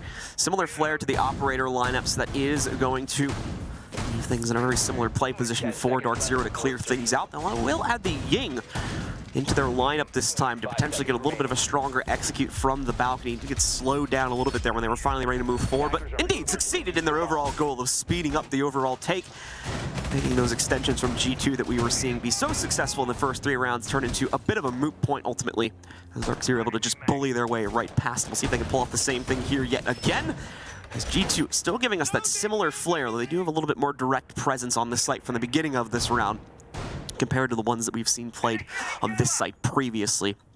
Those locks have now come in for DarkZero as well. Interestingly, Thatcher ends up being locked into this lineup as well. Not going to see a whole lot or really any hard breach emphasis come into this round too heavily, but 1 or 2 walls maybe knocked down, and that could be pivotal for the team to potentially get access to things. If they are wanting to push, say, from Geisha's side, we could see that be a little bit more emphasized. However, for the most part, we have seen them going for the balcony pushes, so I'm not going to find immediate use from it, in my opinion. DarkZero able to match the energy necessary to pick themselves up their very first round. Round 5 now. G2 to reset themselves. More than likely might show the same teeth that we'd seen prior though, especially for Benja's case, as he's been playing so very well. Some big pickups and some big contributions to G2's case. Take Skyscraper. DarkZero is going to end up breaking into Geisha. Get that dealt with. Blur in the area to try and quickly respond. Still have plenty of top floor presence from G2 across the board, but we know that DarkZero really doesn't concern themselves with that until much later into the round. Right now, it's all about the crosses and trying to get G2 to make a mistake. Could be at any moment. That's what happens with these things. You never know which angle it will be.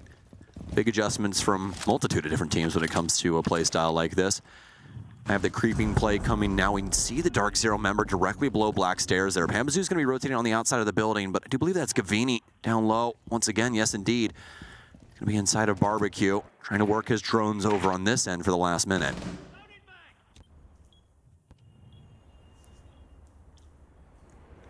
Goes full quiet yet again as DarkZero still looking for proper placement to get themselves to the inside of the building. Benja and the rest of G2 just patiently waiting for it right now. They're like, all right, this is cool. We still have these positions, and they've only got 30 seconds left, so the more the merrier as far as we're concerned. If they do want to try to pressure us, Benja gets the down against his initial opponent, trying to work their way in through Samurai. Does not end up working out, though.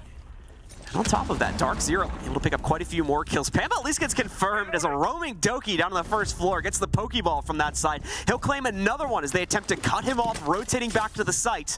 Doki single-handedly re-equalizes the equation and has now thrown DarkZero off as they enter their final 10 seconds to try to make this execute work. Great spot coming in here from Canadian, and he's indeed going to get that confirmation against Alamau, but Virtue also stole away one of their own teammates. Where's that plant coming down? We have not seen it yet. And with that timer coming to an expiration, desperation, G2 once again hold the mantle inside of Tier Room, claiming a 4th round with 1 to go in this half.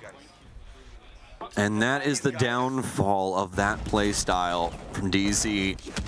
Such slow delivery, such oh my goodness, such slow cadence. That's what I was trying to get at there. From DZ ends up leading them into a position where if the kills don't end up going your way, or if G2 are able to slow you down in any sense of the term, then you're more than likely going to end up losing on timer. You have to try and force that plant down. And well, there for G2, Doki was able to be the hero and slow up DarkZero just enough to where it was going to be a big issue. They have to try and go for the frags instead. Don't know where a safe space is for the planner, and it doesn't work out. They're dropping that round, and the early rounds here for DarkZero, pretty solid, but it's just that they're really not getting too much map control past that. We're getting a lot of angles held, lots of walls opened, and things prepped to play into the last minute, but nothing to really deal any damage to G2. They're still allowed to flutter around the map how they want to. They're just not really crossing paths with DarkZero until DarkZero gets forceful onto the map. Minus that obvious previous round that we saw from DZ, where they're able to get some big picks immediately on their entry when asked, but G2 able to change things up. Change of fate inside that last round. There's not many risks being taken by DarkZero, I think is a good way to describe it here. They're trying to play it ultra safe, and it's come back to bite them in quite a few ways here. And while they've been able to fix parts of it, the core issue is still a problem here. They're just, as you mentioned, not really getting a significant enough map control, and which is leaving massive swaths of the map open for instance, Doki to just roam around the first floor, confirm that Pokeball kill, and then pick up another one, because they don't know really where he's moving. They don't have, I'm assuming at this point, they don't have like, preset drones for him set up and things like that, just not being considered because they're not actually testing the waters until like 50 seconds on the clock. Same as the benches situation. That's how we got that huge flank up the restaurant stairs. No drones for anybody to really watch down here in this bar space, and simply walks up and shoots guys in the side of the head. Bullet for my Valentine, it seems. Vini and the rest. DarkZero looking for some new love here with round 6. They can find any. Not a great start here for Gab. 0-5 right now, John. Trying to make his way through it. Been able to find some engagements, but just hasn't really been able to get it with the soft breach just yet. He's been a very on and off player this tournament, I've noticed so far. We've had some games where I've been incredibly impressed with him, and he's been at the forefront of most of the successful rounds for DarkZero, but then there's also games like this where he's unfortunately just getting shut down. We're not really seeing him be a part of the equation at all, so it's very unfortunate to see, but somewhat expected given the fact that he's a pretty new player to this tier of play. And once again, has to kind of gain that experience, I think, to find the consistency that we are seeing out of his best games, in my opinion. So it's not entirely his fault. It's just a kind of lack for experience. There may be some circumstances being thrown at him. He might end up being kind of hyper-targeted in a few of these rounds. He just doesn't really know how to handle that. So there's a lot of things that could be going wrong over in the DarkZero camp. And the opening kills is going to be one of them, unfortunately. Doki striking true yet again here in round number 6 to knock out Canadian, bringing him down low. And he's not the only one. You can see Skies being heavily lit up, now claimed by Virtue. Blur with another pickup also. Gavani with the swing around here. No way. And get the confirmation onto the Geisha player. He's just toying with them now. But Benji goes a little too low there, pops his legs out. Panba finds a second response kill, bringing it down to 3 here for G2. But at the same time, Gavani, now the only one left standing, finally got his first kill there a few seconds prior, but Doki stops it from going any further as he has the winning angle from below. Good fucking crossfire, Blue. Let's go. Yeah, that was a fucking... Virtue's so locked in, he didn't even see Fabian's hand in his peripheral vision. He's just burrowing a hole right into the center of his monitor right there.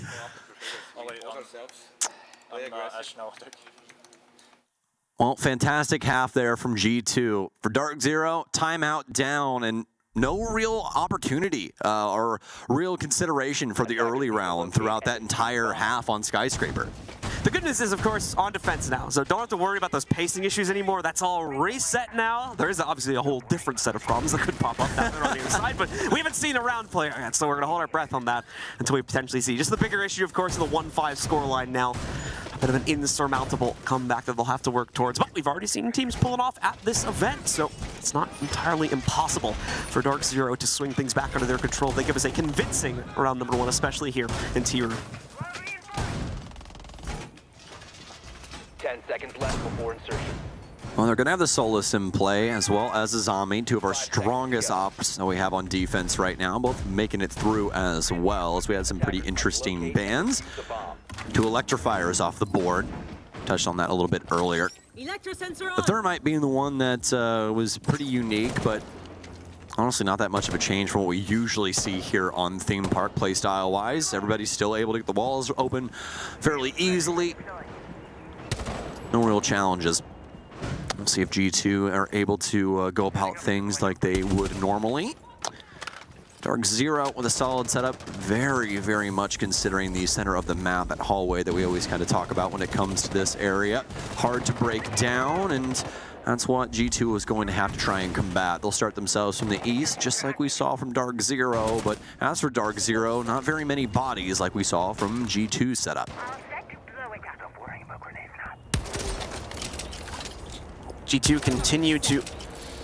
There's a lot of X-Kairos, Blur. Really. Just kind of overkill on that one there to make sure he gets it all open. I think he might have mispositioned one or two and had to go for an additional one because of that one, but all good as the opening is claimed either way. No resistance comes in for the defense to stop it from being open, so it all works, I suppose, when it's all said and done. NJR will be the direct challenge on the inside of Geisha here. At the same time, G2 beginning to stack up a lot of openings to his position. Could lead itself into a battle quite prematurely here. Doki is a little interested on a different angle, however, as I believe he sees one crossing all the way out into the hallway there.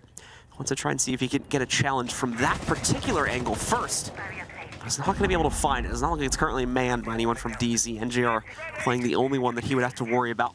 So for now, just waiting for the rest of his teammates to get into position so that he can justify the actual play forward. In the last minute we go. And you can see just how difficult it is to try and get yourself wrapped around this top floor and start getting some major pickups. Skies will actually be the first one going down. Pretty unique as well, as that's going to be the smoke gone. Big frag grenade, and JR gone as well. G2, they have plenty of time for this execute now. Two big kills, the smoke gone, no real preventative maintenance here from DarkZero now. They have some impacts, but those two players set on fire. Oh my! G2 emulate DarkZero 6-1. We didn't really get it on camera there, but there was a final fight. Alamau being ripped down to like 20 or less HP. I think before he even fired a response bullet and somehow was able to turn it back into his favor. Very unfortunate right now as DarkZero just cannot seem to get a duel to win their life, as it's looking like a very, very clean map number 1 potentially to show up for G2. Unless there is a serious change of pace from DarkZero showing up here on this round now, and one that'll stay alive throughout the rest of this game. It's a big ask and one that might just be a little bit too much for this team at this point in the series. Now, and there was the big change there from G2 in comparison to DarkZero's entire offensive set. They get up right to the gates of the defensive setup. They get those players in down low and start going for picks. The thing that I wish we really got to see was the interaction with Skies, because that's what set it all off. I don't really know if Skies went for a peek there or somebody was able to get a cheeky angle or what have you, but that match with the positioning down low with that nade play is what made it nigh impossible for DarkZero to try and really work anything out of that. It was like trying to get blood from a stone. You don't have any smokes to try and stop anybody from entering any point. G2 has so many more bodies than you. You practically have to get a 3K as one guy to really make anything matter.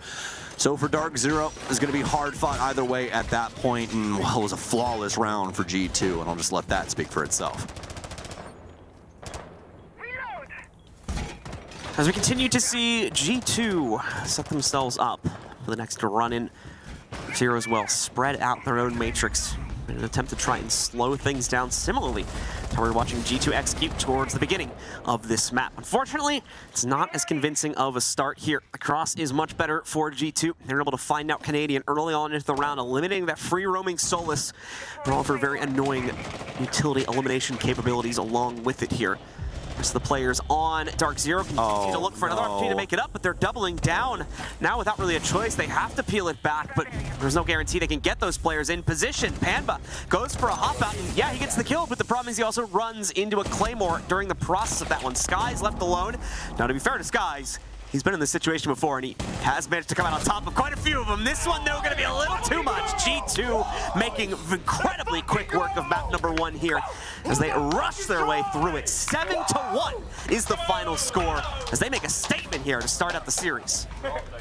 Wow.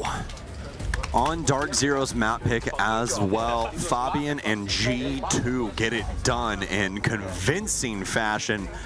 How does DarkZero recover, though? Only 1 round, an entire game, and they used their tag timeout, tried to get things going back on the offensive side, but nothing doing for DZ. Now a long talk and, well, a short break as we're going to toss you guys to that. We'll be back with map 2.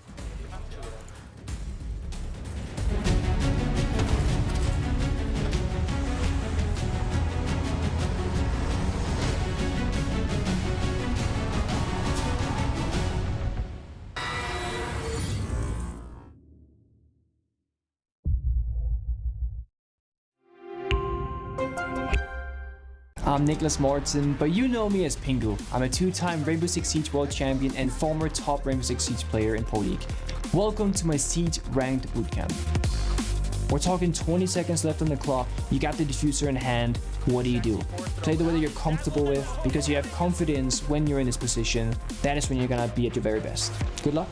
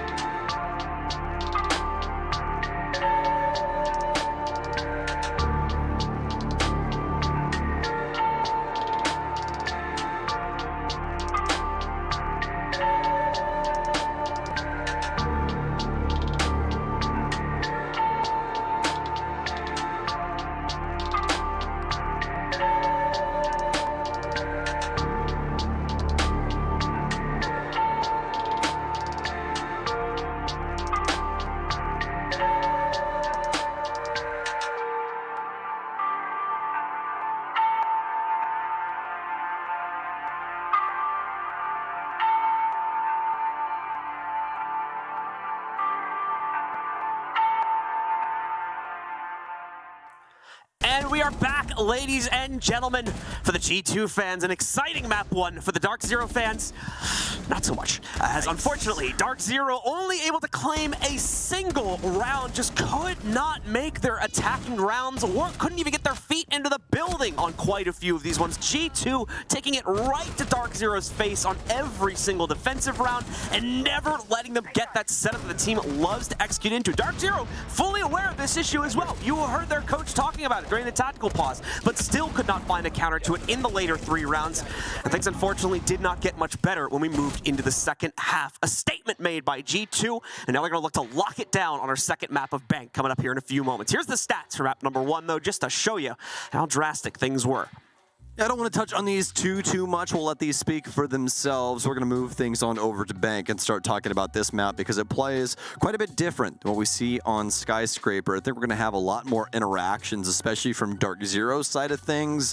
When G2 gets on defense, that's what I'm excited to see. What's their staff room open area going to look like? Are they going to play tellers? Are we going to have rooms when they're in the basement? There's a lot of different ways that they could throw some hard looks at DarkZero, force them to try and clear out this map just like they did on Skyscraper. But the key value is Bank has a lot more angles to exploit than what we saw on Skyscraper. Skyscraper, you do have that window play there that we saw from DZ, but it's pretty short and condensed. It doesn't go really deep into the building like we see on Bank with things like the elevator hallways. So this map might lean a little bit more into what DarkZero is accustomed to. We'll have to see. This is G2's map pick. So as we warm up to this one, let's see what we have in store for us here on Bank. There's a community poll in case anybody missed it on map number 1. 2/3 of you just over that thinking that G2 is going to claim this one. So far, you guys are correct. Let's see if it goes all the way, though, or if DarkZero still have a little bit of that fight left in them. It is G2's own map pick. So that once again puts DarkZero up against the wall here in terms of their capability to rebound and try to take us to a 3rd map. As we get things started, though, Nook once again first to be knocked out. Bans, I imagine going to be a little bit different here. Doubt we'll see the Thermite ban come through a second time, but could be surprised. Be Hibana. Oh, it's going to be Doke. That also makes a heck of a lot of sense. You know, Doke could be fantastic for assisting you in the clear, as well as just the Logic Bomb, an amazing piece of utility to execute with. Nook, very sneaky, and Bank also a map that she plays very handedly into. His garage access is practically easy, like the most straightforward thing for her of all time. Azami also going to get banned out here as well. On top of that, and then Solus, question mark? No, it's going to be Kaid instead. And I mean, perfectly making sense, right? It's Bank. You're worried about hatch play. Get rid of the Electro Claws. Make that very straightforward with you when it comes to Hibana. Just one step you don't have to worry about, and one potentially less Thatcher you have to bring into your lineup, or at least someone with a secondary EMP to take care of those for you, or maybe even not take care of them, as we've seen at least one round here. There's a couple of tricky spots you can throw those down at where they actually can't be reached by the secondary EMP, and that could be another reason why teams are just banning him out right now, so they don't have to deal with that possibility if their opponents are going to be potentially abusing the fact that they can put those Electric Claws in that position. Away from that, though, G2 goes right to the expected site for round number 1 here, as they're going to be starting things out in the basement hold. Usual amount of delay utility that isn't banned out, of course, is going to be brought into the fold here, as we do have the smoke to try and stem the tide. Benja as well going to be throwing down the 4 Goyo canisters to try and light the heck out of security up to hopefully keep it as neutral territory in those final 20 seconds or so. And then even the laser gates to try and slow down any potential drops from DarkZero, or utility clear along with that. I love this from G2. They're going to leave both the panels soft inside of server. This is a classic, especially when it comes to some roam setups that we see when it comes to this map, using those panels and some extra positions around the mid floor. Looks like we're going to send this all the way upstairs. The hat's going to get reinforced here because I think they're going to play things open potentially for small on the second floor. Yeah, they're going to keep things soft, so that means that they can potentially rotate back through there, so a nice reinforcement from G2 to make sure nobody can transition through that area. And once again, G2 are going to play the full building. This is what I was excited to get into. How are DarkZero going to try and handle G2 as they fill up every facet of Bank? They have to try and get these initial kills.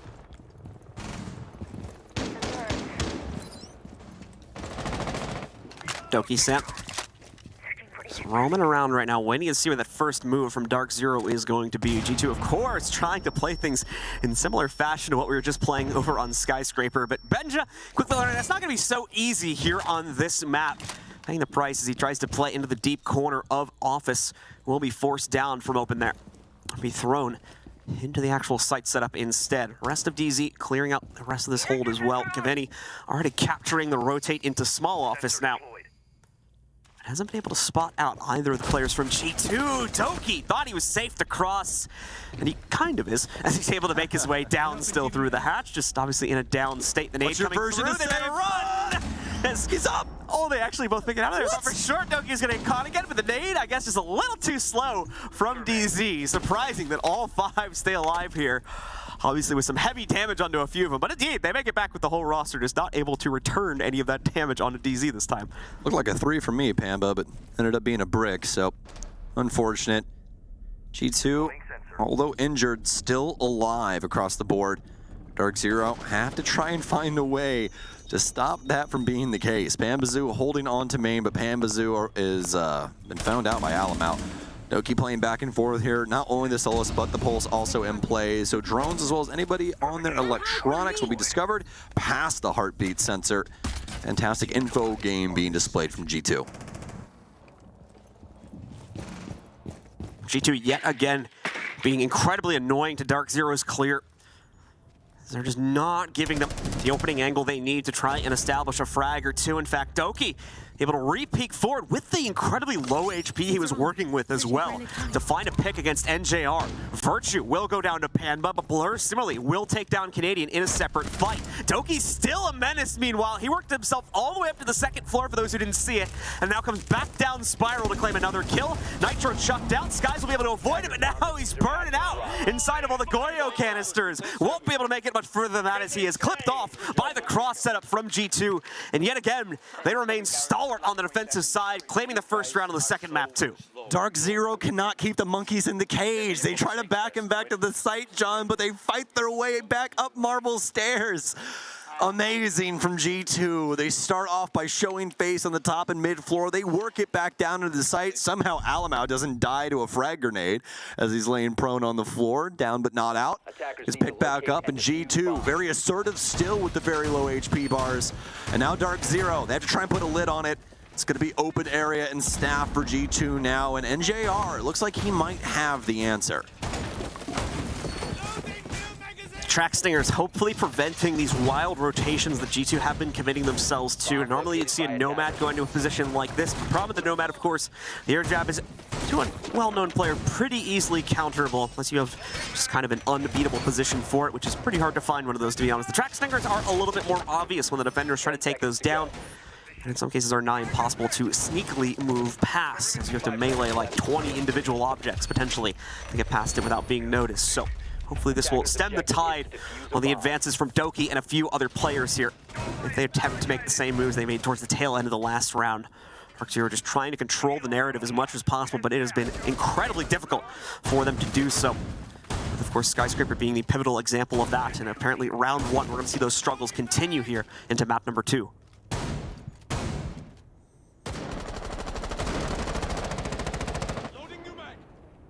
DarkZero are reaching for the safety ropes. Have the Monty in play now for Skies. Back against the wall here. If they lose up against G2 on bank, that's all she wrote. Game's over. Quick ticket punch home. That's what it's looking like for Gav as well, as he'll go down here as the ace. Quick engagement there once again from Doki. These dip and dash plays constantly thwarting DarkZero. This will be put under their back leg once again. Their disciplined play style, so very strong, but G2 know where it's coming from. And JR, he's going to be forced out of the basement off of that. No real supporting play there. So gonna have to try and get back to his teammates and assist them. And they're all just simply waiting outside. Look, John, they're just holding the exit to the building, waiting to see if Doki is silly enough to swing them inside of electrical room. DarkZero assuming too little, it seems, of G2 in this matchup that they would potentially bait into a setup like that. Just not going to happen with a team of this caliber. So G2 continues to patiently sit back and wait for the execute to broil through. Skies Sitting here now, has the challenge sent on against him from Doki, but no one to support that angle in a way that they could trade out Doki himself. Virtue crawling around here, working himself back to the window with the hop out as well. Has the spray on NJR. Don't believe NJR had anyone supporting him out here, and if there was, already lost. He got around the corner too. Virtue with a sliver of HP. He's got to take down the barricade and everything, but he makes it back inside, and that will be undetected. We'll have to see if he can actually get back to his teammates, but still, that's a win in my book. Just gotta sit still for some time. Nobody really having the capability to rotate into him. Oh, this might be it right here. Pambazoo might have him. Got the cut, I think. Yep, moving back into tellers. Not gonna step up just yet. Oh, and here it comes. Oh no, the timing. Oh, the timing. So very unfortunate. Pambazoo. Oh, I think Virtue's playing it. He's playing the angle. Oh, okay. Pambazoo finds it, but he's like, low he is. Right? Oh my. Virtue getting so much done. Skies is on the shield. Skies' teammate almost dead. Skies battles back. Uppercut that was so needed, but now G2, they're getting away with so much. Canadian dead in the mountain. He doesn't matter anymore. Doki, dastardly Doki, gets it done up against DarkZero. Oh my. How do you fit so much aggression in such a small man? Doki's been the menace 2 rounds in a row here. Now, every time it seems like DarkZero's got the massive domino chain ready to go, he's just like that annoying kid that runs and is like, just knocks it over prematurely. Beautifully done there, as once again trips up any hope DarkZero had to quickly take out the rest of G2's hold on the inside of open area. Locks in a second consistent round for them here, and now sends us over to Tellers for round 3. That's 5 kills in 2 rounds from Doki. And the rest of his team also playing extremely well at the current moment too. Alamal with the big round there. Huge hop out play from him upstairs. Very distracting from DarkZero. No real opportunity from them to try and get that back. Wasted so much more time and a lot of damage onto Pamba and their interaction. Now DarkZero not feeling as though the shield is going to work for this Tellers offense. They're going to drop that, bring in the Habana, some extra hard breach here, more than likely to try and expose the E3 wall, this hallway. We see Virtue in. Long angle exposed from that western wall down here. See if they can get that done. Canadian going to bring in the Jackal on top of that to try and assist with the clear. And we've got a DarkZero offense ready to roll. As we see DarkZero spawned out yet again on the map, we're going to take a look and see what their initial plan is going to be to try to contain this absolutely unleashed style of aggressive play from G2. Finding the counter to Doki as finally he goes a bit too forward with the push out through electrical. DarkZero expect that this time and are able to get into the way of it. Doki back onto the scan in the meanwhile, has found out one player. Bit of overwatch here from Skylight, so I'll keep an eye on that one. Saw that they were on cameras, so he's not going to be immediately worried about it, but certainly keeping an eye as he goes for the actual peak. Both players do end up kind of backing away from the situation. Doki realized this is a bit too well Overwatch, so he'll back away and position himself for a play a bit later on in the round instead. On DarkZero, assuming the position here for Skyscraper, or rather Skylight. Trying to hold things down around square. No real rotations coming in early from G2. Discovery set of checkers. But Benja might have to play. What a shot. The transfer there inside of Janitor and no one around to back it up for DarkZero. Canadian, he didn't want to throw himself into the angle, and that is going to allow Benja to get away. Big pickups once again for G2 as they are constantly ahead of DarkZero throughout these rounds. Oh, Virtue again. No way. No way. Time and time again, they're getting punished by these aggressive plays. Virtue's going to run around practically the entire outside of the building. And on DarkZero's screens right now is just blinking. Someone's outdoors. Another Nitro Cell off for Benja. So very annoying for DarkZero to try and deal with. And he's going to be able to slink back indoors as well. Where did Virtue even get to? He's under skies? How does this even happen? Canadian's going to get through the top floor. Has that Legion Mine in his foot, able to remove that. But with minimal time remaining, DarkZero not really too much to say about round 3. These attacks just once again not clicking together in any sense. Far too slow, far too resigned it seems to just wait for G2 to make a move, and that's the problem. G2 has all the map control they could ever will and want for to make those plays. DarkZero with just far too many variables to account for and trying to counter those types of plays. Out just like this. Once again, Doki being allowed to run whatever the heck he wants basically. Pops back out from the teller's door. Grabs one. Yeah, Canadian will be able to exchange him out, but look at the situation sitting before Canadian. Good grapple there, as he is able to wrestle back control of that gunfight for the second kill. But again, it's just delaying the inevitable. G2 still with the shutdown as they once again go 3-0.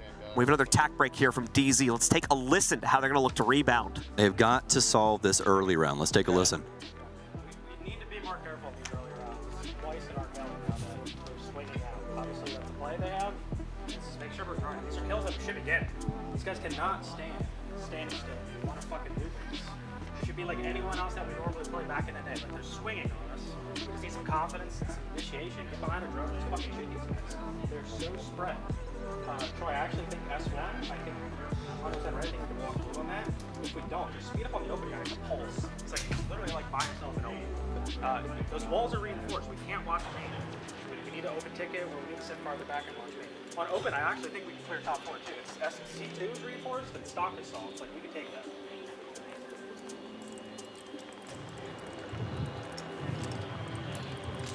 And the pause now closing out. DZ giving their input again.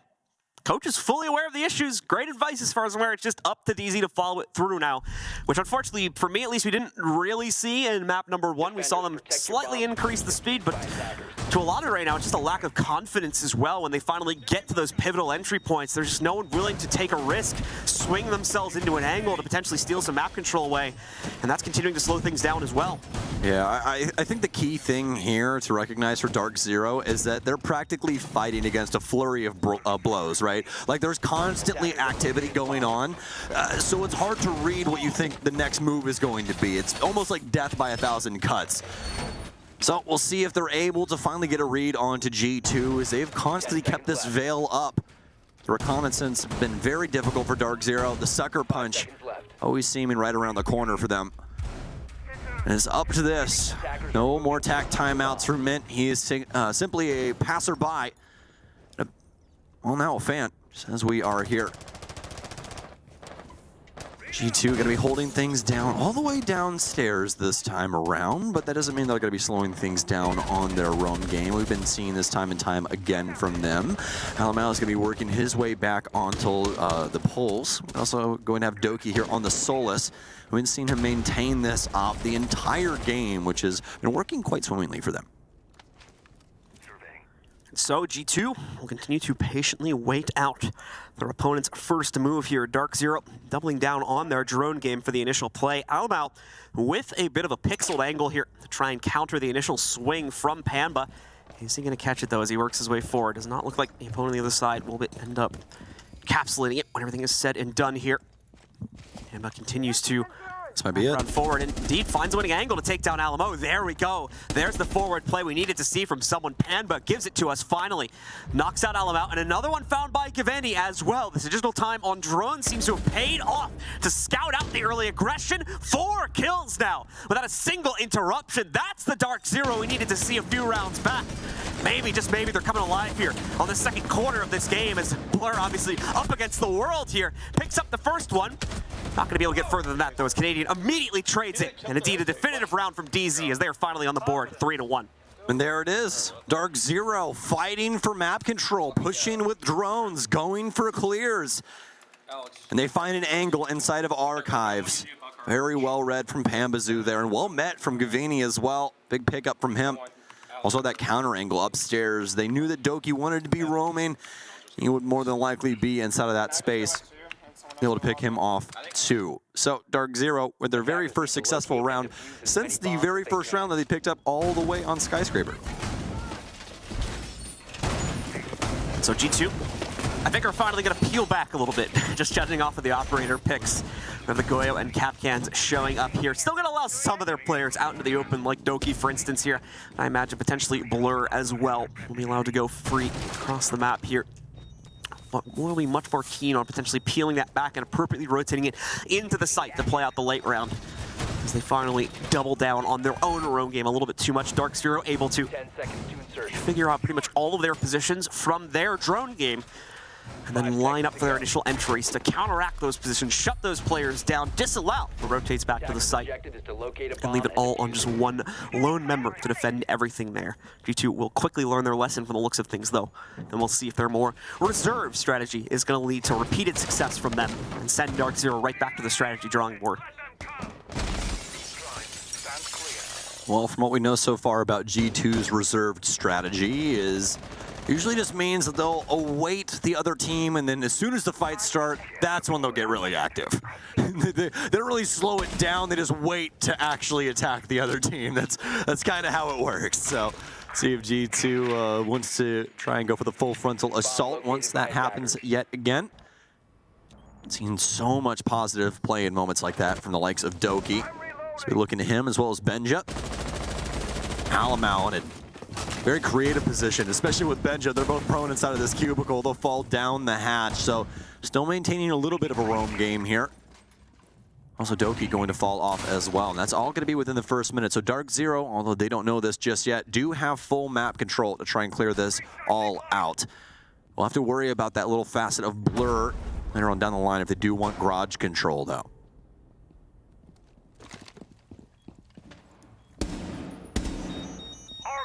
Pam to try and take some more main stairs control. He'll swing around towards that. DarkZero will begin to set up to move down here. Obviously, a few hatches and whatnot to be opened up and a bit of utility to be bled out. So still a few boxes need to be checked off by DarkZero, but they are well on their way to an execute, which is not something that we could potentially say about all of their previous rounds here with the way G2 has been playing things so far on the defense. Canadians sneaking in this Twitch drone as well, able to knock out already at least one of the Goyo barricades. Trying to get the jump shot for that one. No, I think he got shot potentially right as he jumped that, or the explosion killed it. Nope, he did not get it. It looks like he got shot somehow. So that is going to deny that one. Defenders still have a little bit more delay utility, which they're going to pop off right now they hear the can opener being deployed, of course, the bottom left corner of that main wall. That's the plant avenue that DarkZero are going to want to take. So G2 just trying to delay the inevitable here. We'll bring out those toxic babes pretty soon as well. Now that we've reached the 50-second mark, these three chain consecutively should bring us down to right about 20 when DarkZero will have free clearance to move in. Well, Virtue's going to delay all of this, but then we have count them, three Nitro cells to try and toss in as well. And this is going to be a full-on assault. It'll be a bloodbath. Oh, no. Alamau, oh, how cheeky. Doesn't even wait for the plant, tosses it early. So much damage. Another Nitro cell out. Canadian's going to stick this about halfway through. Gab will go down, but there it is. The Nitro cell delivery finally will land on somebody. Now DarkZero with a lot to do. NJR is going to need to try and body every member that rotates through. NJR with a big pickup. He'll drop in behind the patience play. They don't know that he's here. He'll be, no! Oh my Virtue! What a shot! Not a single person aware of the position of the DarkZero member. Such a sneaky position in red, and they're still able to deal with him. Eyes in the back of G2's head. G2 on another level, it seems, right now. To a certain extent, you can begin to understand DarkZero's problems when you see a recovery like that. DarkZero making their way in. G2, in the meanwhile, just chaining out their utility pretty much perfectly there. Using the Toxic Babes to burn things down to right around that 20-second marker. And as you mentioned, the triple Nitro cell ready to deploy. The first one perfectly timed as well to kill the Ying just when she was about to chuck her Candelas and potentially mess up the following Nitro cells. Immediate denial upon that, which obviously snowballs the rest of the defensive play too. Beautifully done by G2, and just so unfortunate for DarkZero as they didn't even necessarily do anything wrong on that execute there. Just got very unfortunate with the timing on how some of their players went down. Yeah, and speaking of timing, I mean, Alamau with that timing play, that was some 8D chess right there. It was like, well, if I just toss it early, they might be throwing their utility too, right? Just blows up Ying immediately.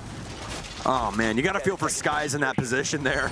Just trying to get those Candelas off and gets met with the worst phone call of his life. Let's have something a little bit brighter, unfortunately, than those Candelas. Can't stand the heat. So he's popped out of that position, taken down, and another round evades DarkZero's scoreboard here, going over into G2's deck instead. 3 to go already for G2 here. We just got started with this series. I think a little under an hour to go, and already G2 are rocketing themselves towards the tail end of it. they're able to close this one out. That is it. And they will win this series quite handily in 2-0 fashion. DarkZero as well, not the way he wants to end things here. So we'll see if they can find a little bit more stable ground to play onto by hopefully capturing a second round for the half on this one. And if not, once again, maybe, just maybe, giving us a solid rebound to start out the second half, but it's going to be the same circumstances as Skyscraper. So indeed, to be a realist about it, it is going to look a little bleak. Selma's out for NJR. And that top one made it. Yes, it did. Okay, I got a little worried there. This is from when where we saw the lights, but ended up getting both of them. So all those hallways now going to be very difficult for G2 to try and operate around, although we'll have Blur working his way up the stairwell currently. So kind of a fight going that way. Ambazoo ready and set over at top square. DarkZero have wrapped themselves around the windows of this top floor, and the first kill will come from NJR, and that'll be Virtue in from the main area. And this is going to spark a play from DarkZero. You can see the motion in over towards Janitor for Pambazoo. Some pre-fire starting to come through. This top angle will definitely assist with the plays going into staff, but still have to worry about what lies in the depths and potential nitro cells coming through that could spell the demise of the soft breachers, trying to expose some of the hard positions that G2 have set up for themselves on this mid-level.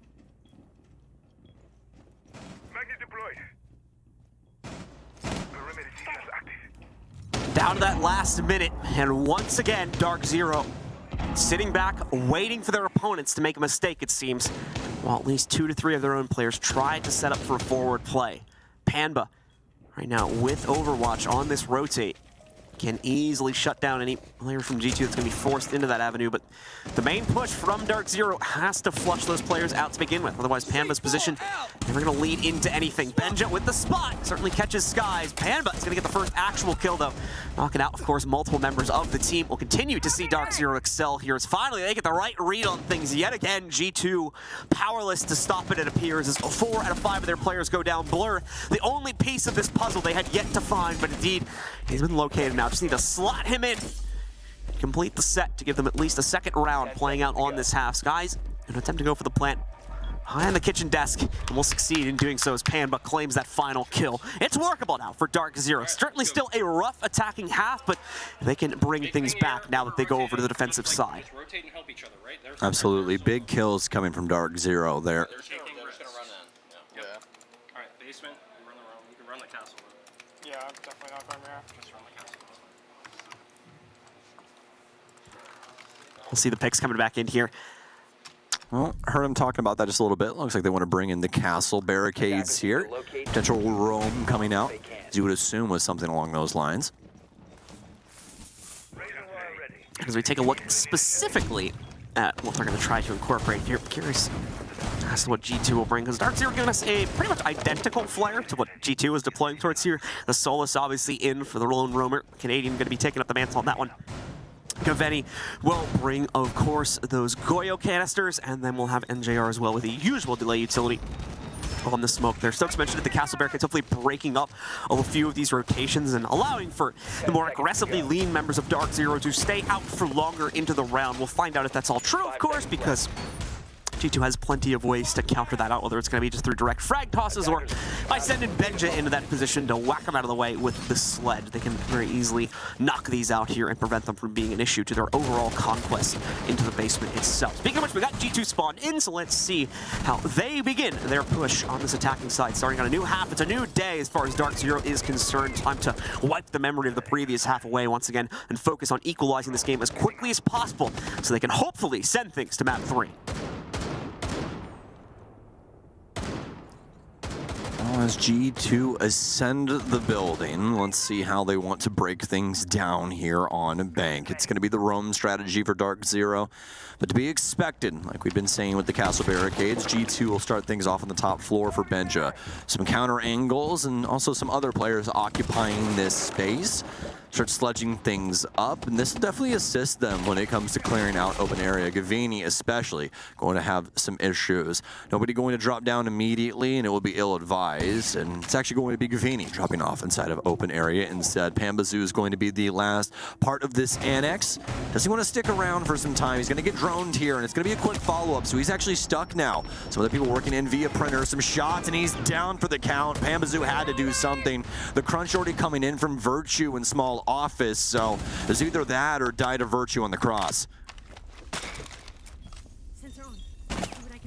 Either way, G2 scores first, knocking out Panbutt. Now with the initiation edge to move themselves into the basement, especially if they can capture 1 or 2 more players from DZ before fully committing to the inside of it. At least 1 hatch still to be taken out though, so that'll slow things down a tad. Overall though, full clearance has been gained, and DarkZero has been flushed down the hatches into the depths of that basement hold, relying entirely on what they have here now to win out the rest of the round. And G2 certainly going to leave all their options open for pressure, due to the fact, of course, that we've got the Hibana pellets. We might as well use them, just popping open all 3, if not 4 of the hatches, assuming they want to go for that front lobby one too. That sometimes gets ignored, of course, but G2 wants to be thorough. They can absolutely pop it. For their own personal execute, though, it's probably not going to be super useful from the looks of things here at the moment. Bit of a swing up the main stairs, but at least the first player that tries to peek it is caught out here. Doki with the drop going in, and a second one now claimed by Alamau. While the plant goes down, mind you, here, DarkZero, unfortunately not the best timing to make this aggressive play as it leaves the site wide open for the taking. And the planting apparently as G2 seal the deal. Skies as well, shot in his back as it starts out with a flawless round in the second half. G2 just 2 rounds away now from closing out the series. Inside of Fabian is 2 wolves. One from earlier today and one right now. The happy one. We got the happy wolf right now. And yeah, G2, I mean, all smiles, and why wouldn't you be, John? You are taking it to DarkZero. They cannot hold a candle to the talent on this roster as of now. Constant plays coming through for G2, and I really want to highlight Alamau with that last round. You know, always seeming to be the saving grace for everybody. He's always been a fantastic player when it comes to swooping in at the last second and assisting one of his teammates with like a big kill or a big play. And we see that once again over on main stairs. You know, that pressure coming in onto Doki. Doki already losing a little bit of HP, but the counter angle swinging in through the beepers right outside of open area. As you see that breach coming through from Alamau. Big kill for him there. Really setting pace once again inside of the round for G2. It just looks so good throughout this. Really starting to mesh together, even past the point that what we saw earlier in this tournament. On to round 8 we will go, and DarkZero still no winning options really landing in their side as of yet. A few convincing rounds, that's for certain, but the problem is immediate exchanges coming in from G2, or certifying that those 1 rounds from DarkZero, just a bit of a passing fad as they're able to get away with a few of them, but no trending momentum as of yet inside of this series for the North American team. It's all still leaning on the G2's favor. And it's really just up to DarkZero to try and change their own fate now. Open area site hold, so G2 immediately have access to the exterior of the site here. It's just a matter of clearing out the support positions for it, like we're seeing right now from Canadian on the inside of Archives. And that will leave the rest of the execute as a completely valid option for the G2 roster. You can see a few players on their team working on clearing things out from the front side too, so it will be a while before they are ready to deploy themselves into this. We are going to have 3 players on this top floor presence here. Got Pambazoo, top square. 2 other DZ members. A swing in from Doki. How does he win this? It seems so easy for DarkZero. Doki's still alive. He takes out Skies. Hasn't been able to hit his shots when it comes to this game so far. Doki with a big kill. Rather Gab onto Doki. He'll stop that top floor assault. But what a trade here. You think Skies has that off the swing, but the shoe on the other foot. Doki, by the way, just having a great few rebound maps here. It was a little bit rough in the initial series of the day for G2, but he is having himself one heck of a series so far here. Just on the roam presence, too. Going unnoticed and getting away with multiple kills. So many different rounds. A massive increase to his own personal performance. Certainly going to make him happy that he ends the day on such a solid note. Even if DarkZero completely rebound here. Speaking of which, Canadian with a nice headshot against Benja gives them the advantage in this situation now. The G2 are brought to only 3 versus DarkZero's 4. Murder moves from Canadian. Able to take out Benja. Minute remain now for G2 to make some headway towards the site. They've been able to garner a lot of the control around the outskirts of said site, but not too much in the actual physical department. DarkZero still standing tall when it comes to said department. We're going to be playing on the hash like we saw him in the prior round when they were defending the basement. This time around, that'll be the Wamai. The hash will be soft. No impacts available to him to try and get out of that. You have a player underneath for DZ as well to try and go for this flank. A new angle being picked up here for Virtue. Try and influence NJR's position, but nobody going for anything just yet. 20 seconds remain. Something's got to give. The swings have to come through. Pambazoo trying to chase a player all the way up main stairs. Anybody prepared for this? Swings through. Not found a single soul. They're going to jump over on square, try and force themselves inside of staff. Big kills from Canadian, and DarkZero will shut it down. DarkZero, once again, like I said, when they win these rounds, they're able to give us a pretty convincing picture of it. It's just a matter of not able to keep things consistent over multiple of those rounds. G2 always able to get the immediate rebound and come back on top of things. So another test of that theory comes up here on round 9 to see if DarkZero can indeed keep their feet planted stalwartly on the ground here for these defensive pickups, and now bring us back to a 4-5 scoreline where they should be able to lock things down here in the depths of the basement. Last time wasn't necessarily the case though. G2 able to still win that out and claim the first round of this half instead. They're probably going to be a little happy we're going back to that site too, given how well things went for them on the previous execute. DarkZero going to give us a little bit of a different showing too in terms of the operators they bring to the table for this one. Still heavy emphasis on the trap play, but it's a different form of that, with the cap cans now being brought out along with the Legion for Skies. The Goyo, for instance, has been swapped out, and Gaveni even going to go towards an Oryx. This is a much more active roam that's potentially being deployed here. We'll have to wait and see where specifically they're going to try and lean that pressure on though. 10 seconds. Adjustments across the board here. We'll wait for the last 3 seconds so we know that G2 is locked in, and there we go. So Nomads for the flanks. Osa, that's really starting to point us over towards the server plant here, John. Probably going to try and break down those walls, set the Osa shields around, and combat DarkZero's red setup. But they're going to have to try and fight back a lot more than that. DarkZero seem to be on the prowl throughout Bank. It's going to be Gavini on the roam as Oryx. Does he stick towards the top floor? We'll just have to see. Canadian's going to be here at least for some time. G2 have to try and deal with this. They do have the air jab, so they can set up some sort of flank matrix. Try and keep them thwarted at least for enough time to get a plant down, but they definitely have to worry about that full body experience coming through from DarkZero.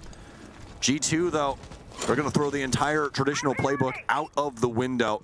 Gonna try and move G2 in on the opposite side. Doki pushing himself forward. He went back to the Yana. Some for just a split second on the IQ. Now the shield's in play. Pambazoo, a big death here, but now they're going to be able to work their way in. Nothing covering this. He's going to be able to cover the backdrop. Oh, a nice rotation. And JR will shut one down, but Alamau's there too. G2 sneak in the back door. One remaining. It's Skies, and he's got 3 to find.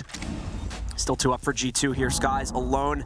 Make things a little bit easier with the confirmation onto Blur. Still 2 to go, however, even after that. Because now to try and look for a way to hold this plan off. 1.5 minutes is how long he needs to hold on, specifically just to lockers, realistically, as that's where the case is down at. Nomad going to play this smart as well. Benja blocking off the rotation, I believe, into red, if I heard things correctly there. But we'll see if he tries to hop out against that one. Oh, got Virtue on the other side of this. He's right to the right-hand side of his gun. We just can't see him there. Drone out here for Benja. Fantastic use of their time here. Gumine's gonna give it up once again, and this might be it. Yeah, hopped over. So unfortunate for Skies. The last one alive, but not a single DarkZero member can hold a candle to G2 yet again. Their flame extinguished. And DarkZero now down for the count. G2 up 6-3. DarkZero just getting outgunned when it comes down to it on quite a few of these rounds. I think they're certainly understanding and adapting appropriately to the issues of their strategy, but like you mentioned, it's just coming down to a matter of gun skill in the late round now. There's G2 way more prepared for these fights than DarkZero is, and that is making up the difference, especially with such deficient scoreline to come back from here. 6-3. It's now going to be a perfect 3-round set from DZ, a perfect full map rotation. Otherwise, G2 has the series in their pocket. the most key thing to the playstyle of G2 right now, and the big difference makers between these two offensive styles, at least for G2's sake, right, and how they're delivering, is the way that they stack on top of each other, like what we saw in Garage, right? You have the two big players there, you have another stack up in the top portion of the building, but we really just got to focus on the Garage players. The reason that this is so important is that, A, if things do go right, not only do you have one player down there that's already gotten the kill, but B, you have that backup. And then C, if things go wrong all past that, you still have that backup player to try and refrag. So you're always, you know, able to exert pressure in a very meaningful way. And that's what we found with G2. They're able to trade out things down low and get so much going for G2. DarkZero aren't even aware of the flanks that are already happening. They're cut out of their own site in less than 45 seconds, all because G2 properly apply pressure with two people through Garage. And DarkZero don't have a single thing going on to be able to suss that out. So, unfortunate for them there. G2 showcasing this buddy system once again, something that G2 as an organization and Fabian, that old roster, so very well known for, and showing its head yet again. So G2 going to begin to move in. Probably going to try and capture Gavani here if the option presents itself inside of the first minute. Now already going away here. Team not able to make the biggest amount of progress in their initial clear. Actually, Canadian just kind of helped Benj out a little bit there. Just opens the barricade for him a bit prematurely, but maybe Canadian was going to try to go for a swing. However, obviously not the case as he falls back into the depths of Janitor. Oh no, not again. Doki. He has been like I said, a menace, I think is the appropriate word here. There's a proximity sensor right to his right on that pillar. He has to shoot it, he has to do something. He might just step through it. He's gonna step up to it. You see it? Oh, he's dead! Gavani kicks him, but Benja fires back. He finds Canadian. How has this happened? Skies would take out one. DarkZero's been able to trade back and forth. Alamau are on the cusp of entering open area. Gavani with a nice angle. This might be it. He'll get it. DarkZero, do they stay alive? Exothermic go off here for Virtue. He's gonna have a new angle to his left-hand side. Works his way in on the teller's door. Has one on the opposite side. Able to see one. Pre-fire's going through. Can't find the kill just yet. Blur works his way out. He's gonna cover the other angle here for Virtue. When it comes to the stairwells, just off the mark there on the white player. Virtue ready to move forward. This is where things get dangerous though, on that peek into the inside of Tellers itself. No guarantees. There isn't just going to be a player from DZ staring him on the other direction here. And G2 are aware of that. They're going to pop it up a little bit further so they can enter from the prone position and avoid that potential issue of their opponents immediately cutting them off. It's not really the cross from that direction they have to be wary of, though. It's Skies over here by the main stairs. They've already tried to pre-fire into him a few times. They have just not been able to catch it on the correct timing here. G2 now trying to waste out as much of this clock as possible here, just praying for a mistake in movement from DZ. They're not going to find it. A little bit of damage going on to Pan, but Blur ends up walking directly into a Capcan trap as he tries to work his way through Teller doors, loses half his HP from that, and Sky seals the deal with one more 1v1 over by the main stairs play. G2 finally showing some signs of struggles, and promptly they're going to call for attack timeout. Let's take a listen here to see what the discussion is going to be about as they look for a way to close this map down. Like, we don't force a gap, we find the gap, allow them to have the gap, because that was a bait, obviously, like they screwed you over. But, yeah, so it's a small thing, but let's not force the gaps. We know we're a better team than them, and they are super timid and sitting back. If they go open area, try the ace, Vanya, to open up the entire kitchen wall. Yeah, but we need to take top floor first, because the guy in Archive, so let's take top floor, do wait on Archive's terrace and Exactly. So we start and we just follow protocol, and then we have so much better team play than they do, so that we will do it on top of the battle. guys, let's go get this done. After we take top, let's go for teach next to players. I'm gonna play Monty to help the clear Janitor, okay? It's probably basement. That's gonna be probably open. Yeah. Well, all right, we're going to wrap that up. Got to listen in to what G2 was thinking there, and looks like they aren't ready for open area. Going to try and clear things out on the top floor. Also heard Alamau picking up, the Monty.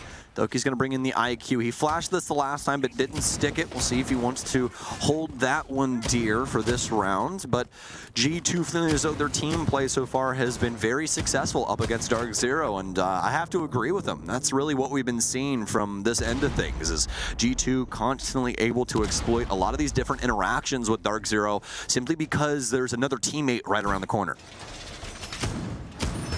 So a few of those repicks now getting locked in for G2. The Montaigne is going to come out to play. G2 trying to go for the extra safe option here, and having the shield to potentially help out their play, although they may run into a few issues here, most notably with those Malusi Banshees potentially getting into the way of the clear from Alamao. So we will need some teammate assistance as they move across the map there and potentially walk themselves into those setups. For DarkZero, though, going to be a heavy emphasis on their upstairs hold. Plenty of players committed to positions up here, looking to delay time away. The same can be said true across the hall from the site to the tellers area also. So a lot of work needing to be done here from G2. DarkZero is trying to make it as complicated as possible so that G2 will ultimately run into the same problems as last round, where they will just have too much to take care of in too little of an amount of time and will become overwhelmed by it.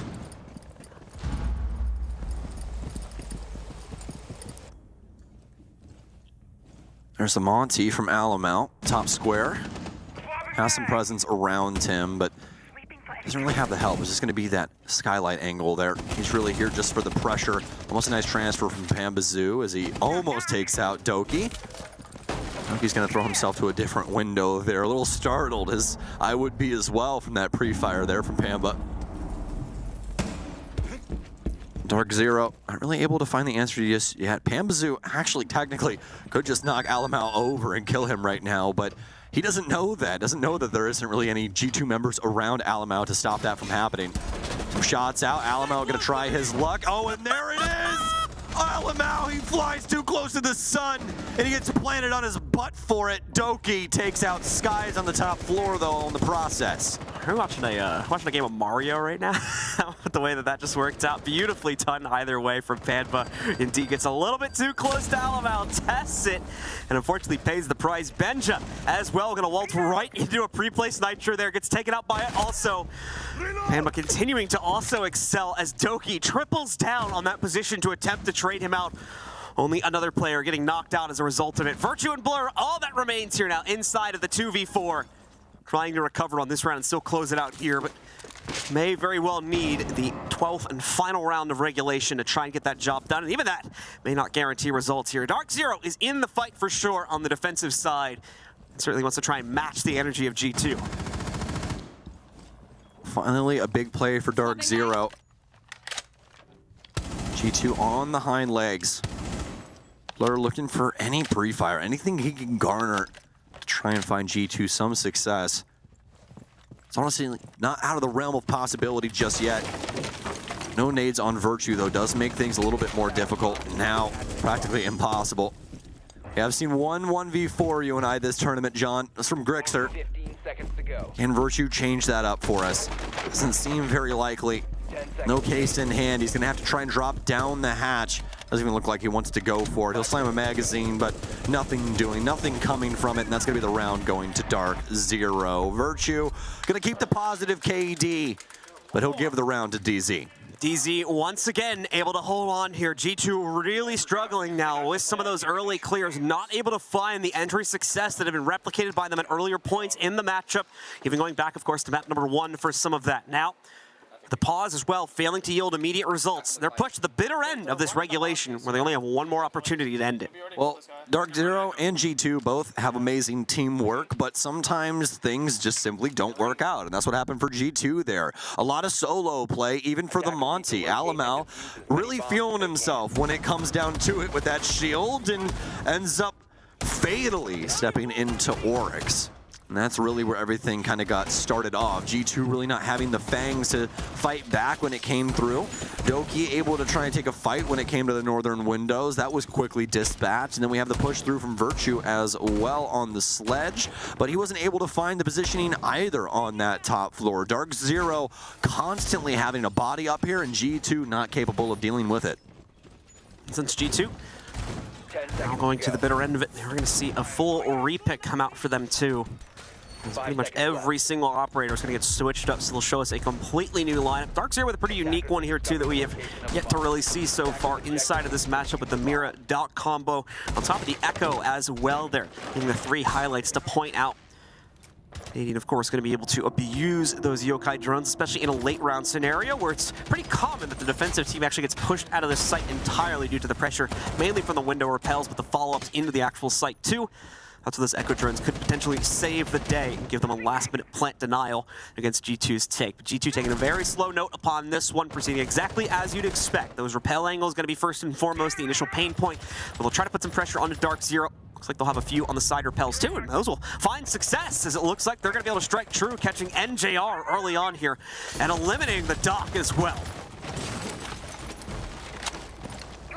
Is Pambazoo going to be first in flight? Doesn't seem like it. Doesn't want to. Oh no! What? How? Alamal! You couldn't do that again if you tried! God himself came down and just blessed this man. The rifle strikes 2. DarkZero were meant to go home. There is no way that that has just happened. He pre-fires 1 window, 2 headshots. DarkZero down for the count. Gavini, he tries to fight back. He tries as he might. But Benja, he's looking for him. He's found him. It's a flawless round from G2. Alamal sprinkles fairy dust over the last round of Bank. And G2 take the match 2-0. G2 apparently not wanting to spend a heck of a lot of time down here today in the player area. Already wasted all their energy in the earlier matches. We're getting through this one quick as they shut down this series in 2-0 fashion, needing the full breadth of regulation time to win map number 2, of course, but getting us a 7-1 victory on map number 1. Beautiful play from them, and unfortunately for DarkZero, just could not shake it up, especially against the defensive holds there from their opponents. Excellently played, but unfortunate for DarkZero, as they could not contend against the strength of G2 in this matchup. Yeah, it just seemed like when one player from G2 would finally slow down, somebody donned the mantle, picked it up, and ran with it. Huge plays from Alamal, Benjameister getting in there as well. And, you know, that's not even talking about some of the things that we saw from Virtue and some of these other players, all on top of that. Doki with an amazing series in his own right. So just very hard fought for DarkZero. Difficult to try and get one over on this G2 roster right now. Doki definitely the big highlight for me. I think he tapered off a little bit as DarkZero tried to figure things out in terms of how to counter him and the overall early clear pressure, but like I said, just a menace throughout the entirety of that, whether it was the defense or offense, was always just getting in the way of things for DarkZero, no matter what they were trying to attempt to do there. Beautiful stuff, and closes things out for this series. We got another one still to come, ladies and gentlemen, so don't go anywhere just yet. We're gonna go to a quick break. When we come back, we'll have your analysis desk ready to break down the games and get you guys ready for the next one.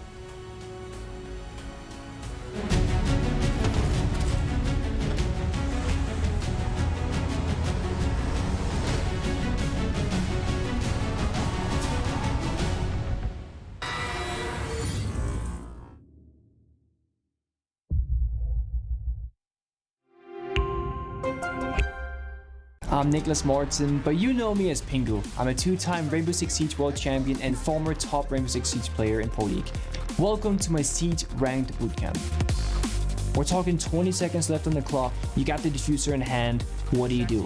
Play the way that you're comfortable with, because you have confidence when you're in this position. That is when you're gonna be at your very best. Good luck.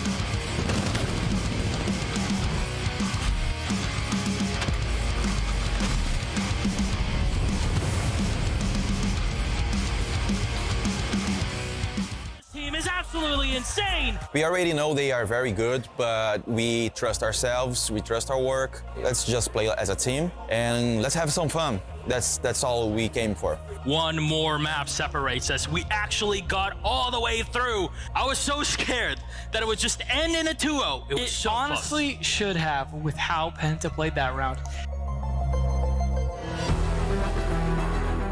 32 seconds left on the clock as Ness will get one more. He'll get the second one as well. The drop. And Bullet with the last one. Penta on the floor. Oh my God. This is getting close. Buck has already opened the wall in the back, and Team Liquid, they're one round away from being crowned the new champions of Pro League. This could be history in the making. Sexy Cake peeks, but Bull will get the kill on Goga. Here's the cleanup from Sexy Cake, 2 alive, Pengu and Fabian. Everybody from Team Liquid concentrating their efforts. You see everybody, every single one of the players here concentrating on the one kill that they need. Have they run out? Yes, they will! Liquid, they win! Latin America, Pengu goes down! I was pretty emotional in this moment. All my body was shaking, and it was a dream come true, you know. It was the first moment that we have the biggest prize in Rainbow Six from that time. We became a strong region after that. The victory was a game changer for everyone in Brazil. This trophy and this victory is such a massive thing, even 4.5 years later. That moment was unique for me because we lost so many games against Pentas, so it was like a little bit of revenge in a good way and a redemption for the Brazilians, you know. It was a magical moment. Au revoir, SSG. Bon voyage. M80 lives another day. And I'm super excited because I am with the MVP. He really doesn't need any introduction. Kino. Hello. First, congrats on getting MVP. Also, congrats on the victory. So, thank you. First question that pops into my head, how are you feeling about the rest of SI? Are you feeling confident now? I'm feeling amazing. Coming out after a loss against W7M, that one was tough. That one actually hits us hard. Yeah. But here we are, you know, bouncing back. It's not over. It's a loser's bracket for a reason. You know, we have a second chance, and here we are. We're here to prove ourselves. I love that. It's not over yet. It's not. And Kino, I mean, you guys have obviously been playing really well throughout the tournament thus far. It feels like you guys are playing the meta really well right now. Are there any teams that you guys have been kind of looking at to try to learn from or try to emulate throughout your time off? Or has there been any inspirations to you guys as a team to kind of create this playstyle? That's a really good question. G2, the team that we play next, is one of the teams that we have been looking at their strats and their stuff because we think their aggressive playstyle is a really good playstyle in this meta. So G2 is definitely one of the best teams in this meta. So that we keep looking at them and all their strats, and we have a bunch of similar strats as them. Another team is W7M. A lot of our strats are based on theirs because those guys are just so creative. It makes no sense.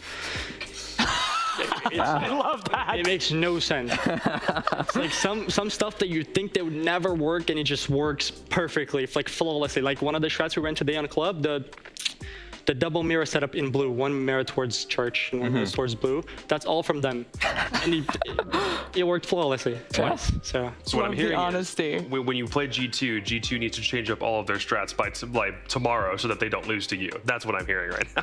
Probably won't matter. Hey, if it doesn't matter, it doesn't matter. So you had that boot camp in Sao Paulo. Everyone went down south, did that for a little bit. It looked like from the M80 content that you were kind of stuck in like a black padded box for a good like week or two while you were getting everything sorted. How was that environment, and did Gomez having to leave for a little bit at the tail end of that like throw you guys off your game a little bit? Because you've only lost 2 series since that boot camp, and we were wondering how you were doing after stage 3.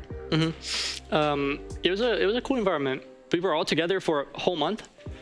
You know, we were in the same room for 15 hours a day for 30 days straight. So chemistry-wise, it was really good for us. I think we're definitely playing way better because of that bootcamp. Yeah. And about the Gomez situation, he left like 20 days in, maybe a little more than that. But we scrimmed a few days with Vivas, like 2-3 days with Vivas. Yeah. He was doing fine. He was doing better than Gomez at this point. I think we would be on upper bracket right now if you were playing with Vivas. Hey, Kino, loving the honesty here and the confidence. Last question, anything that you want to say to the fans at home? Not really. Come on, stop. I'm just kidding. Just appreciate them. I appreciate everyone cheering for us. I know we lost. We're on lower bracket, but it's fine. We'll make a run for it. We'll make our time worth. And happy Valentine's Day, Lenny.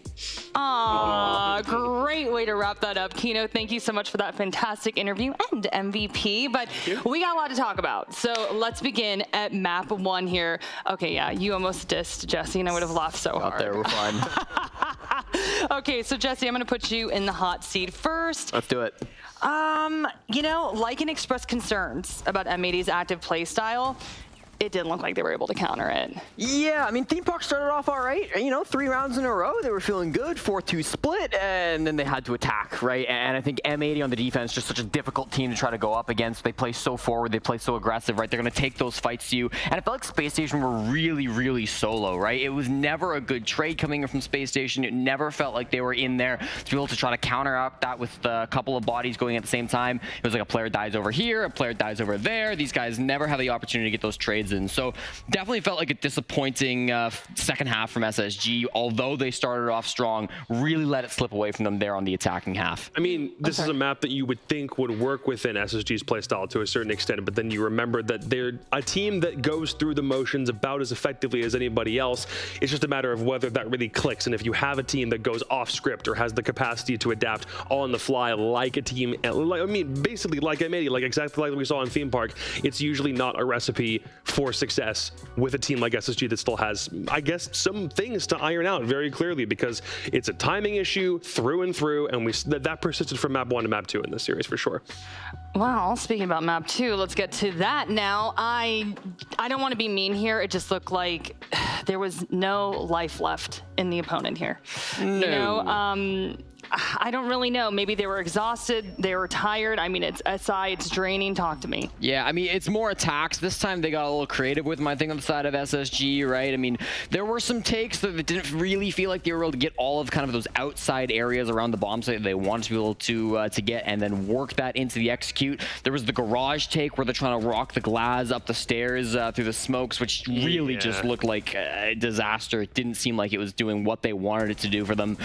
There were a couple other takes like down in the basement where, again, like it just didn't really feel like they could find their footing. Players falling before they could really get to that execute point. So tough for Space Station. You know, there's not a good way to paint it, unfortunately, for SSG. This is a disappointing finish to their SI run, but it is what it is. Yeah, for your own map pick to go this way never looks great. I think it was creativity on attacks probably to their own detriment, maybe too creative for their own good, maybe ideas that could have worked in a different time and a different space for this SSG roster, but in the moment, nothing seemed like it really came together, because the only round they won came after they switched sides, and defense is obviously preferred side on club. That was the only time they were able to get something, was one church defense, but times they brought out that glass, and I think they had one attack on Jim. It might have been round 4, and Hot and Cold's rocking Blitz.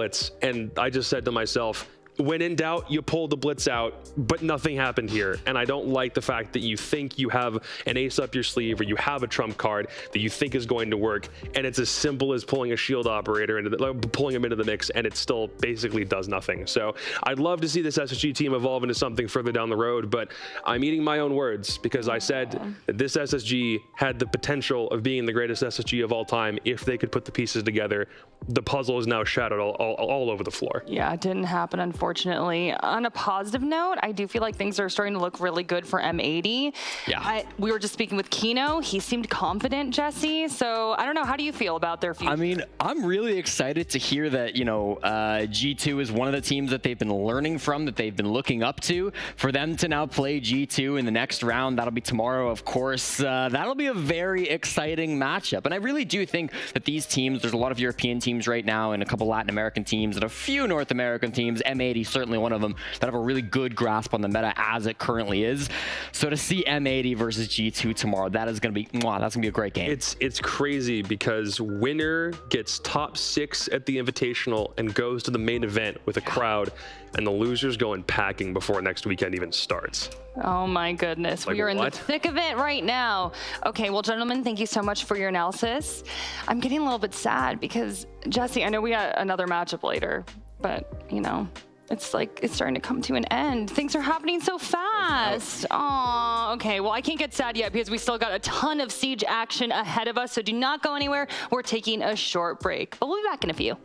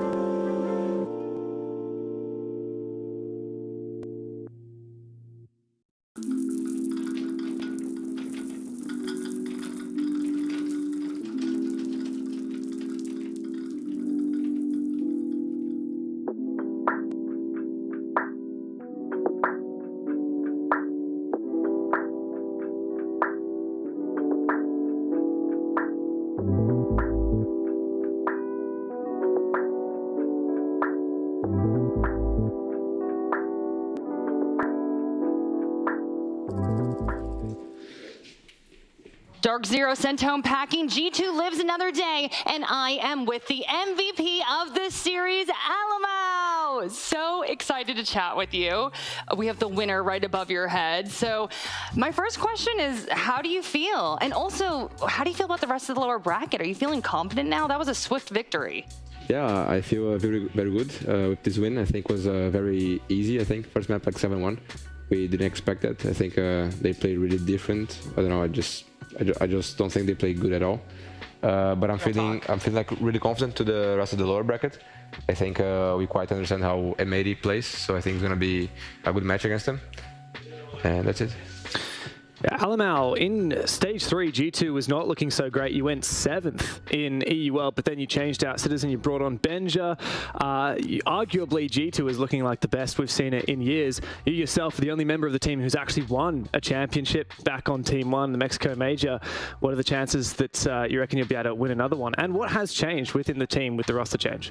I think right now, like, I think the team is more like a family. I think like everyone has such a good relationship right now that everything's so easy.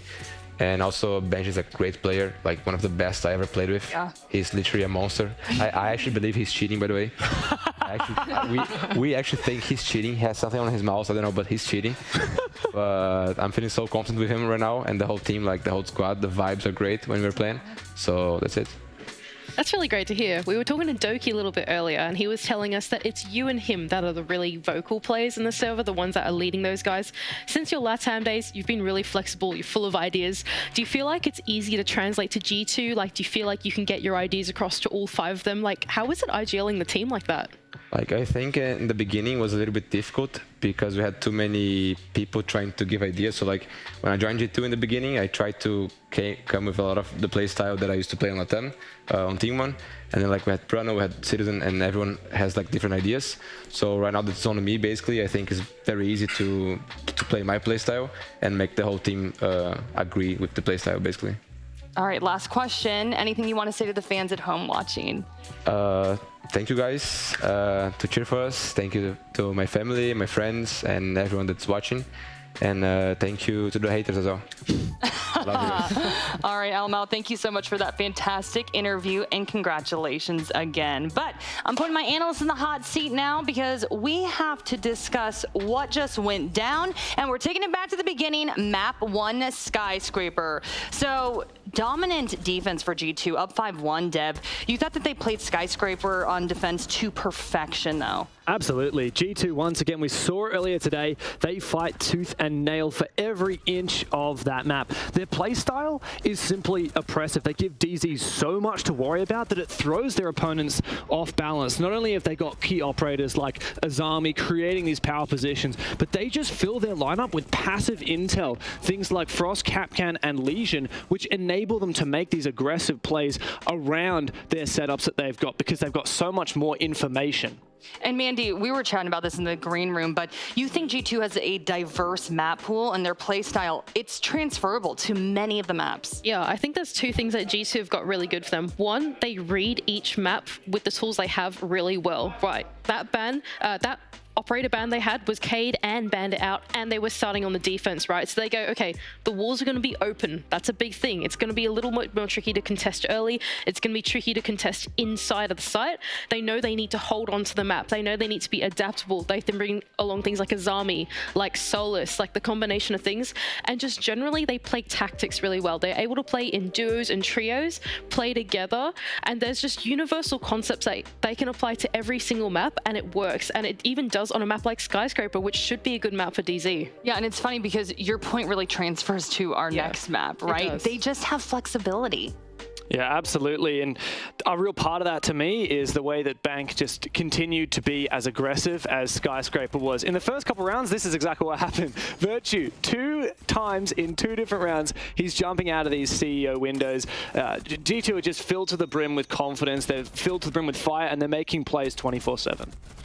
Yeah, look, I think the thing with Bank was like, G2 had a good read on DZ by then, right? They played map 1, Skyscraper. I think Alamo literally said it in the interview. Those guys were not playing so well. They were taking it slow. They didn't look confident. So come map 2 inside of Bank, they're going, let's just lead into a reservoir of utility. They're so slow, they get to the bomb site, and then there's Goyo canisters there. There's shields, they've got to deal with Wamai, they've got to deal with 2 or 3 C4s on a lot of bomb sites, not just like the basement one, but even on the top floor, even on the ground floor as well. It just felt like G2, they have this combination of having a good read of the map itself, and then also just being able to play together. That makes them a really strong team. Yeah, Dev, Mandy was talking to me about this a bit and saying, yes, G2 has great reads. So my question for you then, is that coaching? Is that experience? Is it killer instinct? I think it's a lot of these things put together, and part of it that really resonated with me from Alamau's interview is he said, we're like a family, really trust each other. We finally figured out how the calling works between the players, and I got a great example of that. So DZ took a great timeout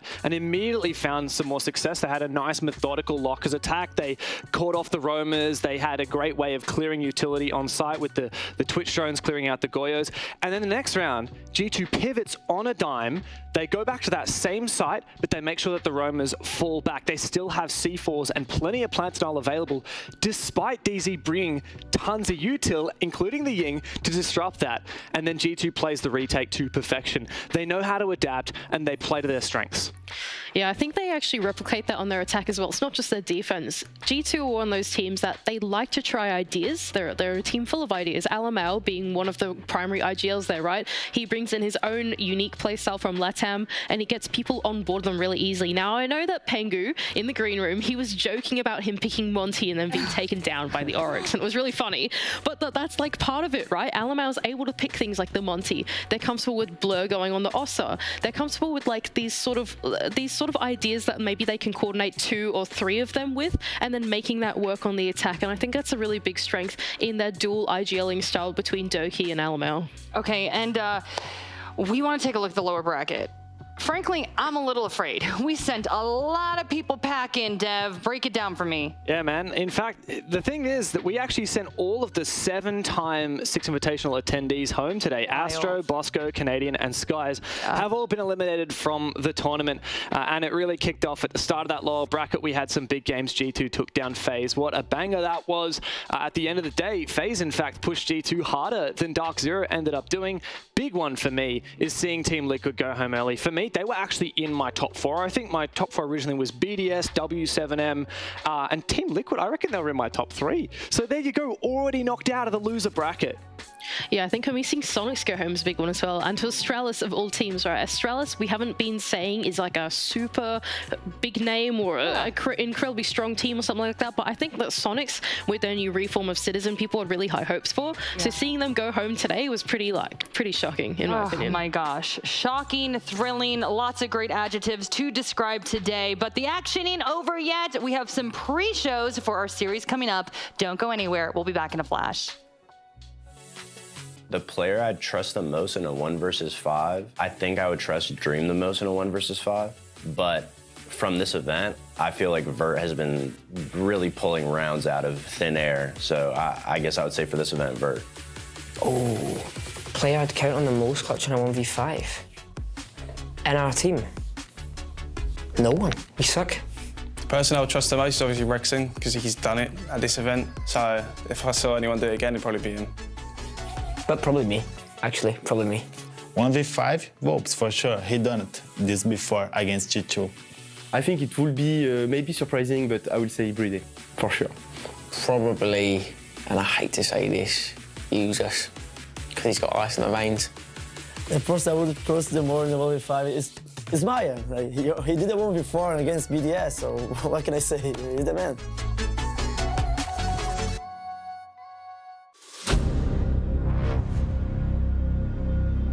When you have 2 teams from the same region going up against one another, you're best friends. But in the server, you want that win. You want it so bad. Our 2 Brazilian teams in the grand final for the first time ever.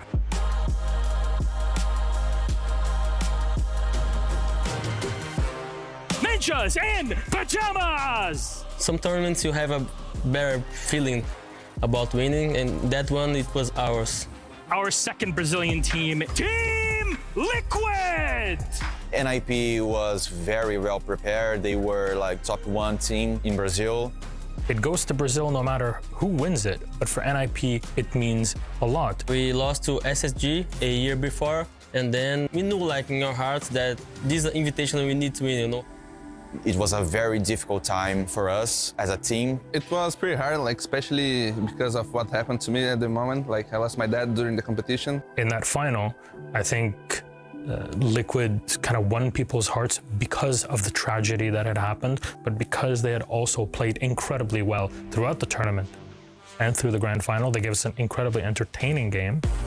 Sidecore goes big with 4 kills to push them over the line on Cafe, and that is going to be NIP 2-0 on maps. There you go, the kill comes in. He knew exactly where the man was coming from, and that's going to be Team Liquid taking our second map of Chalet. Palu, 1 second left to go. Diffuser goes down in the absolute nick of time, but Moringa, he gets a huge kill, Des! He gets a huge kill! We're going all the way to 5. We're going to find out who really is the best in Brazil. Palu cannot find the kill. Out comes the Nitro. Shot out by Pino. That is the round in 2020. Brazilian hearts were broken, but like a phoenix, NIP rise from the ashes to claim the hammer at the 6 Invitational 2021. It was one of the best days of my life. I think we can compare that as a Brazilian team winning the World Football Cup. I think winning the 6 Invitational was the best feeling ever I had. Was the best moment of my life in the sports scene for sure. I was crying a lot. I was out of control. We were very sad to lose, but we understood the limits of the team at the time, and we were very proud. But also, it was very nice to see another Brazilian get a title. After that SI, like I think it was a motivated thing to grow as a region and make it through a lot of other tournaments. At the end of the day, everyone is just friendly. So yeah, we have a very nice relationship. The friendships run deep and it goes beyond shouting and cheering on stage. You know, all of that is part and parcel of this. It's a respect that is given and earned between these players. It's an awesome feeling for everyone, you know, not just us. We win for everyone.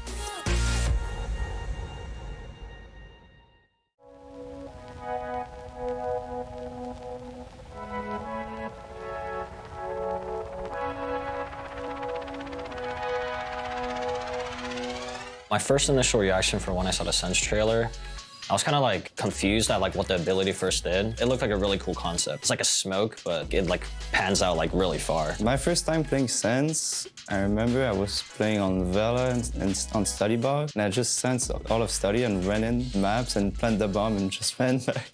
People were just got confused. It makes like a noise and like just walls and bouncing everywhere. The first like real map I thought about like when I first saw Sense come out, I thought about Oregon a lot because with Sense you could really cut off a lot of like the crossfires. I think is Oregon, the kids' bomb site. So you can split the bomb in the middle and go plant. It's so easy and so powerful. Was Team Park, because it's a map where there's like long angles, it's like a lot of crossfires. And like that wall is like blocks off the enemy's line, so they can hold crossfires. The best way to deal with Sense is definitely Warden, because he can see through smokes and flashes. Also, another way to deal with Sense is impacts. When you impact the Sense gadget, it destroys it, that part of the wall, and you can see through it. My favorite like spot to use Sense is probably Oregon Kids, since when you want to try to like go in through the trophy door, you have like 4 different angles on you, so with like a Sense lineup, you can cover like almost all the angles with like just one. On Chalet, there's like a drone outside dining. You can cut off like half of dining room and plant behind the dining table. You just have a glass, as we showed like on game day against FaZe, but it didn't work out very well.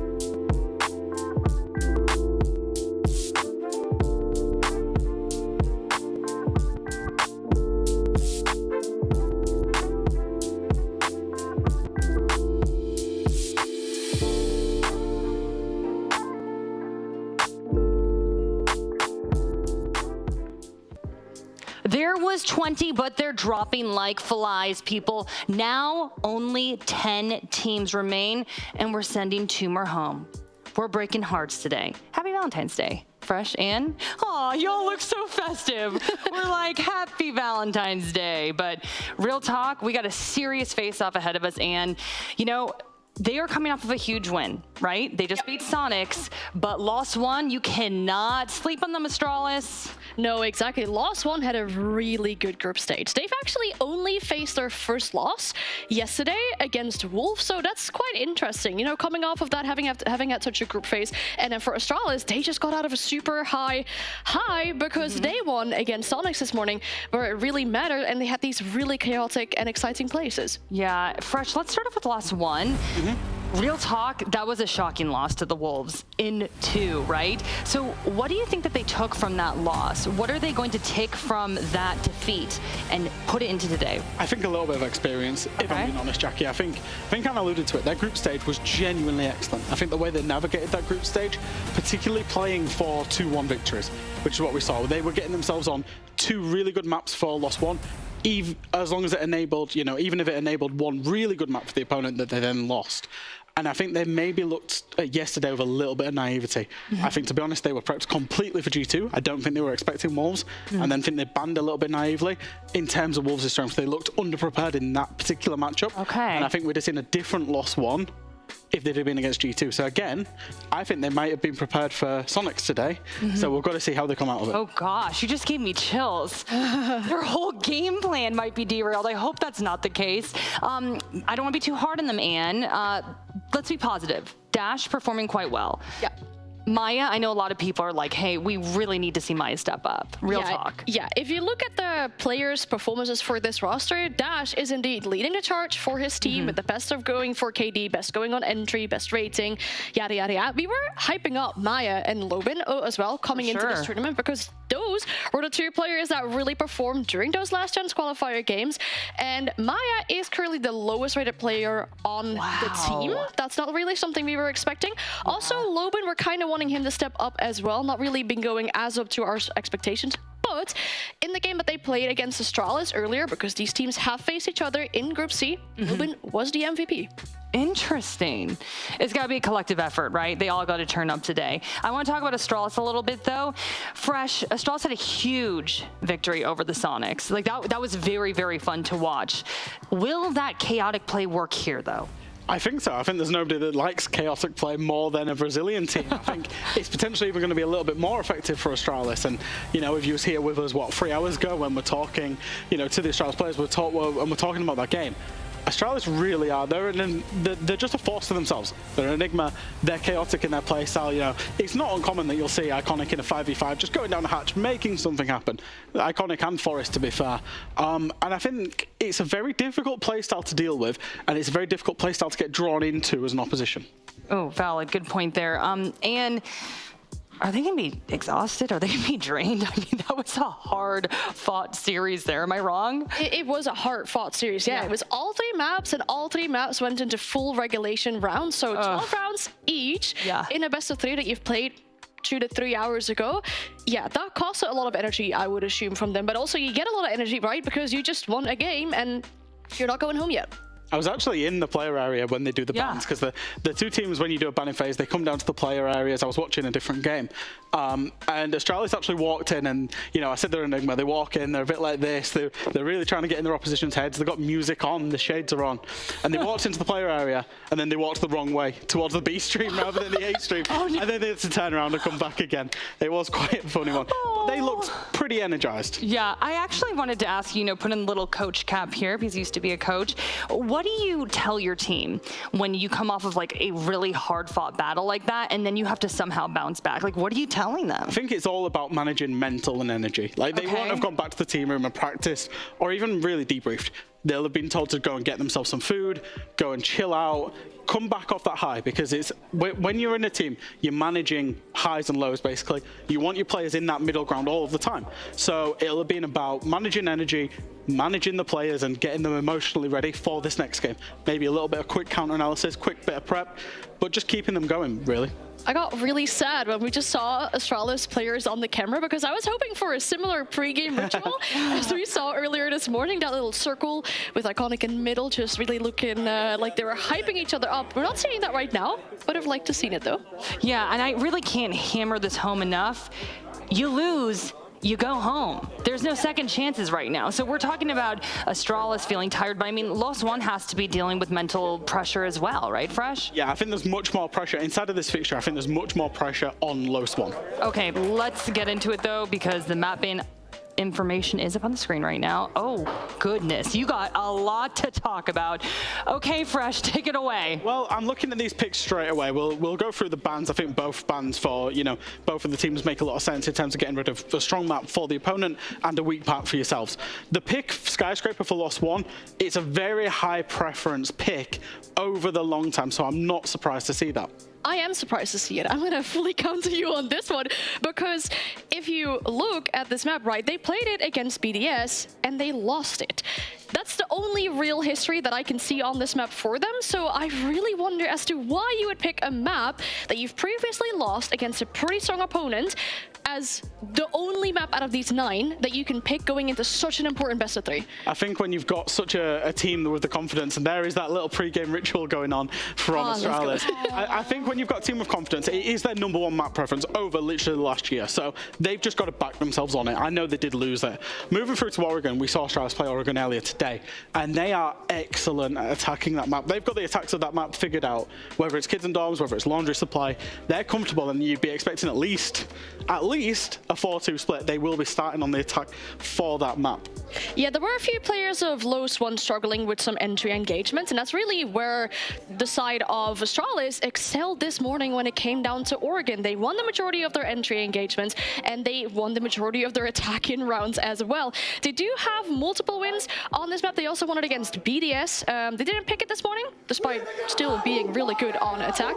And for Lost One, they have 1 win against Furia, where they won every single attack as well, but they lost 1 defense. This is so cute, by the way. Or maybe I should say fierce. They're getting into it, right? But I'm just like, oh, I love the chemistry and the camaraderie I can feel with this team, man. Yes, and then we go to the decider, where I have really big question marks as well, right? It was Astralis that got the last saying. They banned Cafe to put us down to border, but it's... Last one won it against Cyclops. They won it against Oxygen. It's one of their better attack and win rates, but for Astralis, this is a great map. They actually won it versus Last One in the group stage, and that was the only map that they managed to win during that best of 3, right? It was a 2v1 score, or 2-1 score for Lost One. They also lost it versus Sonics this morning, and they won it against Cyclops and Oxygen in groups. So it's a very high preference for Astralis, and I'm surprised it was still in there by the time they got to the decider. I think it's one of them where the map pools are somewhat complementary, especially with regards to that final map, that both teams fancy themselves on it, and they like themselves on it in terms of it being that kind of third, fourth preference map for both teams, and therefore it feels like a natural fit of a decider. I think it is important to note as well is that the ban plays, as you say, and it played out completely differently when these teams played each other in groups to how it has today. And I think that's one of the first times, maybe even the first time, that we've seen a rematch from groups in the playoffs that I can remember. I could be wrong because we watch a lot of Siege.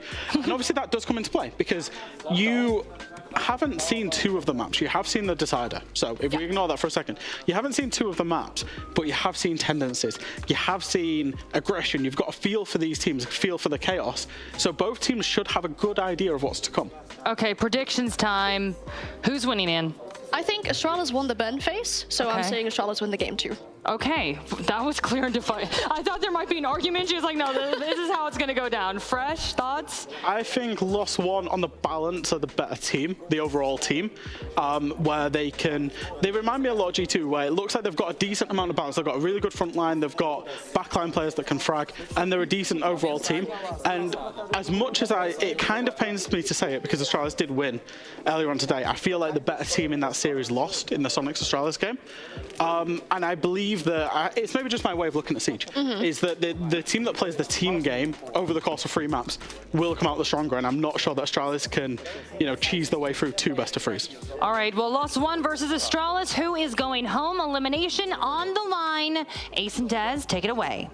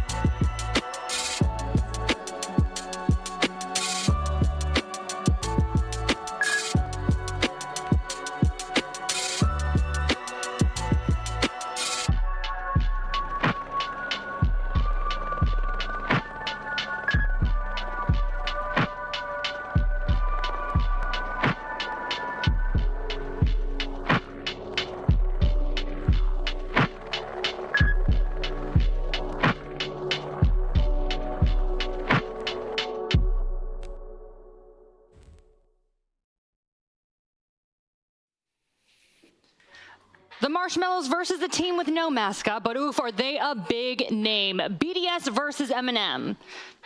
I don't want either of them to go. I like both of them, Demo and Ollie. I'm sad. But this is what happens in Siege when we're in the lower bracket, right? It is. Well, this is what happens today as well, because we've said goodbye to a lot of good teams today. No. Said goodbye to Liquid a little bit earlier on, BDS, of course, knocking them out. I think today we've had some really difficult fixtures because these are teams that we really enjoy watching. What a day for me, dude. My goodness. It's been a rough old time. We're going to be saying goodbye to another one right here and now. Sending them home, yes, but let's get into this showdown right now. EU versus EU. And Ollie, actually, the last time these teams saw each other, not pretty for MNM, unfortunately. It wasn't. It was a while ago. It was in the EU finals. So obviously these two teams coming out of Europe play each other in the European League on a regular basis. So they know each other, and you know, we've all seen how that's worked for certain teams throughout this tournament, going up and choosing to go up against their home region. We have another EU battle here on our hands, and I honestly feel like this one, it's kind of the veterans versus the up-and-comers. Yeah, no, valid point there. Why don't we start off with MNM? We have them up on the screen right now. Demo, heart-breaking loss for them yesterday. OXG just snapping that winning streak. How do you recalibrate after that? I mean, they seemed deflated, completely lost after that. I wouldn't say they were completely lost, because again, it's one of those really close series where it could have went MNM's way. So it could have been a lot worse. It's different if you're going in, getting 7-0, 7-1 like other teams that have been in this competition, not anymore. But certainly, you can still take positives from what happened to them yesterday. This has been the first loss that they've had at SI. And I always talk about, you know, the ball theory, where if you throw a ball on the ground, it needs to bounce straight back up. That is the mental off a good ball. And in this context, the mental off a good team is how they can respond. So MNM, it's all about the bounce back. It's all about seeing if they can respond and come out with a big performance like other teams have done. I like the positivity. Let's see if they can bounce back.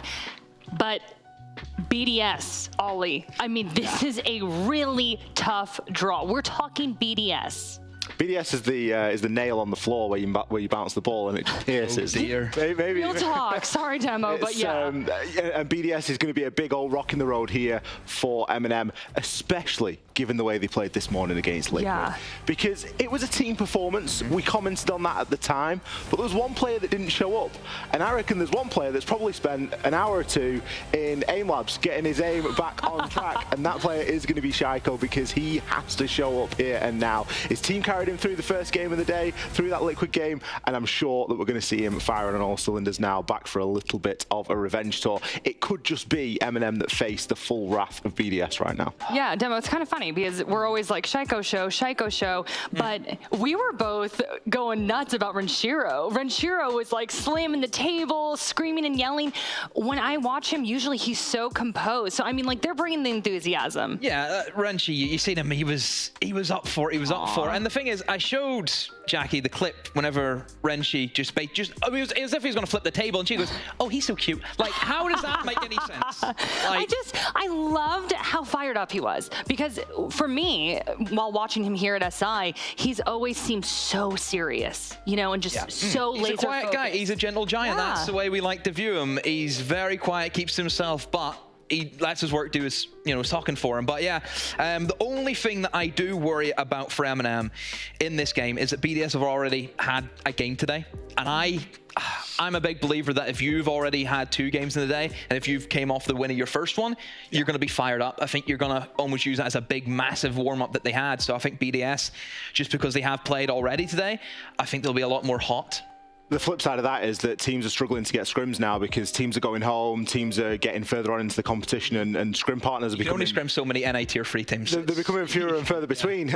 So it is getting a little bit difficult now for teams to find games, to find those good warm-up opportunities, and BDS, they had the best one possible this morning. So you've got to hope that MNM have been able to get their reps in as well ahead of this one. So, surprise, surprise, y'all aren't the coaches. But I always like to ask, what do you think the teams are saying to each other right now? I mean, it's not a joke. Elimination is on the line right now. And BDS is a huge foe. What do you think MNM is saying to each other?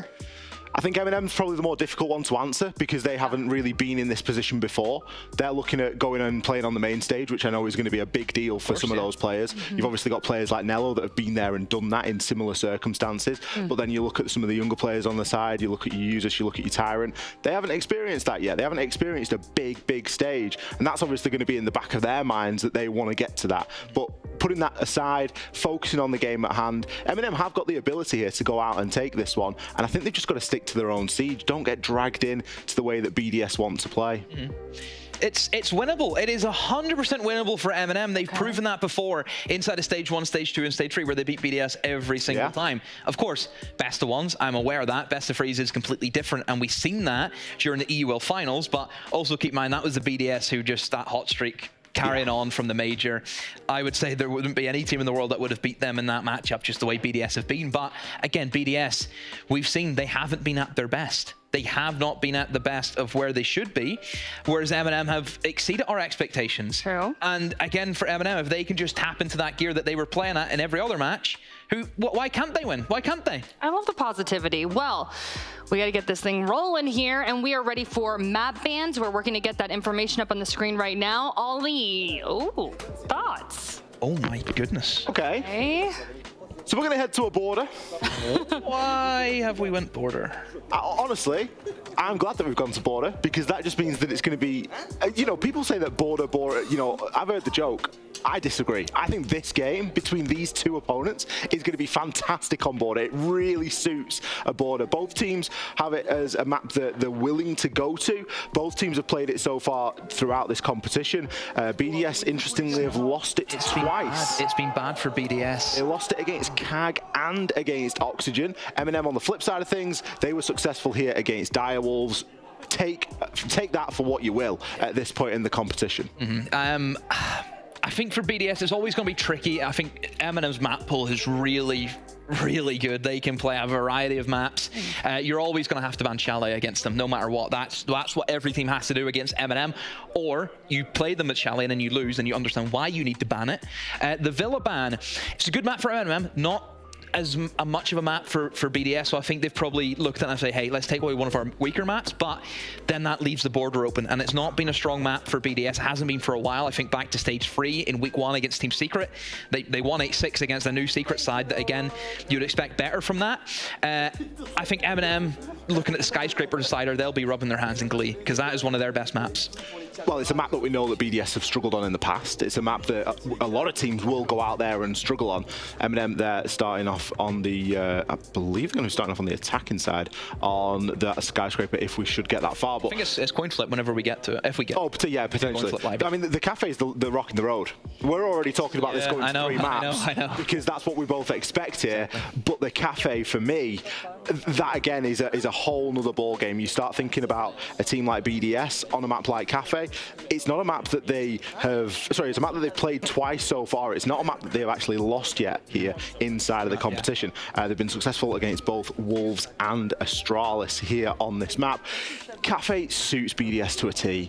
You think about the coordination, you think about some of that team play that they're able to execute on there. You've got devastating entries going in. I see all 3 maps there, Jackie. Okay, well, all 3 maps, and what's your prediction? I gave you all 3 maps. I know, but for who?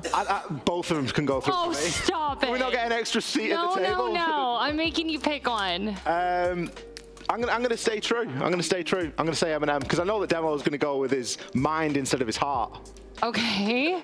What does that mean you're picking? My mind says BDS. My heart says MNM. Oh. And can we pick both? It's why you just told me no. It's a difficult one for me. It's yeah. I'll stay true to MNM. Okay, well, let's see what happens. Will our marshmallows survive, or will BDS stay alive? We shall see. Blue and Stokes, take it away.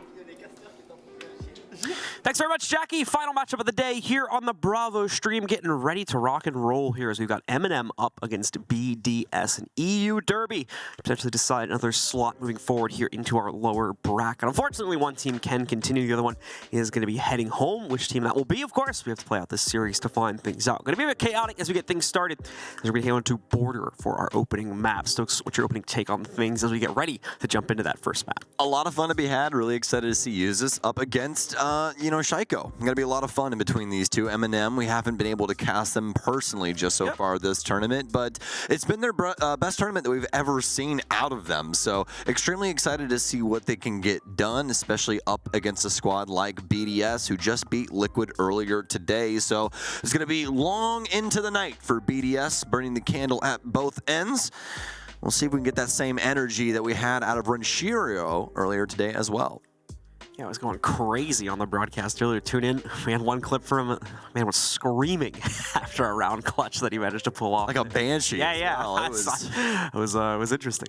But hopefully we get a little bit more of that energy. Might be a little late in the day now to get that out of him. Alems, don't look at me like that. Hey, you stop it right now. Okay? I'm getting a little flustered over here. Somebody let my fiance know. I'll get in trouble. She's upstairs. She'll kick me right in the face, I swear.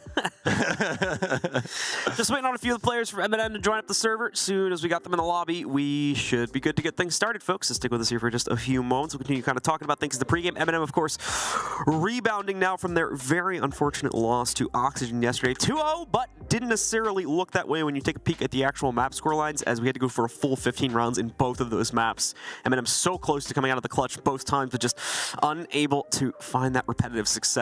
Always staying neck and neck with OXG, and as a result, faltering in that final round, costing them the overall map both times. Not the best feeling to leave with yesterday, but that was a long time back now. They've had plenty of time to reset, refocus themselves, and prepare for this matchup, especially so considering it's an inter-regional play for this one, so they should have plenty of experience against BDS and have a pretty good idea of what to expect up against them. Not necessarily meaning that it's going to translate into success, however. They are also going to be on the attacking side to start things out. But it is time, ladies and gentlemen, to get started. As you can see the players fist bumping now. Let's dive into it and see if indeed MNM can survive or if BDS will move on. They've got the community vote in their corner with about a 2-1 split on that vote. Let's see if you guys at home end up being right, as the bands are going live right now. Well, MNM have been more dynamic across their scoreboard when it comes to the frag department as well as the team play. As for BDS, it's been a little bit more top-heavy. Shaiko, the currently the third best player in the entirety of the tournament, and behind the likes of Newers as well as Spoit. Fantastic tournament so far for all three of those players, but now we'll see if it comes to a head for BDS. Can Alems especially pick up his play up against MNM here? We'll just have to see. Could be Shaiko putting on his best version of the Grim Reaper that sends MNM to their demise here too. Osa and Nook going to be removed here for the offensive side. Defensively, it's going to be Azami to start us off. No surprises on the Azami pick. She's been the first of the litter for a large majority of these games, and specifically for Border, once more has that capability to play into security. Just a bit too advanced of a position for teams to take down from time to time, so she's going to be knocked out. The second man, obviously, previously to this tournament would have been perfectly normal to see, but as far as this tournament is concerned, it's a bit of a rare sight as the Mira ban is actually going to come forward. That leaves both the Solus as well as the Valkyrie in play for BDS and MNM when we swap sides. They're just not wanting to deal with those potential harsh angles that the Mira window can set up. They're okay to take the challenge from some of the other operators instead. Overall, just kind of giving the free roaming operators the capability to do that and denying more of the kind of setup ones here with the bans. Well, Shaiko going to be playing Alibi. This is his most played operator of the entire tournament, so probably be seeing this one quite often throughout this series. Frost will be working her way in as well, and why not? There's a decent amount of windows that play into Armory's play style. It comes down to it. Different ways for MNM to try and get some access to the building immediately.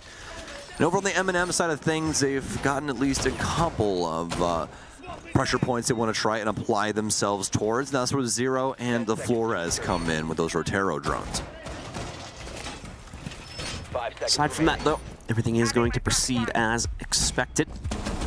The defense not throwing out any huge curveballs here, though certainly BDS having their own flair to things with the way that they are going to choose to defend this site. I think we'll see once again the usual extension into security there. At the moment by Shaiko. So with a big key piece player here looking to delay the eventual take from MNM. And try to, of course, potentially pick off a few kills in the process too. They're going to immediately move in the Argus cam here to try to spot out Shaiko's position specifically. Don't believe he's gotten the immediate counter onto that camera, so the intel will be good. A lot more presets going to end up going down here too. So there we go. Dave has the spot. But can MNM follow through with an execute? Going to be a few seconds here, but nope, the nade lineup from below should strike true, and indeed it does. Nicely hunted as Shaiko goes down without ever spotting a member of the enemy team. That's only 50 seconds off the clock as well. MNM not even needing an engagement to make that happen. Lookahead feeling as though he might be able to influence this position on the balcony, but chooses to rotate back towards office. BDS have to try and get this figured out now. Down a man, and quite an important one as well. In fact, he'll rotate in to try and assist Renshiro with the security position. MNM doing their damnedest to try and get some extra info for these positions. Able to get a ping. Another nade underneath Renshiro. He tries to don the mantle that we saw from Shaiko inside of security. He meets the same demise. Phone call is out. We'll reveal the remaining 3 players' positions as Solotov and the rest of MNM attempt to get into position to execute against these players. Like a fact, trying to challenge from the exterior door of office, though.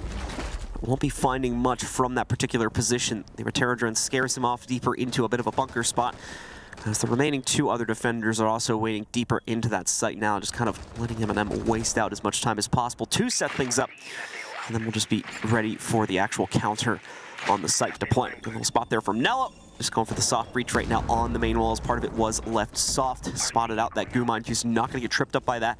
When they end up walking forward here, MNM, of course, with the control of the break room for pretty much the entire round ever since scoring the opening kill against Shaiko, but haven't really been able to use it to bully out any of the additional presence. We still have BDS poking forward from their office hold, and that seems to be causing some hesitation for MNM as that player has now reached the front balcony here. Uses, though, jumps directly in, quickly executes in to take out that player. Alems also to fall, leaving just Bride in the 1v5. Perfectly played so far by MNM, and it's going to stay that way throughout the rest of the round as they lock in a flawless for the first play here.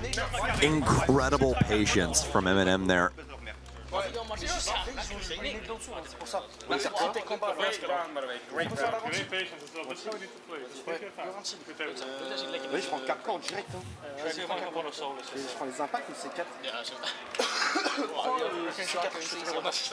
Don't worry, I got it. Good job, guys. We absolutely screwed over BDS. Amazing, flawless round.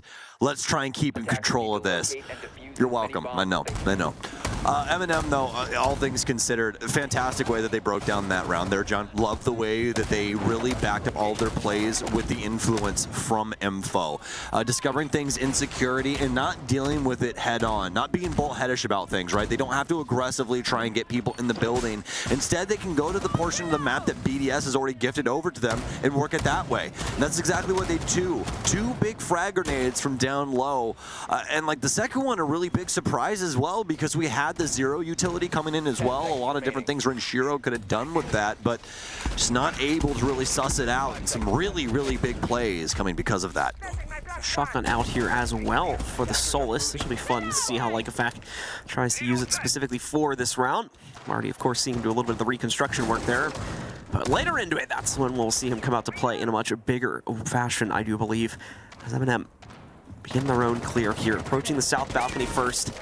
Not gonna be the first point of contention though. Shaiko once again with some intel to play into, but yeah, unfortunately the railing down there on the balcony blocks off any potential winning angle. He would have had to pick up the kill. Nave stays safe even though he's spotted out by that pre-fire. The rest of the team moving into East Main, quickly taking some map control for themselves, but now where do they go from here? That's the next big question, as there is a bit of a crunch waiting down below from BDS. Shaiko as well here. Oh, missing an opportunity, but corrects himself upon it. Quickly he's able to take down Solotov. This time he'll strike first, eliminating the first attacker from MNM. Tyrant not feeling as though he can try and get that refrag onto Shaiko from his position. No move from the Eastern player after his teammate goes down right next to him. MNM, no real map control past that position, trying to get some things going for the office side. That's where these X-Kyr also come into play. Some frag grenades out as well. And Tyrant actually going to clean up EFAC all the way in the bellows of 90. Shaiko with a nice play via impacts here. So he'll take down 1 for his own name. That's 2 big players off the board now. The ace gone as well as Solotov. Bride trying to line himself up for a bit of an aggressive swing to get some revenge here. A loss Like a Fact earlier, but not going to be able to justify the aggressive play, especially now that we're boiling down to that final minute and a half here. I feel that they have done the job necessary to waste out the time up top here. And so we'll work on opening up the rest of the real estate that has not been cracked open for the push just as of yet here. Like we said, even though they're going to be wasting time opening up these walls and whatnot, most of the defensive setup that was up here has already rotated back down. They've got an alternate horizontal cross now for Jail. So that will need to be the focus for the clear on MNM, or they can just outright ignore that and go for the site. Since they do have top-down control here, should be a decent amount of time to try and establish better angles, but being down a player, it's tough to justify that aggressive swing, and that's the struggle that MNM are working with right now, is how do we get ourselves into a winning position? Can we find this free pick to try and equalize things? And so far the answer is no. And that verticality not even going to be of that much use to them either if they do position themselves there. Don't have the means to break that up unless you just want to spam a bunch of DMR rounds in. Nello going to get decapitated from Bride. Look like he may have the entry point there, but obviously sussed out by the defense. Masterfully done so far from BDS. All set up by Shaiko's efforts up top. Nice shot there from Tyrant, but immediately refragged from Renshiro. Bodies down, bodies on for Uzus. Still move his way in, be able to at least clean up one. Does not have case control, has to throw himself over towards jungle, and Renshiro, the likes of BDS, will shut it down and get their first round. BDS with a quick response to things after we see a nice statement made by MNM on the attack. BDS in the meanwhile here, able to find an appropriate response to it on round 2. Shaiko, this time not immediately knocked out by that nade, is able to weigh his own aggression out, and obviously, well, he does get traded. The rest of the team stacks themselves forward, able to split up the numbers for MNM, leave them wounded as they get down to that final minute and just with not enough firepower to work their way into the site.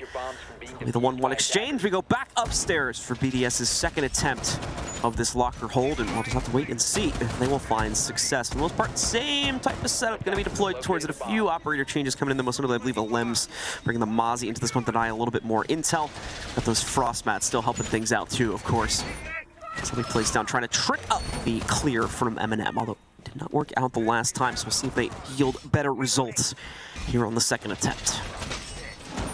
Gonna be some change-ups here for MNM. We'll have the Latero drones coming back in. Where's Dokkaby? Oh, the Doke pick here. 5 seconds left. Only keep BDS on the back foot. Can't be as aggressive when those logic bombs are going off, but that same breath hasn't stopped them before when it comes down to it. Looks like Renshiro make a fresh impact, ends up breaking the door there as well. A little aggressive look here from Shaiko. See if he can find himself anybody spawning on the western side. There will be one player, but definitely could not find the angle. Now for MNM and Nave, start things off here as they'll be trying to get control over security and translate this into a physical site push. But the big problem, well, they have to face the big bad. Shaiko will be back inside a break.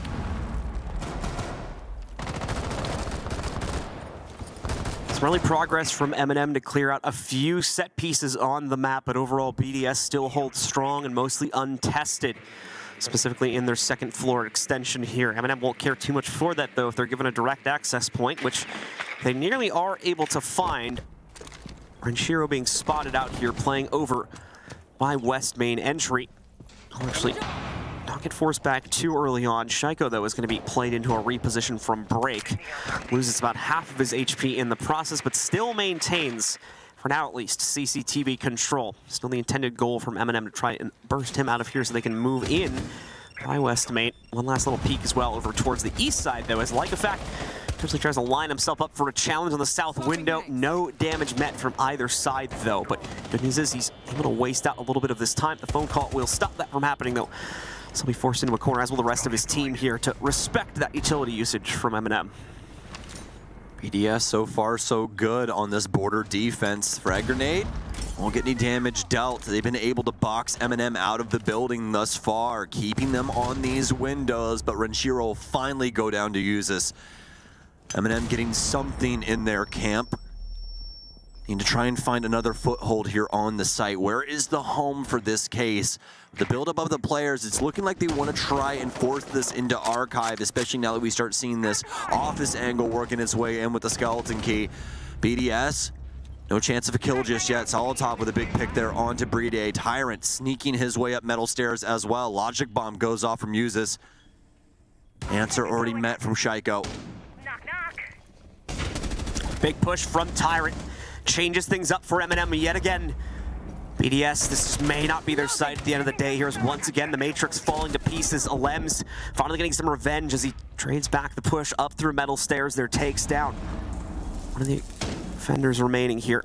And leaves only Shaiko inside of the 1vx now. 1v5 in this case set against him. Impossible to try and capture, so it's another flawless round from MNM as they're able to lock in a second one on the attack here on border. Yeah, flawless in both of their victories, and both of them kind of matching the pace to the other.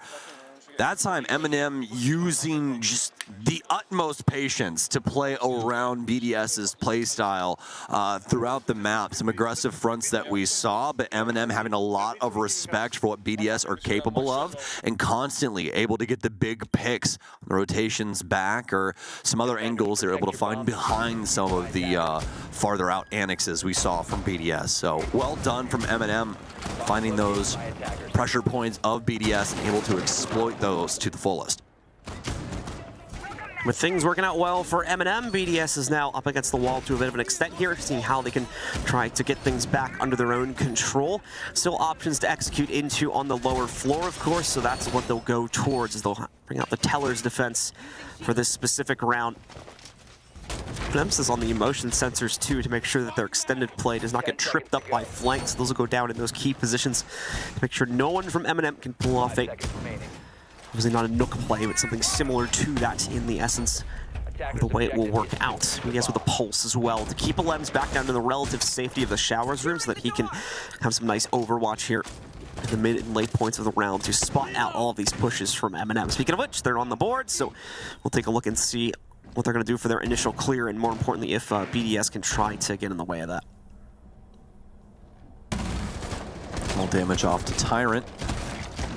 Not a perfect rotation there. EFAC will have to fix that up a bit. A little spring cleaning.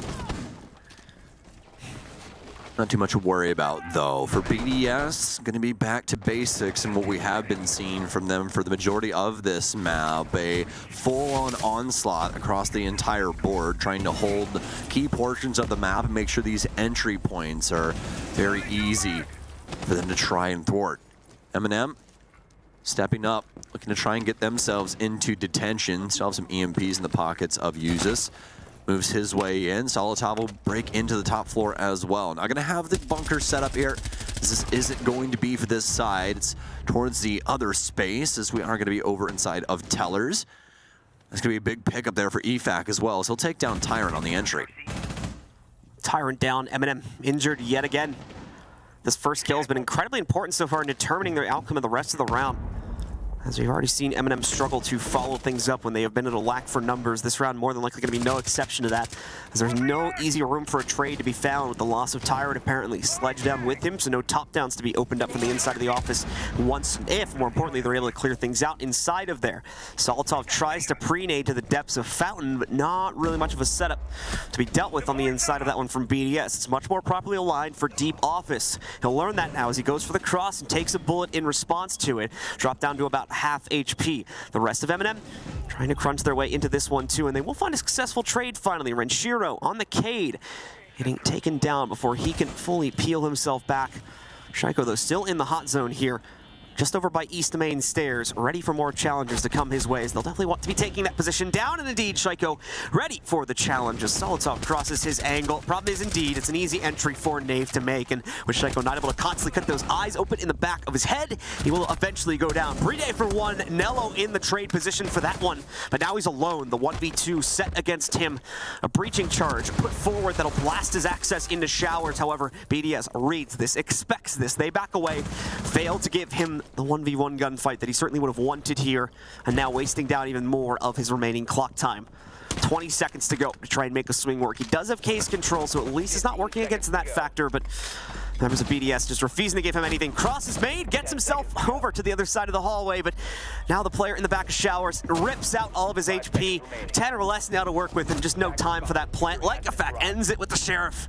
Brings things back under their control, and we'll take back the control of that round once again for our defenders.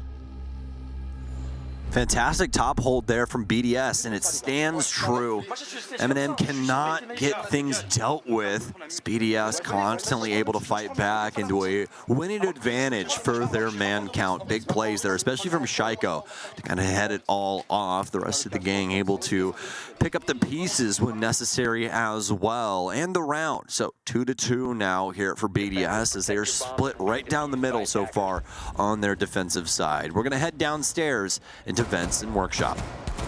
One of the final sight holds now for BDS, as things are going to seesaw back and forth for this series. MNM still at the forefront of this one, having closed out that first round and the second one in flawless fashion for themselves, but unable to rebound so far when they lose that opening fight. So I'm sure they are going to be staying on point for that one. As, like I said, for the previous few rounds, it's been an incredibly important part in deciding the outcome for the rest of it. MNM certainly seem to need that full roster effect to give themselves a proper execute from what we've seen play out so far. Nearly able to make things work regardless, though, in the last round. So maybe I can see them reach a little bit deeper if things go awry on the opener again. However, the round has now gotten started. We'll take a peek as we've got a very free-flowing lineup from BDS to let their players roam about, as we've already been seeing them do for the previous few rounds, especially here in his border after all. That's what might you expect. Users and the rest of the team beginning their initial clears. South Main is the initial emphasis here for the players on MNM to try and clear out any hold on the inside of security again. We'll keep the Doki in, but wants a trap still for Team BDS as well that could thwart a lot of the game plan of MNM, depending on how quickly they want to go about this. Every time I feel like I'm like committing a sin on broadcast when I say their name, I'm like, oh no, that is their name, we're good, we're good. Very similar branding to Candy, you know, and it happens. Anyways, Solitov and the rest of the squad working their way in on top east. It took them a little bit of time to get the drones going here, but still so much time remaining in the round.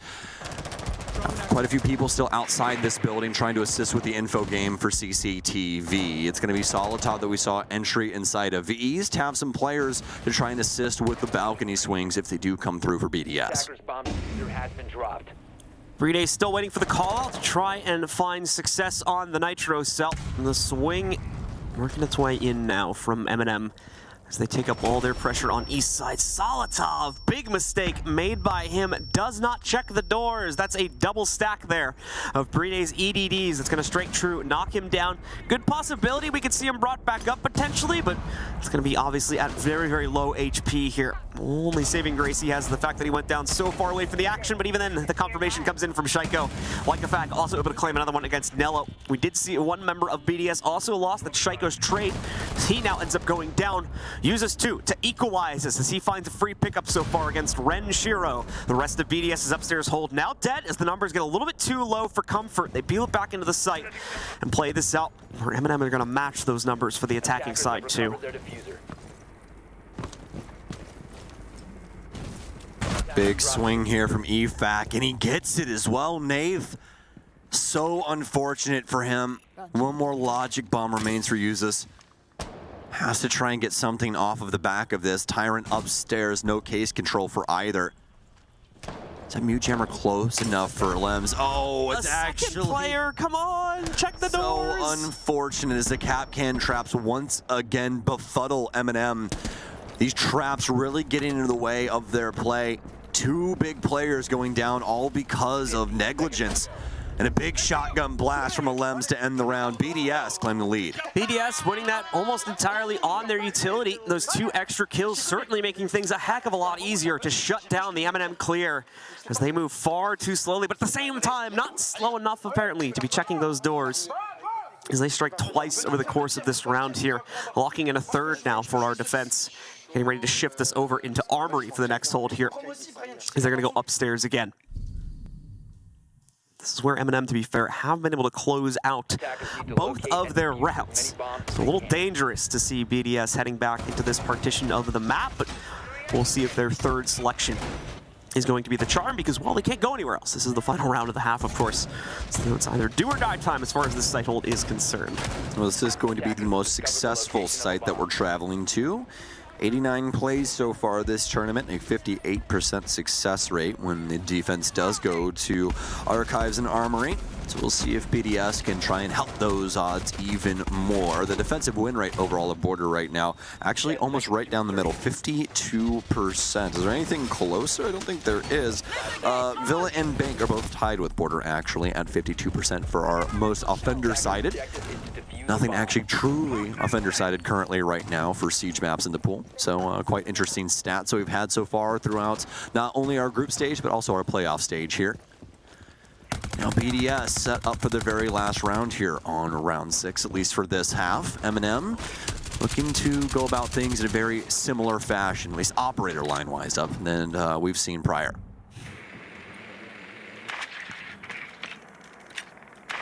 And I'm just going to try and set up some drones, particularly this one on the top end, to give full overwatch for lobby. See if it potentially catches any roaming members of the BDS defense once we reach a little bit deeper into this round. But for now, it's obviously just the usual build-up for MNM, as they need to clear things out first with these Rotera drones. Trying to... Oh, Shaiko drifting a little bit too close to that one there. Loses a little over half his HP from the explosion. He does not expect the radius of it to spread that far out. Big mistake made by him, but hopefully recoverable later on in the round here. Still has capability to fight, of course, but we'll see just how limited his own aggressive leans are going to be as a result of that excess damage he just took for himself. Meanwhile, on the M&M side of things, we are seeing them continue to kind of wait out for an opportunity, not being gifted one just yet, as BDS is playing into a bit of a trickier setup here. They need to figure out the best way to work around it, it would seem. Use this as well. Basically having a lineup against one of the members of BDS. They're tucked a bit deeper into the site, but has not gotten the cross for it yet. He needs to commit a bit deeper to that angle in order to see it. MNM's got a big stack trying to broil up towards something here. We've got 3 players working their way over, but nice denial comes in from Shaiko, prevents the distraction from being deployed over into security. He's ready for this challenge because of that one. The spray not landing where it needs to. He'll be forced to reposition, however, corrects to find the kill there. Solitov, though, finds a trade against the door, going into the actual site, and a second pickup to trade out Shaiko also. Nello with the find on like effect. Once again, a much cleaner play overall from MNM, as it looks like they're going to be leaning into taking this site for a 3rd consecutive time in this half. Alems trying to change his team's fate in that regard, steals 1 trade back, ready for the second push to come in as well, but also having to contend against this potential lockers lean in. Coming in from the window side of things. Pretty in the meanwhile, while Lems is taking all this heat, just chilling back behind the other bomb chassis, waiting for any potential action to come through on his side as well. Candela's ready for Nath. Are we going in? Yes, indeed we are. It's going to force Alems back. He tries to take the peek. Alems down to use this. Big damage from Brede. He's got 2 Defiant and TCS 12. Let's see if he can get it done. This TCSG, an amazing gun at the end of the day. To try and drop off and play this out with potentially the Nitro Cell. Going to run right over to the far side. It seems like they got a yellow ping. Solitov, is he going to make it through? He will, and he gets away as well. Brede, very minimal HP now, and a clutch moment for him. Brede trying to ascend the stairs to retake this. Got the yellow ping, but a little late to the party on it. There we go. Pops things open, presents the target as Usus goes down. Brings it into the 1v1. Brede will get the outright clutch now. Trying to work himself in through beepers here. The pre-fire, the intel is out, but he doesn't have the full track on it. Solitov instead with the peak. Wins it out for MNM as they take a 3rd consecutive take here on lockers. They're only rounds for the attack, but it's enough to equalize us at 3-all.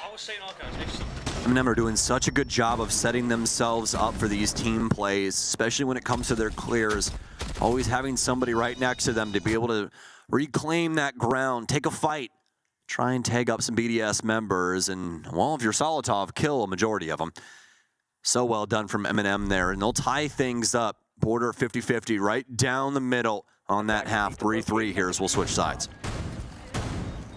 And as we do flip those sides, we'll move into the second half here and see what exactly BDS has up their sleeve to potentially make things work a little bit better on this attacking side. Able to trade, of course, but mainly by their own site choices, ending up losing all of their rounds here. Perfectly fine anywhere except this site. So we'll see if things fare a little bit better for them on the attack comparatively to what we saw on the defensive side of things. For MNM, very much the same flair, although they want to also get a tad more aggressive. Solitov bringing the dock into the fold, for instance. I believe this will be the operator they put here on the inside of security to kind of just solo roll this one. The laser gates and other forms of utility blocking off the intel and utility dump deeper into the lockers and other areas itself. Even a little run out there just to get the barbed wire down though, so he has a bit more of an audio cue when the wrap is going to occur against him. On BDS, out for the very first time here on the offensive side. So let's take a look at what they feel like running. It's very similar to what we'd seen from MNM, and honestly, a very routine lineup when it comes to Border, especially with that Doke working her way in past the changes in what we'd seen recently. A big pickup there for Nello is he is lurking downstairs in Workshop. He'll find himself an EFAC, and no teeth for BDS on this, no dice, as they won't have anybody even in the same zip code to try and get this refrag. And sure, with an angle going deep into lockers now, so a potent cross, but needing to try and have someone from MNM oblige it. That will be the bigger issue here. Solotov is just rushing out here, trying to take a fight on the far edge of the west main balcony. Not able to actually line up the winning angle just yet, and his opponent's quickly droning him out of position as well. He's not aware of this drone though, so won't correspond to the spottage just yet. Although certainly staying as mobile as possible, making it difficult for Lems and the other players involved in this hunting party to try and take down the dock deeper inside. They have to be so timid. They lose another body here. It's more than likely the round. Also use this. Waiting out, seeing if BDS want to try and flirt with the dock's positioning. Nothing given them just yet. So the frag grenades on Shaiko. They can try and work this out from down low, and that's what they're gonna go for. The dock might be dead. Big kill there from Solotov. Off the mark for Shaiko, and he's gonna know these frags are beneath him now. Has to keep spinning. Second one's off the mark too. Shaiko now has the verticality to try and work for the rotation hold, but they don't have a single foothold on the entire top floor. Nothing to work off of here. As we see here, BDS continuing to try and fight for any and all map control in the later portion of the round. Just 1 minute to go. Just patience from BDS, but it's not doing anything. Same problem as we were seeing in our previous series here too. Just waiting for their opponents to make a mistake. They're not gonna, that's the problem. You have to take the right foot forward. Unfortunately, Brede chooses the wrong path. Nath with the immediate cross from inside the site to take him down. Renshiro and Shaiko. All that remains here as they try to play around the main stairs. Now Shaiko, if he tries to go for this push as well, yeah, his opponents will be more than ready for him. BDS just looking a little lost here, unfortunately, in the final 20 seconds. And they try to make something from what is now a 1vx to work, but it will not happen. A flawless round yet again. I think that's the third one this map from the players on MNM. So nicely done as they take control of their first defense. I have never seen somebody put BDS on a leash like this. This is some serious gameplay from MNM. Shutting down every facet of BDS's gameplay. They can't even add the extra layer. Shaiko can't land a grenade underneath. He's really good with a gun, but apparently can't throw frag grenades. Guys right above him, a 3-armor stomping directly on top of his head. Cannot get it done. Both of those frag grenades go into practically the same portion of that as well. Just hoping that the dock would like run into it. BDS not forceful at all. And this team's so very talented at being able to get what they want out of a map. And MNM, as of right now, thwarting it across the board. That's only the first round of BDS's offense, though, so do still have some things that they can do down the line, but, I mean, what a bleak first round. Certainly not looking promising for BDS to rebound here, as MNM now tries to lock down a second consecutive hold down on the inside of Vents. Different flair to it for their defense. For instance, of course, the Pulse now coming out from Tyrant just to try and spot out the early movements from BDS. And late round 2, we'll help out with that. The Cade to also try and lock down some of the hatch play and catch the movement from BDS as they try to work their way around it. For the rest of the team, though, they're now spawned out on the board, so let's take a look at their initial clear as they're going to begin moving themselves. Definitely wanting to try and burn out Jail if at all possible. You can see this like fact prime and the nade does not fully commit to it, though. So chuck that one in. Oh, it's going to miss, unfortunately. A little bit too high thrown, and Nitro coming in there as well.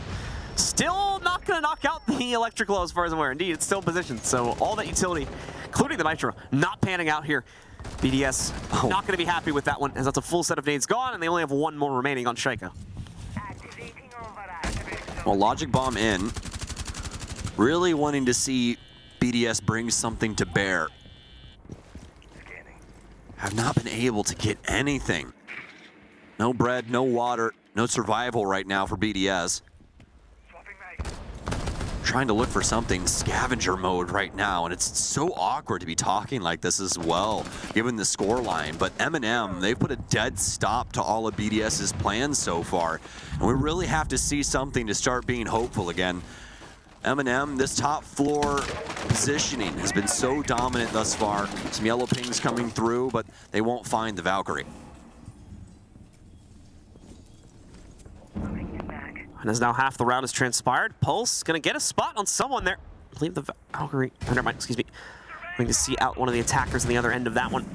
Not gonna have the confidence to throw through the Nitro. It's gonna be Solotov instead, making a move on his own there.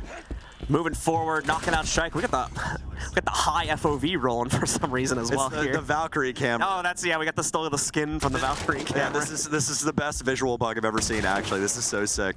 This is awesome. No, we keep this production. That's what we do. This is sick. This is amazing. The game looks like it's like 10% faster now. It looks 10% faster. And zoom out effect. I mean, hey, Ubi, if you ever needed a reason to like raise the FOV by 10, there you go. I mean, just put it at 100 instead. Look at this drone. Zoom. It does look really good. Tyrant with a nice shot onto a lens. But again, MNM just shutting things down. It just feels like another day in the office right now for them. But finally, we get something going here. EFAC with a big kill. This will shut down EFAC though. Who's got the case? It's going to be on Brede. Definitely going to need some help from Renshiro here. But Renshiro, it looks like his demise is going to be quite sudden into a shotgun close range. Brede, clutch savant when it comes down to it, but a lot to do, a lot to say about this, hopefully. But nips it in the bud. The deagle shot from MNM, and they'll shut it down. MNM looking to make quick work of this one here. Now BDS is going to call for pretty much an expected attack at this point, starting to fall behind to a pretty dangerous extent at 5-3. Only one more extra round they can lose. Let's take a listen. Ils ont des cams Valkyrie, on s'adapte tout de suite, on prend une comme ça en pro. Il n'y a plus de problème pour ça. Les gars, pourquoi on est là, on trempe pour prendre un carré? Il n'y a pas d'amis, faut celui dans sa mère. Rushez-les, les gars, bougez-les. En vrai, moi je suis chaud là. Moi je suis en difficulté sur chaque position, les gars. Vous dronez, je rush comme ça. Ouais, mais après, c'est pas bon de safe face à eux. En fait, allez-y, les gars, tentez des choses. Vous êtes là, vous êtes devant, ouais, allez-y. Vraiment, allez-y, les gars. Wesh, on va perdre la carte sans rien tenter. Tentons des choses. Tentons des choses. Moi, les gars, le problème, c'est qu'on propose tous des trucs et on s'écoute pas. Parce que moi, je réponds à tout le monde, mais on s'écoute pas. Oui, mais toi, tu réponds. Mais il y en a qui répondent pas. Moi, je suis autour de moi, il y a, je sais pas qui y avait. Et quand je demande à ce qu'on push le plus toilette, je suis tout seul et pendant. All right, so the time will close out there. And we'll head back into the game. Round 9 coming up for MNM as they try to lock in map point already built up with a 2-round advantage. Keep in mind, elimination match here.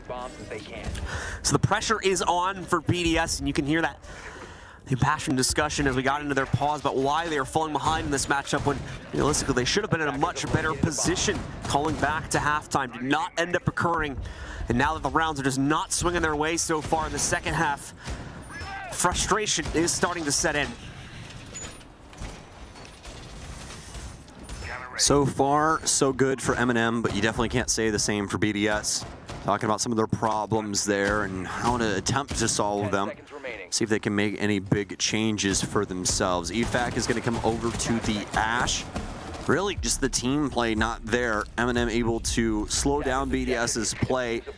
Get the big kills when it matters most so far here on Border. BDS not really able to pull it back across the line when those situations show their face.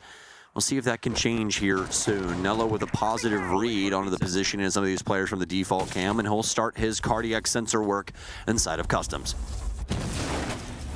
BDS to open up jail, but while they are doing that, Nello's going to get a heck of a lot of intel here. Only seeing one, but got a little bit more of a buildup occurring outside of lower South Main right now. Try and work their way in through Passport. Lems, meanwhile, works on the other side, the Archives door.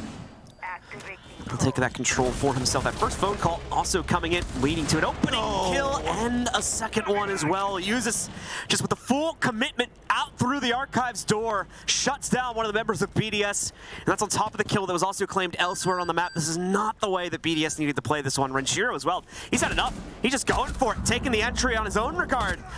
Not ready for it though, as Tyrant shuts him down. Finally, Shaiko yields some success for the roster by at least eliminating Nafe, but 2v4, this is tough work now for BDS to try and take deeper into the map. The entire site still within MNM's right to hold. Nothing here for Team BDS minus the top floor. Shaiko does have security. It really doesn't matter all that much when it comes to the later rounds. Still have an MNM player down below that as well, actually, all the way over inside of Custom. So this cross angle might not even work out for Shaiko. He will make it inside, shoots, able to take down Usis, but his demise might be quite soon. Another player here inside of Supply. Does he have a sixth sense? No, he does not. And not even Shaiko is that good. The hidden player Solitov reveals himself finally. Brede has been discovered at the back of the bathroom. He's going to try and pull this plant off constantly. Pre-fires through for Nello. He's got that wall right in front of him. Almost makes the transfer, but MNM once again shut him up. And Border looking like their map. Border indeed, all but fully secured now for the MNM roster. Just one more needing to be locked in. And with plays like this being made towards the beginning of the round, it is more than likely not going to evade them for that long. BDS, of course, up against the wall for this map, of course. Still a chance for them to rebound as we have their own map pick coming up after this one on Cafe. But indeed, a bit of a unfortunate turn of events given the way that this matchup had started. You'd think that rebounding out from the Archive site and being able to win every other site, things would have looked a little bit better here, but has not ended up being the case. Now fighting for survival, both in this map and in this series, BDS need to try and find 3 consecutive rounds to keep this map rolling on.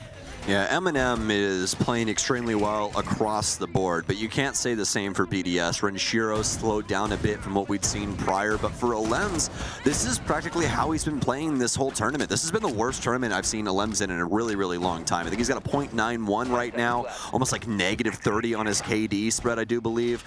It's just not a good showcase for him at all. And once again here today in this matchup, granted it is the later series here for BDS, Alems still cannot get on the board properly like we're used to seeing him do. He would never be -5.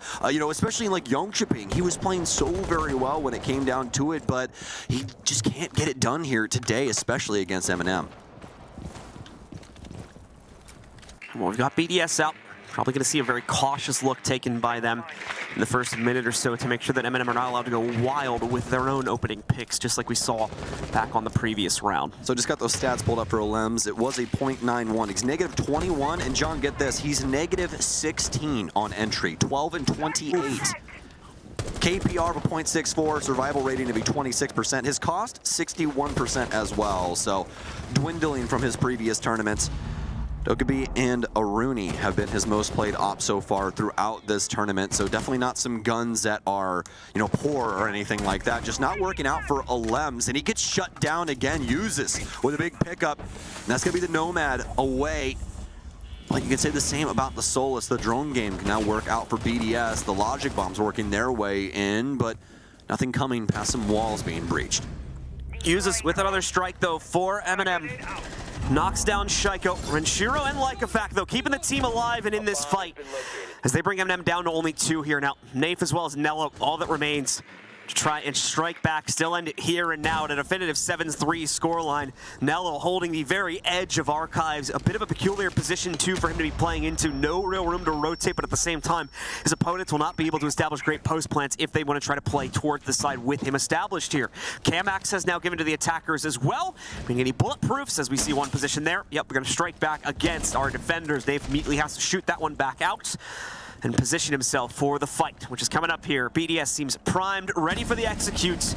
They just need to make sure they don't lose too much on the way in. On a knife's edge right now. Single bullet could change up the fate here for MNM. Same could be said for BDS. Looking to stay alive, extend border. They've got the office position. Have to find a home for this planner. Brede will attempt to sneak in. Stuns over. They know one's at the back of Archive. Nave's going to drop up and rotate up metal. This could be the counter angle they've been longing for. They know Nello's here. Nave, he's going to reassume where he was prior, and he's going to lose out because of it. He's being too active. Gets cut off on the angle right after he drops it, and Nello gets gunned down as well. Too hasty out of MNM.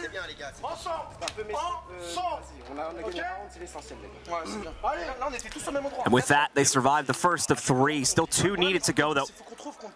Otherwise, BDS still staring down a loss pretty shortly here. MNM, I doubt, panicking too much at the loss of that round. Gave away a bit too much in the middle of it to their own fights. As a result, end up dropping down here. An unfamiliar loss, certainly for them as far as this half is concerned, but we'll see if a rebound is in the cards, moving themselves onto the first floor hold yet again for what could be our final round still. BDS giving us a similar flair. We'll see if any repicks need to come in because of the site choice, but I doubt it. This setup here should be more than appropriate to manage everything as they begin to work themselves, into the vents. Attackers have located a bomb. Oh, a little interesting character working their way into the mix here for MNM. We're going to have, yes, indeed, Ella come on in, see what she can get done. So we have the Grizmots in for the first time in some time. I feel like we've barely seen her this entire tournament. We'll have to see what they can get done with those. Some Valkyrie cams as well for Solitov, but that one's actually going to bounce off of the little fan there on the ceiling. Past that, though, MNM looking very similar to what we had seen prior. Going to be able to change out the soft panel, though, here for this top floor. Try and hold things down a little bit more aggressively. Potentially a lot of utility that Team BDS will have to work their way through. Well, the swings potentially going to be leaned in here in just a moment. We do have BDS beginning to take a little bit of map control. Solitov, of course, standing defiantly at the other end of that one for MNM as he positions himself just on the outskirts of the break hold. For BDS, though, it's going to take a little bit more courage to get them fully onto the inside of this one. MNM actually giving up this position quite easily, as we're not going to see any assistance positioned over by East Main. And now BDS know that, so they'll feel the confidence to begin moving in here and hopefully begin the process, of boxing out Solitov from his current position over on 90.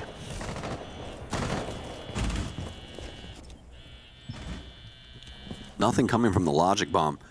Was waiting for the engagement, but BDS is trying to clear out other portions of the building. Still have one logic bomb in their pocket. The drone game somewhat injured, though, for BDS, as they've only gathered control of the eastern front. And some potential for this to go extremely wrong for them quite quickly as well, depending on what avenue they enter the building through. Nafe directly below the radio window. Xkairos down for the Fountain players. They're going to be a cross here from Tyrant. No, he's just going to try and play it on that very tight sliver. Crosses back across, takes a lot of heat, though. Some of things are going to start being quite an issue for him. Shotgun play and the rest from MNM here to try and hold back the tide. Shaiko scores first for BDS. So still going the full distance here as BDS refusing to give up. Once again, stealing away map control over here by Fountain. Solitov still maintaining his 90 spot, though. This could become a problem as of yet here. Uses, though, has been found out inside of Passport. Solitov finally meets his own fate, getting forced into a duel against Lykovac. MNM pushed into a corner here. BDS executing far too methodically. MNM just not being given the room for these setups to blossom. As you see there, Usus missing an opportunity, as he might have expected that just to be the Yana clone. And I think he was correct in that assumption once it is shot away deeper into the site. Camera's positioned here, spots out at least some of the pressure working its way in. But once again, also revealing the fact that the defenders have access to these now too, or the attackers rather. Nello tries to move in, tries to stand his ground to continue this fight, but it's just not going to work out. The second of third claimed. Overtime certainly in the cards for BDS. And it looks like our players over on MNM not going to want to take a chance on that as they call for their attack break coming into this final round of regulation. Strong round from BDS. Let's take a listen in here and see what's going on. Which side are you going on? What's the plan? What was the side you reckon? We have tellers, we have army. Gonna go army? Okay, they are blind, they know position. So let's just play together. Yeah, let's talk what we want to do. Guys, I think we can win army. I think we can win army, but we should play on Valcam and Office because they don't even play fucking IQ anyway. Army, no, we have only one. But I would literally get a Valk. Maybe Luke can play Valk, no? Listen, you know what I'm gonna do? I'm gonna play mute, same as I play. I'm gonna steal from this below. I'm gonna put a mute jammer on my feet so they cannot block me. I'm gonna hide below. Come on. But Luke, you're gonna play Valk, yeah? Yeah. Listen, as soon as tell me when you guys are getting naded, so I can flex, okay? Maybe one Valk comes. Literally, he stays off here. All right, well, another round queued up. Another round on the docket here as we get ourselves into it. It's going to be another Armory Archives hold from the look of things for MNM. Defenders, protect your bombs from So we'll see if there's going to be any huge dramatic shakeups, and the answer is pretty much no, at least for the defensive set here. They've pretty much a site-focused style of play with their own operator picks, but going to need to actually reflect that in their positioning too, as they have been playing a very out-and-about game, as Border oftentimes does dictate from you. However, it might be the time to peel that back a little bit if they still have an inclination to end this here and now in regulation. Otherwise, BDS certainly going to be priming themselves for that overtime as they're on the streak right now. Yes, indeed. They've been doing a much better job of clearing out some of these, key points from MNM, like Fountain and things along those lines, and it's made it super difficult for MNM to try and battle out of those positions. Bleeding bodies, especially in that last round, very, very easily represented there. See if BDS can try and recreate that and force us to overtime. As for MNM's defensive strategy upstairs, it looks like, as of now, we'll be playing this somewhat closer to the chest. Don't have a player downstairs inside of tellers. Everybody very tight-knit on this top floor. Looks like we will have potentially one over on the custom side, maybe vent side. We'll have to see a little bit later on here for MNM exactly where that player will be. Also going to be over inside a workshop, apologies. But either way, MNM got better player down low. Nitro Cell here for Nello, so could be a late round ordeal. He's actually got a mute jammer underneath his legs there, if you guys didn't see it too. That's for the logic bomb. So he literally just took his last one and placed it on the ground so nobody knows that he's just waiting inside a server. So pretty smart there from MNM. Like a fact with the spam through, it's going to connect too. He uses brought down incredibly low, but thankfully the shots aren't as clean as our attacking friend would have liked for it to be. Backs up, even after he gets boosted by the dock, loses another half of his HP yet again. Hughes is just really in the hot seat right now. Cannot find a safe spot to place himself. Don't believe there's a direct drone giving away his position either, so they're just taking note. It looks like they do have something to play off of here, but this is going to be on a different part of the map as we get ourselves into office. Shaiko with the nade being chucked back against Tyrant's position. Won't go far enough. He'll stay stable here. The second one, though, will end up a little bit better, but this one goes too deep. A little too little and a little too much. The nade's now empty, meaning that the Valkyrie will stay in place and continue to cause problems for BDS is clear. Well, neither of these neighbors being kind to each other, as both of these teams right next door. Selma charges down on the outside of Archive, start breaking up that long angle. Solitov will finally take some heat here. Does still have that stim pistol. Use the last one now. Shaiko, can't say the same about him. No Finka in play to be able to heal them back up. EFAC, he's going to be the first one dusted. Uses on the side angle. They opened up here for break. This might be it for BDS. A big stand to take. Kills necessary here. Shaiko, he's going to use the clone. Try and find some things out. Finally, Renshiro gets something going for BDS. But still, back and forth they dance, stuck in the exact same positions that they have been for practically the last minute. Just a lot of fodder back and forth.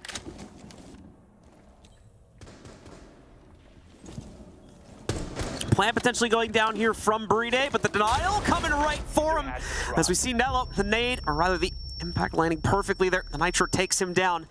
Trades going all over the place as Nave picks up another very important kill, but uses also to be exchanged back. Time getting low here for BDS, and potentially time on this map as well. Lems with one final plant attempt, trying to place it down onto the ground. He will be alone here in the 1v2, and indeed, one simple repeat from Solitov seals the deal as MNM lock in map number 1 at the very end of regulation here on round 12. Incredible game from MNM. So many layers, so many crossfires assisting them with the office push of BDS. Big kills coming through and a perfect stop from Nello. Love the mute jammer play that we saw down low to stop the logic bombs from sussing him out as well. Now they'll be looking on to map 2, Cafe, to try and take this series 2-0. And ladies and gentlemen, we do have that map number 2 coming up in just a few minutes, so stick with us. We'll be back with it right for this.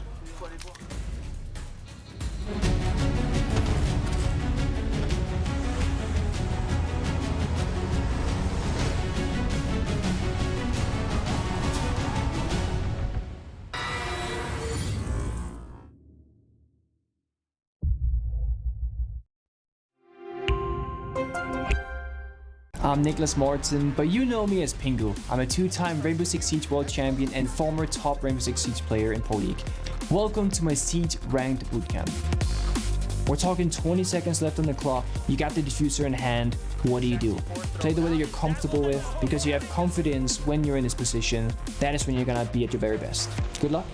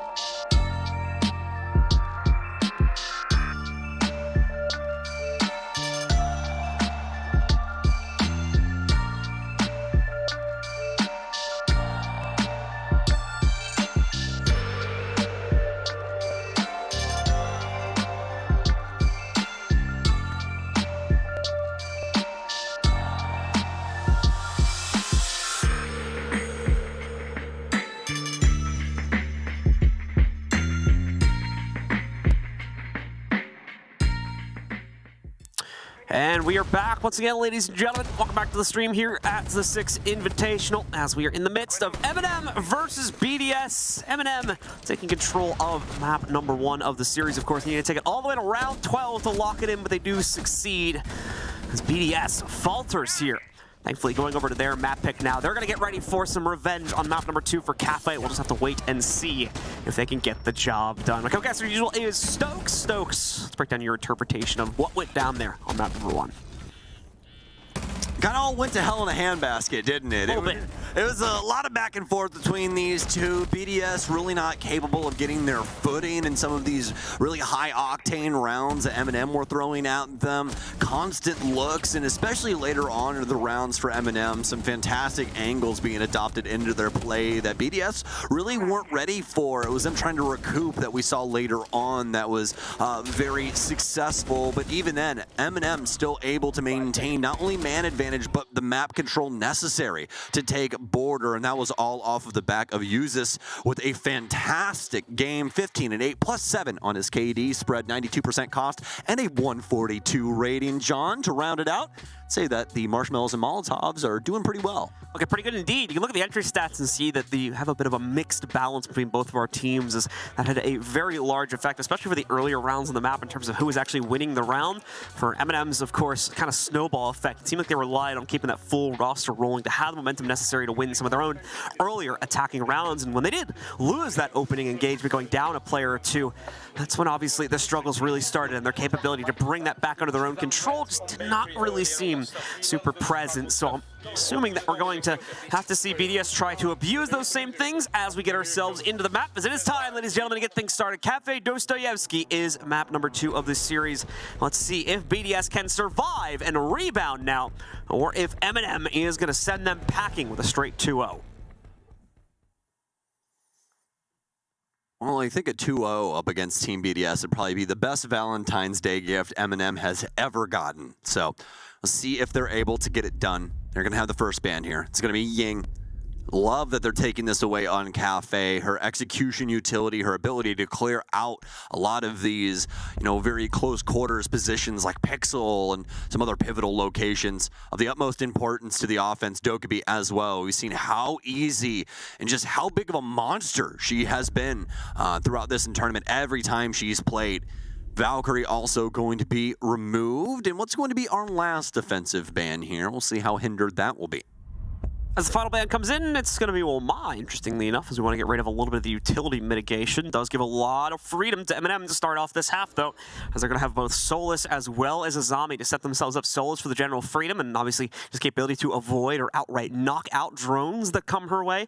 And then on top of that, the Azami play for setting up areas upstairs like Cigar to really batten down the hatches, as it were, and prevent any pushes from BDS from being successful. Doesn't look like we're going to get either of those operator picks, at least not initially, though. So that is going to hold back the craziness that we may get from some of those new power operators, at least initially here. So you don't find it super relevant to utilize on this first floor hold.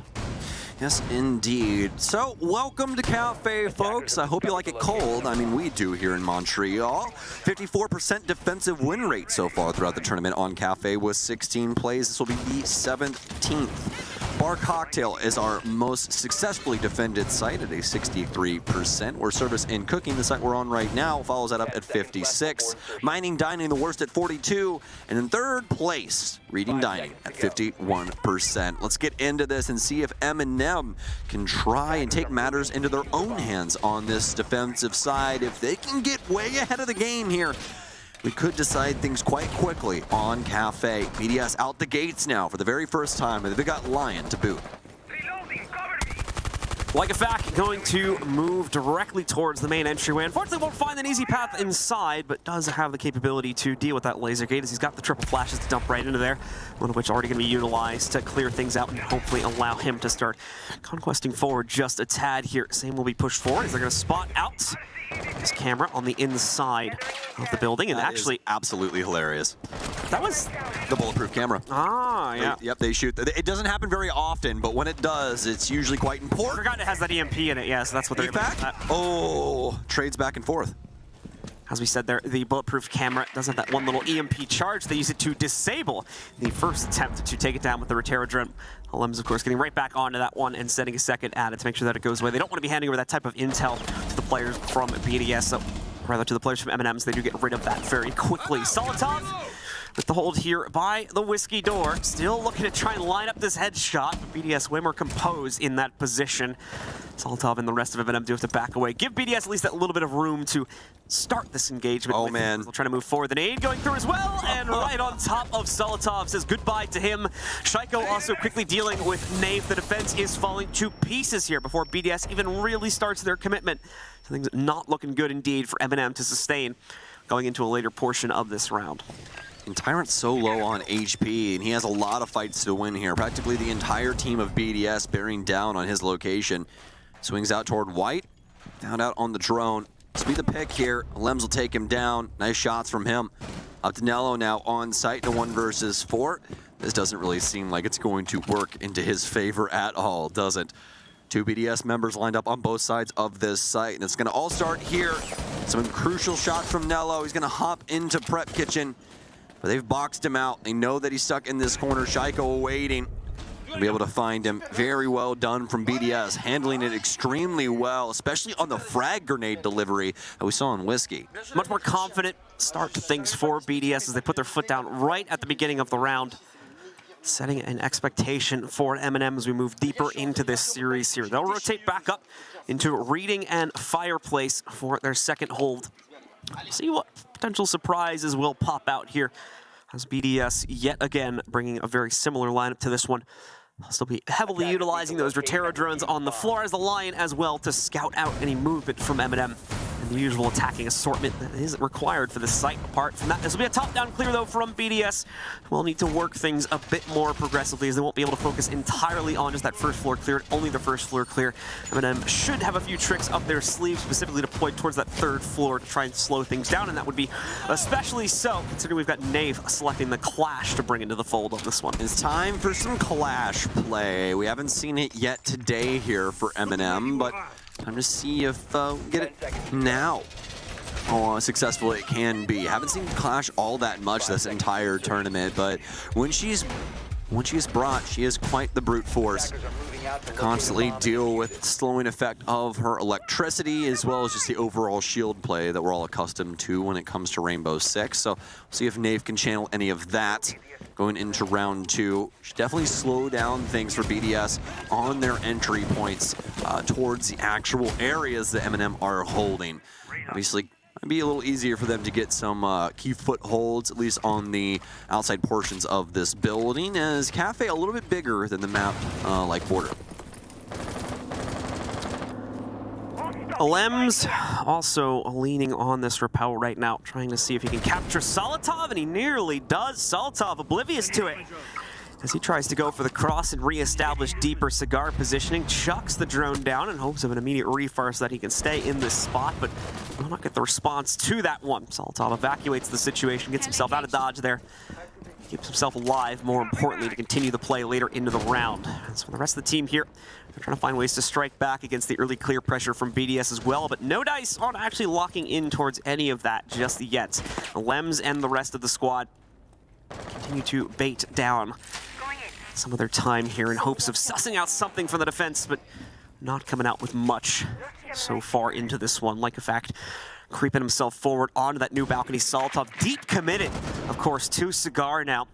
BDS should be somewhat aware of this. They just don't know where he went after he crossed in that direction earlier on in the round. Wow. But wow, the Clash apparently is going to be a non-issue. The nade getting perfectly placed directly on top of Nave, and Solitov apparently not going to be expected no longer on the inside of Cigar. Gets away with one before dashing away down the train hatch. Directly under him. Oh, Maestro, are you ready for the high-flying maneuver? In fact, doesn't seem like he wants to go for it. Go for the counter angle here. Much smarter addition. Oh, he just sees the barrel. A single step. That's all that separates him. EFAC cannot hop over this, though. Smash and grab. Can he get the kill? Pressure out. There it is from Renchiro. Fantastic team play from them. Love top floor control. Nitro self-prep for uses here. Gonna have to worry about that. The E1D out as well. EFAC rotation in towards pillars, looking for this plant on the reading door here in the near future. Tyrant with the wrap, an immediate lock-in against the Lems, removing the strength of numbers from BDS here, but lookahead at the same time, trying to just steal the site and make the numbers a bit of a non-issue for him and the rest of his team. With the commitment to the inside, barely wins out that engagement, but that'll guarantee the plant to go down. Breedy, of course, being the one to slap it onto the floor in the first place here. Tyrant with an initial response, catches lookahead still in the open by Library. Solotov as well, trying to rotate back in to a better retake position, but with Renshiro having the top down established, it is going to be a tough ask to retake this area. They'll get it, but okay, how do they get past the sledge now? He's already down Solotov somehow. Trying to bring him back up from the brink, and it looks like they'll be successful in that too. Renshiro not establishing the immediate overwatch for it, but watching instead for the case, and as such, he will catch Tyrant. Solotov makes the run up top, but timing is just not going to work out here. The descent has been made, only about 3 seconds in excess here. He misses his opponent at the same time. Renshiro gets behind coverage with just enough time and will claim the kill anyway. So the second one also going to fall to BDS here as they lead 2-0 to start the map off. Renshiro, the hero of the round for BDS, not only because of the post-plant positioning, what he was able to accomplish there, but really just the entry moments here. Him jumping down and influencing this play onto Nello, really sparking a lot of positive plays from BDS. Able to get that plant down. MNM, though, having that dog in him, still able to bring this down to the 1 versus 1. But BDS, they are looking so solid so far on this offensive end. Not only that last round, but the prior round to that, onto this exact site. Such easy pickings for them as they were able to dismantle the entire setup with some keyly placed frag grenades. And with those being properly utilized here, BDS is able to score themselves a second round inside of this map. Bit of a different flair going to be shown from MNM as they finally look to try and lock things down with another first floor player rotating over to this one now. They're attempting it already back in round number 1. Showing a little bit more aggressive a stance that time. This time going to rely a bit more on the utility play between both the Echo as well as the Goyo Canisters and Tyrant's Toxic Babes to try and stem the tide from BDS once they are ready to execute here on this round. I've been seeing a position somewhat similar to this from a lot of teams trying to hold down Bakery. I think the key thing for MNM is I'm very surprised that they didn't bring Azami. She's so fantastic in that bank, or rather that bakery position. Not on bank, that's quite a ways away from Russia. It's all the way in Los Angeles, actually, for that map. But yeah, no Azami in play. Just again, pretty surprising for Bakery, given all the positions you can kind of break up and new angles you can develop with those Kiba barriers. But MNM feeling as though the Goyo Canisters as well as the Yokai will suffice with that deployable shield. Twitch drone in, will get thwarted by a mute jammer. Able to get rid of a piece here. And an ADS, and a camera. Nobody paying attention to EFAC's Twitch drone, so he's going to let that reside in Small Bake for some time. That's most of the info util now gone from the Small Bake, and of course the entryway to the Big Bakery area.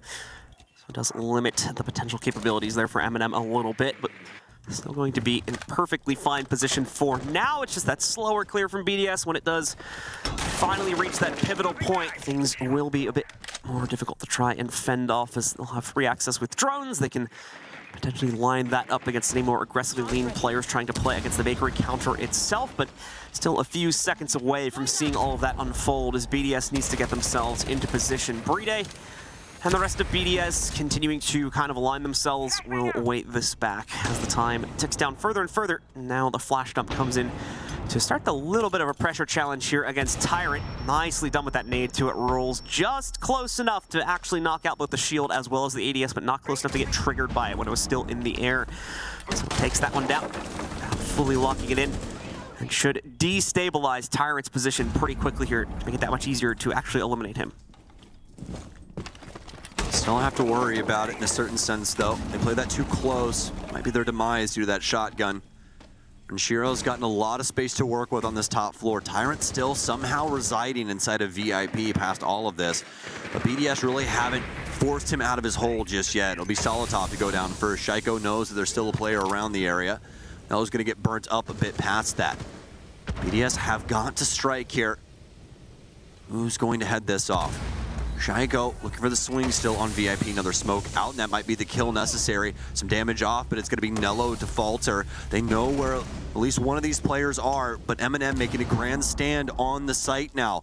That's something that they didn't account for. Shaiko's constantly been flirting back and forth with this position, but now it's just up to Nafe to try and stop this from happening. Shotgun out, big play from Tyrant. Nafe's up top. He might have this, but he's not paying attention to the hallway player. Renshiro with a big play. Some big shots coming in from Tyrant, but now he has to deal with the optimal positioning of Renshiro. He doesn't have any grenades to try and solve this. A sledge above, a drop. Will this force Tyrant off? It will. Shotgun out, Renshiro gets it done again.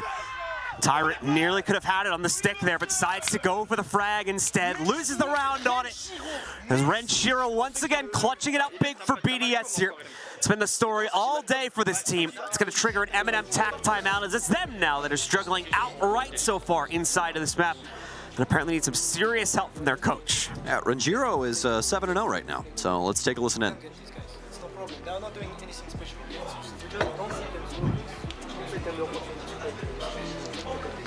We just die to the people. Die to people. Come on. We should. Yeah, but you guys need to tell me the whole smoke clock because you made the fucking cloaks and garage and he shot me from where was it? Okay, don't worry. Where do you want to go? Alright, let's communicate, guys. You got this, your fucking list. Luke. Let's calm down as well. Let's get the next 3 rounds and then we go from there. Okay, I can be in garage always, so I can have enough. You are if you wall bangs, you can tell. I need to play again. I don't have a mind. I'm going to be doing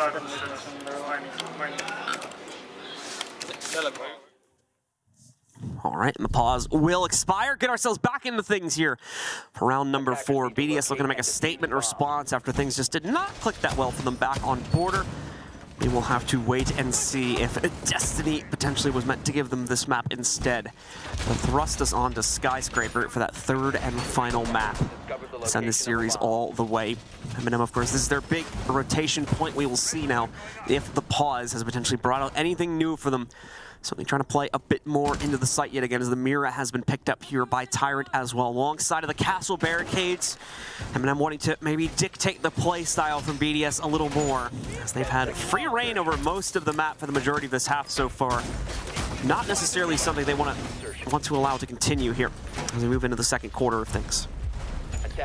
Solid timeout here from MNM. Don't want to let this get too far gone on the defensive side unless they were just quickly trying to run this over to Skyscraper, but obviously have to try and give it you know your Boy Scouts best. MNM will be building things up on this mid-floor at the mirror windows here from Tyrant, and also the Pulse play working its way in past the solo, so we've been seeing so much of throughout this tournament. Pulse also starting to show up just a tad bit more often than what we're usually used to seeing. Still a very solid operator, but definitely a thing that's worked its way in for this tournament. BDS is going to ascend to the sky, hit the roof, start breaking up these hatches, and get this drone play going for round 4. Will be the slow wind-up as usual. So MNM still trying to build up their own defenses. They'll patiently wait in the depths of their setup to see what they can potentially suss out from their attackers here and hopefully execute upon things to put a better defensive set up on the board. Like a fact, just gonna whack away at the hell door here. So we'll check in with him in a few minutes once he completes the set on that one. Breeday and the rest of BDS, though, make the initial entry towards top red, and we'll be able to clear things out leading up to Cigar as well. No resistance there. It's not until they work themselves, of course, to cocktail side of things that we've got that little 2-player stack from MNM. Tyrant's position going to be nice and secure, too, with the Mirror being played into Mining Room. This is the usual setup for her, and it should work perfectly fine to sway away any temptations from BDS to go for some early window play. So much damage dealt to Nello, and this is going to force respect out of MNM. Shaiko and BDS have woken up on this map. It's their choice and definitely showing. Nafe with a nice pickup. Solotov goes down though, and I don't know if anybody's capable of getting him. Actually, they will safely pick him up off the ground. Blood in the snow, but still alive and breathing. It's a key factor for MNM as they'll maintain their man advantage. A frag grenade out, but just as I say it, it's stolen away from Shaiko. Such a perfectly placed grenade, and it looks like BDS have got a perfect read so far onto MNM's positioning. Nafe might get caught off guard here. This fight's so very important to the future of this round, and Alem shuts him down. BDS all over MNM on Cafe. Nello and Tyrant, all that's left here is MNM may have made the mistake of allowing this map to go through, just constantly beaten out in the middle of the round, never able to match the pacing of BDS on this attacking side. Tyrant with one final fadeaway kill.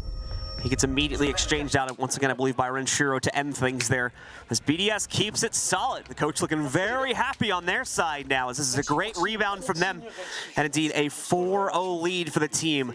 Definitely something to be smiling about, as MNM just does not have an answer on the defense. The communication from BDS right now is unparalleled on this map. The way that they're breaking down this information and able to make plays off it later into the round. You know, key factor there being Shaiko's ability to play off of the info and get that frag kill coming up white. A lot of positive things for this French squad. Looking like an easy map for them, John. Already up 4 rounds, and I mean, well within their right to take this entire half. Certainly looking like it will continue to go that way. All the changes need to be made on MNM's side of things. Need to figure out a better way to make these defiant stances, these bunker setups, these extensions out from the site, even the roam game, need to find a way to make sure it has success, because BDS are reading into it. In Stokes mentioned, the communication too far on point. Even if you're able to get away with one, more than likely one of BDS's teammates will just re-exchange it a few seconds later anyway. Trying to go full bunker, but this is not the way this map is generally played out. Gonna try to go up to the 3rd floor, where there really isn't a roam game too much to worry about here. It's just all played on a long horizontal game, as both teams will fight and scrap for control over that 3rd floor. Well, Renshiro with a huge bounce back from what we saw initially. Nice. Wow. Nafe off the audio catches Alem's completely off guard. A Cafe classic right there. Same with the Nitro cell, but thank God Shaiko's got his ears on. He hears that thing and pokes it out of the sky. Able to stop MNM from dealing another death blow to Team BDS. You're going to see Tyrant, in the meanwhile, get slapped down. MNM, I believe we're going to try to follow that up with a Whitehall push here. With a nade play there from Shaiko to get that nice little damage proc on a Tyrant. BDS, though, only just now entering from top red, so they'll be held back for a little bit longer. Shaiko still trying to move around, check for all the intel. Has spotted the move from Solotov. Working himself out from Pixel there. So they will have to be a bit cautious when they fully commit from the red drop, or potentially the hatch play too, if they try to work themselves in from that avenue instead. The nade duck coming in for the attackers. Taking out really not a whole lot, unfortunately, under these circumstances. Just forcing back the hold from Nello a little bit more, forcing in a little bit more respect. The patience in the meanwhile from Lycofak pays off hugely. He's been able to work himself into the janitor drop, takes down one there, quickly wraps to find a second target over by lower white as well. Beautiful pinch from him. BDS were at a lack for options of how they were going to be able to start this entry work, and apparently they find the direct answer by just going for the outright flank against the defensive setup. Another member of the team already down on the defensive side as well here. Make that 2. Solotov was brought back up, so they do have that extra member rolling, but that is indeed all they have left now. Solotov in the 1v3. Can't even get out of the room he's holding. So BDS make quick work of things yet again to lock in number 5. Get you somebody that smiles at you like Bride smiles at Renshiro.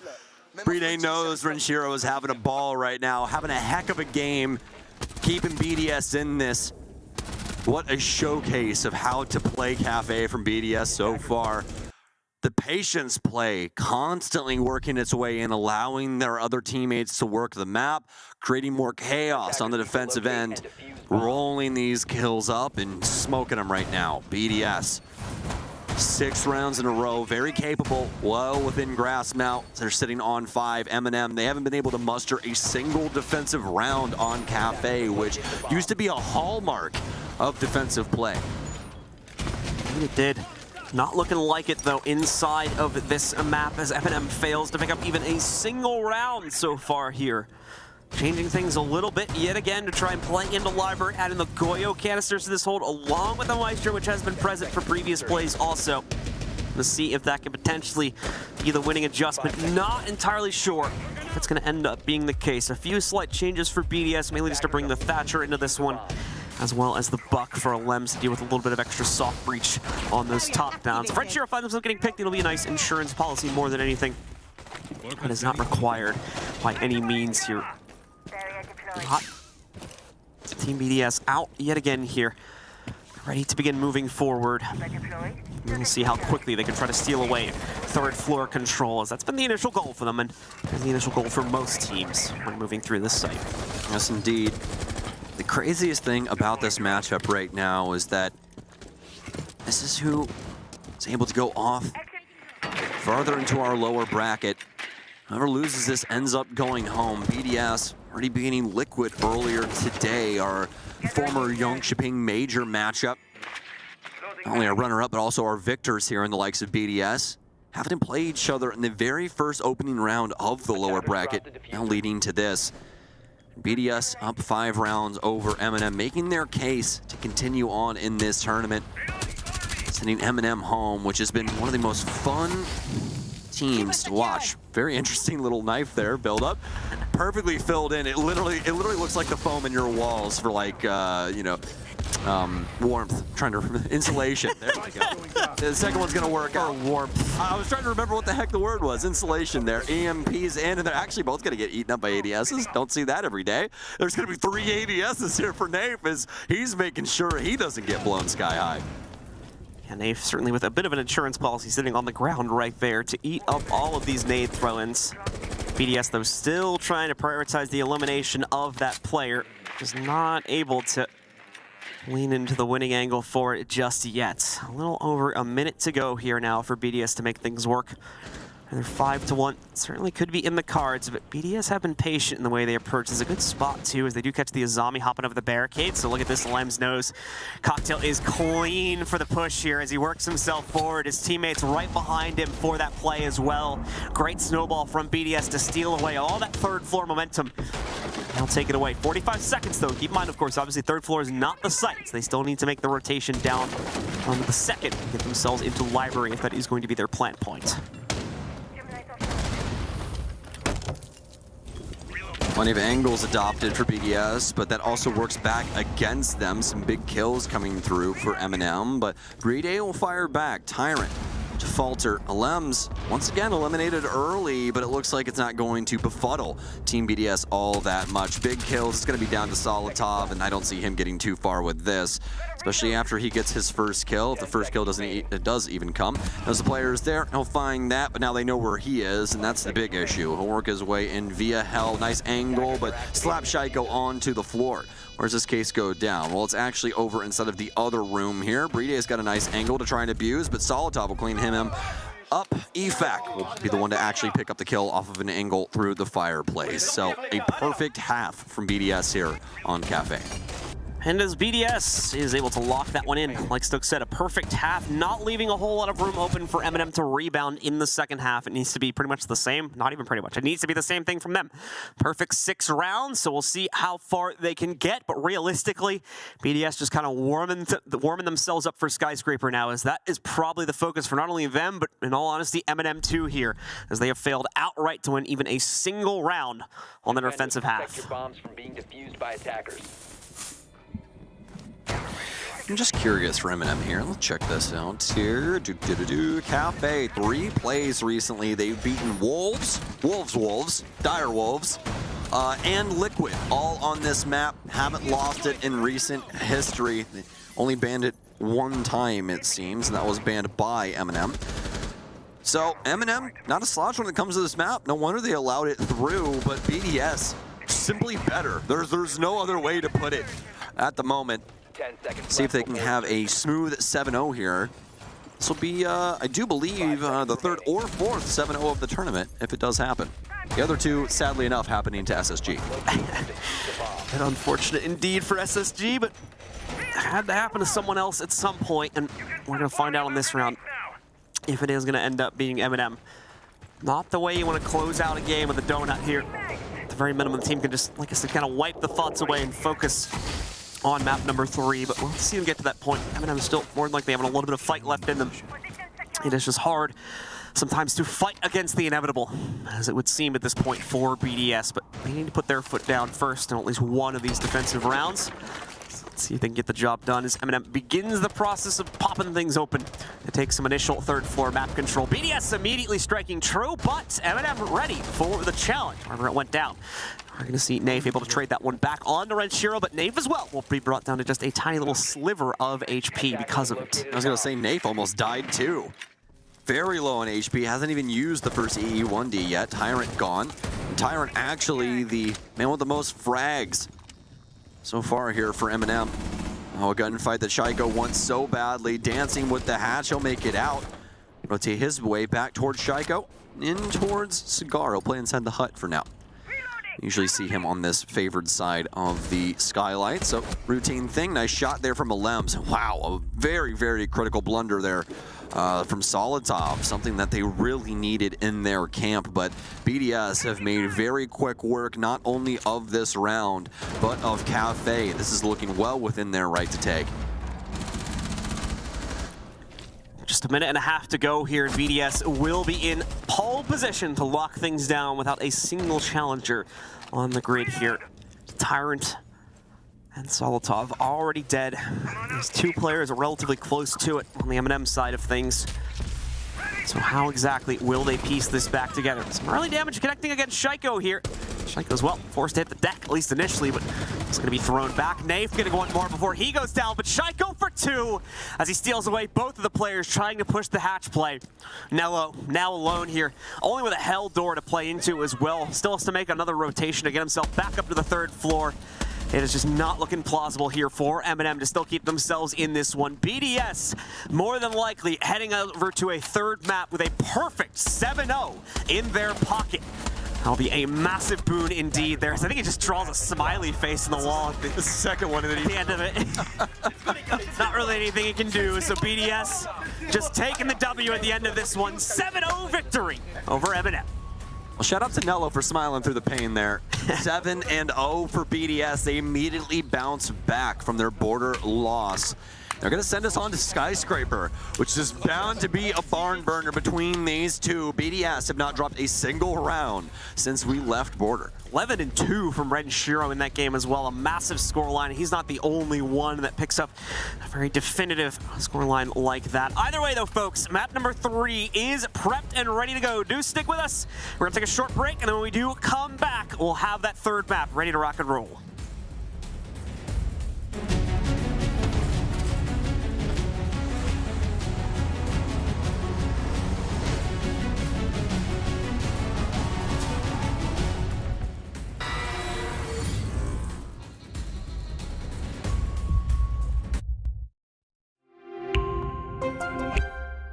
I'm Nicholas Morton, but you know me as Pengu. I'm a two-time Rainbow Six Siege World Champion and former top Rainbow Six Siege player in Pro League.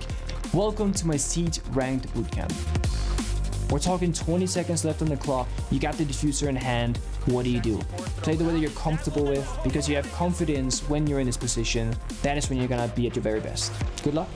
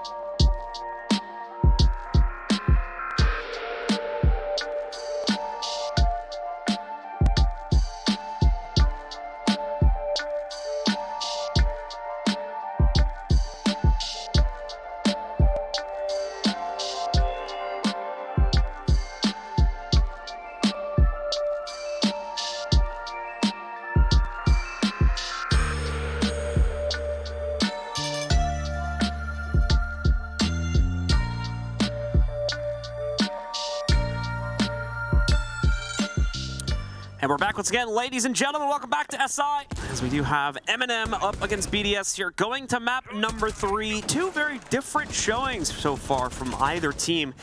When you look at map number 1 or map number 2, it's been relatively one-sided.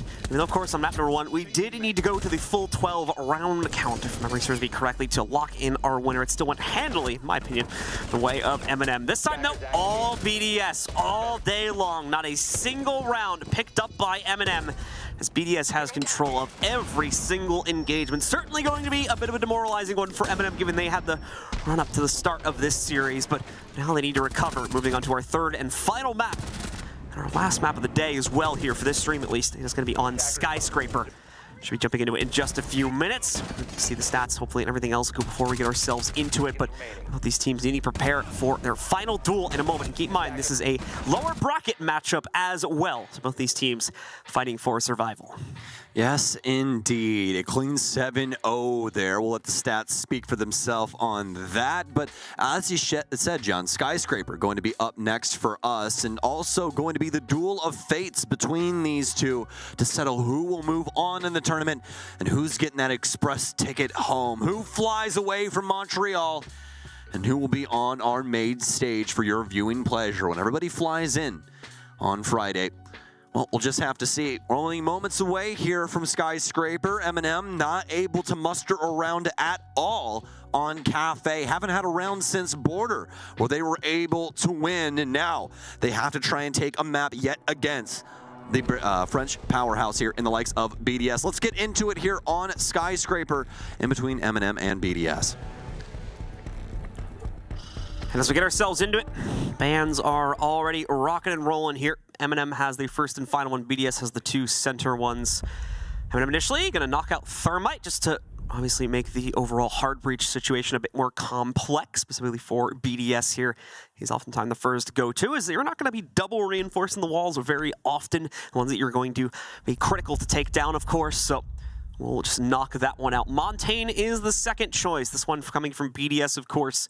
Montaigne incredibly useful for getting access specifically to the T-room site. So not wanting to deal with that potential execute, they just knock it out of play entirely. And the same for Valkyrie here, as she's still just too useful on a universal perspective. So we'll chuck her right out of the game. Making so much sense when it comes down to it. Thermite starting to be kind of a notorious ban here for Skyscraper for you and I. Saw him banned earlier on today, as well as the Bandit, and as he's been so useful when it comes down to it for Bandit tricking and trying to eliminate a lot of the entry points for the offense, making it to where they can seldom get in or get a breach, try and get pressure on things like Geisha, as well as some of the other walls over in Office, but won't have to try and dance that jig no more. So MNM won't have the Bandit in the mix, obviously. No mute jammers either to try and hold up these walls, but they will have a Zombie and Solus. So a lot of utility still abound to set them up defensively, as well as hinder the info game of BDS. BDS, well, let's start things out on the attack here. As we rotate ourselves into it. We'll see just how prepared MNM are going to potentially be for the rushes this time coming in from BDS. Doesn't matter which side they played onto, BDS had control of the entire picture in that previous map. So how will MNM get things started out this time, as they have another defensive-sided start going into this final map? Will history repeat itself, as we just saw happen back on Cafe, and see BDS give us a masterclass on how to clear out this map for 6 rounds straight? Or does MNM have that little bit of extra fight left in them to take the challenge to BDS a bit more directly, find a bit more early round prowess and trading those kills back, and hopefully giving them a few capabilities to pick up the rounds earlier on?